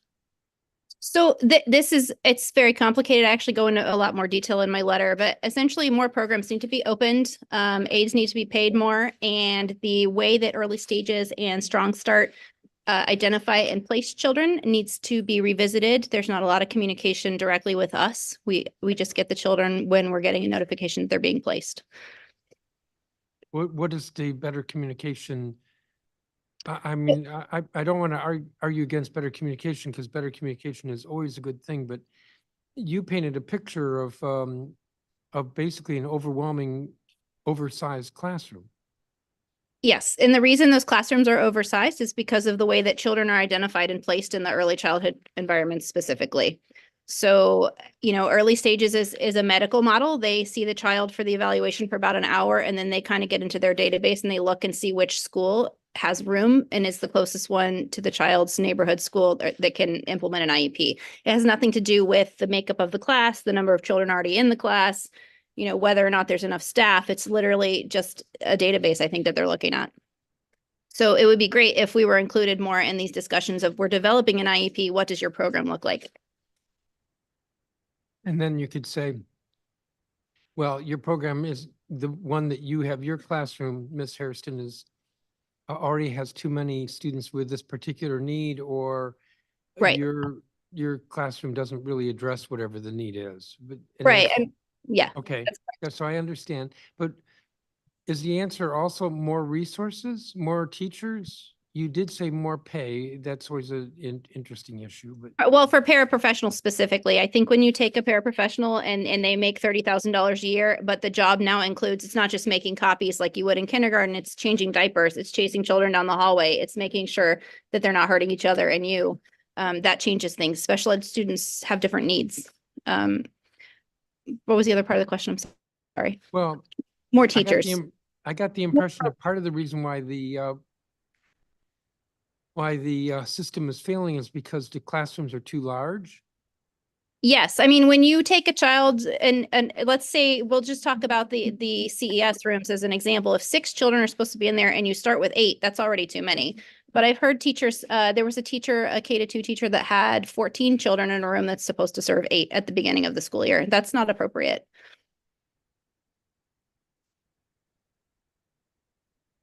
Okay, let me turn to colleagues. Councilmember Fruman, if you have questions. Sure, just mostly comments. A whole bunch of heroes on this panel. Thank you very much for your testimony, Ms. Stevens. Ms. Maltz, thank you for all of your advocacy on special ed transportation issues. It is particularly heartening that you acknowledge the things that have been achieved, even as you're pressing for further improvements. We really appreciate that.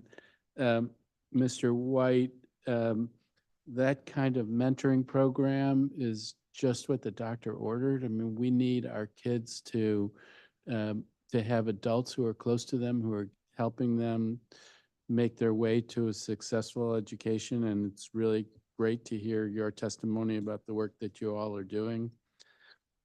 Ms. Olson, we heard about Deal, we heard about Jackson Reed, about Johnson Middle School, the idea that Hearst has got the 8th biggest cut given the size of Hearst.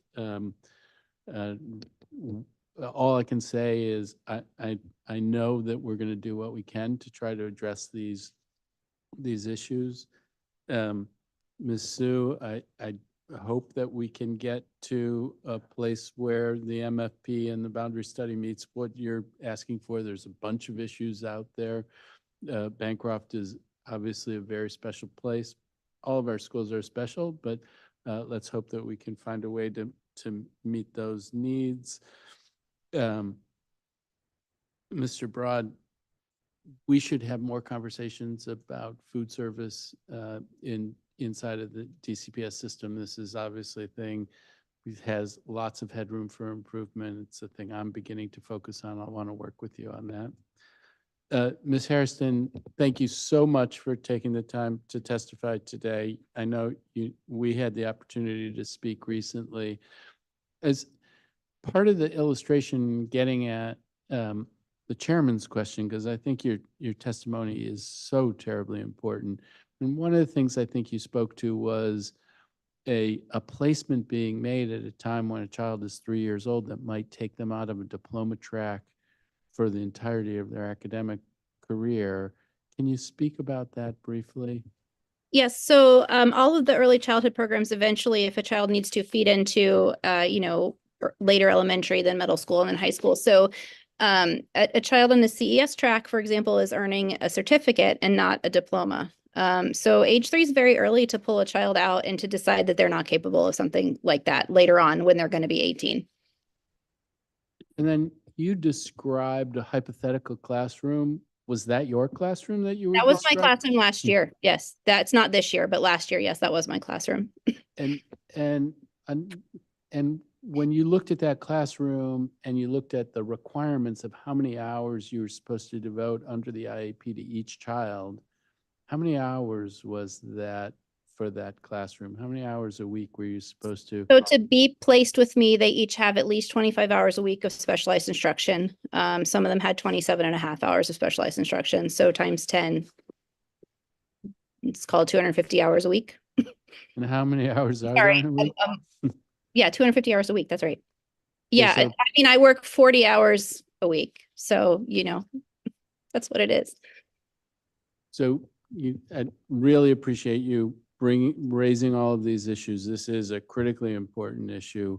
We have the performance of our special education students has lagged and lagged and lagged. And then when you hear about the kinds of things that you're talking about, you understand why that must be the case. And it really is. If we're supposed to be sticking up for the kids who need us the most, we really got to be doing something better in this space. So thank you for all of the work that you've done and for your testimony today. Thank you, Councilmember. Thank you, teacher, the witnesses, and thank you, Mr. Broad and Ms. Shu, for being here. And your testimony has been helpful. And the folks online, you all are excused when we're going to call the next group.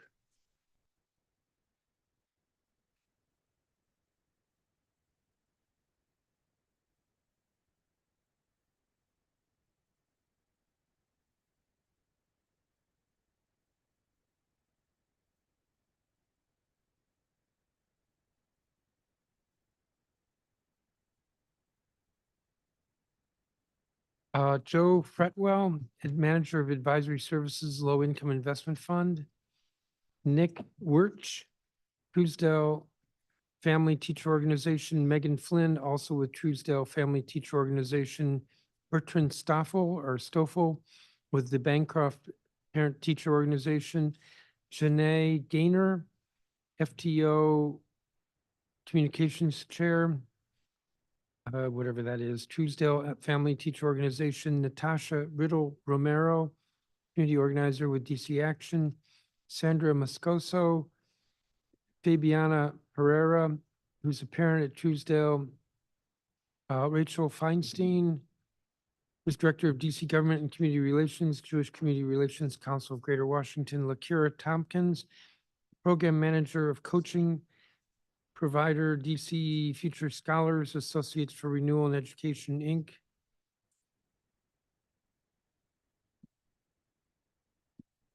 Julia D'Ambrosi, Catherine Randolph, Luke Meisner, Betsy Wolf, Megan Conway, Francesca Mackin, Jasmine Herndon, Lily Eckert, James Wyckoff, Catherine Wade, Martha Asifa, and Zhao Yi Lu.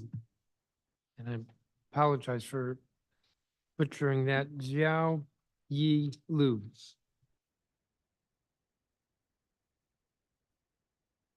I have two people in person with a photographer, no less. Oh.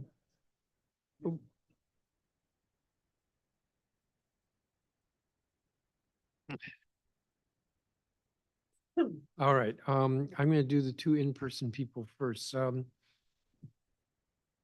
Ms. Feinstein, and then you are, I'm Jasmine Herndon, and then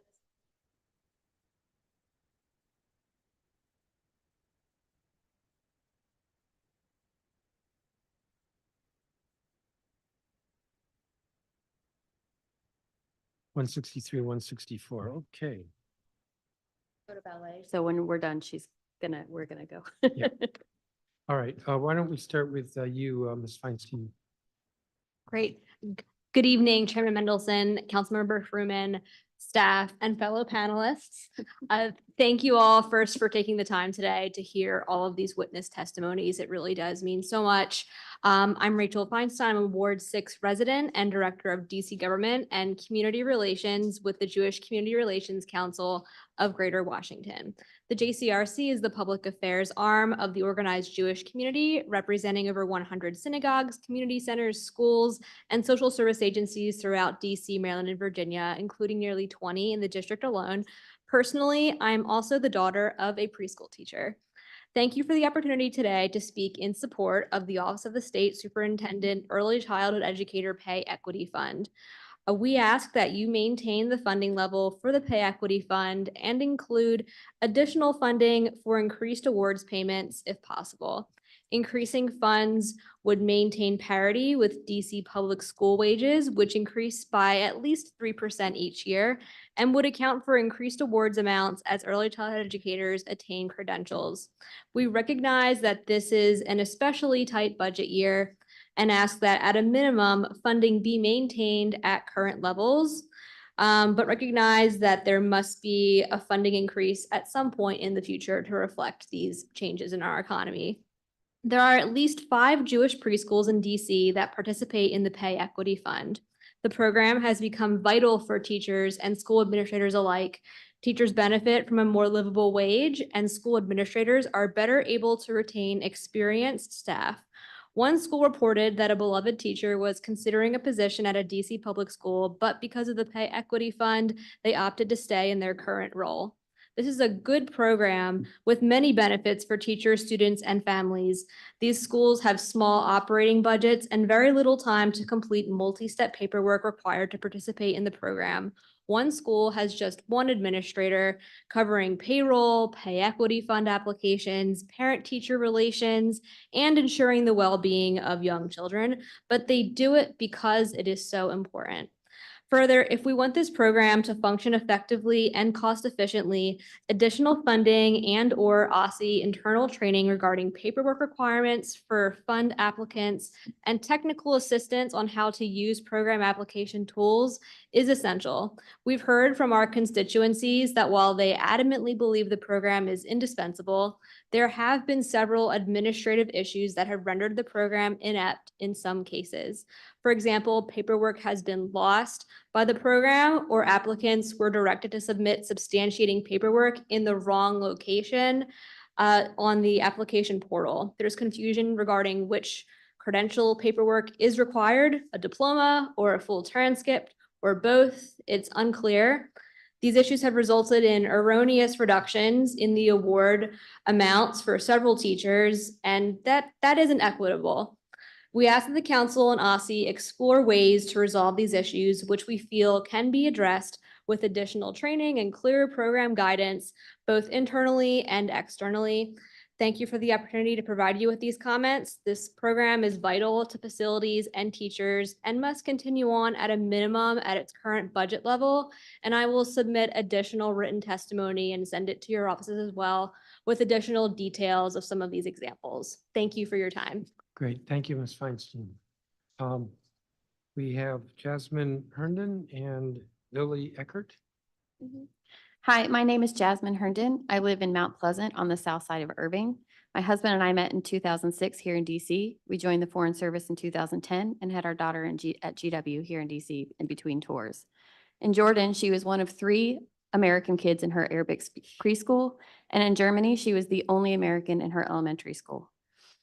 When we were assigned back to Washington, we were ecstatic. We love DC. It's where we met. It's where we had Lily, and it's home to us, even though neither of us are from here.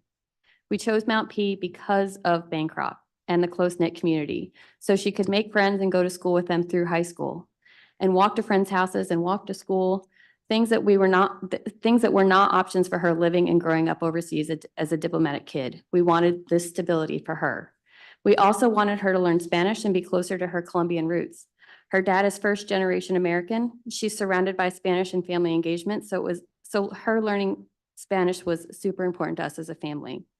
Mount Pleasant has exceeded our expectations. We love living here. It is a wonderful, diverse community where we have all built great friendships. Unfortunately, our house is literally on the wrong side of Irving, the side that would be removed from the Bancroft boundary. By cutting the neighborhood, the feeder patterns for the kids in the neighborhood would also go to separate middle and high schools. Lily's terrified to be sent to different schools from her friends. With the boundary cut, she is likely grandfathered into finish at Bancroft, but there's a chance that she would be sent to a different middle school than her friends, even those across the street on Irving. Cutting the community in half means children in this historically protected neighborhood would never go to the same schools together. It changes the trajectory for more than just Bancroft. As a neighborhood, we do not want this. We want to keep our community whole and the Spanish program strong. Therefore, we propose a Bancroft annex for the pre-K programs. In a community survey of 1,250 stakeholders offered in Spanish and English, 85% of those responded ranked the annex building as their top choice. An annex doesn't just keep our community together, it properly alleviates overcrowding at Bancroft for the long term. The proposal to move the boundary to Irving Street only cuts about 35 students from the school, which does nothing to solve the overcrowding.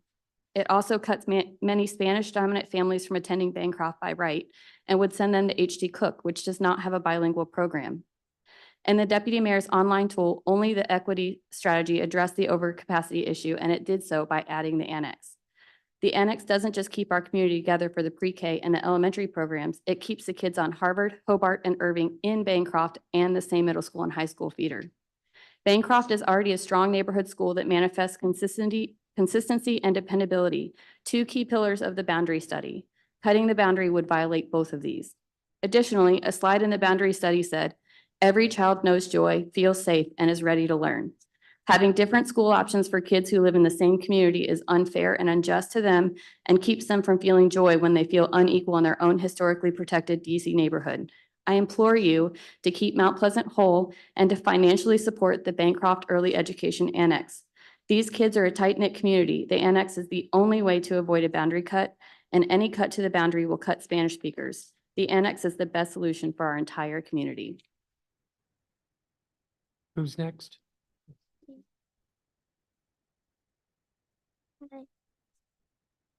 Hi, my name is Lilia Kurt, and I live in Mount Pleasant on Irving Street. I am in 3rd grade at Bancroft. Kids need to be with their friends. If you separate us, it'll be so sad. Would you want to be the cause of a crying kid? If you had to be separated from your friends, how would you feel? We are a big community. We do school events together. We hang out with each other. We go to farmers markets on the weekends together. We do play dates. We have big Halloween celebrations. We have fun street parties with bounce houses. We have a guy who teaches us all music on Saturday mornings in his front yard.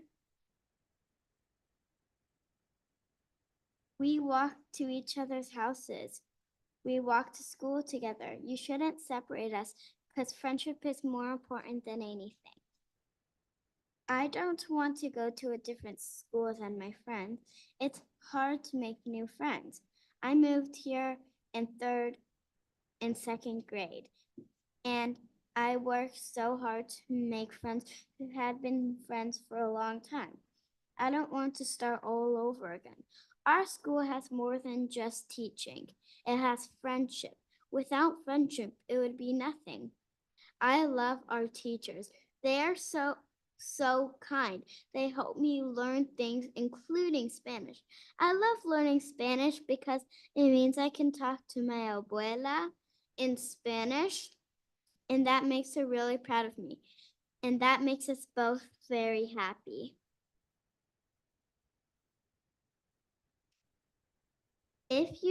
If I go to a different elementary school, then I can't learn Spanish. That would make me sad. In fact, you shouldn't cut anyone from out of Bancroft. Our community is important, and so is the Spanish part. We should keep both of them strong. My mom tells me that we can do both by expanding the school. I think that sounds like a perfect solution. Thank you. Thank you, Ms. Eckert. Thank you, each of you. What's the middle school right now for Bancroft? The middle school for Bancroft is Deal, and then it feeds into JR. Jackson Reed, getting fancy here. Thank you. Mhm. I don't have questions for you. Do you have any questions for them?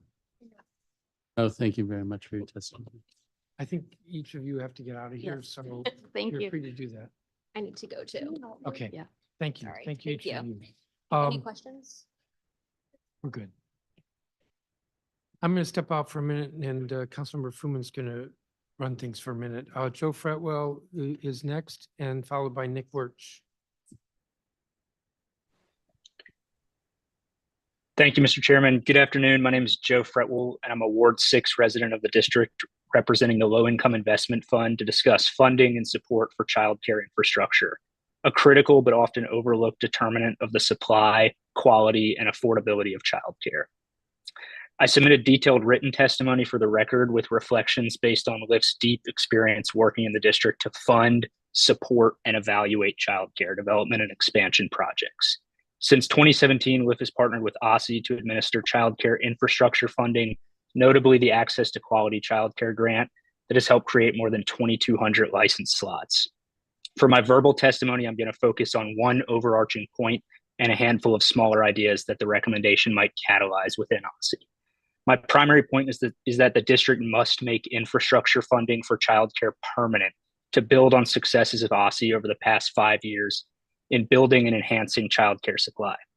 DC has made significant strides since 2018, adding more than 3,000 new slots for infants and toddlers and reducing shortfalls in supply and demand for childcare through programs like Access to Quality, the Child Care Stabilization Program, and Back to Work Childcare.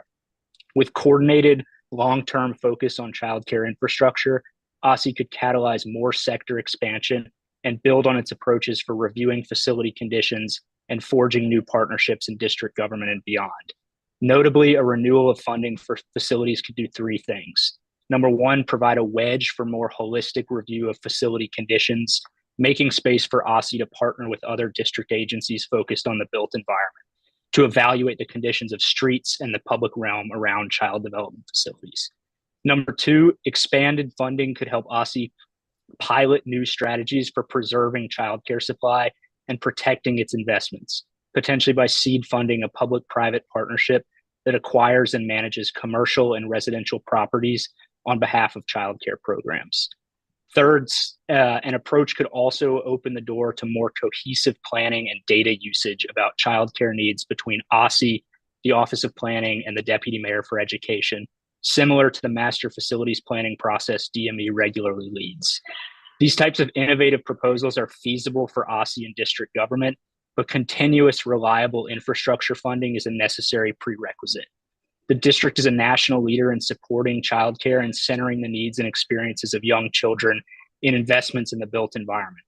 That momentum cannot stop now as the childcare sector tries to stabilize from disruptions of the pandemic and the district seeks to attract new residents and industry.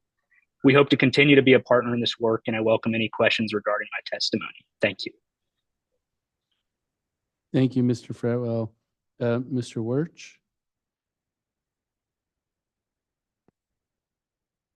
Hi there.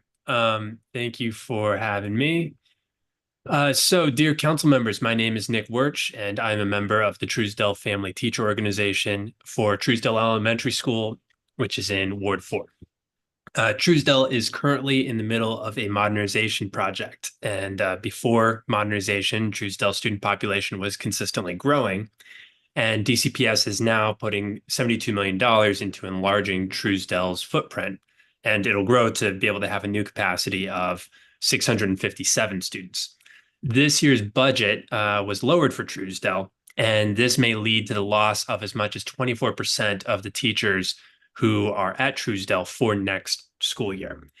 So when the school rapidly grows post-modernization, Truesdell will be without many of the teachers who have led the school through this transition period of modernization, and the school very well could struggle to find qualified replacements. As one of the district's most multilingual schools, Truesdell's Spanish and Amharic communities require additional multilingual learner teachers.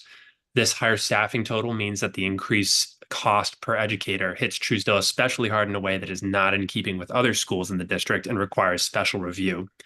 And also, while trying to keep as many vital staff members as possible for next year, the school's non-personnel spending is likely to be hard hit. This could cause issues at the institutional level with lack of funds for things like office supplies. It could also have consequences at the student level with a lack of funds for field trips and after-school clubs.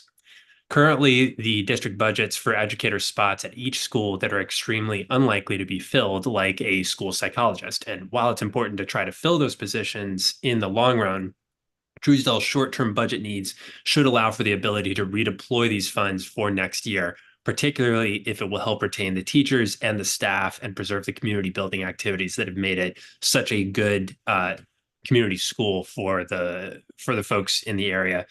I have my daughter goes there currently. I look forward to my son attending there in the next couple of years. And I really do just want to emphasize that, we're all excited about the investment the district has made in the modernization of Truesdell. It would be a shame to see a budget shortcut at this phase, at this critical juncture, undermine the hard work and the resources that have gone into making this an even bigger and even better school for the future. So please consider funding the budget fully so that we can retain all those teachers and other staff that make it such a special place. Thank you for your time. Thank you for your testimony, Mr. Wirch. Megan Flynn? No? Bertrand Stoffel? Thank you, Council Member. Mr. Chairman, Council Members, thank you for the opportunity to speak today. My name is Bertrand Stoffel. I'm a parent of three. Two of my children attend Bancroft Elementary School, but I'm also the treasurer-elect for the Bancroft Elementary School PTO. Now, we've heard from previous testimonies that Bancroft is a very beloved school. It has seen an increase and a continuous increase in enrollment over the past years of about 50 students per year. That's 2 additional classrooms every year. That's certainly a testimony to its quality, the quality of its bilingual program, its dependable offer of bilingual early childhood education and special education. It also certainly shows the neighborhood's trust in our public schools, as well as Bancroft's just general amazing work environment. This year again, the school will retain every employee except for 2 teachers who are relocating far away. But Bancroft's success comes with certain challenges, and I'd like to raise 2 issues which the school is currently facing. The first issue has to do with relatively standard building maintenance. There are concrete maintenance problems at Bancroft which have been overlooked by the authorities. There's an adult bathroom and a boys' 4th grade bathroom, which are currently out of service because of persistent plumbing issues. This is a situation that adds travel time for students. It necessarily keeps them away from teaching, but it's also, frankly, unsanitary. There's 2 doors in 2 classrooms which do not open correctly. The glass has been removed, which means that those doors will not allow a proper lockdown if students were in danger. There's also land erosion on the north side of the building where pipes have been exposed. And there again, delaying action will only create bigger problems. The second issue that I'd like to raise has to do with enrollment. We've heard it's increased over the past years. It's associated with many uncertainties, and it puts the school in a very challenging situation. Bancroft had to create additional classroom. It's lost some of its space that was initially dedicated to the library and science teaching. And in addition to that, overcapacity also threatens early childhood education. It threatens the special education as well, because it puts pressure on those on the space needed for special education. We have observed in the community a broad support to expanding Bancroft's capacity. And I think by providing a school with an additional location for PK1, PK3, PK4, we could maintain Bancroft's amazing educational program and its contribution to a whole district, while at the same time allowing it to retain its character as a neighborhood school. Cutting ECE or special education would alleviate years of efforts that we've put into promoting equity and access to appropriate education.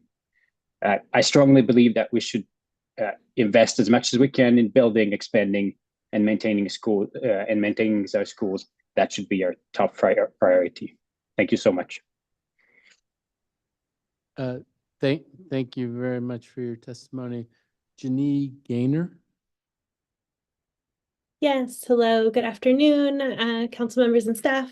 My name is Jenny Gaynor. I'm a Ward 4 resident and parent of twins at Truesdale Elementary, as well as a board member for Truesdale's Family Teacher Organization. And I'm testifying today out of concern related to our school year 2024-25 budget allocation.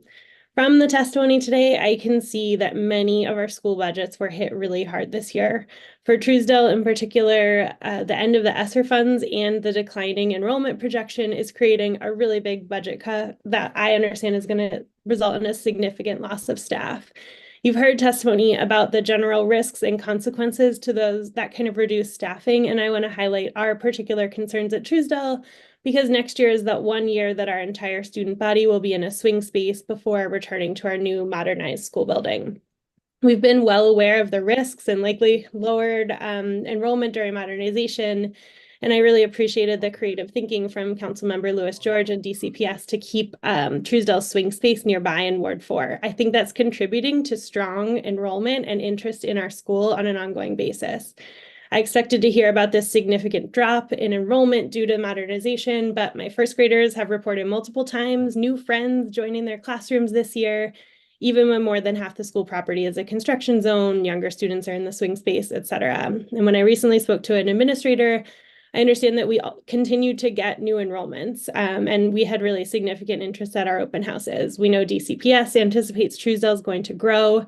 Our new building's capacity is going to be 650 plus students, and that's an increase of about 200 students from our steady enrollment in prior years. And so just for me personally, my kids started school virtually during the pandemic, during a school leadership transition, and then headed straight into this modernization process just as everyone was getting settled in. And I just want to do everything we can to keep a stable school environment for our kids and the many kids in our community who might be experiencing something less than stable at home. With all of these changes going on around them, I think that means we should be doing whatever we can to retain our wonderful Truesdale teachers and staff. This year, we have a team of first grade teachers who have been working together for several years, and their teamwork and support for each other and the other students is palpable. It means our kids are well supported, and I'm better informed as a parent to support their learning. I'm asking that we look for budget solutions that will avoid breaking up those teams due to a one-year dip in enrollment during this modernization process, only to have to rehire and try to recreate those teams in the following year. That's going to amplify instead of limit the potential distractions from learning. What we're asking for might mean more funding, more flexibility, and reallocating funds for hard-to-fill positions. We don't want to hold them vacant when we could retain staff in the short term, and we don't want to wait until staff have to accept other positions to make these changes. Thanks for your time. I'm grateful for the opportunity to testify and submitted more detail in my written testimony. Thanks. Thank you for your testimony, Ms. Gaynor. Natasha Riddle Romero. Hi there, good evening. I'm sorry for the sound interference. I'm outside, so I'll try to get through this as quickly as possible. I was originally planning to share my own testimony, but because of the late hour and the long hearing, I'm going to be sharing a testimony of an early educator, Alicia Galvan, who was not able to be here. She says the following. Good afternoon, Council Chair Mendelson and members of the committee. My name is Alicia Galvan, and I am an early educator with 22 years of experience working in the field. I am also a member of the Under 3 DC Coalition, which is committed to securing a strong start for every infant and toddler in DC. My testimony today will focus on the importance of the Pay Equity Fund and the impact it has had on my life and on the lives of teachers I work with. I hope that the council will continue to work with educators and advocates to improve the program and work to avoid any cuts so that educators can continue to benefit from it. I'd like to start off by asking if you know any adult who has difficulty doing tasks like tying their shoes, putting their luggage in small spaces, or someone who often interrupts others and thinks that his or her ideas are more important than others. Well, if you do, this grown-up probably did not have access to a quality early education program with a professional, committed, and loving teacher, someone who plans lessons that help them develop all areas of their young brain and help their early development. But when the teacher is worried about whether she will have the means to pay rent and food, finally get the medical tests she needs, go to the dentist, or fix the leaks in the bathroom, it is hard not to bring all your worries to the classroom and be the professional that the children in your class need. The Pay Equity Fund has helped teachers pay for some of the things I mentioned above. It also means teachers now have enough money to take their children to the movie theater and finally buy popcorn and sodas. We early education teachers did not get into teaching to make a lot of money. In fact, we often use our own money to buy material for our students because we love them and want the best educational experience for them. But we also don't get into the profession to barely scrape by. We are capable educators, and for the first time, we are feeling that we are being treated like true professionals. And one of the biggest reasons for that has been increasing educator compensation through the Pay Equity Fund. On a personal note, the first year of the Pay Equity Fund helped me pay for my dental treatment. The funds I received also helped me offset the effects of inflation on my budget. The consequence of not receiving the funds moving forward would force me to find a second part-time job on the weekends. I already babysit on Fridays and Saturdays to have a little extra money to take my daughter, who wants to be an artist, to eat ice cream, or to pay for her special art school supplies. I'm not mentioning the benefits of having access to a quality early education because I know that you already know the science behind it. DC has the opportunity to show other states that having a universal, high quality, and inclusive early education is possible. We've already started, and thanks to all the implemented programs, we had teachers pursuing higher education too. All this can only benefit our children, our future tax-paying, voting adults, which is why it's critical that the council continue investing in the district's future by working with educators to improve the Pay Equity Fund so that it works for all district early educators and the children in their care. Thank you for listening to me and for your disposition to continue funding the program. I look forward to working with you on this important issue. Thank you. Thank you, Ms. Romero. Sandra Moscoso.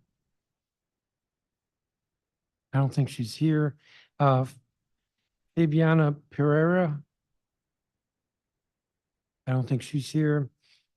Lakira Tompkins. I don't think she's here.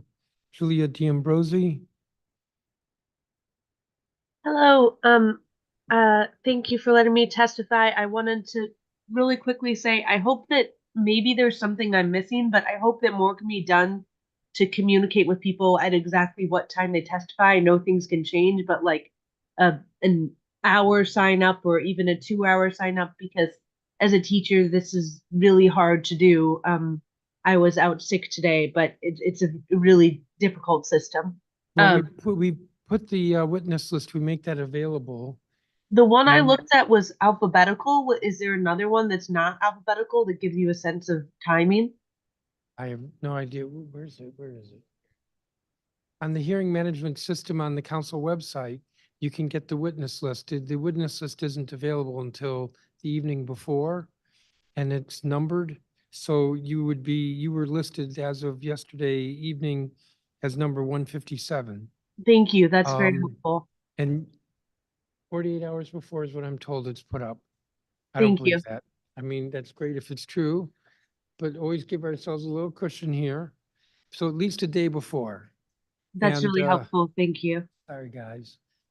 And it's 3 minutes a witness, and actually I've averaged it out. It works out to about 4.5 minutes, including the transition time and stuff like that. Hello, I'm the only art teacher at Mann Elementary School. I'm also a Ward 3 resident and a future Mann parent. Last year, in spite of a population staying steady, we had to cut 1.5 positions.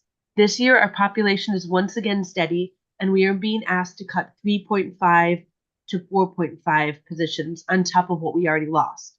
As a member of LSAT, I asked our principal, what can we legally cut? I didn't ask what should we cut, but rather what won't directly violate students' legal rights. All the answers we came up with are questionable because there is no graft. Here are a few of the terrible answers. We could cut a homeroom teacher. This will definitely place our class count over the legal cap unless we cut one of our 2 pre-K classes. If we cut pre-K, we'll be forced to half the program that parents desperately want their children to get into. We could cut our beloved science teacher. Having a certified science teacher has helped students fall in love with the world around them. Every day in my art class, students talk with enthusiasm about volcanoes, bugs, and clouds. Science is especially valued by many of our students with learning differences. This cut could hurt our school community.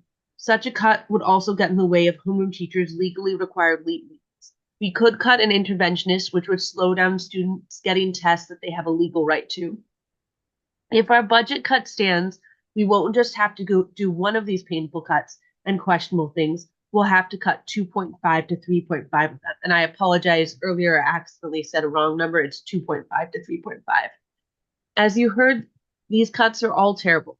Mann is having a direct budget cut, but even a technical study budget would amount to a 22% cut for any spending on personnel. Personnel is a majority of any well-functioning school budget. This isn't right sizing. These cuts will hurt kids. I beg you to do everything you can so that our commitments to children won't be hollow promises. Thank you. Let me ask you quickly. Last year, the council was able to restore money to schools. So Mann should have had the same budget or slightly higher than the year before. Why would you have had to cut 1.5 positions last year? That's a great question. I know that we were going to have to cut a lot more before that. It was really, really dire last year. And so the restoration with the schools first, we were really grateful, but we did still have to cut 1.5. All right. Do you know what your enrollment projection is for next year? I don't know the exact number, but I know that we are essentially steady. Okay. Thank you. Thank you. Catherine Randolph? I think is not here. Luke Meisner? I think is not here. Betsy Wolf?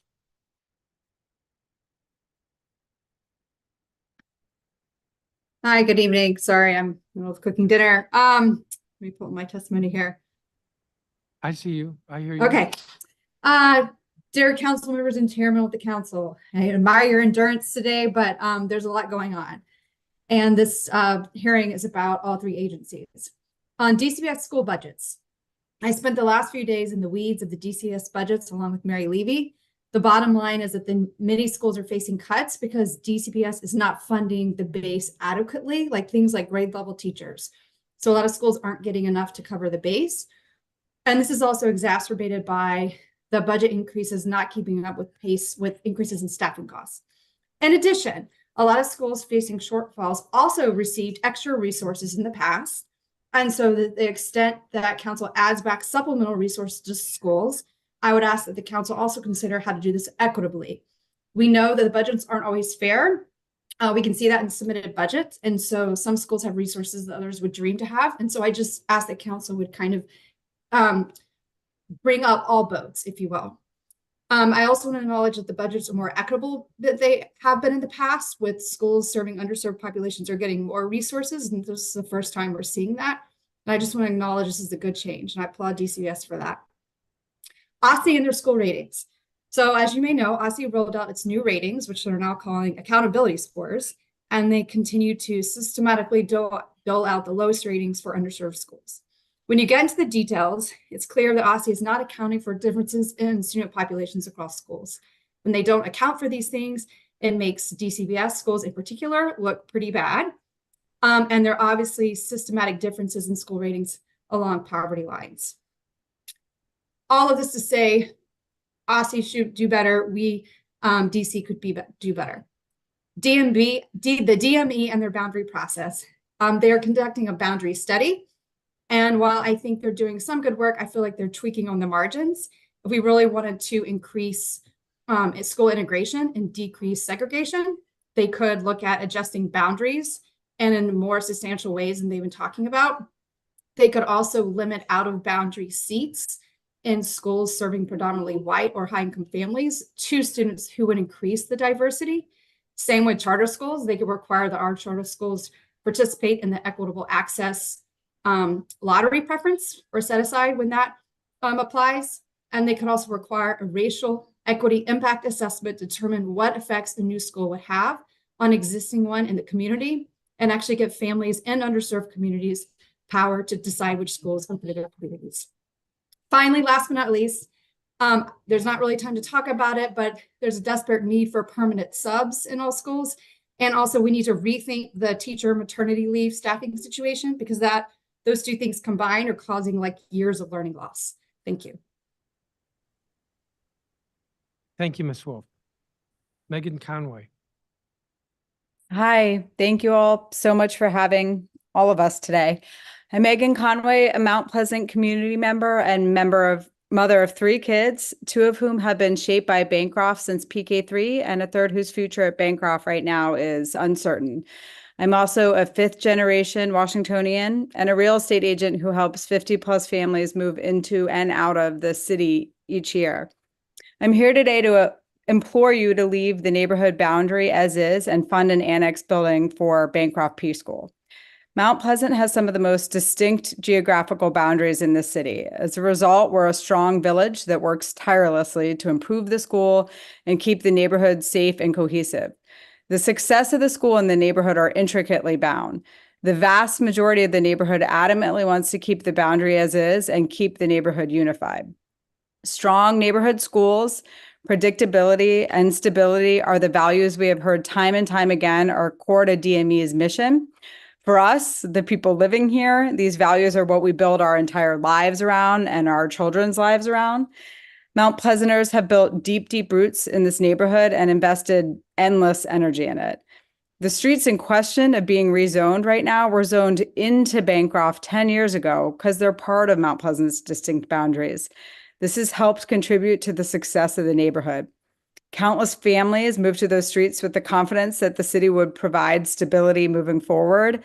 Really, no one should have to anticipate an upheaval a mere 10 years later. What is clear to me from personal and professional conversations is that if this boundary shift happens, it will have a detrimental effect on the neighborhood. The city is at a tipping point right now. Crime's high, people are frustrated, and these changes will cause a loss in faith in the city as a whole. People are calling us right now as agents to tell us that they want our help moving to Maryland or Virginia if school boundaries change. They won't stay in DC. They'll take their tax dollars and their passion for improving the city, and they will go. Right now, Bancroft services 180 out-of-boundary children and services PK3 and PK4. This contributes to our overcrowding, but also makes our school amazing. But our core mission as a neighborhood school should also be to service the neighborhood. If we want to continue to service PK3 and PK4 and also out-of-bound children, we need an annex because we have to keep servicing Mount Pleasant as well. People need faith that the city has a long-term plan for us and our children. Please don't make short-term solutions or shifts. Please allow us to continue to thrive as a bilingual school that provides early childhood education, but also, more importantly, serves the neighborhood it's intended to serve. Please budget for the annex now and invest in the right solution for Bancroft and for early childhood education. Thank you. Thank you, Ms. Conway. I don't have a copy of your statement. If you I would did provide. submit online, but I'm happy to do it again if it's not there. Okay. Thank you. Francesca Mackin. Hello. Hang on. Oh. Go ahead. Hello, my name is Francesca. Louder. Hello, my name is Francesca Mackin, and I am in the 2nd grade at Bunker Hill Elementary School. I am here to ask that you support the Universal OST bill by giving more consistent funding to the groups that help make school a great place to be. First, I would like to tell you about my music class, which I love. We have music class at school with the DC Strings Workshop. Miss Belton and Miss Scott are my music teachers. Music is the best part of my day. My class gets to make music together, even if we are not getting along. Music is a place where we can have fun singing songs together. I want all kids to have music class like mine. Please make sure programs like DC Strings can focus on doing their work without having to worry about finding enough money or losing money without warning. When school is finished, I go to after school, where I can do my homework with my friends. It's great because there are grown-ups there who can help us. Aftercare keeps us busy and safe until our parents come to pick us up.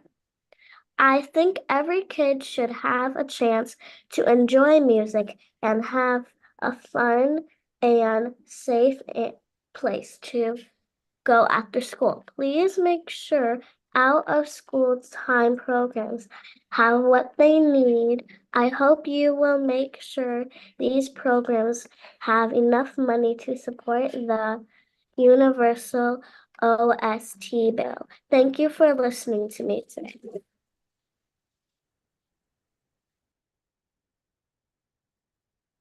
Thank you, Ms. Mackin. James Wyckoff, I think, is not here. And Catherine Wade, I think, is not here. And Martha Asifa is here but needs to accept what she's not done. And Zhao Yi Lu is here. Why don't you start? Good evening, Committee of the Whole.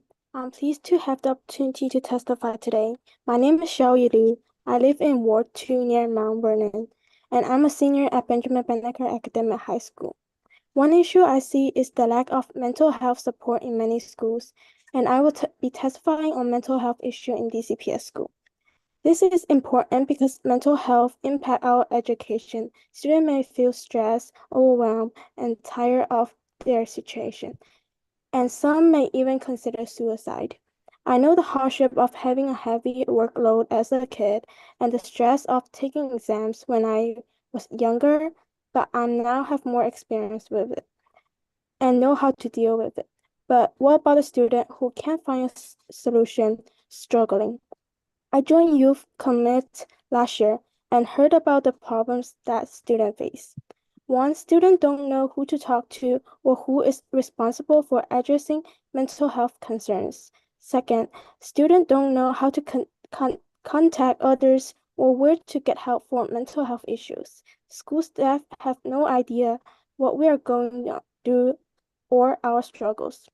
Students are going off virtual learning due to COVID-19 pandemic, and now they are dealing with added stress of changes or grading policy and assignment. As the Young Woman Project, we survey DCPS students annually.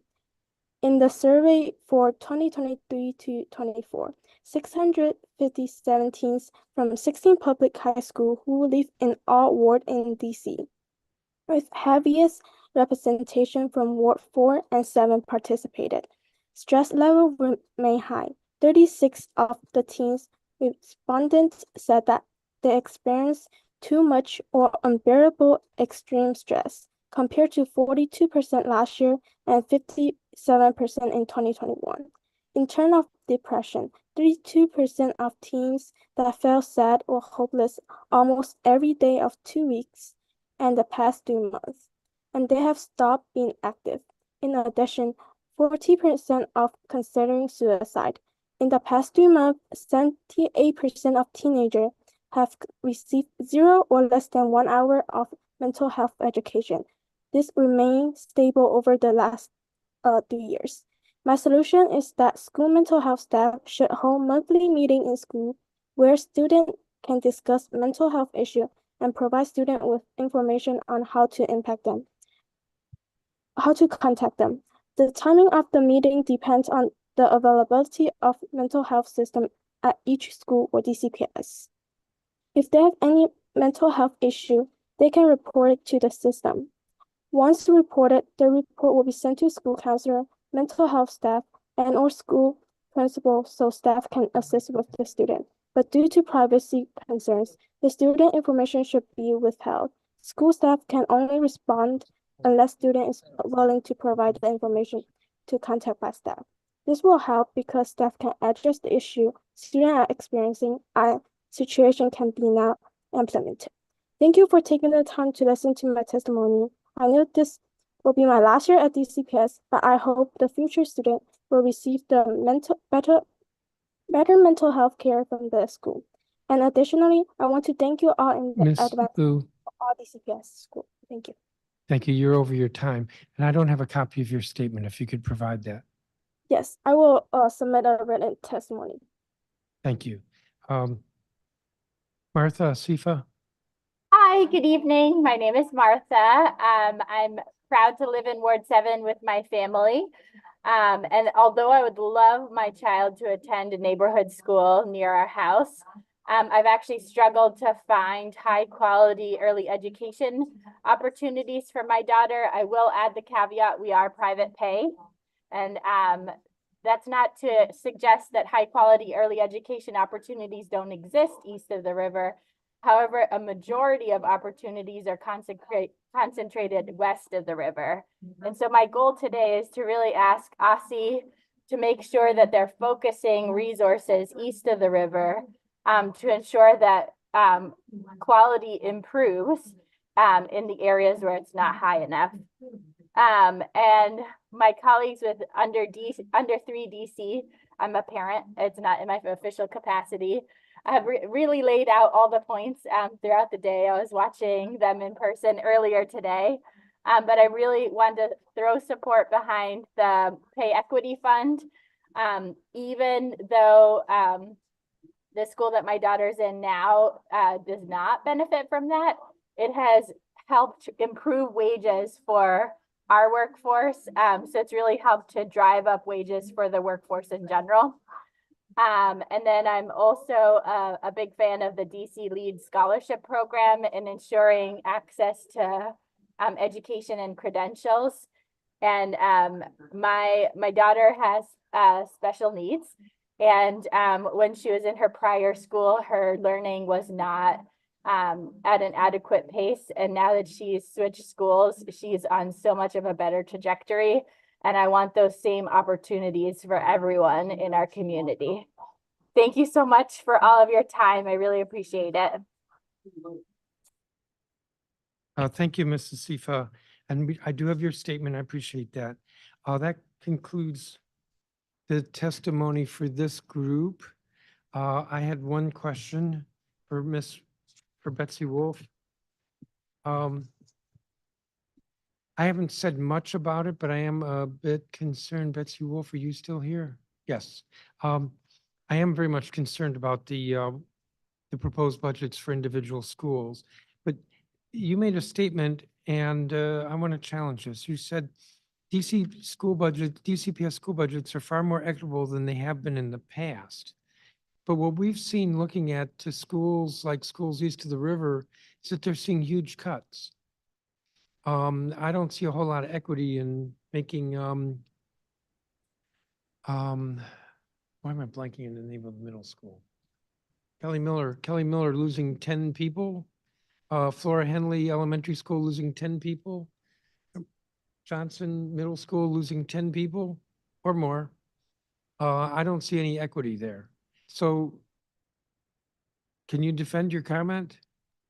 Sure. So you're talking about stability and I'm talking about equity. So I think we're seeing right now more equity in terms of more resources going to underserved schools than non-underserved schools. We're seeing that. But you're bringing up the point of like, Kelly Miller they're facing a huge declining enrollment. And so there's other factors going on too that get at the equity. Like if you have schools opening in your community that are lowering your enrollment, if you have poor facilities and parents are leaving, then you have lower enrollment and you have inequity for other reasons. So I think both of those things can still be true at the same time. Well, I'm a strong disbeliever in enrollment. If I remember correctly, Henley's enrollment is basically stable. I don't remember about Kelly Miller. And Johnson's enrollment, I think, is pretty stable. Actually, I think what the principal said about, from Johnson said this morning was that DCPS continuously underestimates its enrollment. So its enrollment is actually ends up being higher than what's projected, but its projected enrollment, if I remember correctly, is pretty close to what it is now. So, I am aware that the chancellor says that he's increased the at-risk funding weight or the at-risk dollars. But in my view, when you have a calculation in which you have so many different steps, because there's so many steps, they essentially wipe out the earlier steps. So if you start with more money on an at-risk basis to a school, but then in the end you end up cutting their budget, I would not say that that's actually promoting at risk. That's just labels, meaningless labels. I'm getting a little worked up here and I shouldn't be because you're not the culprit. Yeah, no, I mean, it's more equitable in a way. Are there other ways that it's not equitable? Yes, but it's better than not spending any additional money in underserved schools. And that's what we had in the past. So that's better. But you still have all of these other structural problems like council and the city funding schools based on the October enrollment, which we know isn't right. So like you guys could change how schools are funded. That's in your court, right? So like that's another piece of equity. But what I was saying is that they're actually getting more supplemental resources now than they did in the past. And that piece of it is good. I'll leave it at that. Councilmember,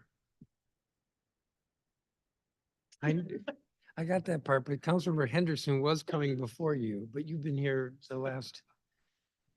Let me do Councilmember Henderson and then you. Yes, she is here. And then I'm going to step out because I have a meeting related to the budget, then I'll come back. Councilmember Henderson?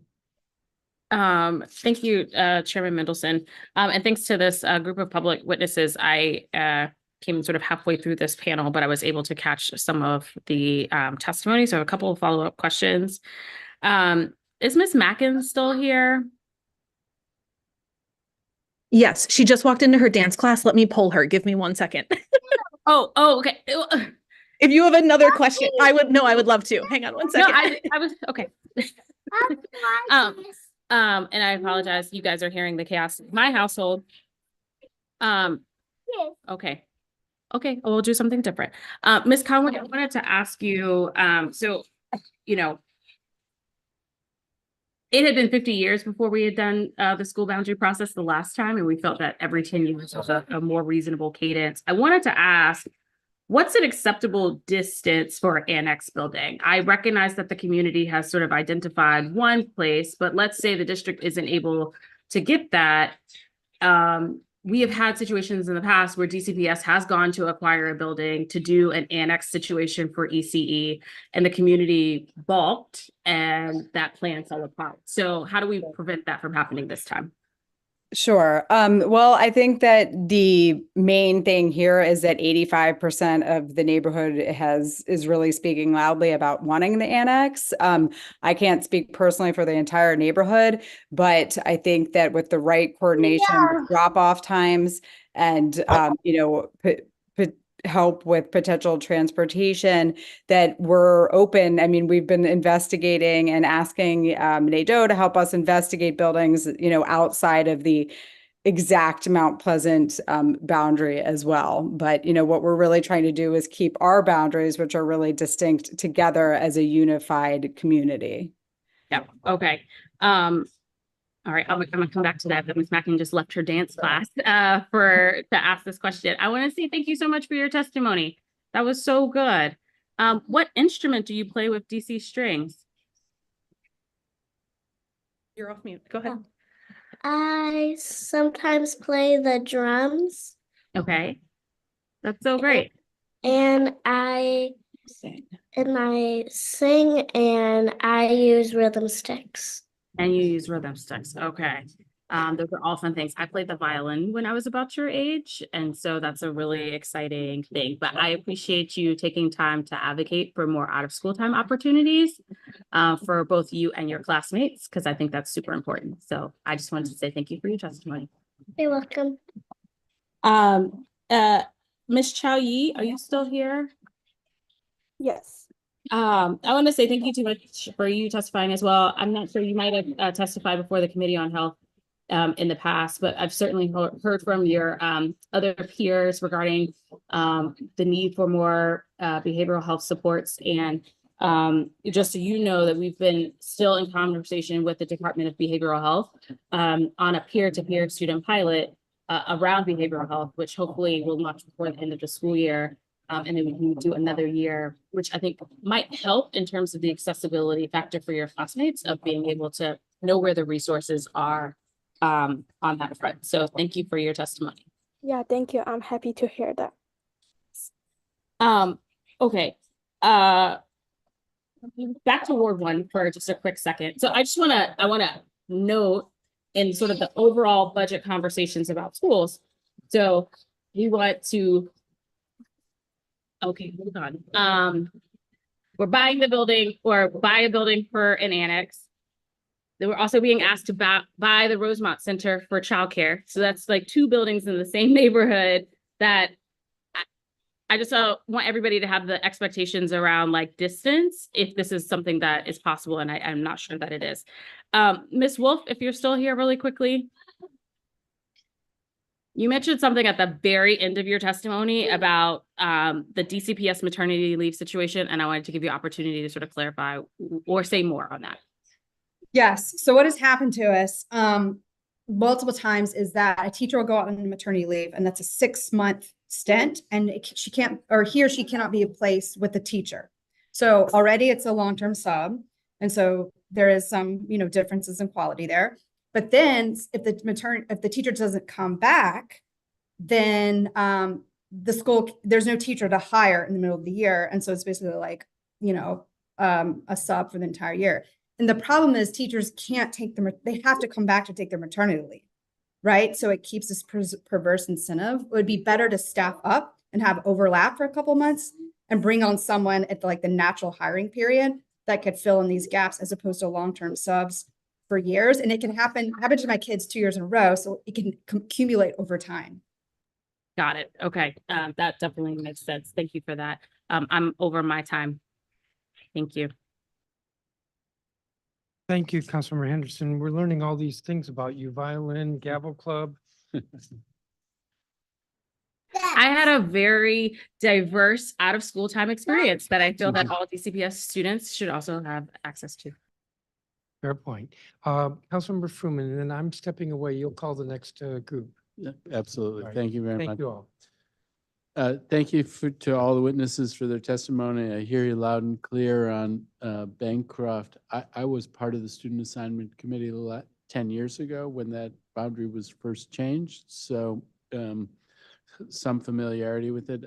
I do echo Councilmember Henderson's caveat that, you know, there's a lot of demands out there and but I think that this is a thing that we really ought to be looking at to see whether or not it's feasible and affordable. Ms. Wolf, two things. You referenced working with Mary Levy and looking at all of the different numbers. I wonder if you, and maybe you haven't looked at it through this lens, but I wonder if you've looked at how much you think it would cost to achieve the steady state of where we were last year, because given the decrease in buying power, but how deep of a hole are we in if our goal is stability? And I hear you that stability isn't the only goal. Maybe it's not even your primary goal, but have you looked at what it would take to achieve stability? Mary has, and it's substantial. Substantial, like Like 30 you should million? What's that? You should follow up with her because I don't want to give the wrong number, but it's a pretty high price tag. Okay. All right, I will do that.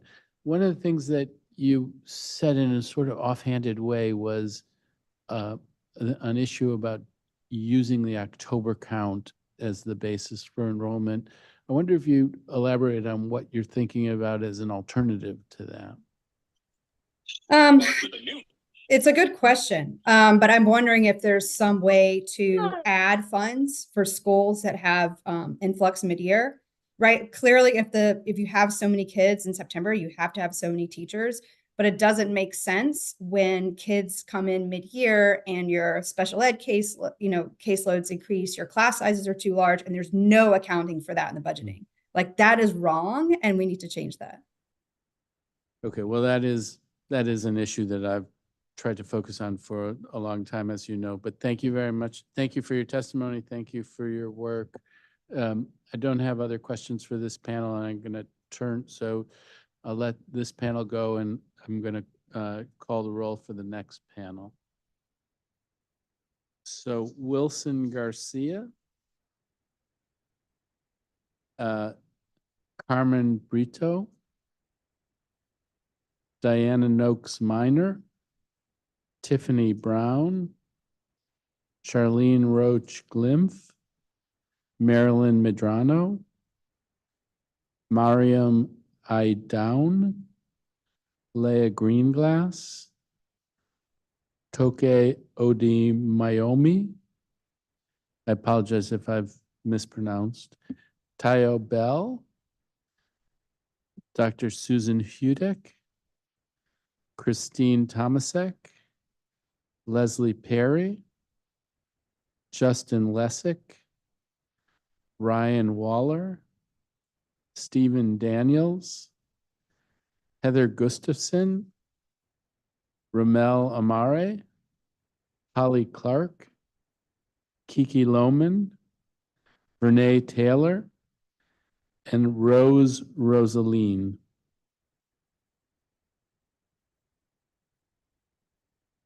I'm going to start with Wilson Garcia, who's here, and then turn to the others who are on Zoom. So, Mr. Garcia.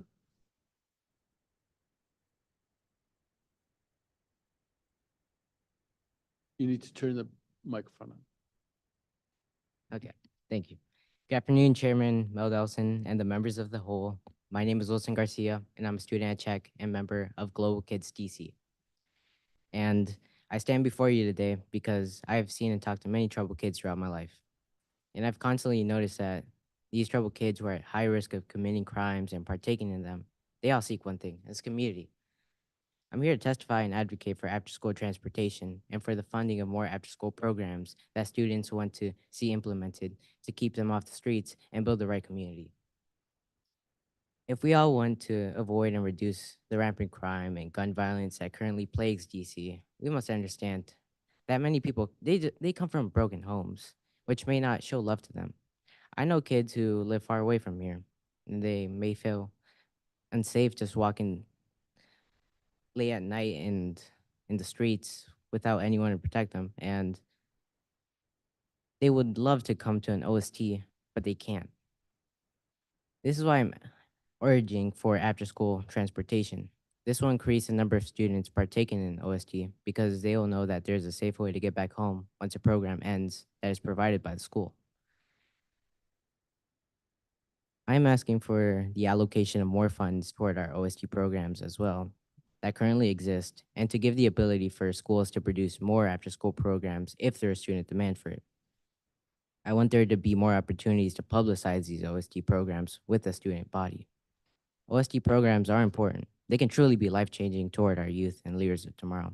And it really is sad to know that these programs in DC only serve about 40% of our young people. More than 53,000% of youth are missing out on after-school programming, which could help them follow their true passions and keep their bright minds full of potential and hope off these streets. Before I began partaking in Global Kids, I really didn't know how to make the first step in following my passions. I was just hoping things would just fall into place magically. But after going to Global Kids, I realized that this is my first step. This can help me truly pursue my passions in a meaningful way that not only benefits me in the long run, but also my community, which above all else matters most to me. As I continue to age and mature and learn more about the systems and rules in place, I'm more ready to face them head on and tackle them with the confidence and faith that I need. That's something I probably wouldn't be able to do without the encouragement from people who run these programs like Global Kids DC. Thank you for your time.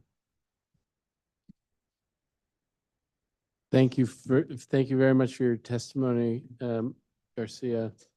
Mr. Garcia, Carmen Brito.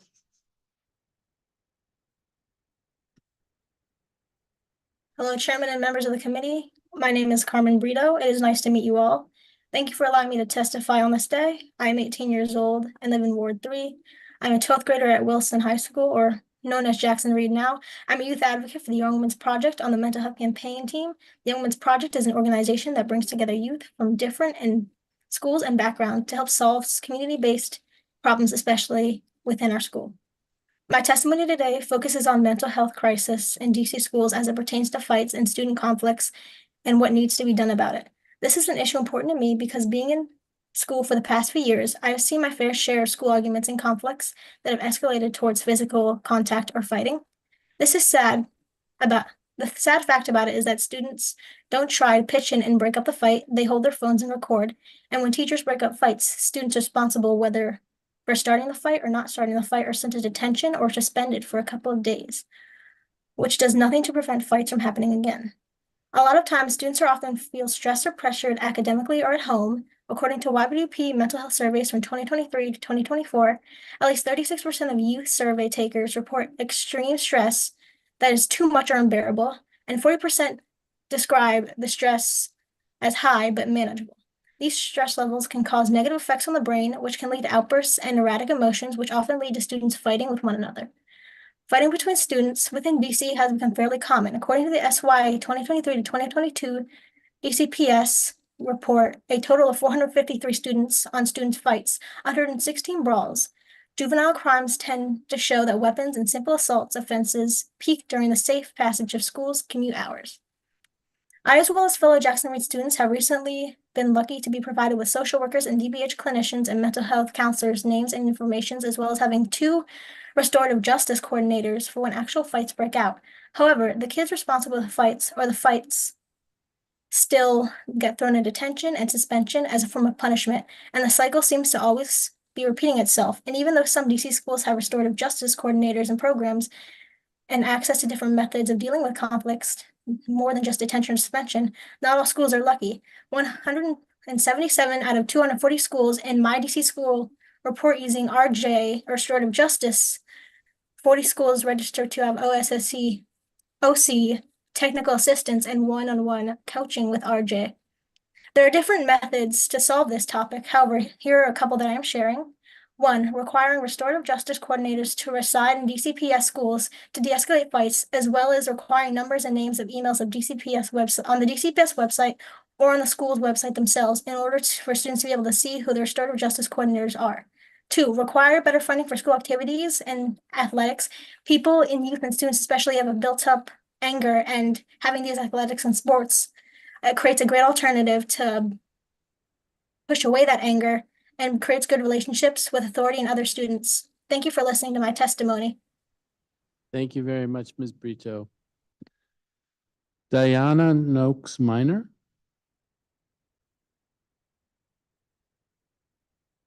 Good evening, Councilman Mendelson and members of the committee. My name is Dana Noakes Minor, and I'm currently the program manager at JMG Productions DC Futures Coaching Program. Good evening, everyone. I've worked in the social service field as a social worker in the District of Columbia for over 30 years in varying capacities. It is in my experiences throughout the District of Columbia, I have had the opportunity to work with populations from cradle to career. I'm speaking on behalf now of the DC Futures program. I first became familiar with the DC Futures program through a request for proposal process through the Office of the State Superintendent while serving as executive director of another organization. I was excited for the possibility of being a part of a program that was designed to encourage and assist students in enrolling in post-secondary education and persisting through graduation. We applied and were awarded the grant. Once I left that organization, the passion to see the possibilities of this program lingered in my heart, and I was excited to join the team at JMG Productions. In my capacity as program manager, I've had the opportunity to engage with over 1,000 students as part of the onboarding process. It was amazing to hear the stories of the path some of these students had taken to get to where they are in this program.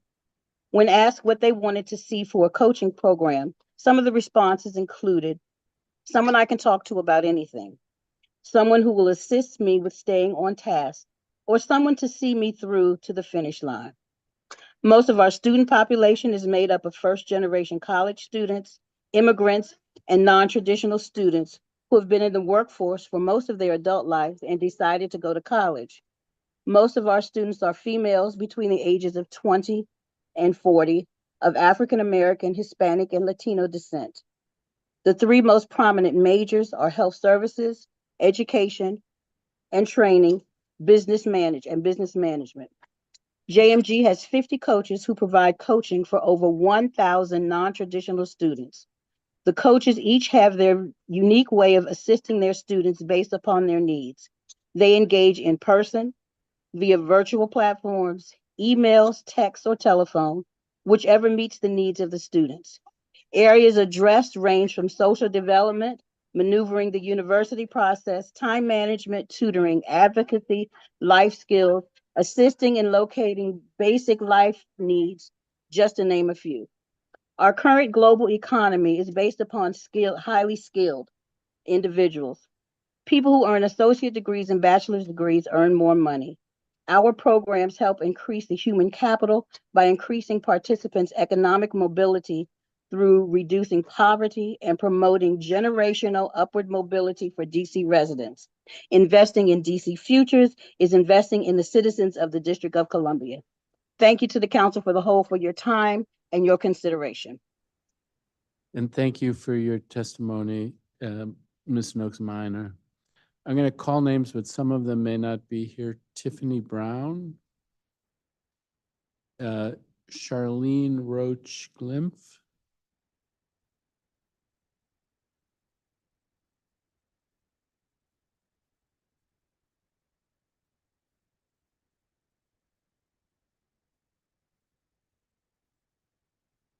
Ms. Roach Glimpf. I am present. Ah, wonderful. Thank you very much. Good evening, Chairman Mendelson and members of the Committee of the Whole. Thank you for the opportunity to address the council today. My name is Dr. Charlene Roach Glimpf, and I am the owner and director of Petite Scholars Rhode Island Avenue campus. We are a proud to be minority-owned business in Ward 5. At our center, we create an environment to meet the physical, social, and emotional needs of our infants and our toddlers. This budget year, there are real obstacles that risk stunting the growth of infants and toddlers in the district. In late 2023, the Under 3 Coalition was made aware that Mayor Bowser had asked her administration to make major cuts. These cuts will impact all DC government agencies and could seriously harm programs under the Birth to 3 law. In particular, these cuts could damage the new Pay Equity Fund, which is the wrong move precisely at the time where early childhood educators at my center and across the district are asking if they can count on the Pay Equity Fund long-term to sustain their salary increases. My educators do not plan their profession year to year. They need to be able to rely on the council keeping the promises they made and not make any cuts to the Pay Equity Fund. I am proud that the district, through the programs like the Pay Equity Fund, have helped increase early educators' average compensation as much as 40%. This is the beginning to address decades of economic exploitation of largely Black and Brown early educator workforce. We must maintain all funding for the pay equity and also add money in fiscal year 25 to ensure we can continue to pay educators as they obtain higher degrees in their profession. Once we have kept our promise to teachers, I joined the voice of other early education directors at this hearing who need our own profession to provide a competitive wage. Otherwise, we will see exodus of experienced directors going back into the classroom where they can make the same or more money. The depletion of our director workforce would have a negative impact on centers' ability to provide high-quality education, comply with OSCE regulations, and manage the business functions that keep the lights on and the doors open in a center. The Under 3 Coalition is on a path to creating and sustaining a high-quality, equitable early childhood system. In order to do that, the council must ensure no cuts to the program like the pay equity and ensure money is added to account for natural cost pressures. Thank you, and my full written testimony will be uploaded in the committee portal following the hearing. I would be pleased to answer any questions that you have. Thank you very much, Ms. Roach Glimpf. Marilyn Madrano? Yes. Good evening, Mr. Chairman and Mendelson and members of the council. My name is Marilyn Medrano, owner of Estrellitas Montessori School in Ward 4. We offer a Montessori Spanish immersion program for 147 infants to preschool children. We employ 27 educators who are benefiting from the Pay Equity Fund at this moment. I applaud the work of the Early Childhood Educator Task Force and the work of the Council for the Pay Equity Fund.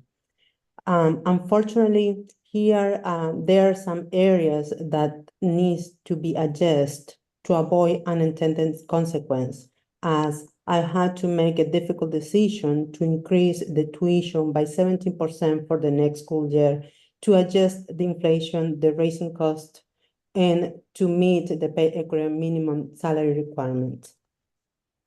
OSCE requires minimum teacher salaries are not reflect of the reality of childcare facilities based on the ratio and class sizes. OSCE needs to fix the funding formula to ensure affordable and inclusion. The rollout of the Pay Equity Fund did not consider business timelines such as the budgeting, employee contract, and tuition agreements.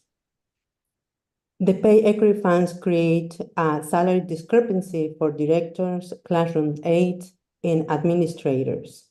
OSCE has to make temporary corrective action as many programs could not afford to participate in the Pay Equity Fund. The salary has increased for eligible educators between $2 to $11 per teacher. And this is creating an economic hardship to small businesses in the city.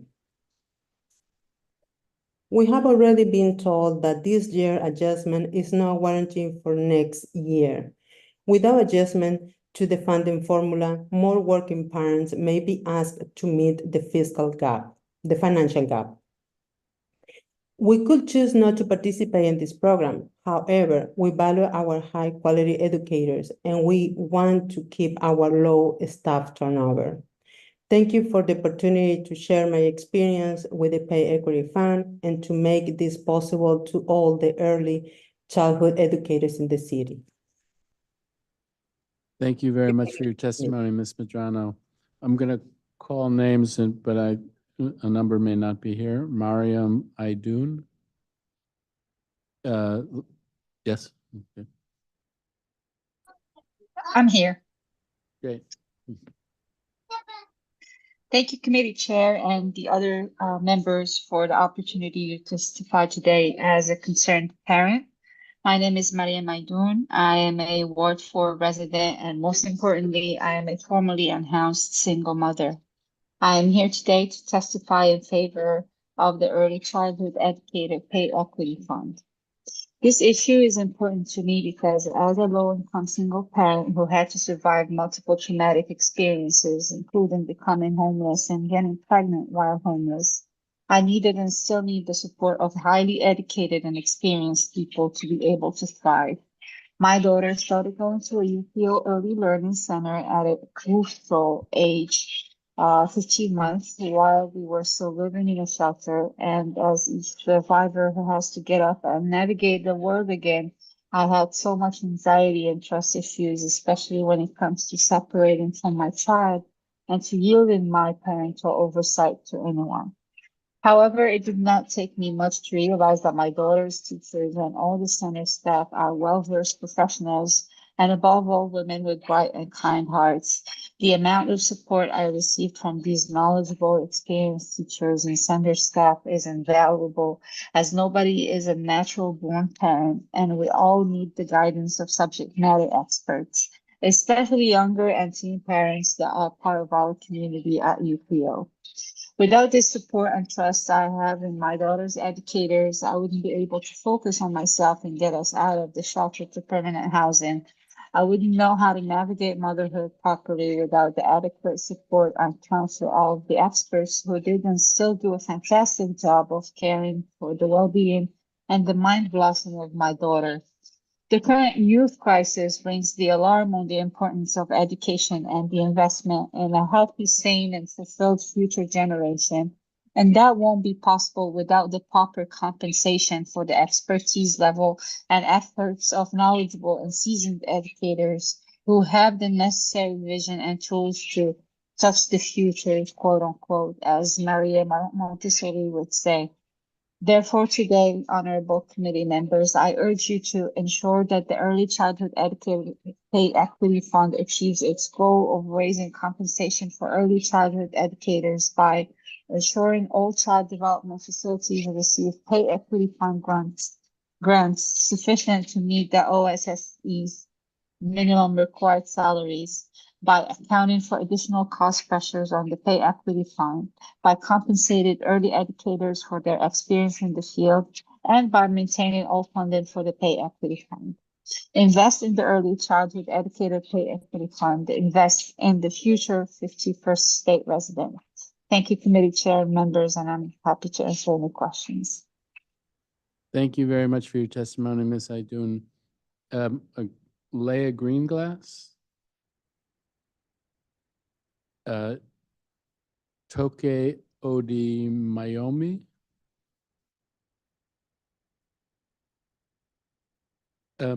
Apparently, you need to accept the panelist invite to join and be able to testify. So, you're on.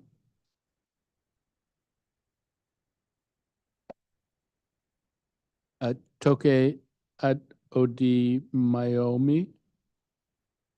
Hello, yes. Sorry about that. I was having technical difficulties. I will turn on my my screen in a moment when it's safe to do so. I apologize, I'm driving, but I will go ahead and start for now. Good evening, Chairman Mendelson and members of the Committee of the Whole. Thank you for the opportunity to address the Council today. My name is Dr. Toke Otomayomi, and I am a pediatrician in DC and a resident of Ward 5. I'm also a member of the Under 3 DC coalition, which is committed to securing a strong start for every infant and toddler in DC. My testimony today will focus mainly on the importance of maintaining adequate support for early childhood education initiatives in order to build a strong, effective, and connected early childhood system in the DC region. I love having my clinic in Anacostia. It is one of my favorite opportunities that I get to have as a pediatrician. I love to hear little boys talk to me about visiting the Frederick Douglass House in Anacostia, and toddlers excitedly interrupting their parents to tell me about the newest color that they might have learned in their early childhood education center. But I also hear from parents such as LaShawn about how she has to choose between her job and childcare for her 2-year-old because she can't afford the daycare that she loves and went to when she was little, or how there aren't enough childcare providers who look like Nevaeh in her community that she can trust with her babies. In late 2023, the Under 3 Coalition was made aware that Mayor Bowser had asked her administration to make major cuts, and these cuts will impact all of DC government agencies and could seriously harm programs under the Birth to 3 laws. In particular, these cuts could damage the new pay equity fund that many people have been speaking about with its importance in keeping the providers we want here in DC. It could impact DC subsidy program, which allows parents like LaShawn to afford childcare and additional resources to help teachers attain their credentials as required by DC law. These programs support the trusted educators, many of whom have been in the community for years, to continue to do the work they love and that our community counts on them to do. Any cuts to these programs will severely impact the services provided to all children and families throughout the district and will worsen the disparities in early childhood education that already exist here. The Under 3 Coalition is on a path to creating and sustaining a high-quality, equitable early childhood system, and in order to do that, the Council must maintain and fund adequate support for the programs that our community members rely on. As a pediatrician, I have seen the difference in educational and language development, reading, and math between children who receive early education and those who don't. And in fact, when families come to me with a toddler who is not quite at their age in terms of reading or language, my first recommendation isn't typically testing or therapy. It's actually childcare programs. Early childhood education is not only fundamental, it's transformative to the children in DC. Thank you so much for your time and consideration. My full testimony was uploaded to the committee portal prior to this hearing, and I would be pleased to answer any questions that may come up. Thank you. Thank you very much for your testimony, Dr. Otomayomi. Tayo Bell. Good evening, and thank you for the opportunity to testify at tonight's hearing. My name is Tayo Bell, and I'm the Deputy Director at School Justice Project, SJP, as well as a Truesdale parent who shares the budgetary concerns my fellow Truesdale board members have expressed. SJP is a DC-based legal services and advocacy organization that provides special education representation to older, ages 17 through 22, court-involved students with disabilities. My testimony will address a couple of key priority issues for SJP. First, as SJP noted in our testimony at the COW hearing on correctional education on January 16th, we are in strong support of the LEARNS Act.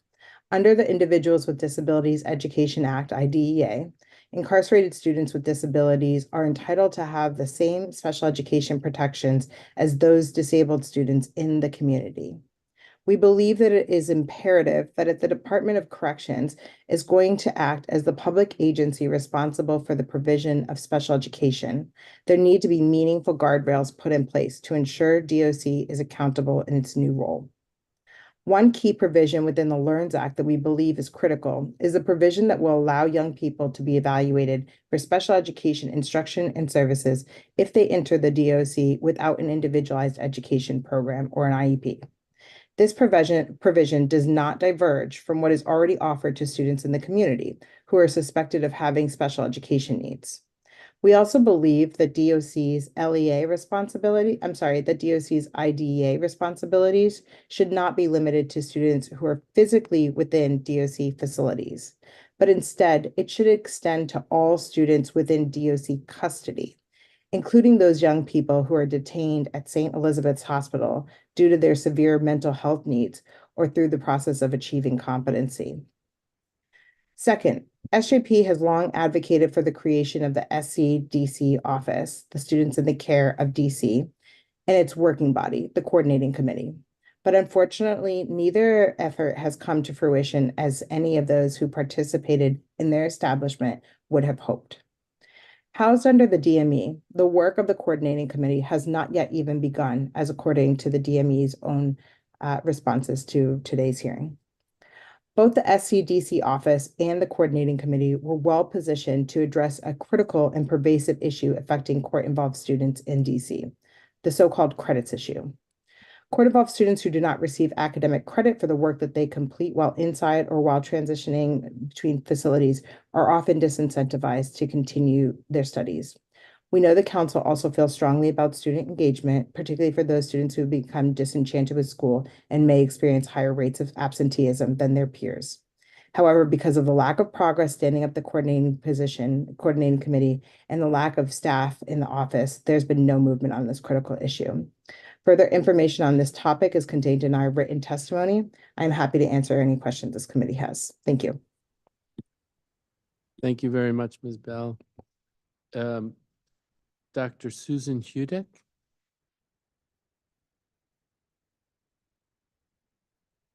Christine Tomasic. I'm here. Good evening, Chairman Mendelson, Mr. Fruman, and council members. It's a privilege to be with you this evening. My name is Dr. Christine Tomasic. I'm a national board certified teacher, and I work for OutTeach, whose headquarters is in Thomas Circle. OutTeach is a national nonprofit built to inspire and prepare today's elementary students to become the next generation of fearless innovators. We provide teachers and schools with the tools and training they need to bring science and STEM to life for students. OutTeach has been supporting students and teachers and families in DC public and charter schools since 2016, because our future depends on a generation of diverse leaders who are prepared to walk into the STEM jobs of the future. We support this future workforce in two ways. One, by facilitating professional learning for teachers designed around school and district needs that foster effective STEM teaching methods while energizing and retaining both novice and veteran teachers. And two, by building outdoor learning labs that provide students, teachers, and families dynamic, safe, outdoor spaces to experience hands-on, real-world STEM learning via features such as raised garden beds and math, science, and mindfulness stations. In 2021, OSSI awarded funds to OutTeach to create designs for outdoor learning labs on school campuses. That investment yielded 63 unique plan designs for both public and charter schools across all wards. All elements in outdoor learning labs are aligned with next generation science standards, Eureka Math, and Common Core Math standards. We know math education is a strategic priority, and outdoor learning labs enable students to apply math skills to investigate outdoor phenomena.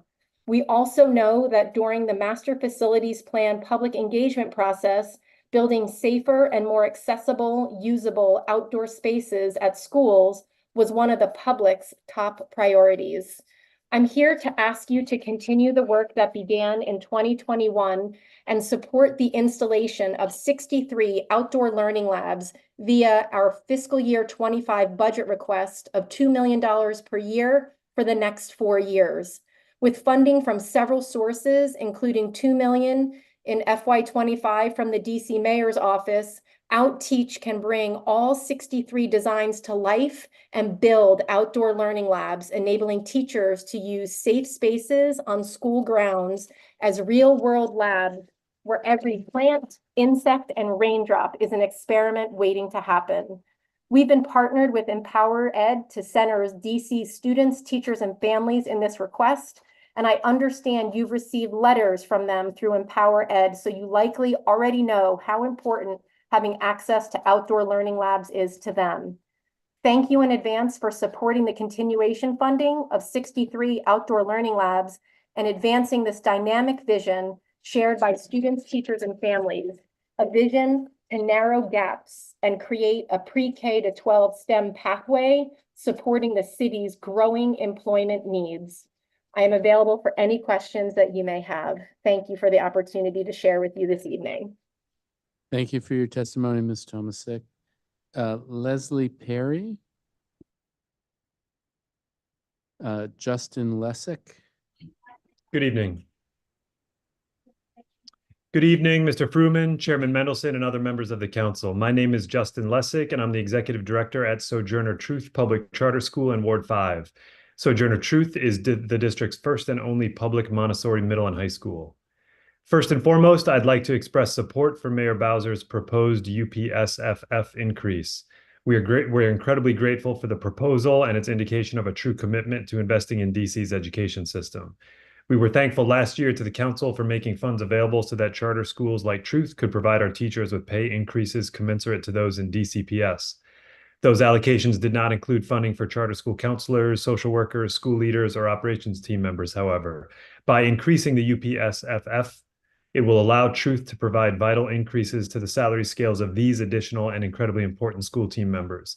Further, it will allow us to continue providing targeted interventions such as high-impact tutoring that are showing themselves to be very effective in closing achievement gaps.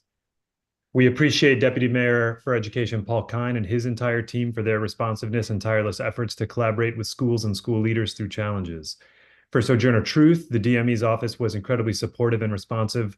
Last year, when we experienced a series of shootings in the immediate neighborhood around our school between the spring of 22 and the fall of 23, when we had space challenges prior to last school year and we're brainstorming for solutions, and then working together to pilot a virtual course hub this year for our high schoolers, which has increased our capacity to offer wide-ranging courses, and it's given our 9th and 10th graders the chance to take credits or take courses and earn credits this year in things like American Sign Language and animation.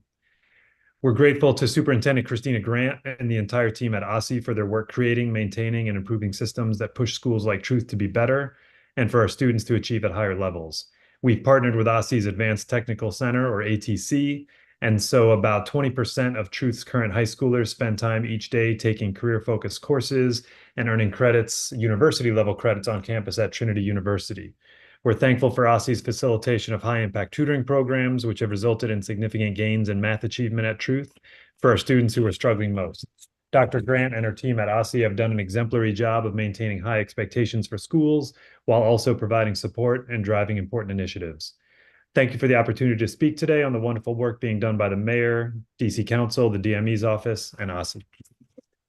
Thank you for your testimony, Mr. Lessick, and thank you for your work. Ryan Waller. Stephen Daniels. Heather Gustafson. Ramel Amare. Holly Clark. Kiki Lohman. Hello.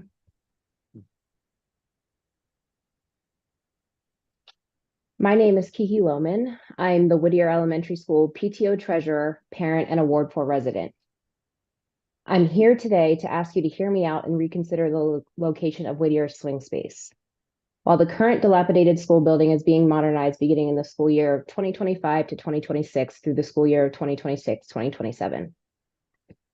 My child is currently a pre-K4 scholar at Whittier. We've been members of the Whittier community for less than 2 full school years, and we had no idea what to expect from the school experience. But I can honestly say Whittier has surpassed anything we could have imagined. The administration, teachers, and staff have created a beautiful and inclusive community with the families and scholars who attend Whittier. The academic rigor and extracurricular programming combined with the overall community make Whittier second to none. It is no coincidence that Whittier was recently ranked the #9 school of all the schools in the city of Washington, D.C. The Whittier community has spent several years asking the city to pay attention to the current school's building issues.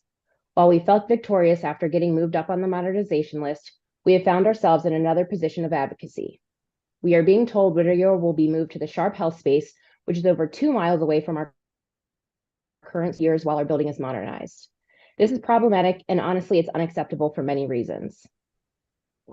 As a PTO, we have continuously reached out to city officials asking for help and to explain what we need to do to stay in the community and have a swing space that is close to the current building. After months of no answers from DCPS, we continue to rally together and use resources of our community to advocate for a swing space that is in our community. Part of the reason we push so hard to have our current building modernized is because of the unsafe and unhealthy conditions the space is causing for our scholars. Through our network, we have learned that the Sharp Health campus is too far from our school to walk, bike, or scoot to school, especially for children as young as 3 years old, but it is also in worse condition than our current school. How can this be an equitable option? How can this be the only option that DCPS and DGS can find for our scholars? Frankly, it's unacceptable. When meeting with DCPS members, they've let us know that we're in better shape than other wards because there are other wards that don't have swing spaces in their wards. Are you kidding me? It sounds to me like Whittier's community isn't just here to ask for a better option to help you understand why we need to make overall changes to our current swing space policy, but to help you understand why we need to make overall changes to the current swing space policy for the city. What do we need to do to remain in the neighborhood? We sent a survey to our school community in the fall of 2023. The responses from the survey made it very clear that the location of Whittier is a huge draw, and that the school being moved away from the community would cause people to leave the school and potentially leave the city. Let's be honest, DC has seen a rise in crimes. Everyone on this call knows that. Everyone in the Whittier community knows that we have put up with the crime around our school for the last 2 years, including multiple school lockdowns. We joined forces with other feeder schools, Ida B. Wells Middle School and Coolidge High School, asked parents and adults in the community to try to be outside in the morning and in the afternoons around the times when students are on their way to and from school. And DC police agree that having people on the streets outside help deter criminals. So that's what we've been doing to keep our community safe. But we also know from the survey went to the Whittier community, asking them about the impact of moving Whittier to Sharp, that the primary modes of transportation to and from school are walking, biking, and scooting. If we remove all the elementary age scholars from the route to and from Whittier, Ida B. Wells and Coolidge campus complex, you're removing the largest portion of adult supervised commuters from the school's feeder pattern for 2 whole years. Do you agree that we deserve safe streets for our middle and high school scholars? If you agree, then you agree that Whittier should stay in the community during the 2 years of construction. So to summarize, Sharp is an unsafe building and too far away for the majority of Whittier families to commute to and from school via their primary mode of transportation. It will also aid crime in the community. We have worked tirelessly to find an equitable solution to the problem bestowed upon our community. We are asking you to approve funding for a modular swing space in our community that will be constructed on one of the DPR-run fields adjacent to our school campuses that are part of the Tacoma Recreation Center complex. We've been told the modular spaces are too expensive to be used for 2 years, the 2 years that Whittier will need it. So we propose using the swing space for Ida B. Wells and Coolidge as overflow space because both schools are currently overcrowded. Based on overcrowding of Ida B. Wells and Coolidge, it's clear that purchasing Ms. another Lohman, property. you're a minute over. My Can you just, apologies. thank you, but were you close to done? Yes. It seemed like you were summarizing and message received about Whittier. I think we've heard your testimony. A number of people have testified about the issues at Whittier and the swing space issues. So thank you very much for your testimony. If you just had a little bit left, you can close it out, but otherwise we should be moving on. That's okay. I was basically just going to say thank you for listening, and we appreciate you all hearing us today. All right, then I cut you off at the exactly wrong time. My apologies. It's okay. Renee Taylor. Rosaline. Okay. Well, thank you to this panel. Message received on early childhood educators and early childhood administrators and the importance of those programs. I know I see it with my granddaughter, how important it has been for her. And thank you all for the work that you're doing and for coming out and testifying. Ms. Tomasic, you're right to mention Empower Ed. You have a good advocate in Empower Ed. I have heard from Scott Goldstein about this exact issue, and I'm sure others on the council have as well. Thank you again My for the pleasure. great work that you're doing. Ms. Lohman, again, thank you for the testimony on the challenges that Whittier faces. I do think that's another one of those things where the message has been received today and in recent weeks. I don't know if Councilmember Henderson, is she still here? Councilmember Henderson, do you have any questions for this panel?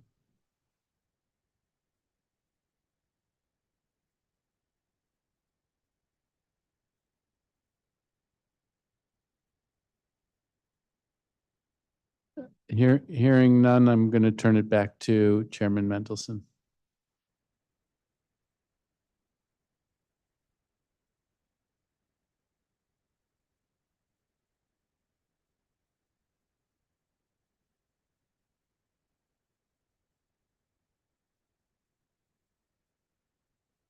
So I'm going to call now the witnesses listed on page 10.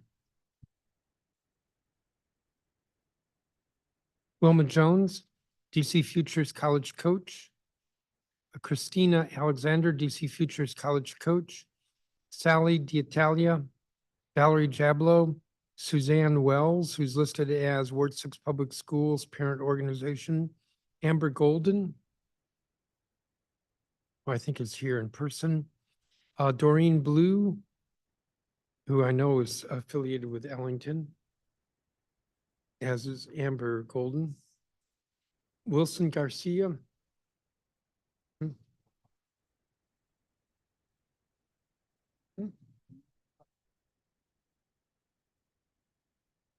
Jada Carolina. And Andre Aina or Aina? Aina, sir. Aina, sorry. Raul Echeverria. CEO, President, Communikids Preschool. Allison Forbes, Vice President for Research Center for Regional Economic Competitiveness. Karen Marie Woodbury, a student at JMG Productions. Dr. Jeffrey Grant, CEO of Monument Academy Public Charter School. Maribel Espinoza Hernandez, DC Futures College coach. Danielle Jiang, volunteer with Under 3 DC. Kristen Scotchmer, founding executive director, Mundo Verde, DCS Public Charter School. Janice Drakeford, DC Futures College coach. Omar Parbhu, is a commissioner, ANC commissioner with 1D. Eric Goulet.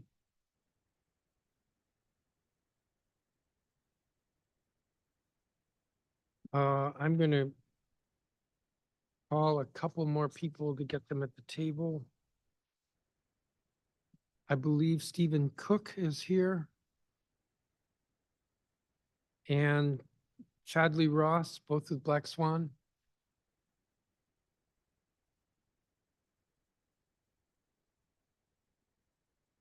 And I see 3 people. I only got 2 seats. Oop, I see 2 people. Okay.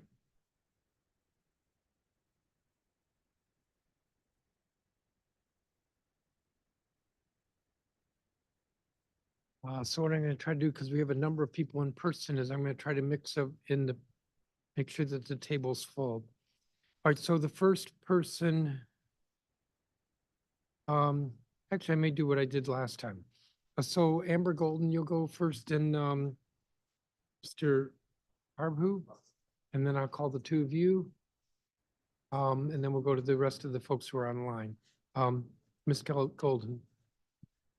Good evening, Chairman Mendelson, members of the City Council. I'm Amber Golden, Ward 4 native and proud DCPS graduate of Jackson Reed, formerly known as Wilson Senior High School.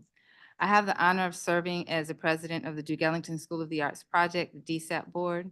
I am the PTO co-president at Duke Ellington School of the Arts, LSAP member, and a proud PAVE parent leader. I have a 2021 graduate from the Visual Arts Department and a senior in instrumental music at Ellington. I come before you with a heartfelt thank you on behalf of the Ellington family. We would like to acknowledge Mayor Bowser and Chancellor Fairby for working to find a way forward to ensure that DESA continues to provide a strong educational home for so many young people from across the district for the foreseeable future. We would also like to thank you, Chairman Mendelson, and Councilmember Brooke Pinto for championing our cause and understanding that Duke Ellington is not just any school, but one that allows students to thrive and excel by offering them a pathway through the arts. I would very much like to acknowledge that the proposed budget would allow our teachers to be paid at full pay parity moving forward, which is a critical step ensuring that Duke Ellington School of the Arts is a sustainable and thriving institution for the long term. At DESA, our teachers and administrators have always done what it takes to make our program successful. Their love of the school has filled in the gaps where funding was an issue. By its inherent nature, a dual curriculum school requires more time, more effort, more engagement, and at an art school, more creativity. We are grateful that at this moment in time, we will finally be able to say that our teachers and administrators, that their work is valued equally to others in the district. As we approach the 50th anniversary of the founding of Duke Ellington School of the Arts, we feel excited and energized by what is yet to come.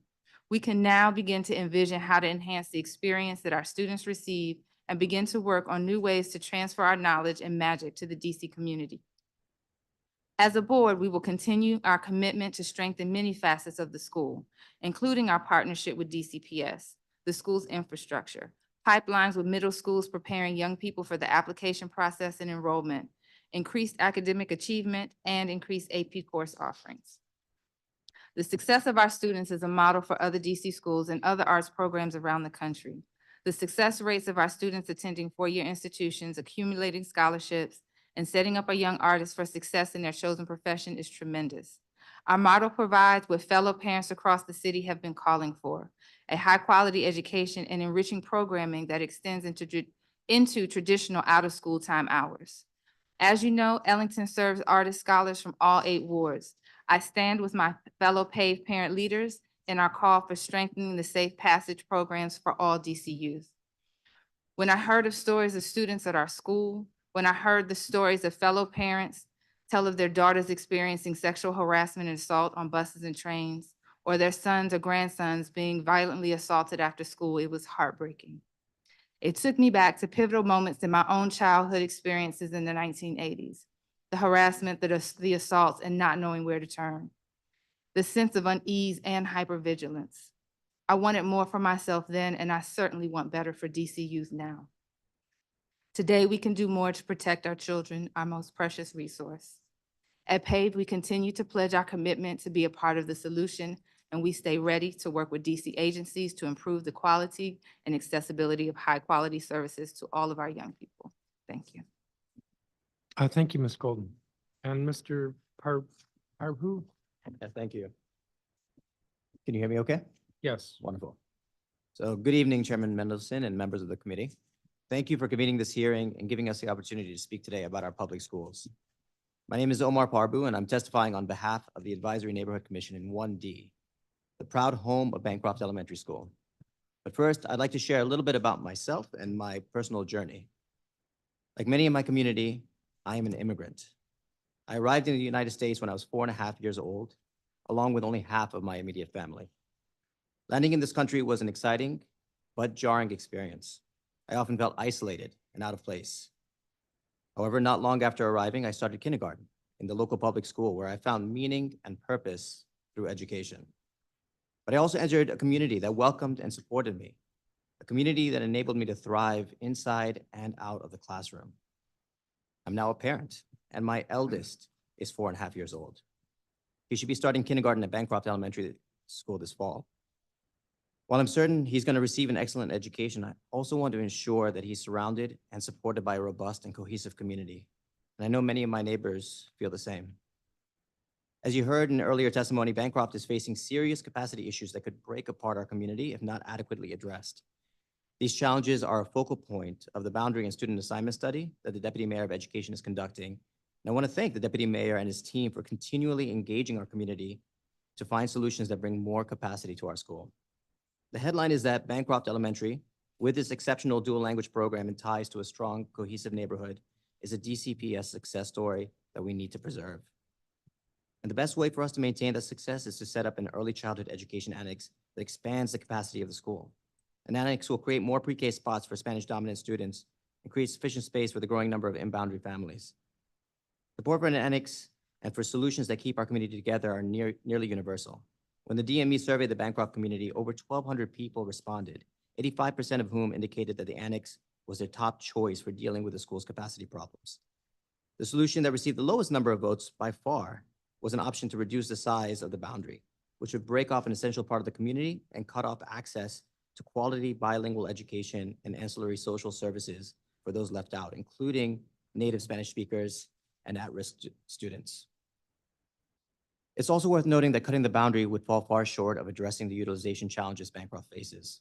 According to the DME's boundary mapping tool, reducing the boundary would lower enrollment by only 34 students. Even in the short term, that reduction would be insufficient. Bancroft's enrollment next year is projected to be 100 students over capacity.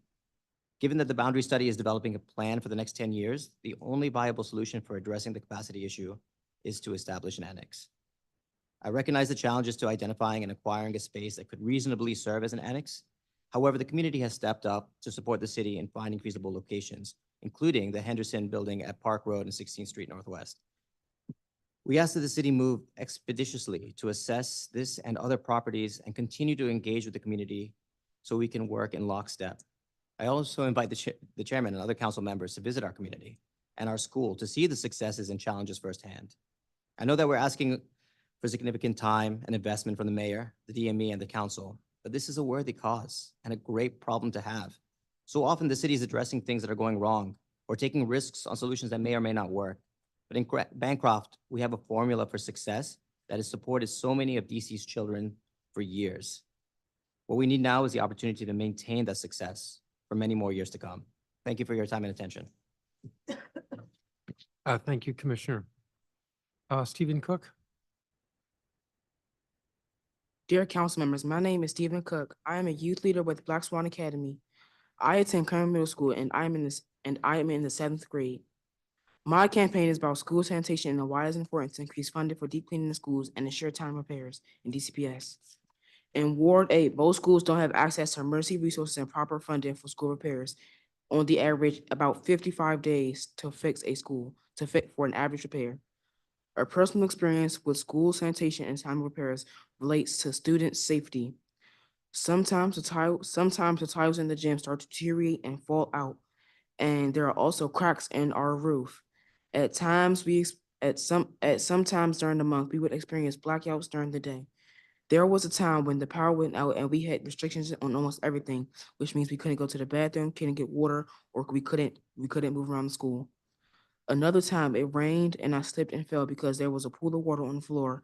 There was a pool of water on the floor, and also there was no wet floor sign. As I stand before you today, I'm asking you to increase funding and give more effort into school repairs. Thank you for your time.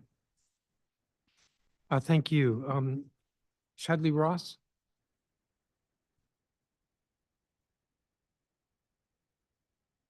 Hello, council members. Before I start, I'd like to say that Mayor Bowser needs to improve in her choices. My name is Chadley Ross. I am a middle school youth leader with Black Swan Academy. I attend Kramer East Stephen Junior High School, and I am in the 6th grade. I now live in Ward 8. Thank you for your time. Today, I'm here to talk about housing and why it's important to talk about housing because not too many have housing because of low incomes.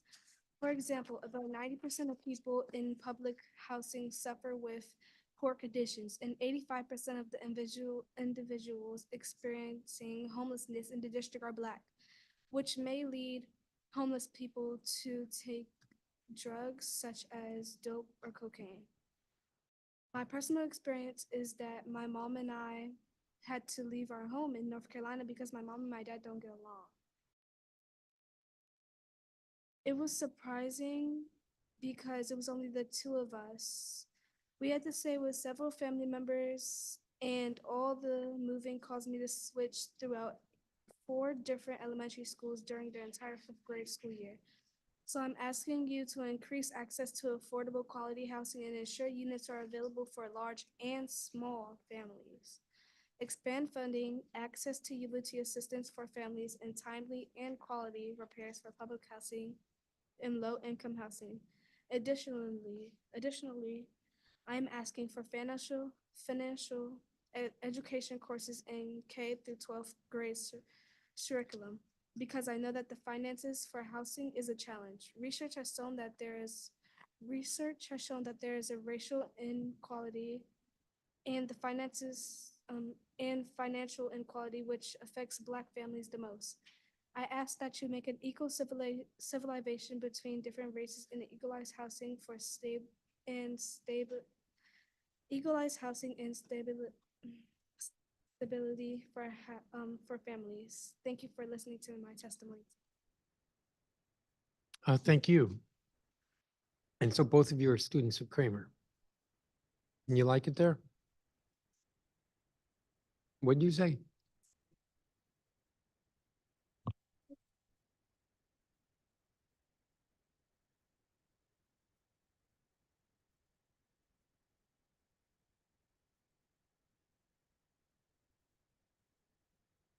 All right, good, good. I personally think that Kramer is a good school, but it's the actions and the way the school is performed and looks. And to other people's eyes, to certain people's eyes, it seems like Kramer is a bad school and it's a low poverty school. But to me, it seems like that it's just not our fault. It's not our fault that all this has happened because people haven't been paying attention to our needs more than theirs. And Kramer is a good school for everybody, but I think personally that it's not a good not a good school for Caucasian people because if they mind cracks and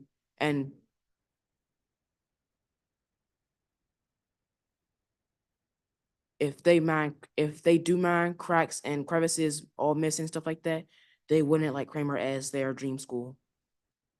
Which one could argue that every school should be in great shape, so including Kramer.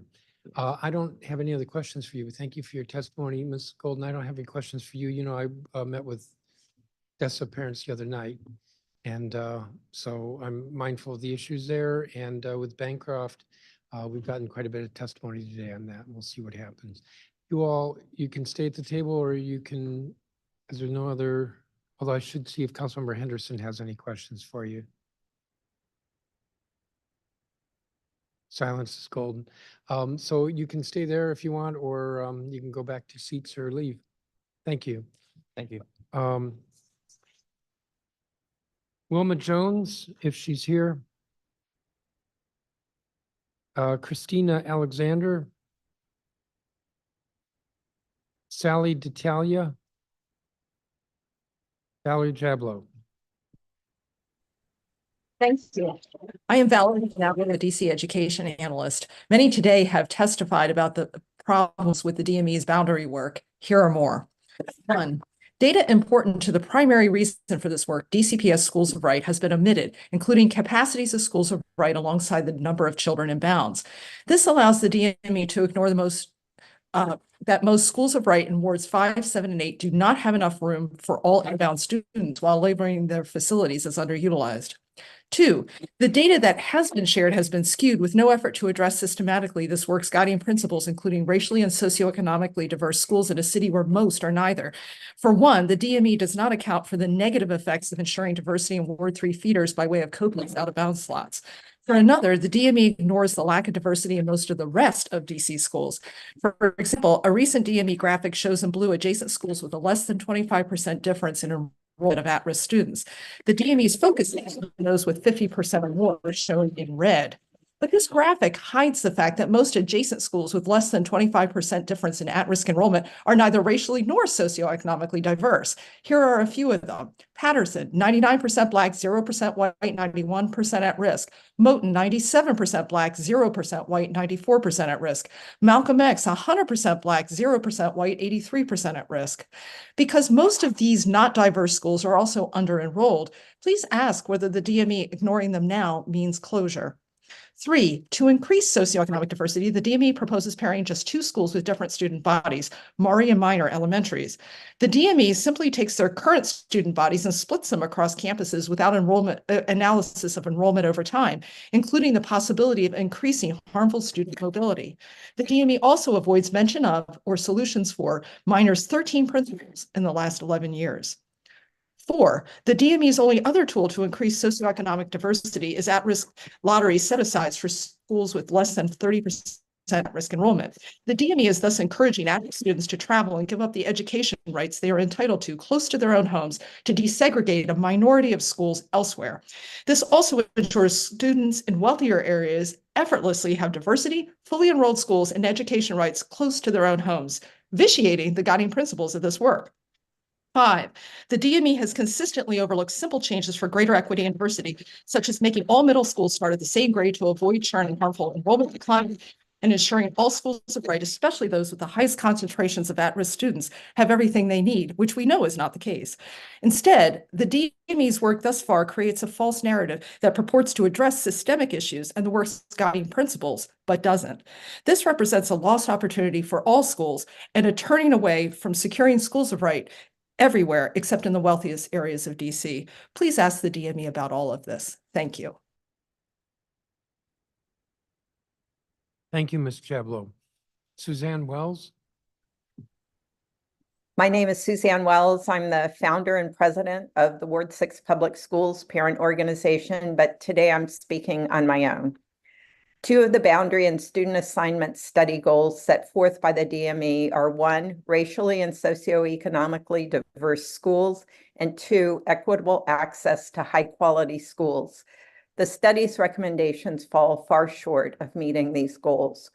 One of the strategies the DME chose to achieve diverse schools singles out Maury and Minor Elementary schools as having a large difference in at-risk student enrollment, and suggest a work group be set up to address implementation issues involved with combining these 2 schools. My concerns with this recommendation include it will achieve greater racial and socioeconomic diversity at less than 2% of the DCPS schools and won't address the city's highly segregated schools. It will place a high burden on DCPS and the 2 school communities to essentially create 2 new schools and require the city to spend capital dollars that are not in the budget for renovations at both schools. I encourage the committee to ask the DME why it is recommending this for only 2 schools and what is being done to create broader policies to achieve greater racial and socioeconomic diversity at the city's highly segregated schools. Minor has been put at an extreme disadvantage by DCPS due to a constant change in principals. In the last 10 years, Minor has had 13 principals and/or interim principals. This leadership instability makes it virtually impossible for the school to thrive. I encourage the committee to ask DCPS about principal turnover at Title I schools and what efforts it makes to ensure 1, strong candidate pools for principal openings at Title I schools, and 2, principal stability at these schools. The study's definition of equitable access to high-quality schools is troubling. Rather than meaning equitable access to high-quality schools regardless of where you live, it is defined as targeted access to other neighborhood schools via out-of-boundary seats or to citywide schools. In order to create equitable access, the DME suggests there be an at-risk preference in the lottery. On the surface, this sounds like a good idea. It gives some families a preference at getting into a school they believe is better for their child. There has been no assessment of what the at-risk preference does to the enrollment at the schools that students leave. Many of our city schools with high at-risk student enrollment already have enrollments under 300 students. If our city schools with the highest at-risk enrollments continue to lose students, will this put them in a position of being closed due to low enrollment? I encourage the committee to ask the DME to provide data on what what impact the at-risk preference will have on the enrollment at the schools the students leave, and what will be done to ensure these schools maintain viable enrollments to keep their doors open. Thank you. Thank you, Ms. Wells. Doreen Blue? I don't think she's here. Jada Carolina. Don't believe they're here. And Andre Aina. Yes, I'm here. One moment. The floor is yours. You turned your camera off. I don't know if you meant to. All right. Good afternoon, Chairman Mendelson, esteemed members and staff. I'm Andre Aina, a proud Ward 7 resident and founder of Third Eye Education Analytics. In collaboration with Education Reform Now Advocacy DC, I emphasize the critical need for a comprehensive statewide math strategy. Despite OSSC's commendable efforts, the current state of math education in our district highlights a significant achievement gap, with many students not meeting proficiency goals, ultimately threatening the futures in a STEM-centric global economy. I think we've all noticed where things are going. I believe OSSC has done an excellent job of setting high standards for supporting students in the acquisition of reading, and I believe similar measures can be implemented in the area of mathematics. Compared to reading, math has received less policy attention from our mayor and DC Council. Our vision involves a robust strategy led by OSSC, focusing on curriculum enhancement, professional development, and extensive family support. So we're proposing that we're proposing an establishment of a math excellence task force, innovative curriculum updates incorporating technology, real world applications, and professional development tailored just for our educators and administrators. A key component of our strategy is to also address the cultural dissonance or sentiments around mathematics. I think that's something we've seen in the past, in the present. It's essential to engage teachers and families in conversations about cultural perceptions of math and their impact on students' math identities. By understanding how demographic factors, attitudes towards math, and even prior achievement affect students' relationships with math, we can develop targeted interventions to build a positive math identity. I think this is critical in ensuring our students can compete not only in the local but global scale. Finally, implementing an overarching RTI, response to intervention framework for math in particular can provide that targeted support to students at risk of falling behind and ensuring that these interventions are happening in a timely manner and they're effective. This approach emphasizes early identification, tiered instruction, and data-driven decision-making. It's pivotal. I think this is a pivotal moment, and it offers an unparalleled opportunity to reshape DC's math education landscape. And by valuing and improving math education, we can ensure all students are well prepared for success in these STEM fields and beyond. I encourage participation, collaboration with the council, OSSC, and our overall community to turn this vision into a reality. Thank you for considering this imperative issue. Thank you, Mr. Aina. Raul Echeverria. Allison Forbes. Thank you. Members of the council and Chairman Mendelson, I'm a proud DC resident and Vice President for Research at the Center for Regional Economic Competitiveness, where my role is to ensure public policymakers have the resources to respond to industrial and technological change. I'm here today to voice my support for continued funding of the district's education through employment data system. In FY24, the DC Council supported the creation of this critical data system and has made investments to ensure its success, created the Office of Education through Employment Pathways to lead the work, developed an initial research agenda, partnered with Mathematica to publish a case study of the work in this area and DC's potential for leadership, and began to recruit residents as well to participate in a public stakeholder advisory board which launches this spring. This is a very strong start to launching a data system which will be designed and delivered to improve outcomes for DC residents. At a previous budget hearing, I stated that DC had a unique opportunity here to invest in this system as a strategic asset to direct smarter investments in education and job training that get results for DC residents. And I want to affirm the importance of continued progress. With a dedicated program, DC can jump to the forefront of data-driven practices that ensure educational and related programs are preparing students for family-supporting job and make sure to get a better return on investment in education and training for students, their families, as well as DC area businesses. This is critical for continued progress, preparing all residents to thrive in family-supporting careers. This kind of data system has helped other municipalities and states address information gaps. Leaders in the city of Baltimore utilized information to improve services to K-12 students through community-based organizations. And leaders in Detroit have been able to connect their data systems via these kind of platforms to examine how companies are investing in training, matching with workers, and retaining workers in good jobs in key industries.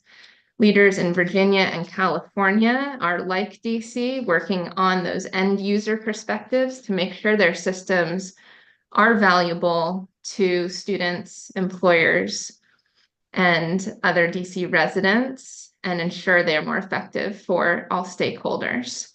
Continued funding will deliver insights about how education and employment systems are serving DC youth and residents, and ultimately these investments will empower families to make informed choices about the programs that will lead to economic mobility for generations to come. So in my personal and professional capacity, I strongly support the council's continued support of this important work, and feel free to contact me with any questions. Thank you for your time. Thank you, Ms. Forbes. Karen Marie Woodbury, I think is not here. Dr. Jeffrey Grant. Greetings, with, Chairman. Monument Academy. Yes, greetings, Chairman Mendelson and all members of the council. I am Dr. Jeffrey Grant, CEO of Monument Academy Public Charter School located in Ward 7. We are the only residential public school for middle school scholars in Washington, D.C. Monument Academy operates within this mission of enrolling and educating scholars who are in or at risk of going into the child welfare system. This is not to say that all of our families are economically struggling, but it does speak to our willingness and ability to simultaneously heal and educate scholars who have experienced trauma. Our staffing model enables our team members to support the children who have been subjected to societal ills that unfortunately permeate the majority of inner city communities. Scholars who hail from wards 1, 4, 5, 6, 7, and 8 call Monument Academy their home for over 50% of a calendar year. The mission-specific intentionality must continue for all of our current and future scholars, for many of our babies are not at risk, but are school dependent, a term coined by Yvette Jackson and her tome Pedagogy of Confidence. In the completion of my doctoral dissertation at the George Washington University, I conducted a 5.5-year case study on the school that implemented strategies to raise academic achievement in school-dependent youth. An abundance of research details the small class sizes in small schools have a significant positive impact on the achievement levels of students deemed at risk. Additional time on task proved to be another factor that will enable the scholars to grow. With the additional funding provided by the ESSER grants, Monument Academy has been able to address the needs of our schools academically, socially, and emotionally, while using the aforementioned strategies, in addition to several others, including robust family engagement. We thank Deputy Mayor Paul Kine and Superintendent Christina Grant for focusing on the whole child through their initiatives and engagement with schools. The second part of Monument's mission identifies the need to attract and retain quality staff members. Research also supports the positive impact the quality relationships have on the scholars. It is imperative that Monument continues to retain the staff members who have chosen to serve the Monument community with fidelity. I will be the first to admit that not everyone is willing or has the capacity to engage our scholars with compassion and understanding.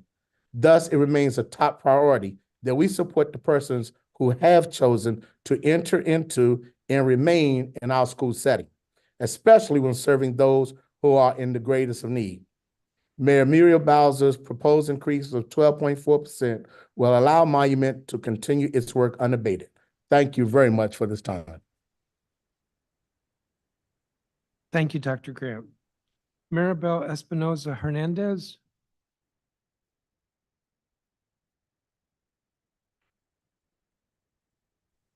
Greetings, everyone. My name is actually Christina Alexander. This was just a link that I received, so I'm happy to be here. Appreciate it. I am a DC Futures coach, and I want to just thank everyone for allowing me to be here to speak on my experience as a DC Futures coach. My goal has always been to serve in any capacity to assist students with collecting and connecting the dots along their academic journey. Yet my experience over the last 2 years has shown me for each student that journey includes life outside of academics. It includes time management, parenting, effective ways of communication, keen listening skills, conflict resolution, and problem solving. Each student brings a unique set of skills that they are navigating inside and outside of the classroom, and that can be challenging at times. To be able to serve, inspire, impact each student's journey is the reward. That is my reward.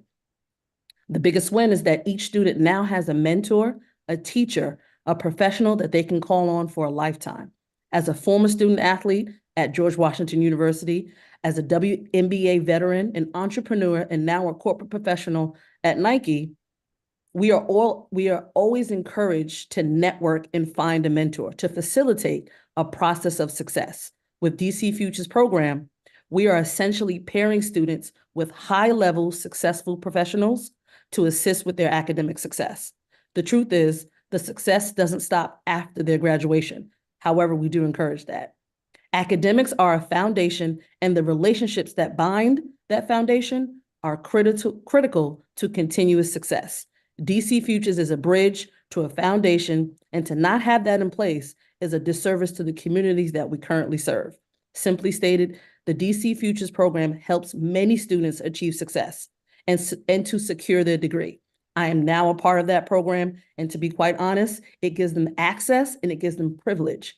And I'm here to say today that it is a program that is actually working. I have 5 students that will graduate in May, and I'm happy to have been with them along their journey. And so I appreciate everyone for taking the time. Thank you for having me. Thank you, and you confused me a little bit. I have you actually listed as witness number 191. I'm and sorry. then as witness number 204, I have Maribel Espinoza Hernandez, and I see her logged on as well, or you logged on twice? This is who I received the link from. So if I'm logged on twice, I apologize, but. Stick around, Miss Alexander, and Okay. Miss Espinoza Hernandez, you're up. Hi, yes, thank you. Thank you for having me here today. Thank you for taking this moment to listen to me.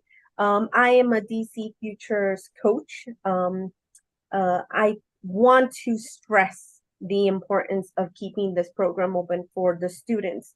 As a first generation college graduate myself, I can only express the importance of having someone to guide students through the process. DC Futures coaches are exactly that. We deal with several students who are first generation ever students in their whole family, right? Having a coach in place not only provides a level or gives them a level of possibility of success in completing school, but also improves the generations to come. And what do I mean by that, right? As a first college graduate myself, I did not have mom and dad to show us the way, right? I did not have siblings who attended college before me. I am able to provide my students, and I have many students who are first generations, that guide. That makes a world of difference when you have no one to guide you. That improves their success rate. And not only that, it allows them to go back to their families, right? And break this generational thing, right? Of no one attending college and providing their siblings, their loved ones with possibly that guide as well.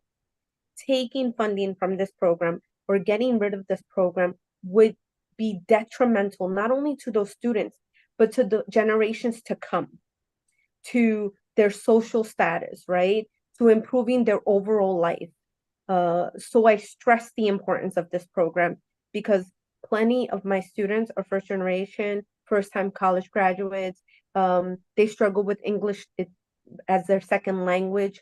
They've stressed many times how much having someone to be able to guide them, to teach them, to coach them along the way, to explain to them financial aid and all the other academic procedures that go with college life, and how really that has made a difference of them staying in college, staying engaged, staying active, and wanting to succeed in the university.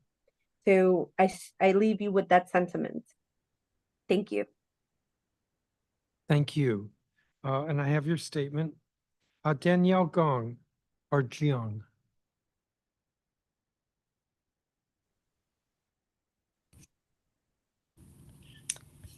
Good evening, Chairman Mendelson and committee members. My name is Danielle Jiang, and I live in Ward 4. I am a parent volunteer member of the Under 3 DC Coalition committed to securing a strong start for every infant and toddler in DC. I testified to support 3 OSSI priorities this evening. One, maintaining and restoring all $70.5 million for the Early Childhood Educator Pay Equity Fund, including any carryover funds. 2, ensuring adequate funding for rising costs in the Pay Equity Fund, which our coalition estimates between $6.9 and $21.8 million. And 3rd, increasing funding from $4.9 million to a total of $8 million for the DC Lead Scholarship Program to help early educators get their degrees in early childhood education. My daughter Lily is in full-time daycare at a small child development center in Ward 4. Staff there participate in both the Pay Equity Fund and the DC LEAD program.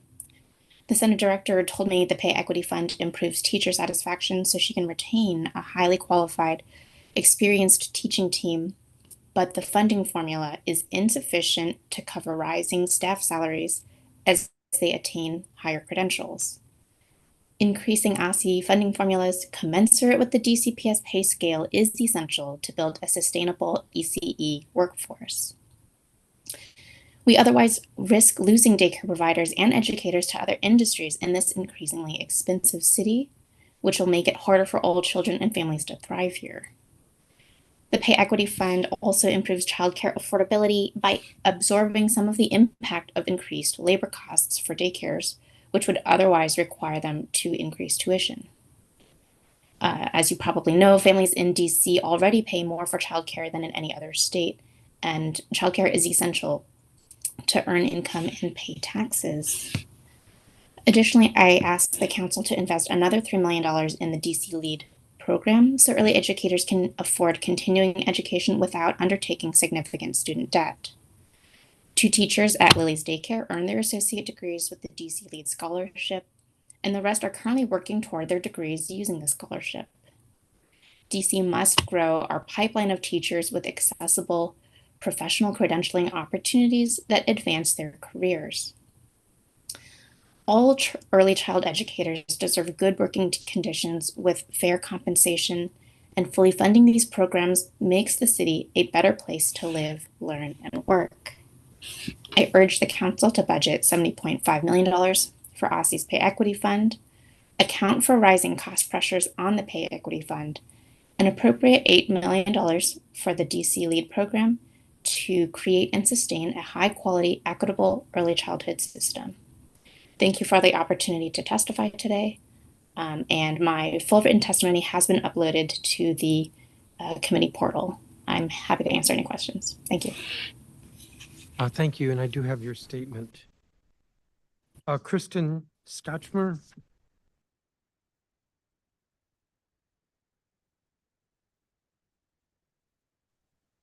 Good evening, Chairman Mendelson and members of the Committee of the Whole. I just thank you for the opportunity to address you. I'm Kristen Scotchmer, the founding executive director of Mundo Verde Bilingual Public Charter School, and I'm here to express my appreciation for the deep investments that the city has made and continues to make in education. I commend Mayor Bowser's proposal to increase the uniform per pupil funding formula by 12.4% for fiscal year 2025. This crucial funding supports all public school students and educators, fostering equitable distribution through the per student formula, a vital element for supporting the diverse needs of an ecosystem of a variety of schools, as well as the diverse needs of district families. Mundo Verde is a Tier 1 public charter elementary school serving over 1,000 students from pre-K3 through 5th grades at 2 campuses in Ward 5. Our charge is to educate young people to be global stewards in an increasingly complex world. As a resident of Ward 4 and a proud parent of 2 children attending public schools in DC, I have witnessed the impact of charter and DCPS schools on my family. Funding for our school has allowed us to invest in a number of elements, all of which lead to enhanced academic outcomes, increased salaries for educators, creation of smaller academic communities within our schools, personalized regular support for teachers, and an expanded grade level team structure that includes flexibility to better meet teacher and student needs, for example, through a daily personalized learning block. My gratitude extends to the collaboration with city education agencies. The work we are doing to support academic recovery in our school wouldn't be possible without their strong collaboration. I appreciate Deputy Mayor for Education, Paul Kine, and his team for advocating for continued investments in education and for collaboration within our schools in creating the space to provide feedback on issues related to safety, as well as citywide strategies such as the school boundary assignments and school facilities planning. I also appreciate deeply Dr. Christina Grant and the OSSA team for their investments in our city's systems. Special to our school in particular are things like the social studies standards in 2023, the efforts to support the integration of science teaching and learning into literacy, the emphasis on early literacy and language acquisition foundations, all of which are crucial for schools, but especially for dual language programs. In closing, I just want to recognize the importance of the proposed 12.4% increase directed towards educator raises and support for our most vulnerable students. These funds are crucial for continued academic recovery and narrowing the achievement gap. Thank you for your time. Thank you, Ms. Scotchmer. And I have your statement.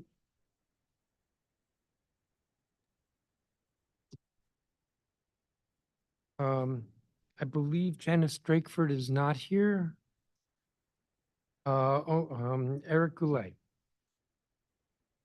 Thank you, Mr. Chairman. Thank you for the opportunity to provide testimony tonight, and I'll be submitting unified testimony from my 5 hearings, so you'll get that submitted electronically. Appreciate the opportunity, as I said, to provide testimony at tonight's hearing.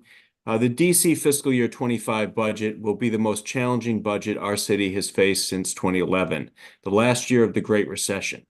I was fortunate to be able to serve as the council budget director and Mayor Gray's budget director during this time under the leadership of Vince Gray in both of those roles, who prioritized education above all other competing priorities. In doing so, he not only avoided any cuts to our public schools during a time when the district experienced 9 consecutive quarters of declining revenue, but Chairman and then Mayor Gray also funded an inflationary increase to the UPSFF, and he began the district's pre-K expansion for 3- and 4-year-olds. This year, the mayor and the council must follow the same blueprint and ensure that our public schools do not receive any cuts to buying power. Our Ward 3 schools in the Chancellor's initial proposed school budgets receive cuts in purchasing power ranging from 5% to 24%, which would devastate public education across our ward and our city, particularly as DC struggles with the truancy crisis. And I want to thank Councilmember Fruman for coming out and publicly stating that he intends to try to avoid all school cuts. This year, the mayor has approved at least a 12.4% increase to the UPSFF, which funds DCPS and our charter schools. Usually, this would be an indication that the budgets will be sufficient. However, this year, this is definitely not the case. The major cause of this problem is that DCPS is trying to cover 6 years of inflationary adjustments for teacher pay raises in just one fiscal year. This occurred because teachers were without a contract over 3 years from FY20 to FY24, and then the contract, when it was finally ratified last year in FY23, there was a 12% increase to the contract for 4 years. Now teachers are again without a contract for FY24, and we're working on the FY25 budget. I place the responsibility for this problem directly at the feet of our chancellor. He has not negotiated in a timely manner, and it is not appropriate that we're trying to put 6 years of pay increases together. And that is what is creating the problem right now. The State Board of Education has passed a resolution on this unanimously, which I was proud to have drafted. The cost of a DCPS teacher has risen 22% for salary and benefits from last year to this year. Additionally, a principal has risen by 19.8%. Our schools need to be able to see an increase of 20 to 21% to the UPSFF to be able to maintain the same buying power as last year. And you will be able to see that that's about $155 to $174 million that we need, Mr. Chairman. You prioritized funding for our public schools last year. Without your leadership, many schools would have received cuts in Ward 3 and across our city. So, Mr. Chairman, I ask you to do the same again this year, and I thank you for the opportunity to provide testimony tonight. Thank you, Mr. Gulay. That concludes the testimony for this group. And I do not have any questions for any of you. Some of you, I think I asked if you would provide your testimony. I want to thank all of you. The hour's a bit late, so you've stuck around and I appreciate that. You all are excused. I'm going to call the next group.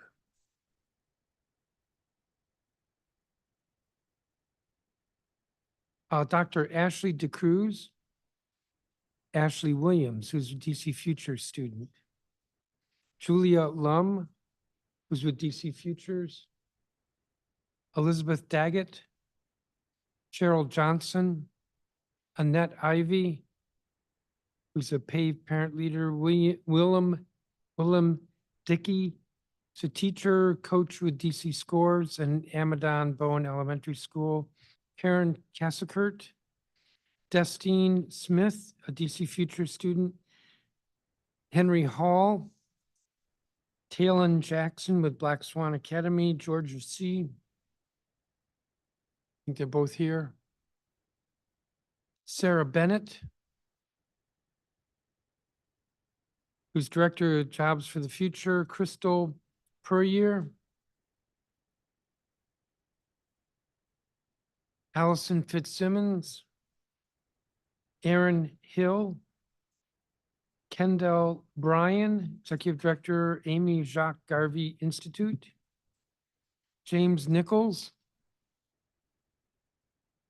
Ayamindi Miller Aganyemi. Last name is Aganyemi. Carmen Brito, Nigel Level, Kelvin Page, Pamela Santos.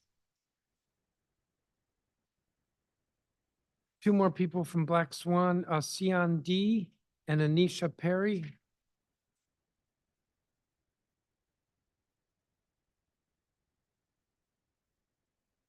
I can't tell what she said.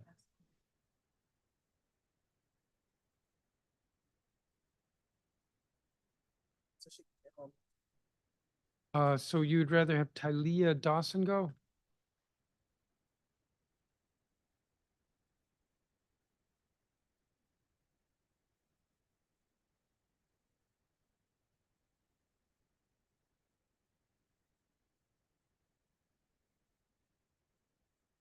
I have to remember what I'm doing here. I'm going to start with the folks at the table. Stephen Cook? You're right, he did. Talon Jackson. Thank you for correcting me. Push the button. Dear council members, my name is Taylor Jackson. I'm a middle school youth leader with Black Swan Academy. I attend the social justice school. I'm in the 6th grade and currently living in Ward 4. Thank you for your time today. My testimony is about housing.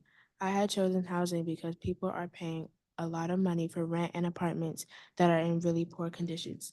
In 2018, almost a third of the district public housing units were nearly uninhabitable due to lead paint hazards, electrical problems, water damage, mold, rodent infestations, and more. When people advocate about these issues, nothing changes. No one tries to fix the situation. From my experience, I have lived in apartments where there were not timely or quality repairs for basic things like plumbing, AC/heating, electricity, power, etc. I am asking you to provide more money in the budget for quality and affordable housing. Thank you for hearing my testimony today. Almost couldn't hear you, but thank you. What school do you go to? The social justice school. Okay. And next is Georgia C. Dear Council, my name is LaGeorgia. I'm a youth organizer at Black Swan Academy. I attend Anacostia High School and I'm in the 10th grade. I live in Ward 8. Thank you for your time. Today I'm here to talk about sanitation in schools.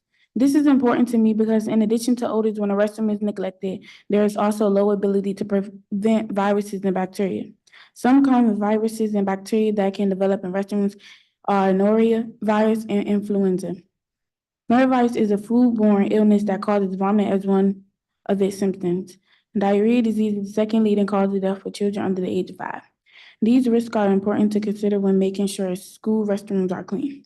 Lack of sanitation in schools has affected my concentration, increased my anxiety, and engagement. Overall, this means that my academic process is impeded with not being able to reach my potential. Preventing human contact with feces is a part of sanitation, as in hand washing with soap. Our bathrooms often do not have basic necessities such as soap. Sanitation systems are aimed to protect human health by providing a clean environment that will stop the transmission of disease, especially the fecal or root. The level of cleanliness has a direct impact on my ability to learn. The level of cleanliness and hygiene in the building has a significant effect on my mind and the minds of other students. A dirty, neglected environment can cause stress levels to increase and therefore impact negatively on concentration. I'm asking you to find funding for deep cleaning DCPS. I also would like janitors to clean to remove germs, disinfect to kill germs, and sanitize to lower the number of germs students are exposed to. In order to voice these goals, my peers and I put together a list of demands. More funding and training for deep cleaning, more funding for and timely repairs in schools, expand funding to better support young people with emergency needs like cleaning products, toiletries, food, or clothes, personal hygiene vending machines at community schools, clean water fountains/water bottle filters. Thank you for listening.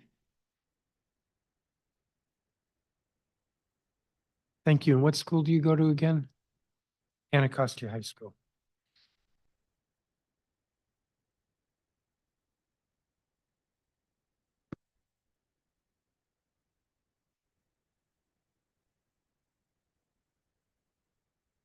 CMD.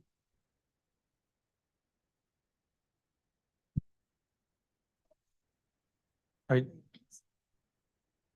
I'll get there. Then Anisha Perry. Is that you? I'm going in order on the list. That's all I'm doing. So you're next, Anisha Perry.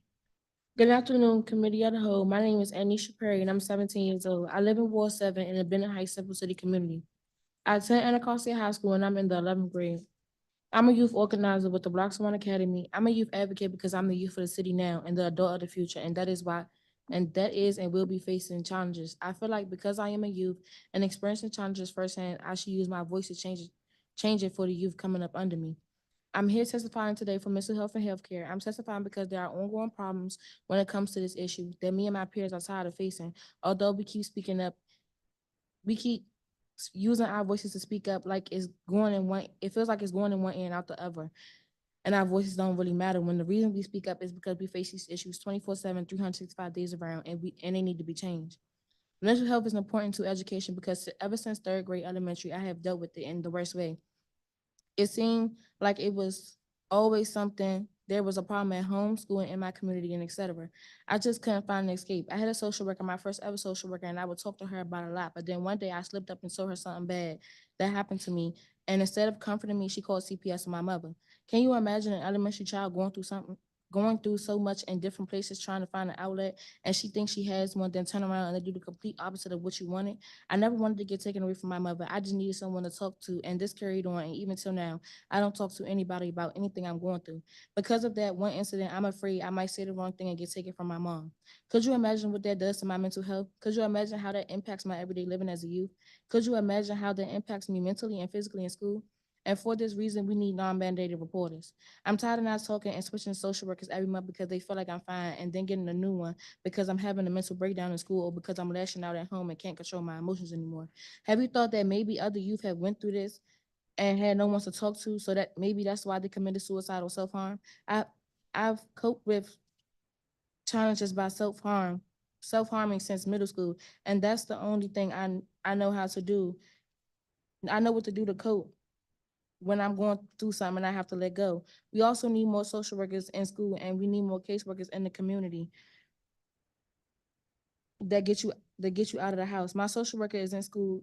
Is only in school 2 to 3 days out of the week. I meet with her one of those days, but I don't really talk and I say everything is fine because I'm frightened of the fact she might tell or she might not give me good advice and I'm wasting my time. But there should be enough social workers in my school that I could go to in time that I need to go to them, or a caseworker when I'm home and I need to get out the house so I don't feel bundled up at home like I'm trapped and in my own depression or pity.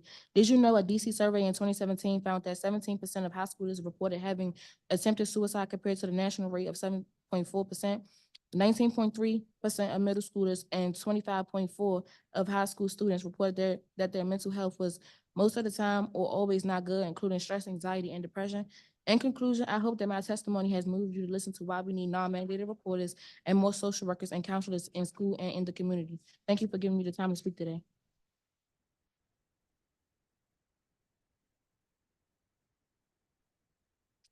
Thank you. And thank you for your willingness to talk about some of that. Tylea Dawson. My name is Tyler Dawson. Dear DC Council, my name is Tyler Dawson, and I would like to share my testimony in relation to cleanliness in DC public schools. I'm 15 years old and I attend Anacostia High School. I also have attended both feeder schools in the area, Ketchum Elementary School and Kramer Middle School. I am passionate about school sanitation because I have had experiences throughout my time as a DC public school student. At school, I've noticed that many spaces in the building tend to have dirt built up. I will often feel uncomfortable. This affects my ability to focus as I worry about what type of things I will encounter at school. There has been spaces where I have seen mice at school. This makes me worry and distracted from my work that I need to do in order to graduate. According to reports, it takes 55 days of work orders to be completed in DCPS, which also allows me to see that it takes a while for thorough cleaning to occur and dirt to build up, which is unsafe for us students. As a Black Swan Academy member, I want to make it known that the importance of school sanitation and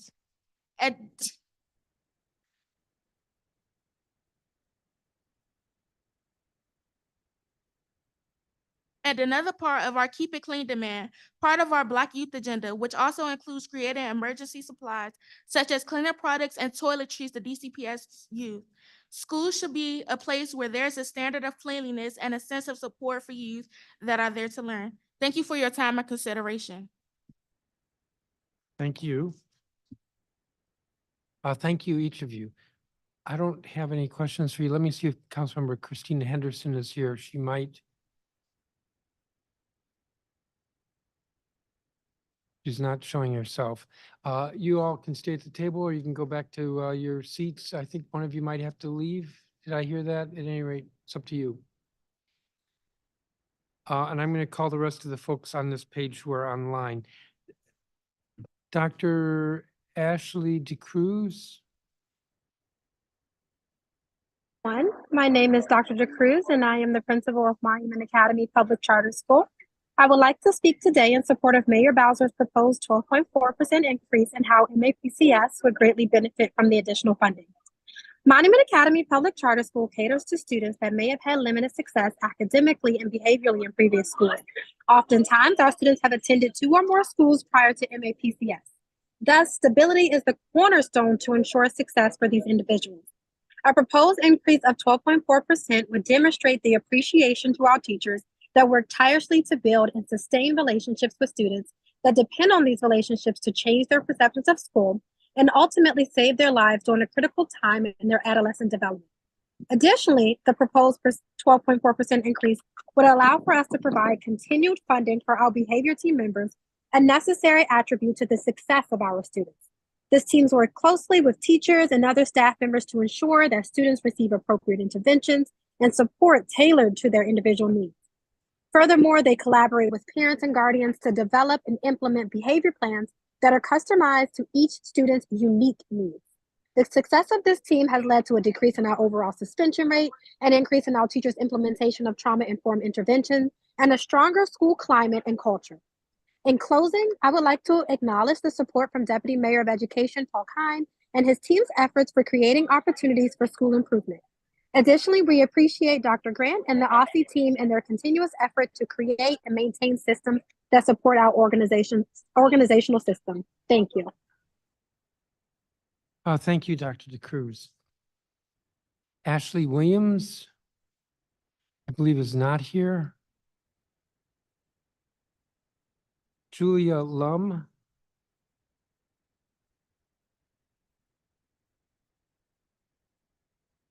I believe is not here. Elizabeth Daggett. I'm here. Can you hear me? I see you. Can you hear me? I'm not sure I can hear you. Okay.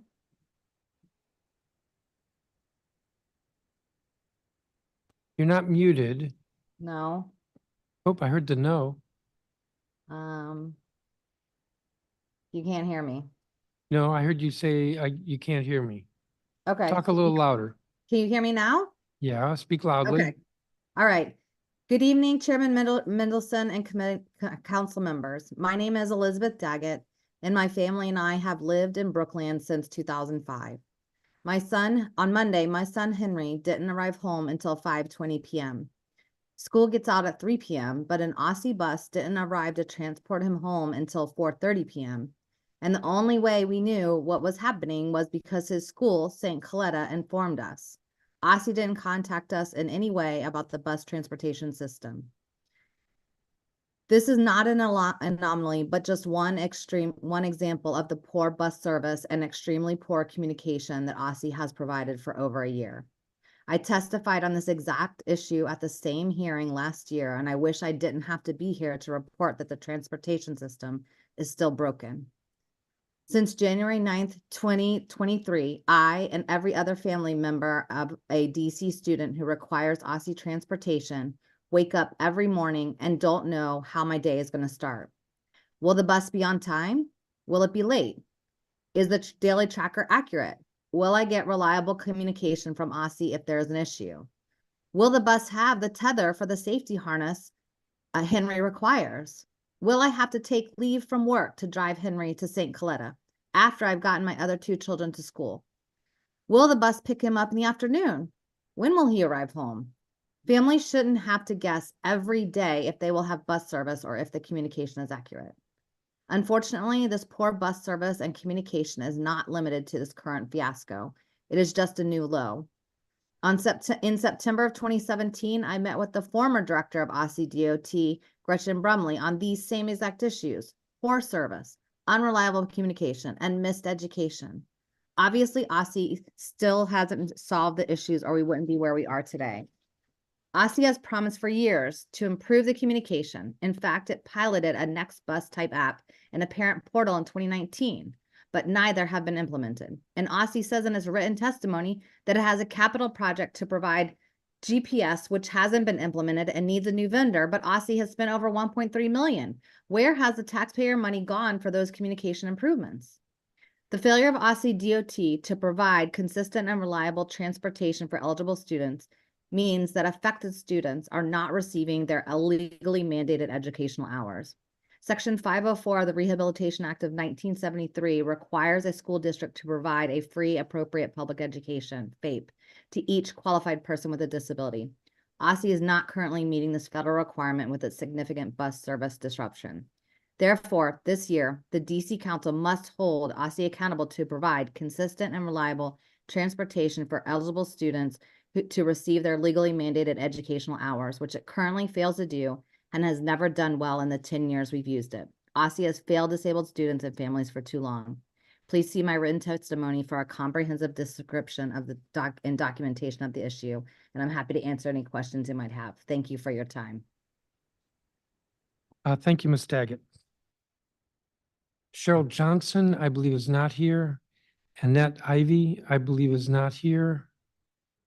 Willem Dickey, I believe, is not here. Karen Kassekert, I believe, is not here. Destine Smith, I believe, is not here. Henry Hall, I believe, is not here. I'm actually going to go back a little bit. Sally D'Italia.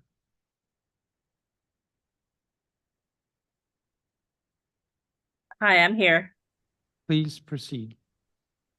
Hi, thank you, Chairman Mendelson and the Committee of the Whole, and I appreciate you fitting me in. I was not able to make my time earlier due to commitments with my job as a director of an early childhood program.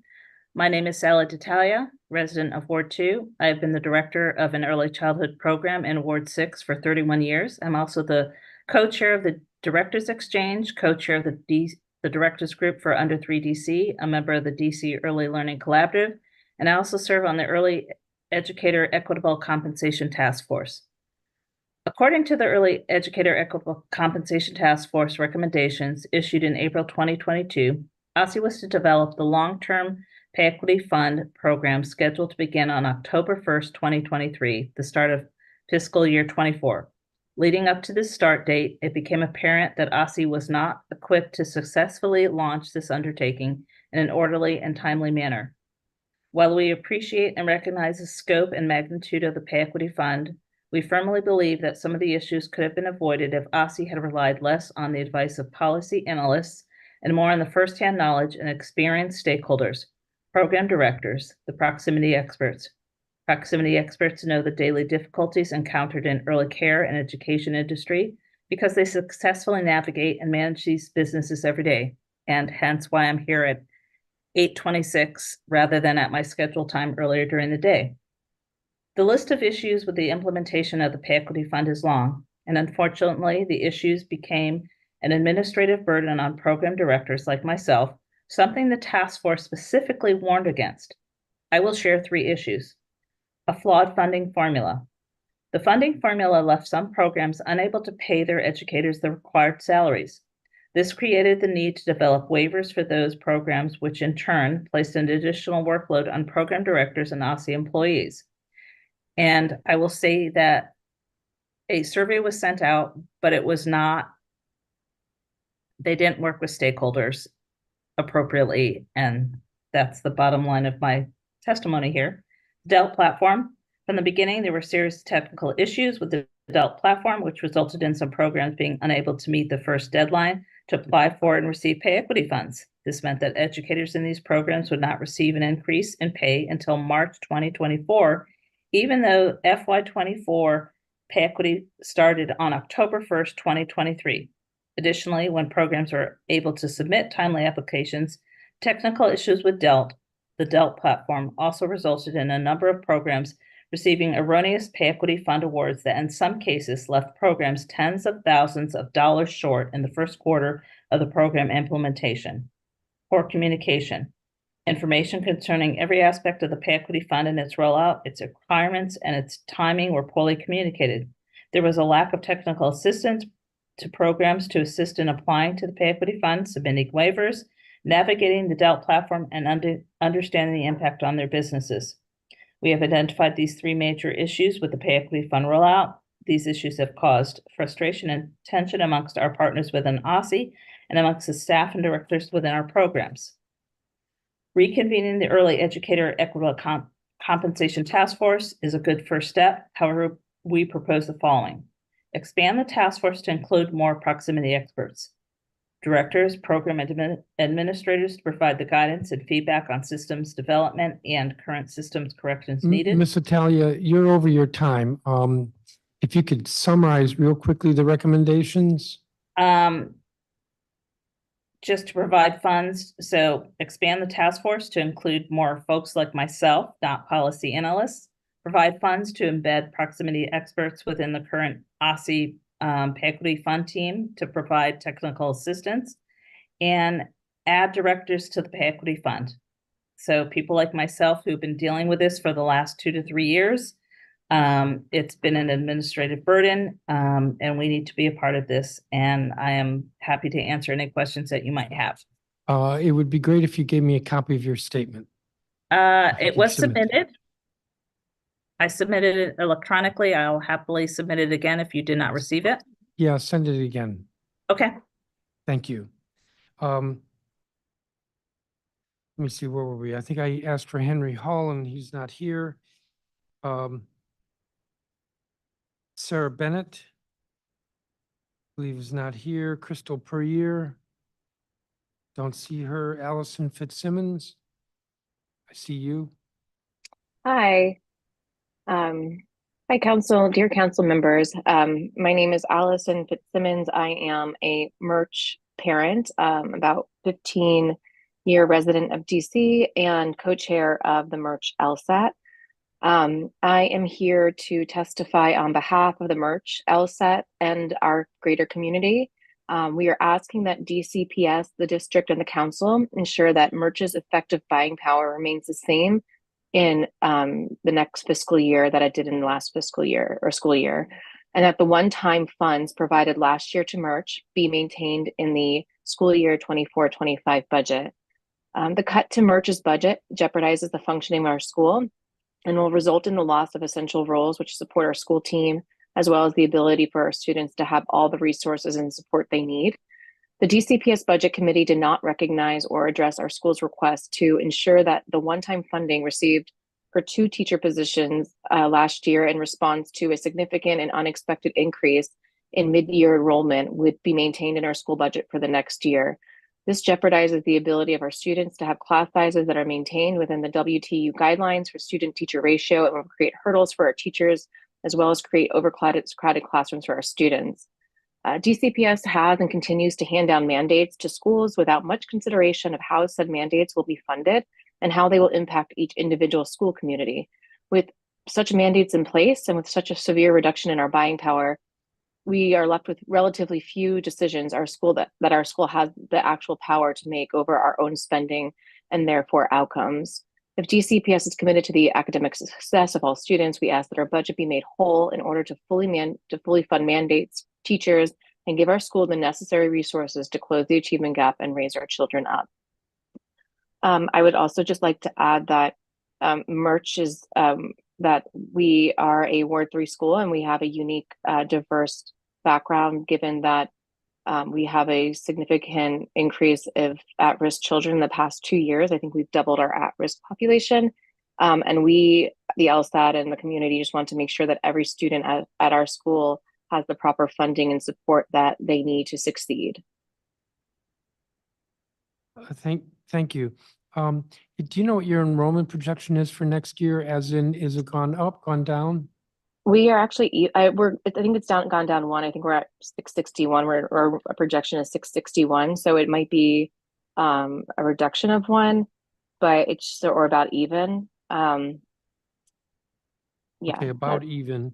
And is the budget up or about even or down? We did get a numerical increase in budget, but just like all the other people have testified that the buying power and to account for teacher salaries increasing, it doesn't cover it. We are going to have to be reducing, I think, about 1.5 to 2 positions. And I'm sure you're aware, but Merch has a pretty significant and awesome special ed program, and there are lots of constraints with positions, and that's why I was talking about mandates, that we have to make sure that we are providing for all our children properly and legally within mandates. And so it really doesn't leave us much room to even decide how to use money.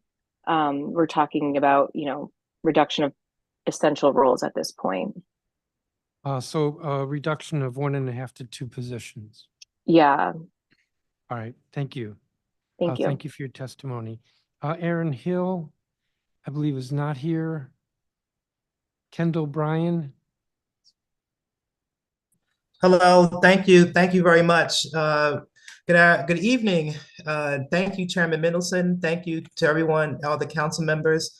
My name is Kendall Bryan. I am the executive director of the Amy Jacques Scribe Institute, where we are currently serving 16 at-risk youth at the Lamont Riggs Huff Library in Ward 5, where our curriculum focuses on humanities, arts, and STEM education.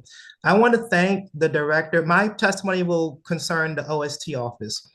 I want to thank our director, Dr. Shantia Lowe, Shanna Sampson, Kevin Caldato, my own grant manager, Mark Weinberger, as well as all the staff at the OST office. I want to thank even my former grant manager, Deborah Eichenbaum, and the former resource allocation officer, Kimothy Payton.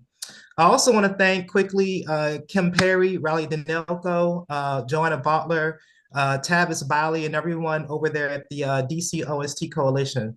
I want to thank also my fellow executive directors of community-based organizations in Ward 7 and Ward 8, including Jackie Carter, Jasherna Crump, and Gary Hill. So the Amy Jacques Scribe Institute has been successfully serving at-risk youth and families in Washington, D.C. for over 15 years to build on DC's progress towards universal access to after-school and summer programs and ensure that community-based organizations can continue to provide programming. I suggest first we address that the expedited payments of invoices.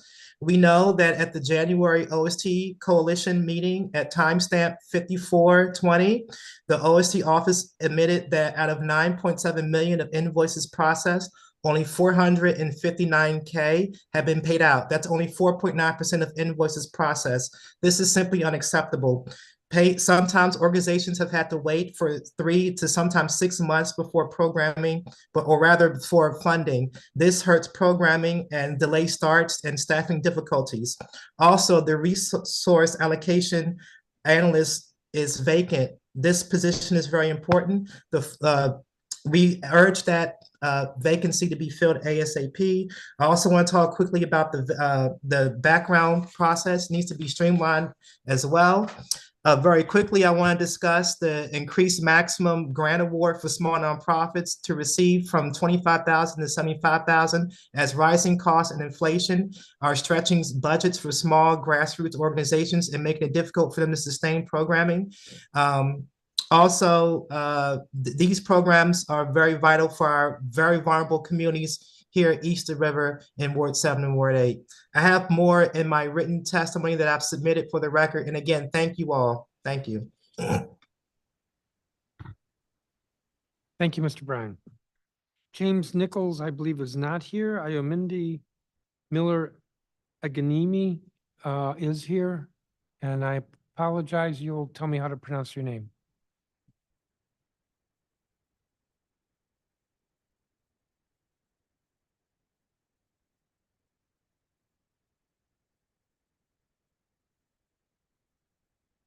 I'm waiting for you. There you are. My bad. My name is Ayominde Miller Aganyemi. You pronounced it right, council member. And I'm here to read my testimony. Please proceed. Good evening, council members. Good evening, council members. My name is Ayominde Miller. I am a sophomore at Phelps Ace High School. I am a Ward 8 resident. I'm also a youth advocate with the Young Women's Project, YWP. YWP builds the leadership and power of DC youth so that they can improve systems and services. At YWP, I am part of the mental health campaign since 2019.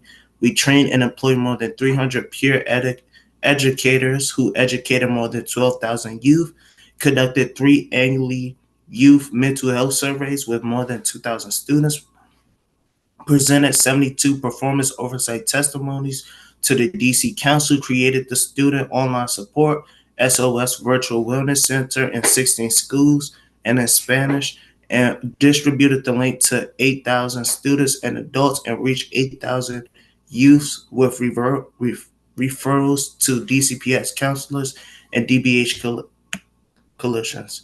I'm here today to share my thoughts and perspectives on the crisis of safety in DC public schools. One of the many important issues we have to talk about is school break-ins or shooting around schools.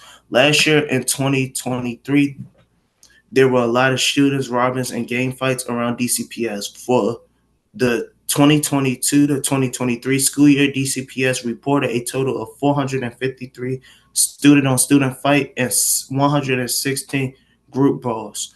Many schools like Barr High School, Coolidge High School, and Acacia High School have been affected due to the unsafe places within or around their school. Coolidge High School has been put on lockdown many times due to shootings around the school. A student at Barr High School was robbed around their school before, and a lot of stuff has happened within school. While these many problems may be hard to solve, it's also not okay that most students don't feel safe in their school. And many school fights and gang fighting have been more common and more dangerous to the people in the fights. And due to the lack of safety in DCPS, fights are lasting longer and are getting harder to stop. Once people start the fight, teachers have to get in between the students to stop the fights that they should not have to be stopping. All of these problems are affecting students' mental health and ability to perform in school. Many students are more worried about their safety in school due to the lack of protection from other students or from people after school. This stops students from being able to do their work and actually study when there are fights breaking out in schools weekly. Some ways we can fix this problem by counseling. Based on the YWP survey results we got from 2024, we found that 60% of students want more personal counseling to solve mental health issues, which may help to address conflicts or stressors before these fights break out. While some schools offer services around mental health, 57% of students don't know the name of their school counselor and even less know their DBH clinician. These problems also stop students from engaging in different programs at their high school out of fear of possible harm when returning home at night. Due to all of these problems, students opt out of riding the metro and prefer to travel using paid services that some students can't afford. Lack of safety in DCPS schools will always be a problem, but there are things you council members can do to help this. Council members, with your help, you can increase funding for school passage workers to ensure that students make it from school to a metro station safely. Additionally, there should be more focus on conflict resolution that addresses the causes of the fights and encourages dialogue between students. This testimony was to highlight student concerns around the problem of safety in DCPS schools. Thank you for hearing my testimony, Council Member. Thank you, and I do have your statement. Carmen Brito, I believe, is not here. Nigel Level.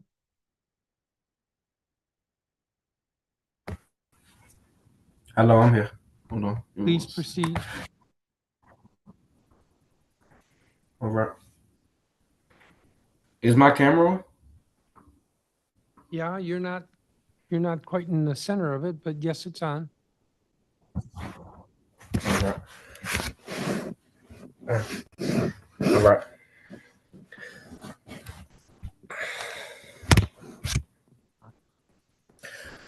Please proceed. Good evening, Chairman Mendelson and members of the Committee of the Whole. Thank you for the opportunity to testify today. My name is Nigel Lavelle Jr., and I am a Ward 4 DC resident. I am a sophomore at Phelps Ace High School. My plans for the future is to join a 5-year apprenticeship program and become an electrician after apprenticeship with my own business. In my time at Phelps Ace High School, I've taken part in marching band and played the saxophone, joined sports team, attended scholarship dinners, participated in community service for career technical events while also looking over greenhouse with UDC. I've been a part of the Young Women's Project YWP program since October 2022. YWP is an organization that gathers youth students to talk over and solve community problems. One issue I want to bring to your attention is DCPS and how we can improve mental health. Additionally, I will briefly speak about increasing school field trips. At YWP, I'm a part of the mental health campaign. Mental health and wellness is important to me because it's a serious issue among youth and we need to do something about it. People need more attention when they're feeling alone and left out and when they're in need of help. Youth with mental health issues should be able to talk with someone without suffering alone with nobody to talk to. This is also important to me because counselors need to step up and show some interest to the students to make them feel comfortable. Students should be able to go to counselors and should be able to feel comfortable talking to the counselors. DCPS must pay more attention to students' mental health needs. School is a place where most people are stressed over academics and unanticipated societal pressure. Schools expect students to perform at high levels without factoring in stress at home. Mental and emotional challenges. DCPS schools have counselors, but must be done to support these counselors in helping us, the students. While the counselors may be equipped to handle students and the real issue they're experiencing, the full need is not being met. So let's find a way to bridge this gap so counselors can more effectively serve students. When students have things going on in their head, they usually keep it to themselves and let it anger them. Some teachers don't ask if you're okay or even check up on you before you do the work in their class, so it's more stressful to a student. According to our 2023-24 mental health survey, most youth want to engage with one counseling after school, 73% virtually, 73% during lunch. I also wanted to mention that DCPS does not take students on enough field trips throughout the year, which is why most students are left uneducated because they don't know the simple history that are in museums and other educational places that's right in the city. I ask myself why people travel from all across the world and pay money to come to DC to go to these museums and learn and explore, when some students in Washington, D.C. aren't even getting the opportunity to go on a simple field trip in the city. The DCPS took students on more field trips using school funding towards this purpose. Then students would not only have more knowledge and understanding what they are learning, but also see the history and facts being taught. I have some recommendations on my own. I'll give you a summary of each. DCPS should hire guidance counselors who are effective. Guidance counselors should be trained on how to handle students struggling with mental health. Concern on focus on creating a comfortable environment so students trust them enough to share what they are going through. Building a relationship is important so youth don't feel like they're talking to a stranger. DCPS should also take students on more field trips and possibly go to more colleges so that students feel for it and have a better understanding when they graduate from high school. For example, if DCPS takes schools to colleges, then it will encourage them and interest them to go to college so they have an idea what they want to do when they graduate high school. Lastly, DCPS schools should take students on the end of the year field trip so students feel accomplished with what they did throughout the school year and take a little bit of stress they had throughout the school year. Thank you for the opportunity to testify today, council members. Thank you, Mr. Level. That concludes the testimony from this group. I don't have any questions. Let me see if Councilmember Henderson is here. I am, Mr. Chairman. Just give me a Do you have any questions? second. Is Mr. Bryan still here? Kendall Bryan? I am. Hi. So I was listening to your testimony. You were talking about late payments received for out of school time. Yes, When you ma'am. inquire to the office around like what's going on, what's usually the reason that they provide? So as you know, council member, we've gone from the district vendor portal to the district integrated financial system. It's a new system. So a lot of vendors, may have been doing it for years a certain way. It's a brand new system. And, sometimes your invoices are, it's a brand new system. Everyone is learning, but, typically if you have there are just delays that have to be adjudicated. So like, for instance, there is the resource allocation officer, her name was Kimothy Payton, and she would help like adjudicate those issues their interagency to make sure that a small nonprofit organization would receive the funding in a timely manner so that you would, could pay your staff and do your work. Okay. I want to follow up tomorrow with is it tomorrow? No, Friday. Friday with the deputy mayor to sort of ask about this, but I was just curious, when you all inquire, what's the reasoning that they provide to you all? It's this, the system is new. It's, and I understand that, but I think also because the resource that she's gone, Kimitha is gone, so that right. That I think so. I think what you're saying is two different things. Is like, yes, it's a new system, but you also haven't hired someone who can actually help and answer some questions. That is correct. To be Got like the ombudsman of that whole process, which is new. So, all right. I'll follow you. up with that. Thank you so much for being here for your testimony. Thank you, Mr. Chairman. Thank you, Councilmember. So you all are excused. I'm going to call the next group.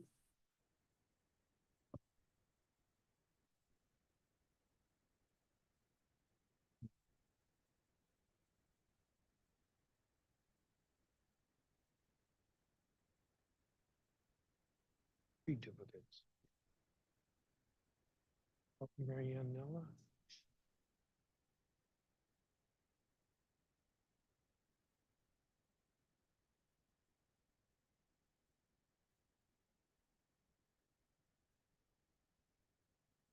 Marianella Rivas, who I think is not here, Nathan Sparks, Venus McClure,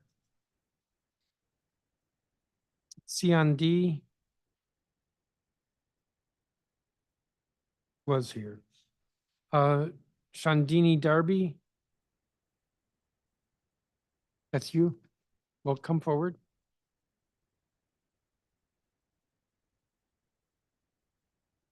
Camilla Mercedes, come forward. Matthew McCrae.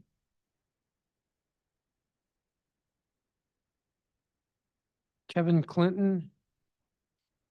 See, he's here. Isabel Linez.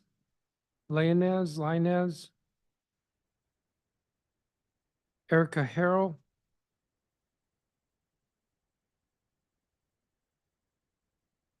Dahana Green. Talena Clements. Allison Kokoros. Lauren Secco. I'm here. Good evening. Excellent. Amanda Cutright. Anna Mayer.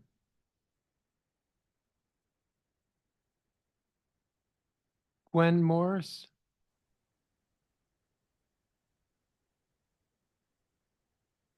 I think I'll stop there.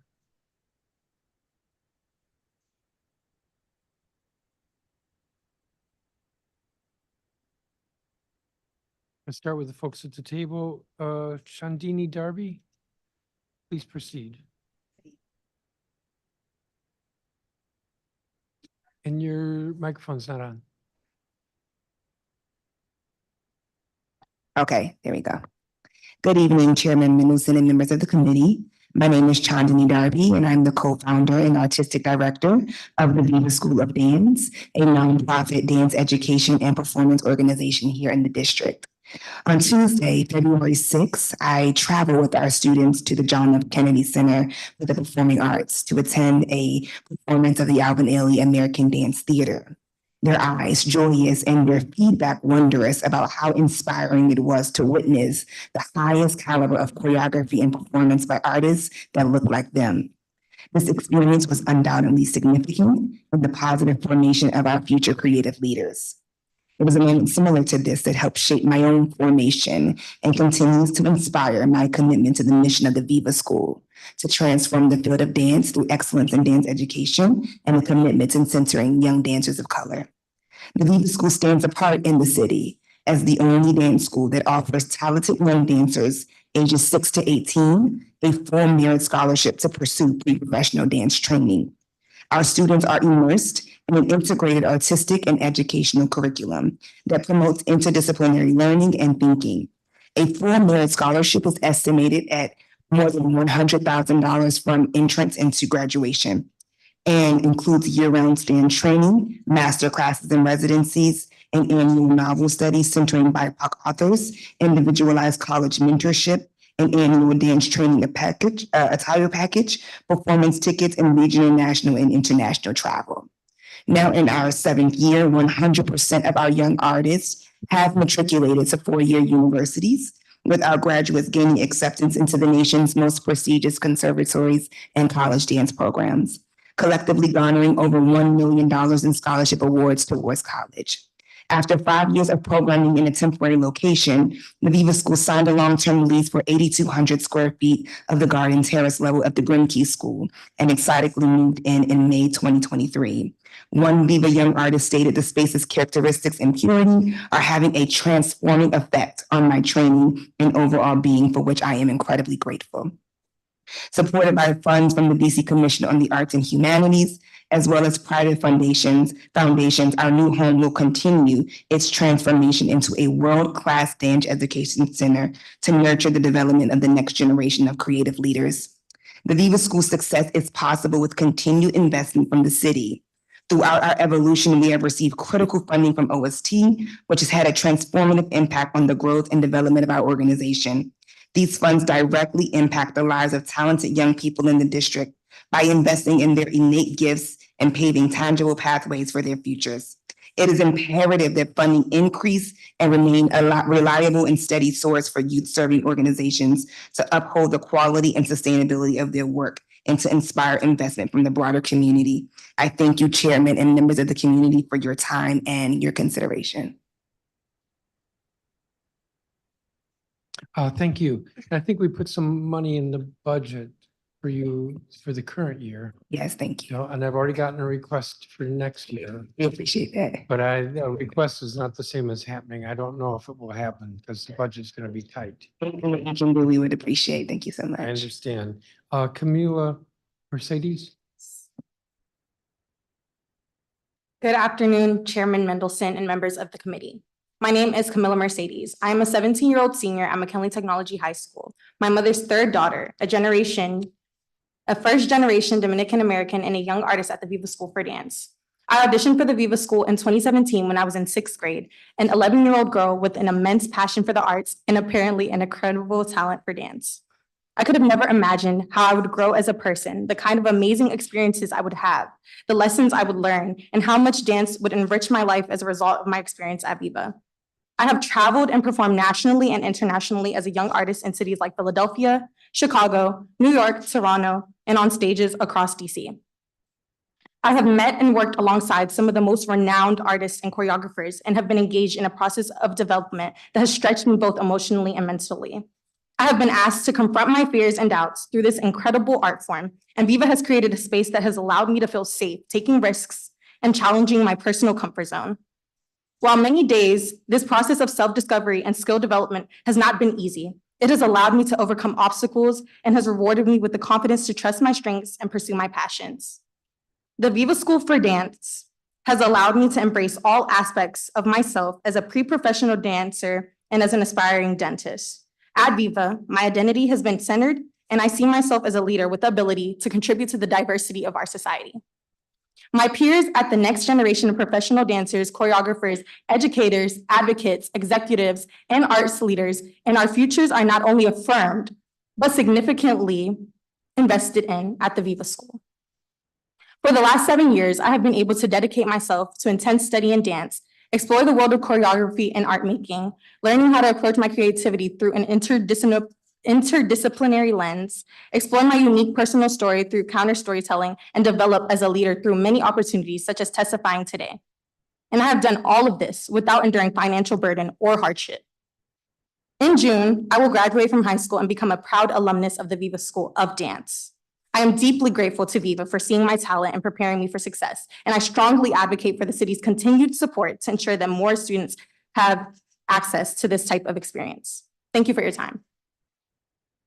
Thank you. Anna Mayer. Good evening. Good evening. My name is Anna Mayer. I'm a student at School Without Walls High School and a leader of the Green New Deal for Schools initiative. First, I would like to take a moment to commend all of the students that are here tonight. In fact, I believe at one point we outnumbered the number of adults in this room. I hope that you sincerely listen to all of the issues that the students here have brought up tonight. At the core of this issue of this hearing, students are the most important part of DCPS.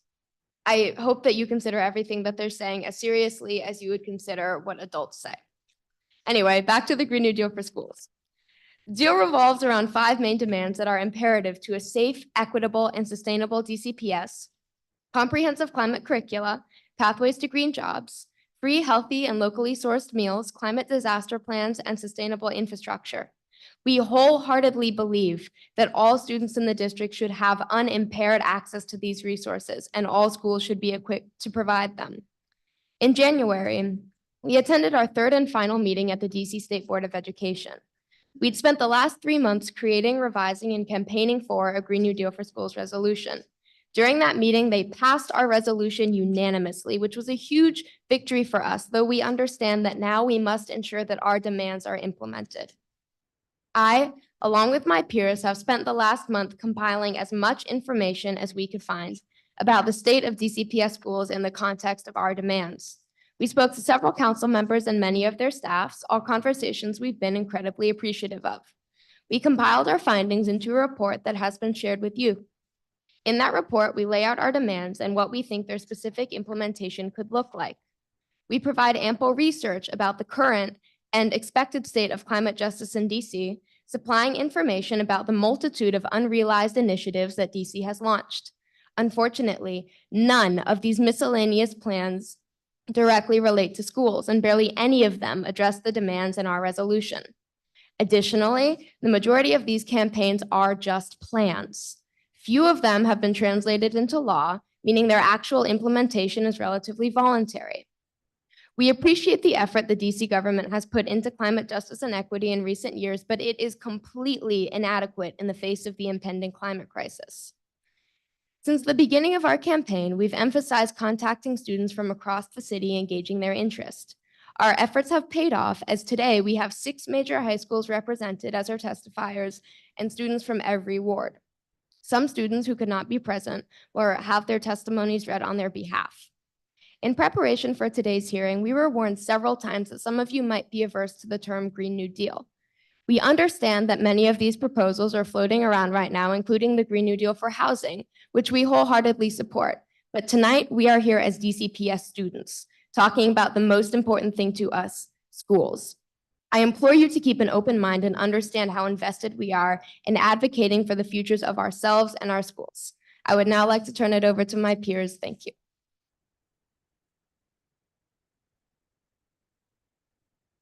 And is your peers Gwen Morris? Yes. Good evening. My name is Gwen Morris, and I'm here in support of the Green New Deal for Schools, specifically to share an overview of the progress within DC's sustainability programs. Commendable steps have been taken by a variety of organizations, including the City Council, DGS, DOEE, and DCPS, all working towards a range of sustainability standards. For example, our council has passed the Clean Energy DC Building Code of 2022, requiring all buildings that are constructed in and after 2026 to comply with net zero energy standards, as well as the Clean Energy DC Omnibus Act of 2018, which raised the renewable energy standard to 100% by 2032. Additionally, DGS has implemented its energy management plan to reduce CO2 equivalent emissions by 45,000 metric tons by 2032 and create plans for early energy retrofit work and net zero energy transformation on very small percentages of its portfolio. DOEE's Urban Sustainability Administration runs Sustainable DC, which has divided the conservation movement into 13 domains ranging from energy and economy to transportation and waste. Though these standards, laws, and plans have promise, very few provide any focus on our public schools. The foundations of our next generations, which serve 7% of DC's population, have no reliable protections against the impending climate crisis. This neglect is unforgivable. Though DCPS has 17 LEED certified buildings and 19 more in progress, the standards of LEED are too low to sufficiently combat and prepare for the effects of the climate crisis. DCPS has renovated many facilities, including some extensive energy improvements, but from student experience, and as you will see in later testimonies, we know that these renovations are not sufficient. In addition, the district's 2023 budget allocated almost $58 million for the replacement and maintenance of schools' HVAC and boiler systems. We are hopeful that this funding will be put to good use, considering the obvious deficits in the functionality of HVAC in schools. In essence, the systems we have in place to make DC sustainable are too slow to take effect and rarely provide direct and intentional benefits to our public school system. We, as students, are not willing to let our educational facilities be neglected, so we urge you to consider and adopt our demands. One of these demands is pathways to green jobs. Our education lacks training in methods of engineering and maintenance of clean energy infrastructure, and the US as a whole is on track to have less than half the solar workers we will need in 2035. There is promising precedent for school district-wide programs centered on this issue. The New York City school system, one of the largest in the nation, partnered with Solar One to run the New York City Solar Schools Education Program, providing training and internships to students while simultaneously furthering green infrastructure advancements by giving schools access to green energy. DC should partner with outside organizations such as Solar One and Climate Corps to bring outside resources into DCPS and bring representatives into schools to introduce these opportunities to our students. Thank you. Thank you. So with regard to your testimony, Ms. Mayor and Ms. Morris, the focus is that we, the government, may be doing some things, but we're ignoring the schools.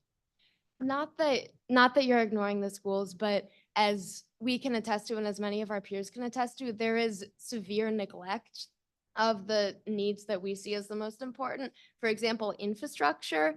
I believe that one of the topics of some previous testimonies was truancy, which we can connect to infrastructure, as you'll hear in later testimonies. We understand that the way that the DC government operates, there is no one singular way to implement our demands, but we think that it is crucial that you guys emphasize them as they are important to all of us. I'm not being dissuaded from the impression that your focus is on schools, the school buildings, the school Yes, facilities. the Green New Deal for schools. And so you're saying that with the renovations, as new schools are getting modernized, that's what we call it, that I know that their LEED standards, I heard your testimony, you think LEED is too low a bar, that the additional requirements that we put in law, such as net zero, I think it's 2026, you said, that's just not applicable to these modernizations? No, we're saying that the current standards and laws that exist aren't enough and need to be enhanced to adequately avoid the disasters of the climate crisis that are coming to DC and to enhance the lives of students. But again, looking at school buildings, that it's just, so the modernizations are not complying with what the law requires? No, so school modernizations are crucial. We believe that they're very important, but many of them, you can look at Anacostia, for example, 10 years after its renovation is not in good condition. Anybody can attest to that. For example, one of our testifiers tonight is from Anacostia and will be speaking to that. We believe that modernizations are key and important, and the standards that are there are good, but they are not good enough. If I might add on, the schools are complying to the law as far as we know. We're just saying that the law should be added on to reach sustainability standards that will actually help us defeat the climate crisis. Okay. Are you all also considering testifying before the council committees, Transportation and the Environment, which oversees DOE and does a lot of our climate change legislation, or the committee, trying to remember the name, it's the committee that Councilmember Janice Lewis George chairs. Family Services and Facilities. Yes. She has oversight over DGS. We've been in touch with all of those agencies, all of the council members and all of the committees, most of the committees that they're involved in. We decided to come to this hearing specifically tonight because we are here for schools. We understand that there are other agencies that are involved in the ways that DC schools run, but we chose this one because this is focused on the students in the schools, and this is what this hearing is about. And you also really wanted to be at the Wilson Building at 9 o'clock at night. Yes. 100%. Thank you. Thank you, all of you. You can stay at the table or you can go back to your seats or leave if you want. I'm going to go back to the rest of the list. Thank you again. I don't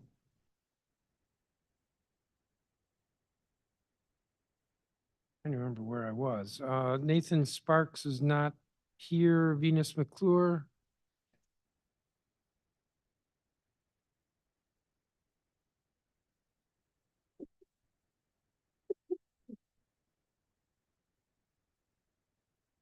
Matthew McCray is not here. Kevin Clinton is here. Yes, Mr. Chairman.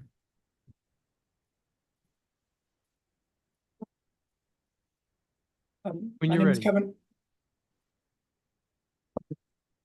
Mr. Chairman, my name is Kevin Clinton. I'm here on behalf of the Federal City Council, a nonprofit organization in the District of Columbia committed to the advancing civic life in our city. I'm here today to testify on one program that's under the purview of the Deputy Mayor for Education. Our members, 250 of which are leaders in nonprofit and the private and civic sectors, they're exploring new ways to use their influence as employers and as people who make hiring decisions to help ensure that DC residents are getting the good jobs that our economy is creating, that are on proven pathways and paying wages sufficient to live in this very expensive region. Given DC's current economic challenges, especially downtown, we feel urgency about economic recovery, and we also feel urgency about the need to make sure that that recovery is equitable and that DC residents are benefiting from that recovery.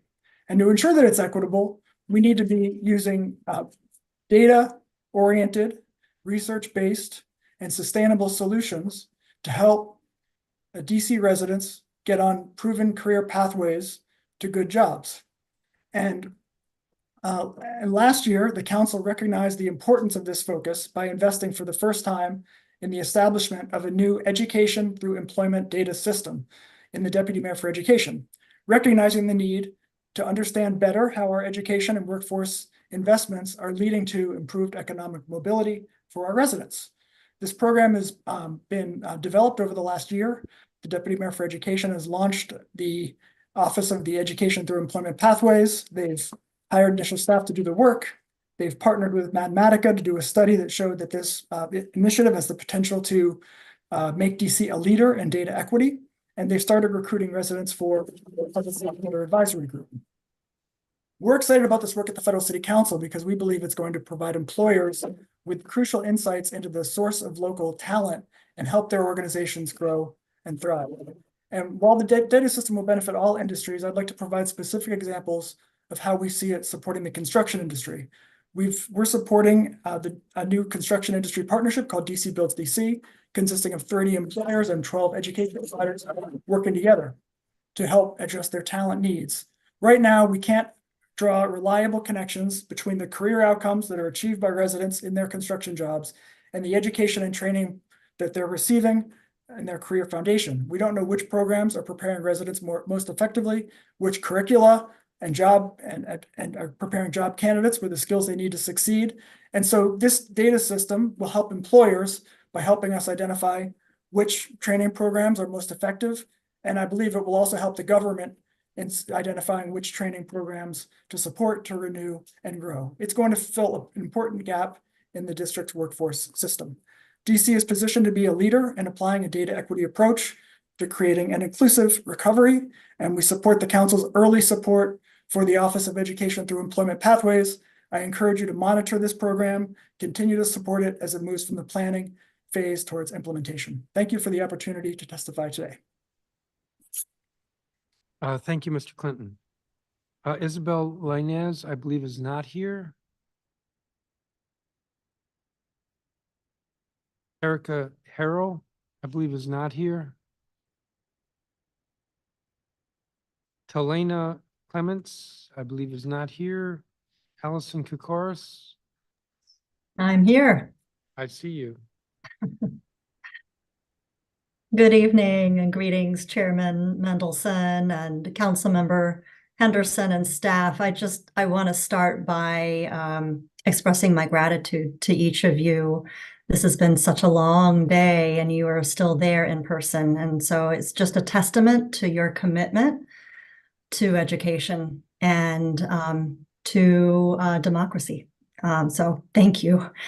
I'm here on behalf of the Carlos Rosario School and this performance hearing, and we felt that it was very important that we be here and advocate on behalf of our school and share some updates with you. Our model at the Carlos Rosario School is highly effective. We've maintained Tier 1 rating for all the years the school has been tiered, and we recently passed our 25th year review with a unanimous vote of support from the DC Public Charter School Board. This performance designation reflects consistently high rates of student achievement and progress in all of our programs, pre-GED, GED, English as a second language, career certifications, and so on. And our students are amazing. Despite the challenges that they face, raising children, working multiple jobs, taking multiple buses to and from school and work, they are advancing their English proficiency. They are passing the GED exam. They are gaining their high school diploma. And they are ultimately the people who it makes the most sense to be really investing in and prioritizing. I want to really also share with you that this year at the Carlos Rosario School, we are celebrating our 50th anniversary as a school. And so we would be delighted if you would join us. We'll be celebrating this on May 2nd, and we're honoring the 80,000 alumni who have passed through the halls of our school and today are in the Washington region as chefs, as nurses, as bilingual educators. So look forward and hope very much. It would be a great honor if you could join us. And I would also like to express profound gratitude to the mayor and the deputy mayor for education for their historic investments in education in fiscal year 25. And urge that as you consider the mayor's proposed budget to ensure that adult serving schools are finally funded at the formally recommended level, that the 12.4% increase is also funded, which is so necessary to sustain compensation for our student-facing staff. And also that you continue, please, to fund the adult learner transportation subsidy, which is a lifeline of support for low-income adult learners. And I thank you for this opportunity to testify. Thank you, Ms. Kokoros. What time is the event on May 2nd? 6:30 in the evening at the Harvard Street campus. Okay. And Ms. Kokoros, you know, the council has never reduced what the mayor has proposed for schools. If anything, we've increased. I'm not saying we will be able to increase this year, but I'd be shocked if the council were to if the council were to cut what the mayor proposes. Thank you so much. That's reassuring. Well, you've seen that year after year, so. True. Let me call the next witness. Lauren Secco. Hi, yes, good evening.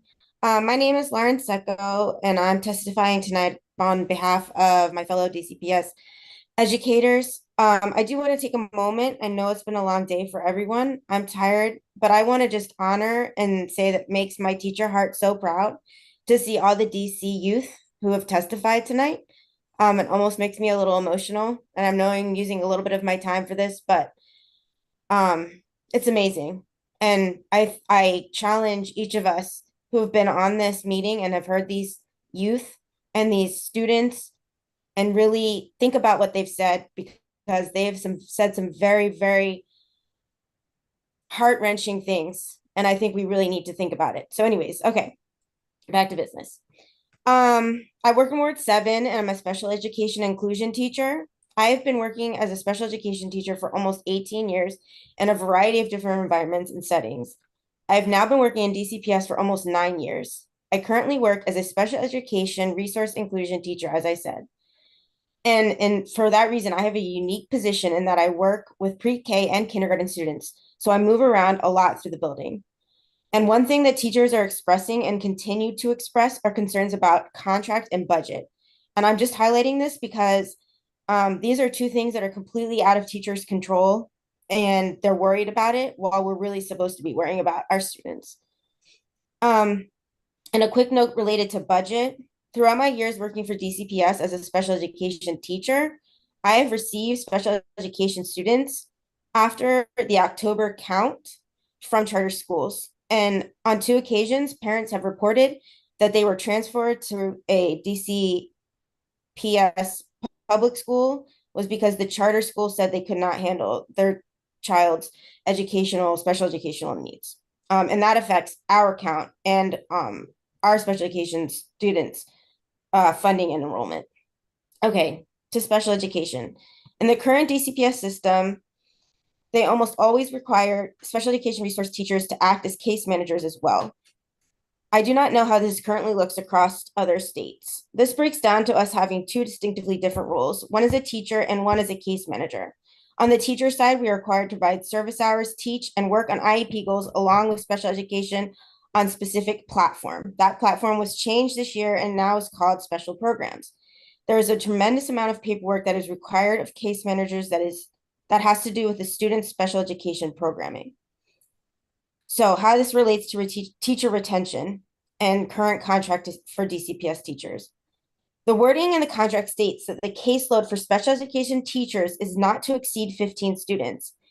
If it exceeds 15 students, then teachers are given 3 additional hours for each student to complete paperwork at the administrative premium rate. The problem occurs when the students' hours that are supposed to be servicing exceed the amount of time available for the day.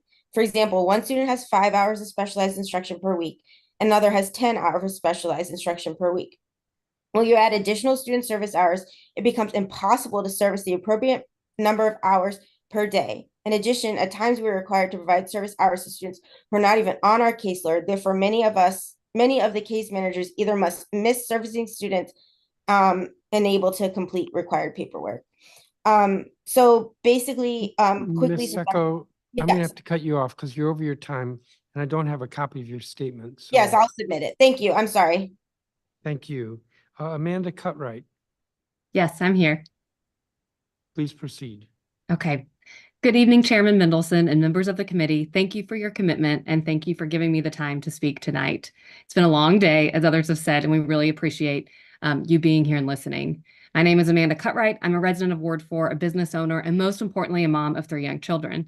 I'm testifying today on behalf of parents that deeply support the Pay Equity Fund, but want to illuminate the unintended consequences of formula calculations within the fund.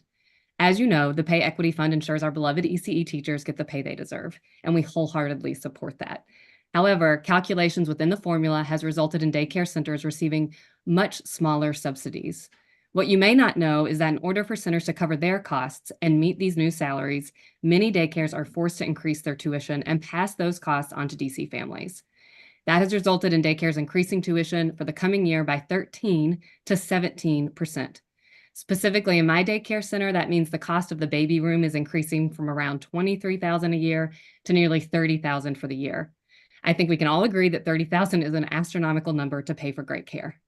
Miss Patty, our beloved infant room teacher, is in her 10th plus year teaching. She's gone back to school and deserves every bit of that higher salary. Retaining teachers like Miss Patty is essential. She's the type of teacher we all want for our little ones. Yet our director is left wondering how to cover the cost between her former salary and this new salary. With small subsidies coming in from OSSI, the formula does not add up. As you all probably know, DC currently has the highest cost of infant care in the country. The median household income is $110,000, $93,000 after taxes. Therefore, families with a new baby will pay about 32% of their take-home pay to childcare. At the same time, it should not be surprising that centers are being forced to charge such high tuitions. This past fall, the mayor's office submitted to Chairman Mendelson a report modeling the cost of childcare.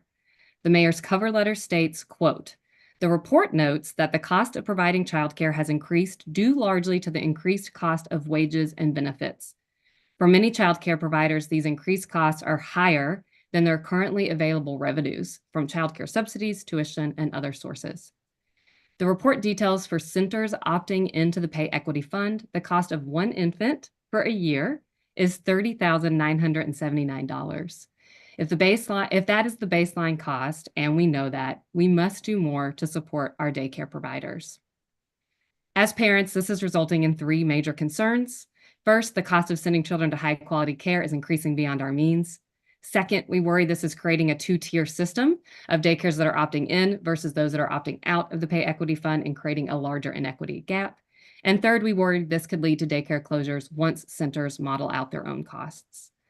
The Under 3 Coalition is on the right path, and I'm proud to be a part of a city taking this on. In order to do this well and equitably, the council must compel OSSI to address the errors in the pay equity formula funding and increase the amount of money allocated toward these subsidies. Thank you very much. I will be uploading my written testimony right after this and can stick around for questions. I appreciate your time. Thank you, Ms. Cutright. And I was going to say, I don't have a copy of your statement, and you addressed that. Thank you. Yeah.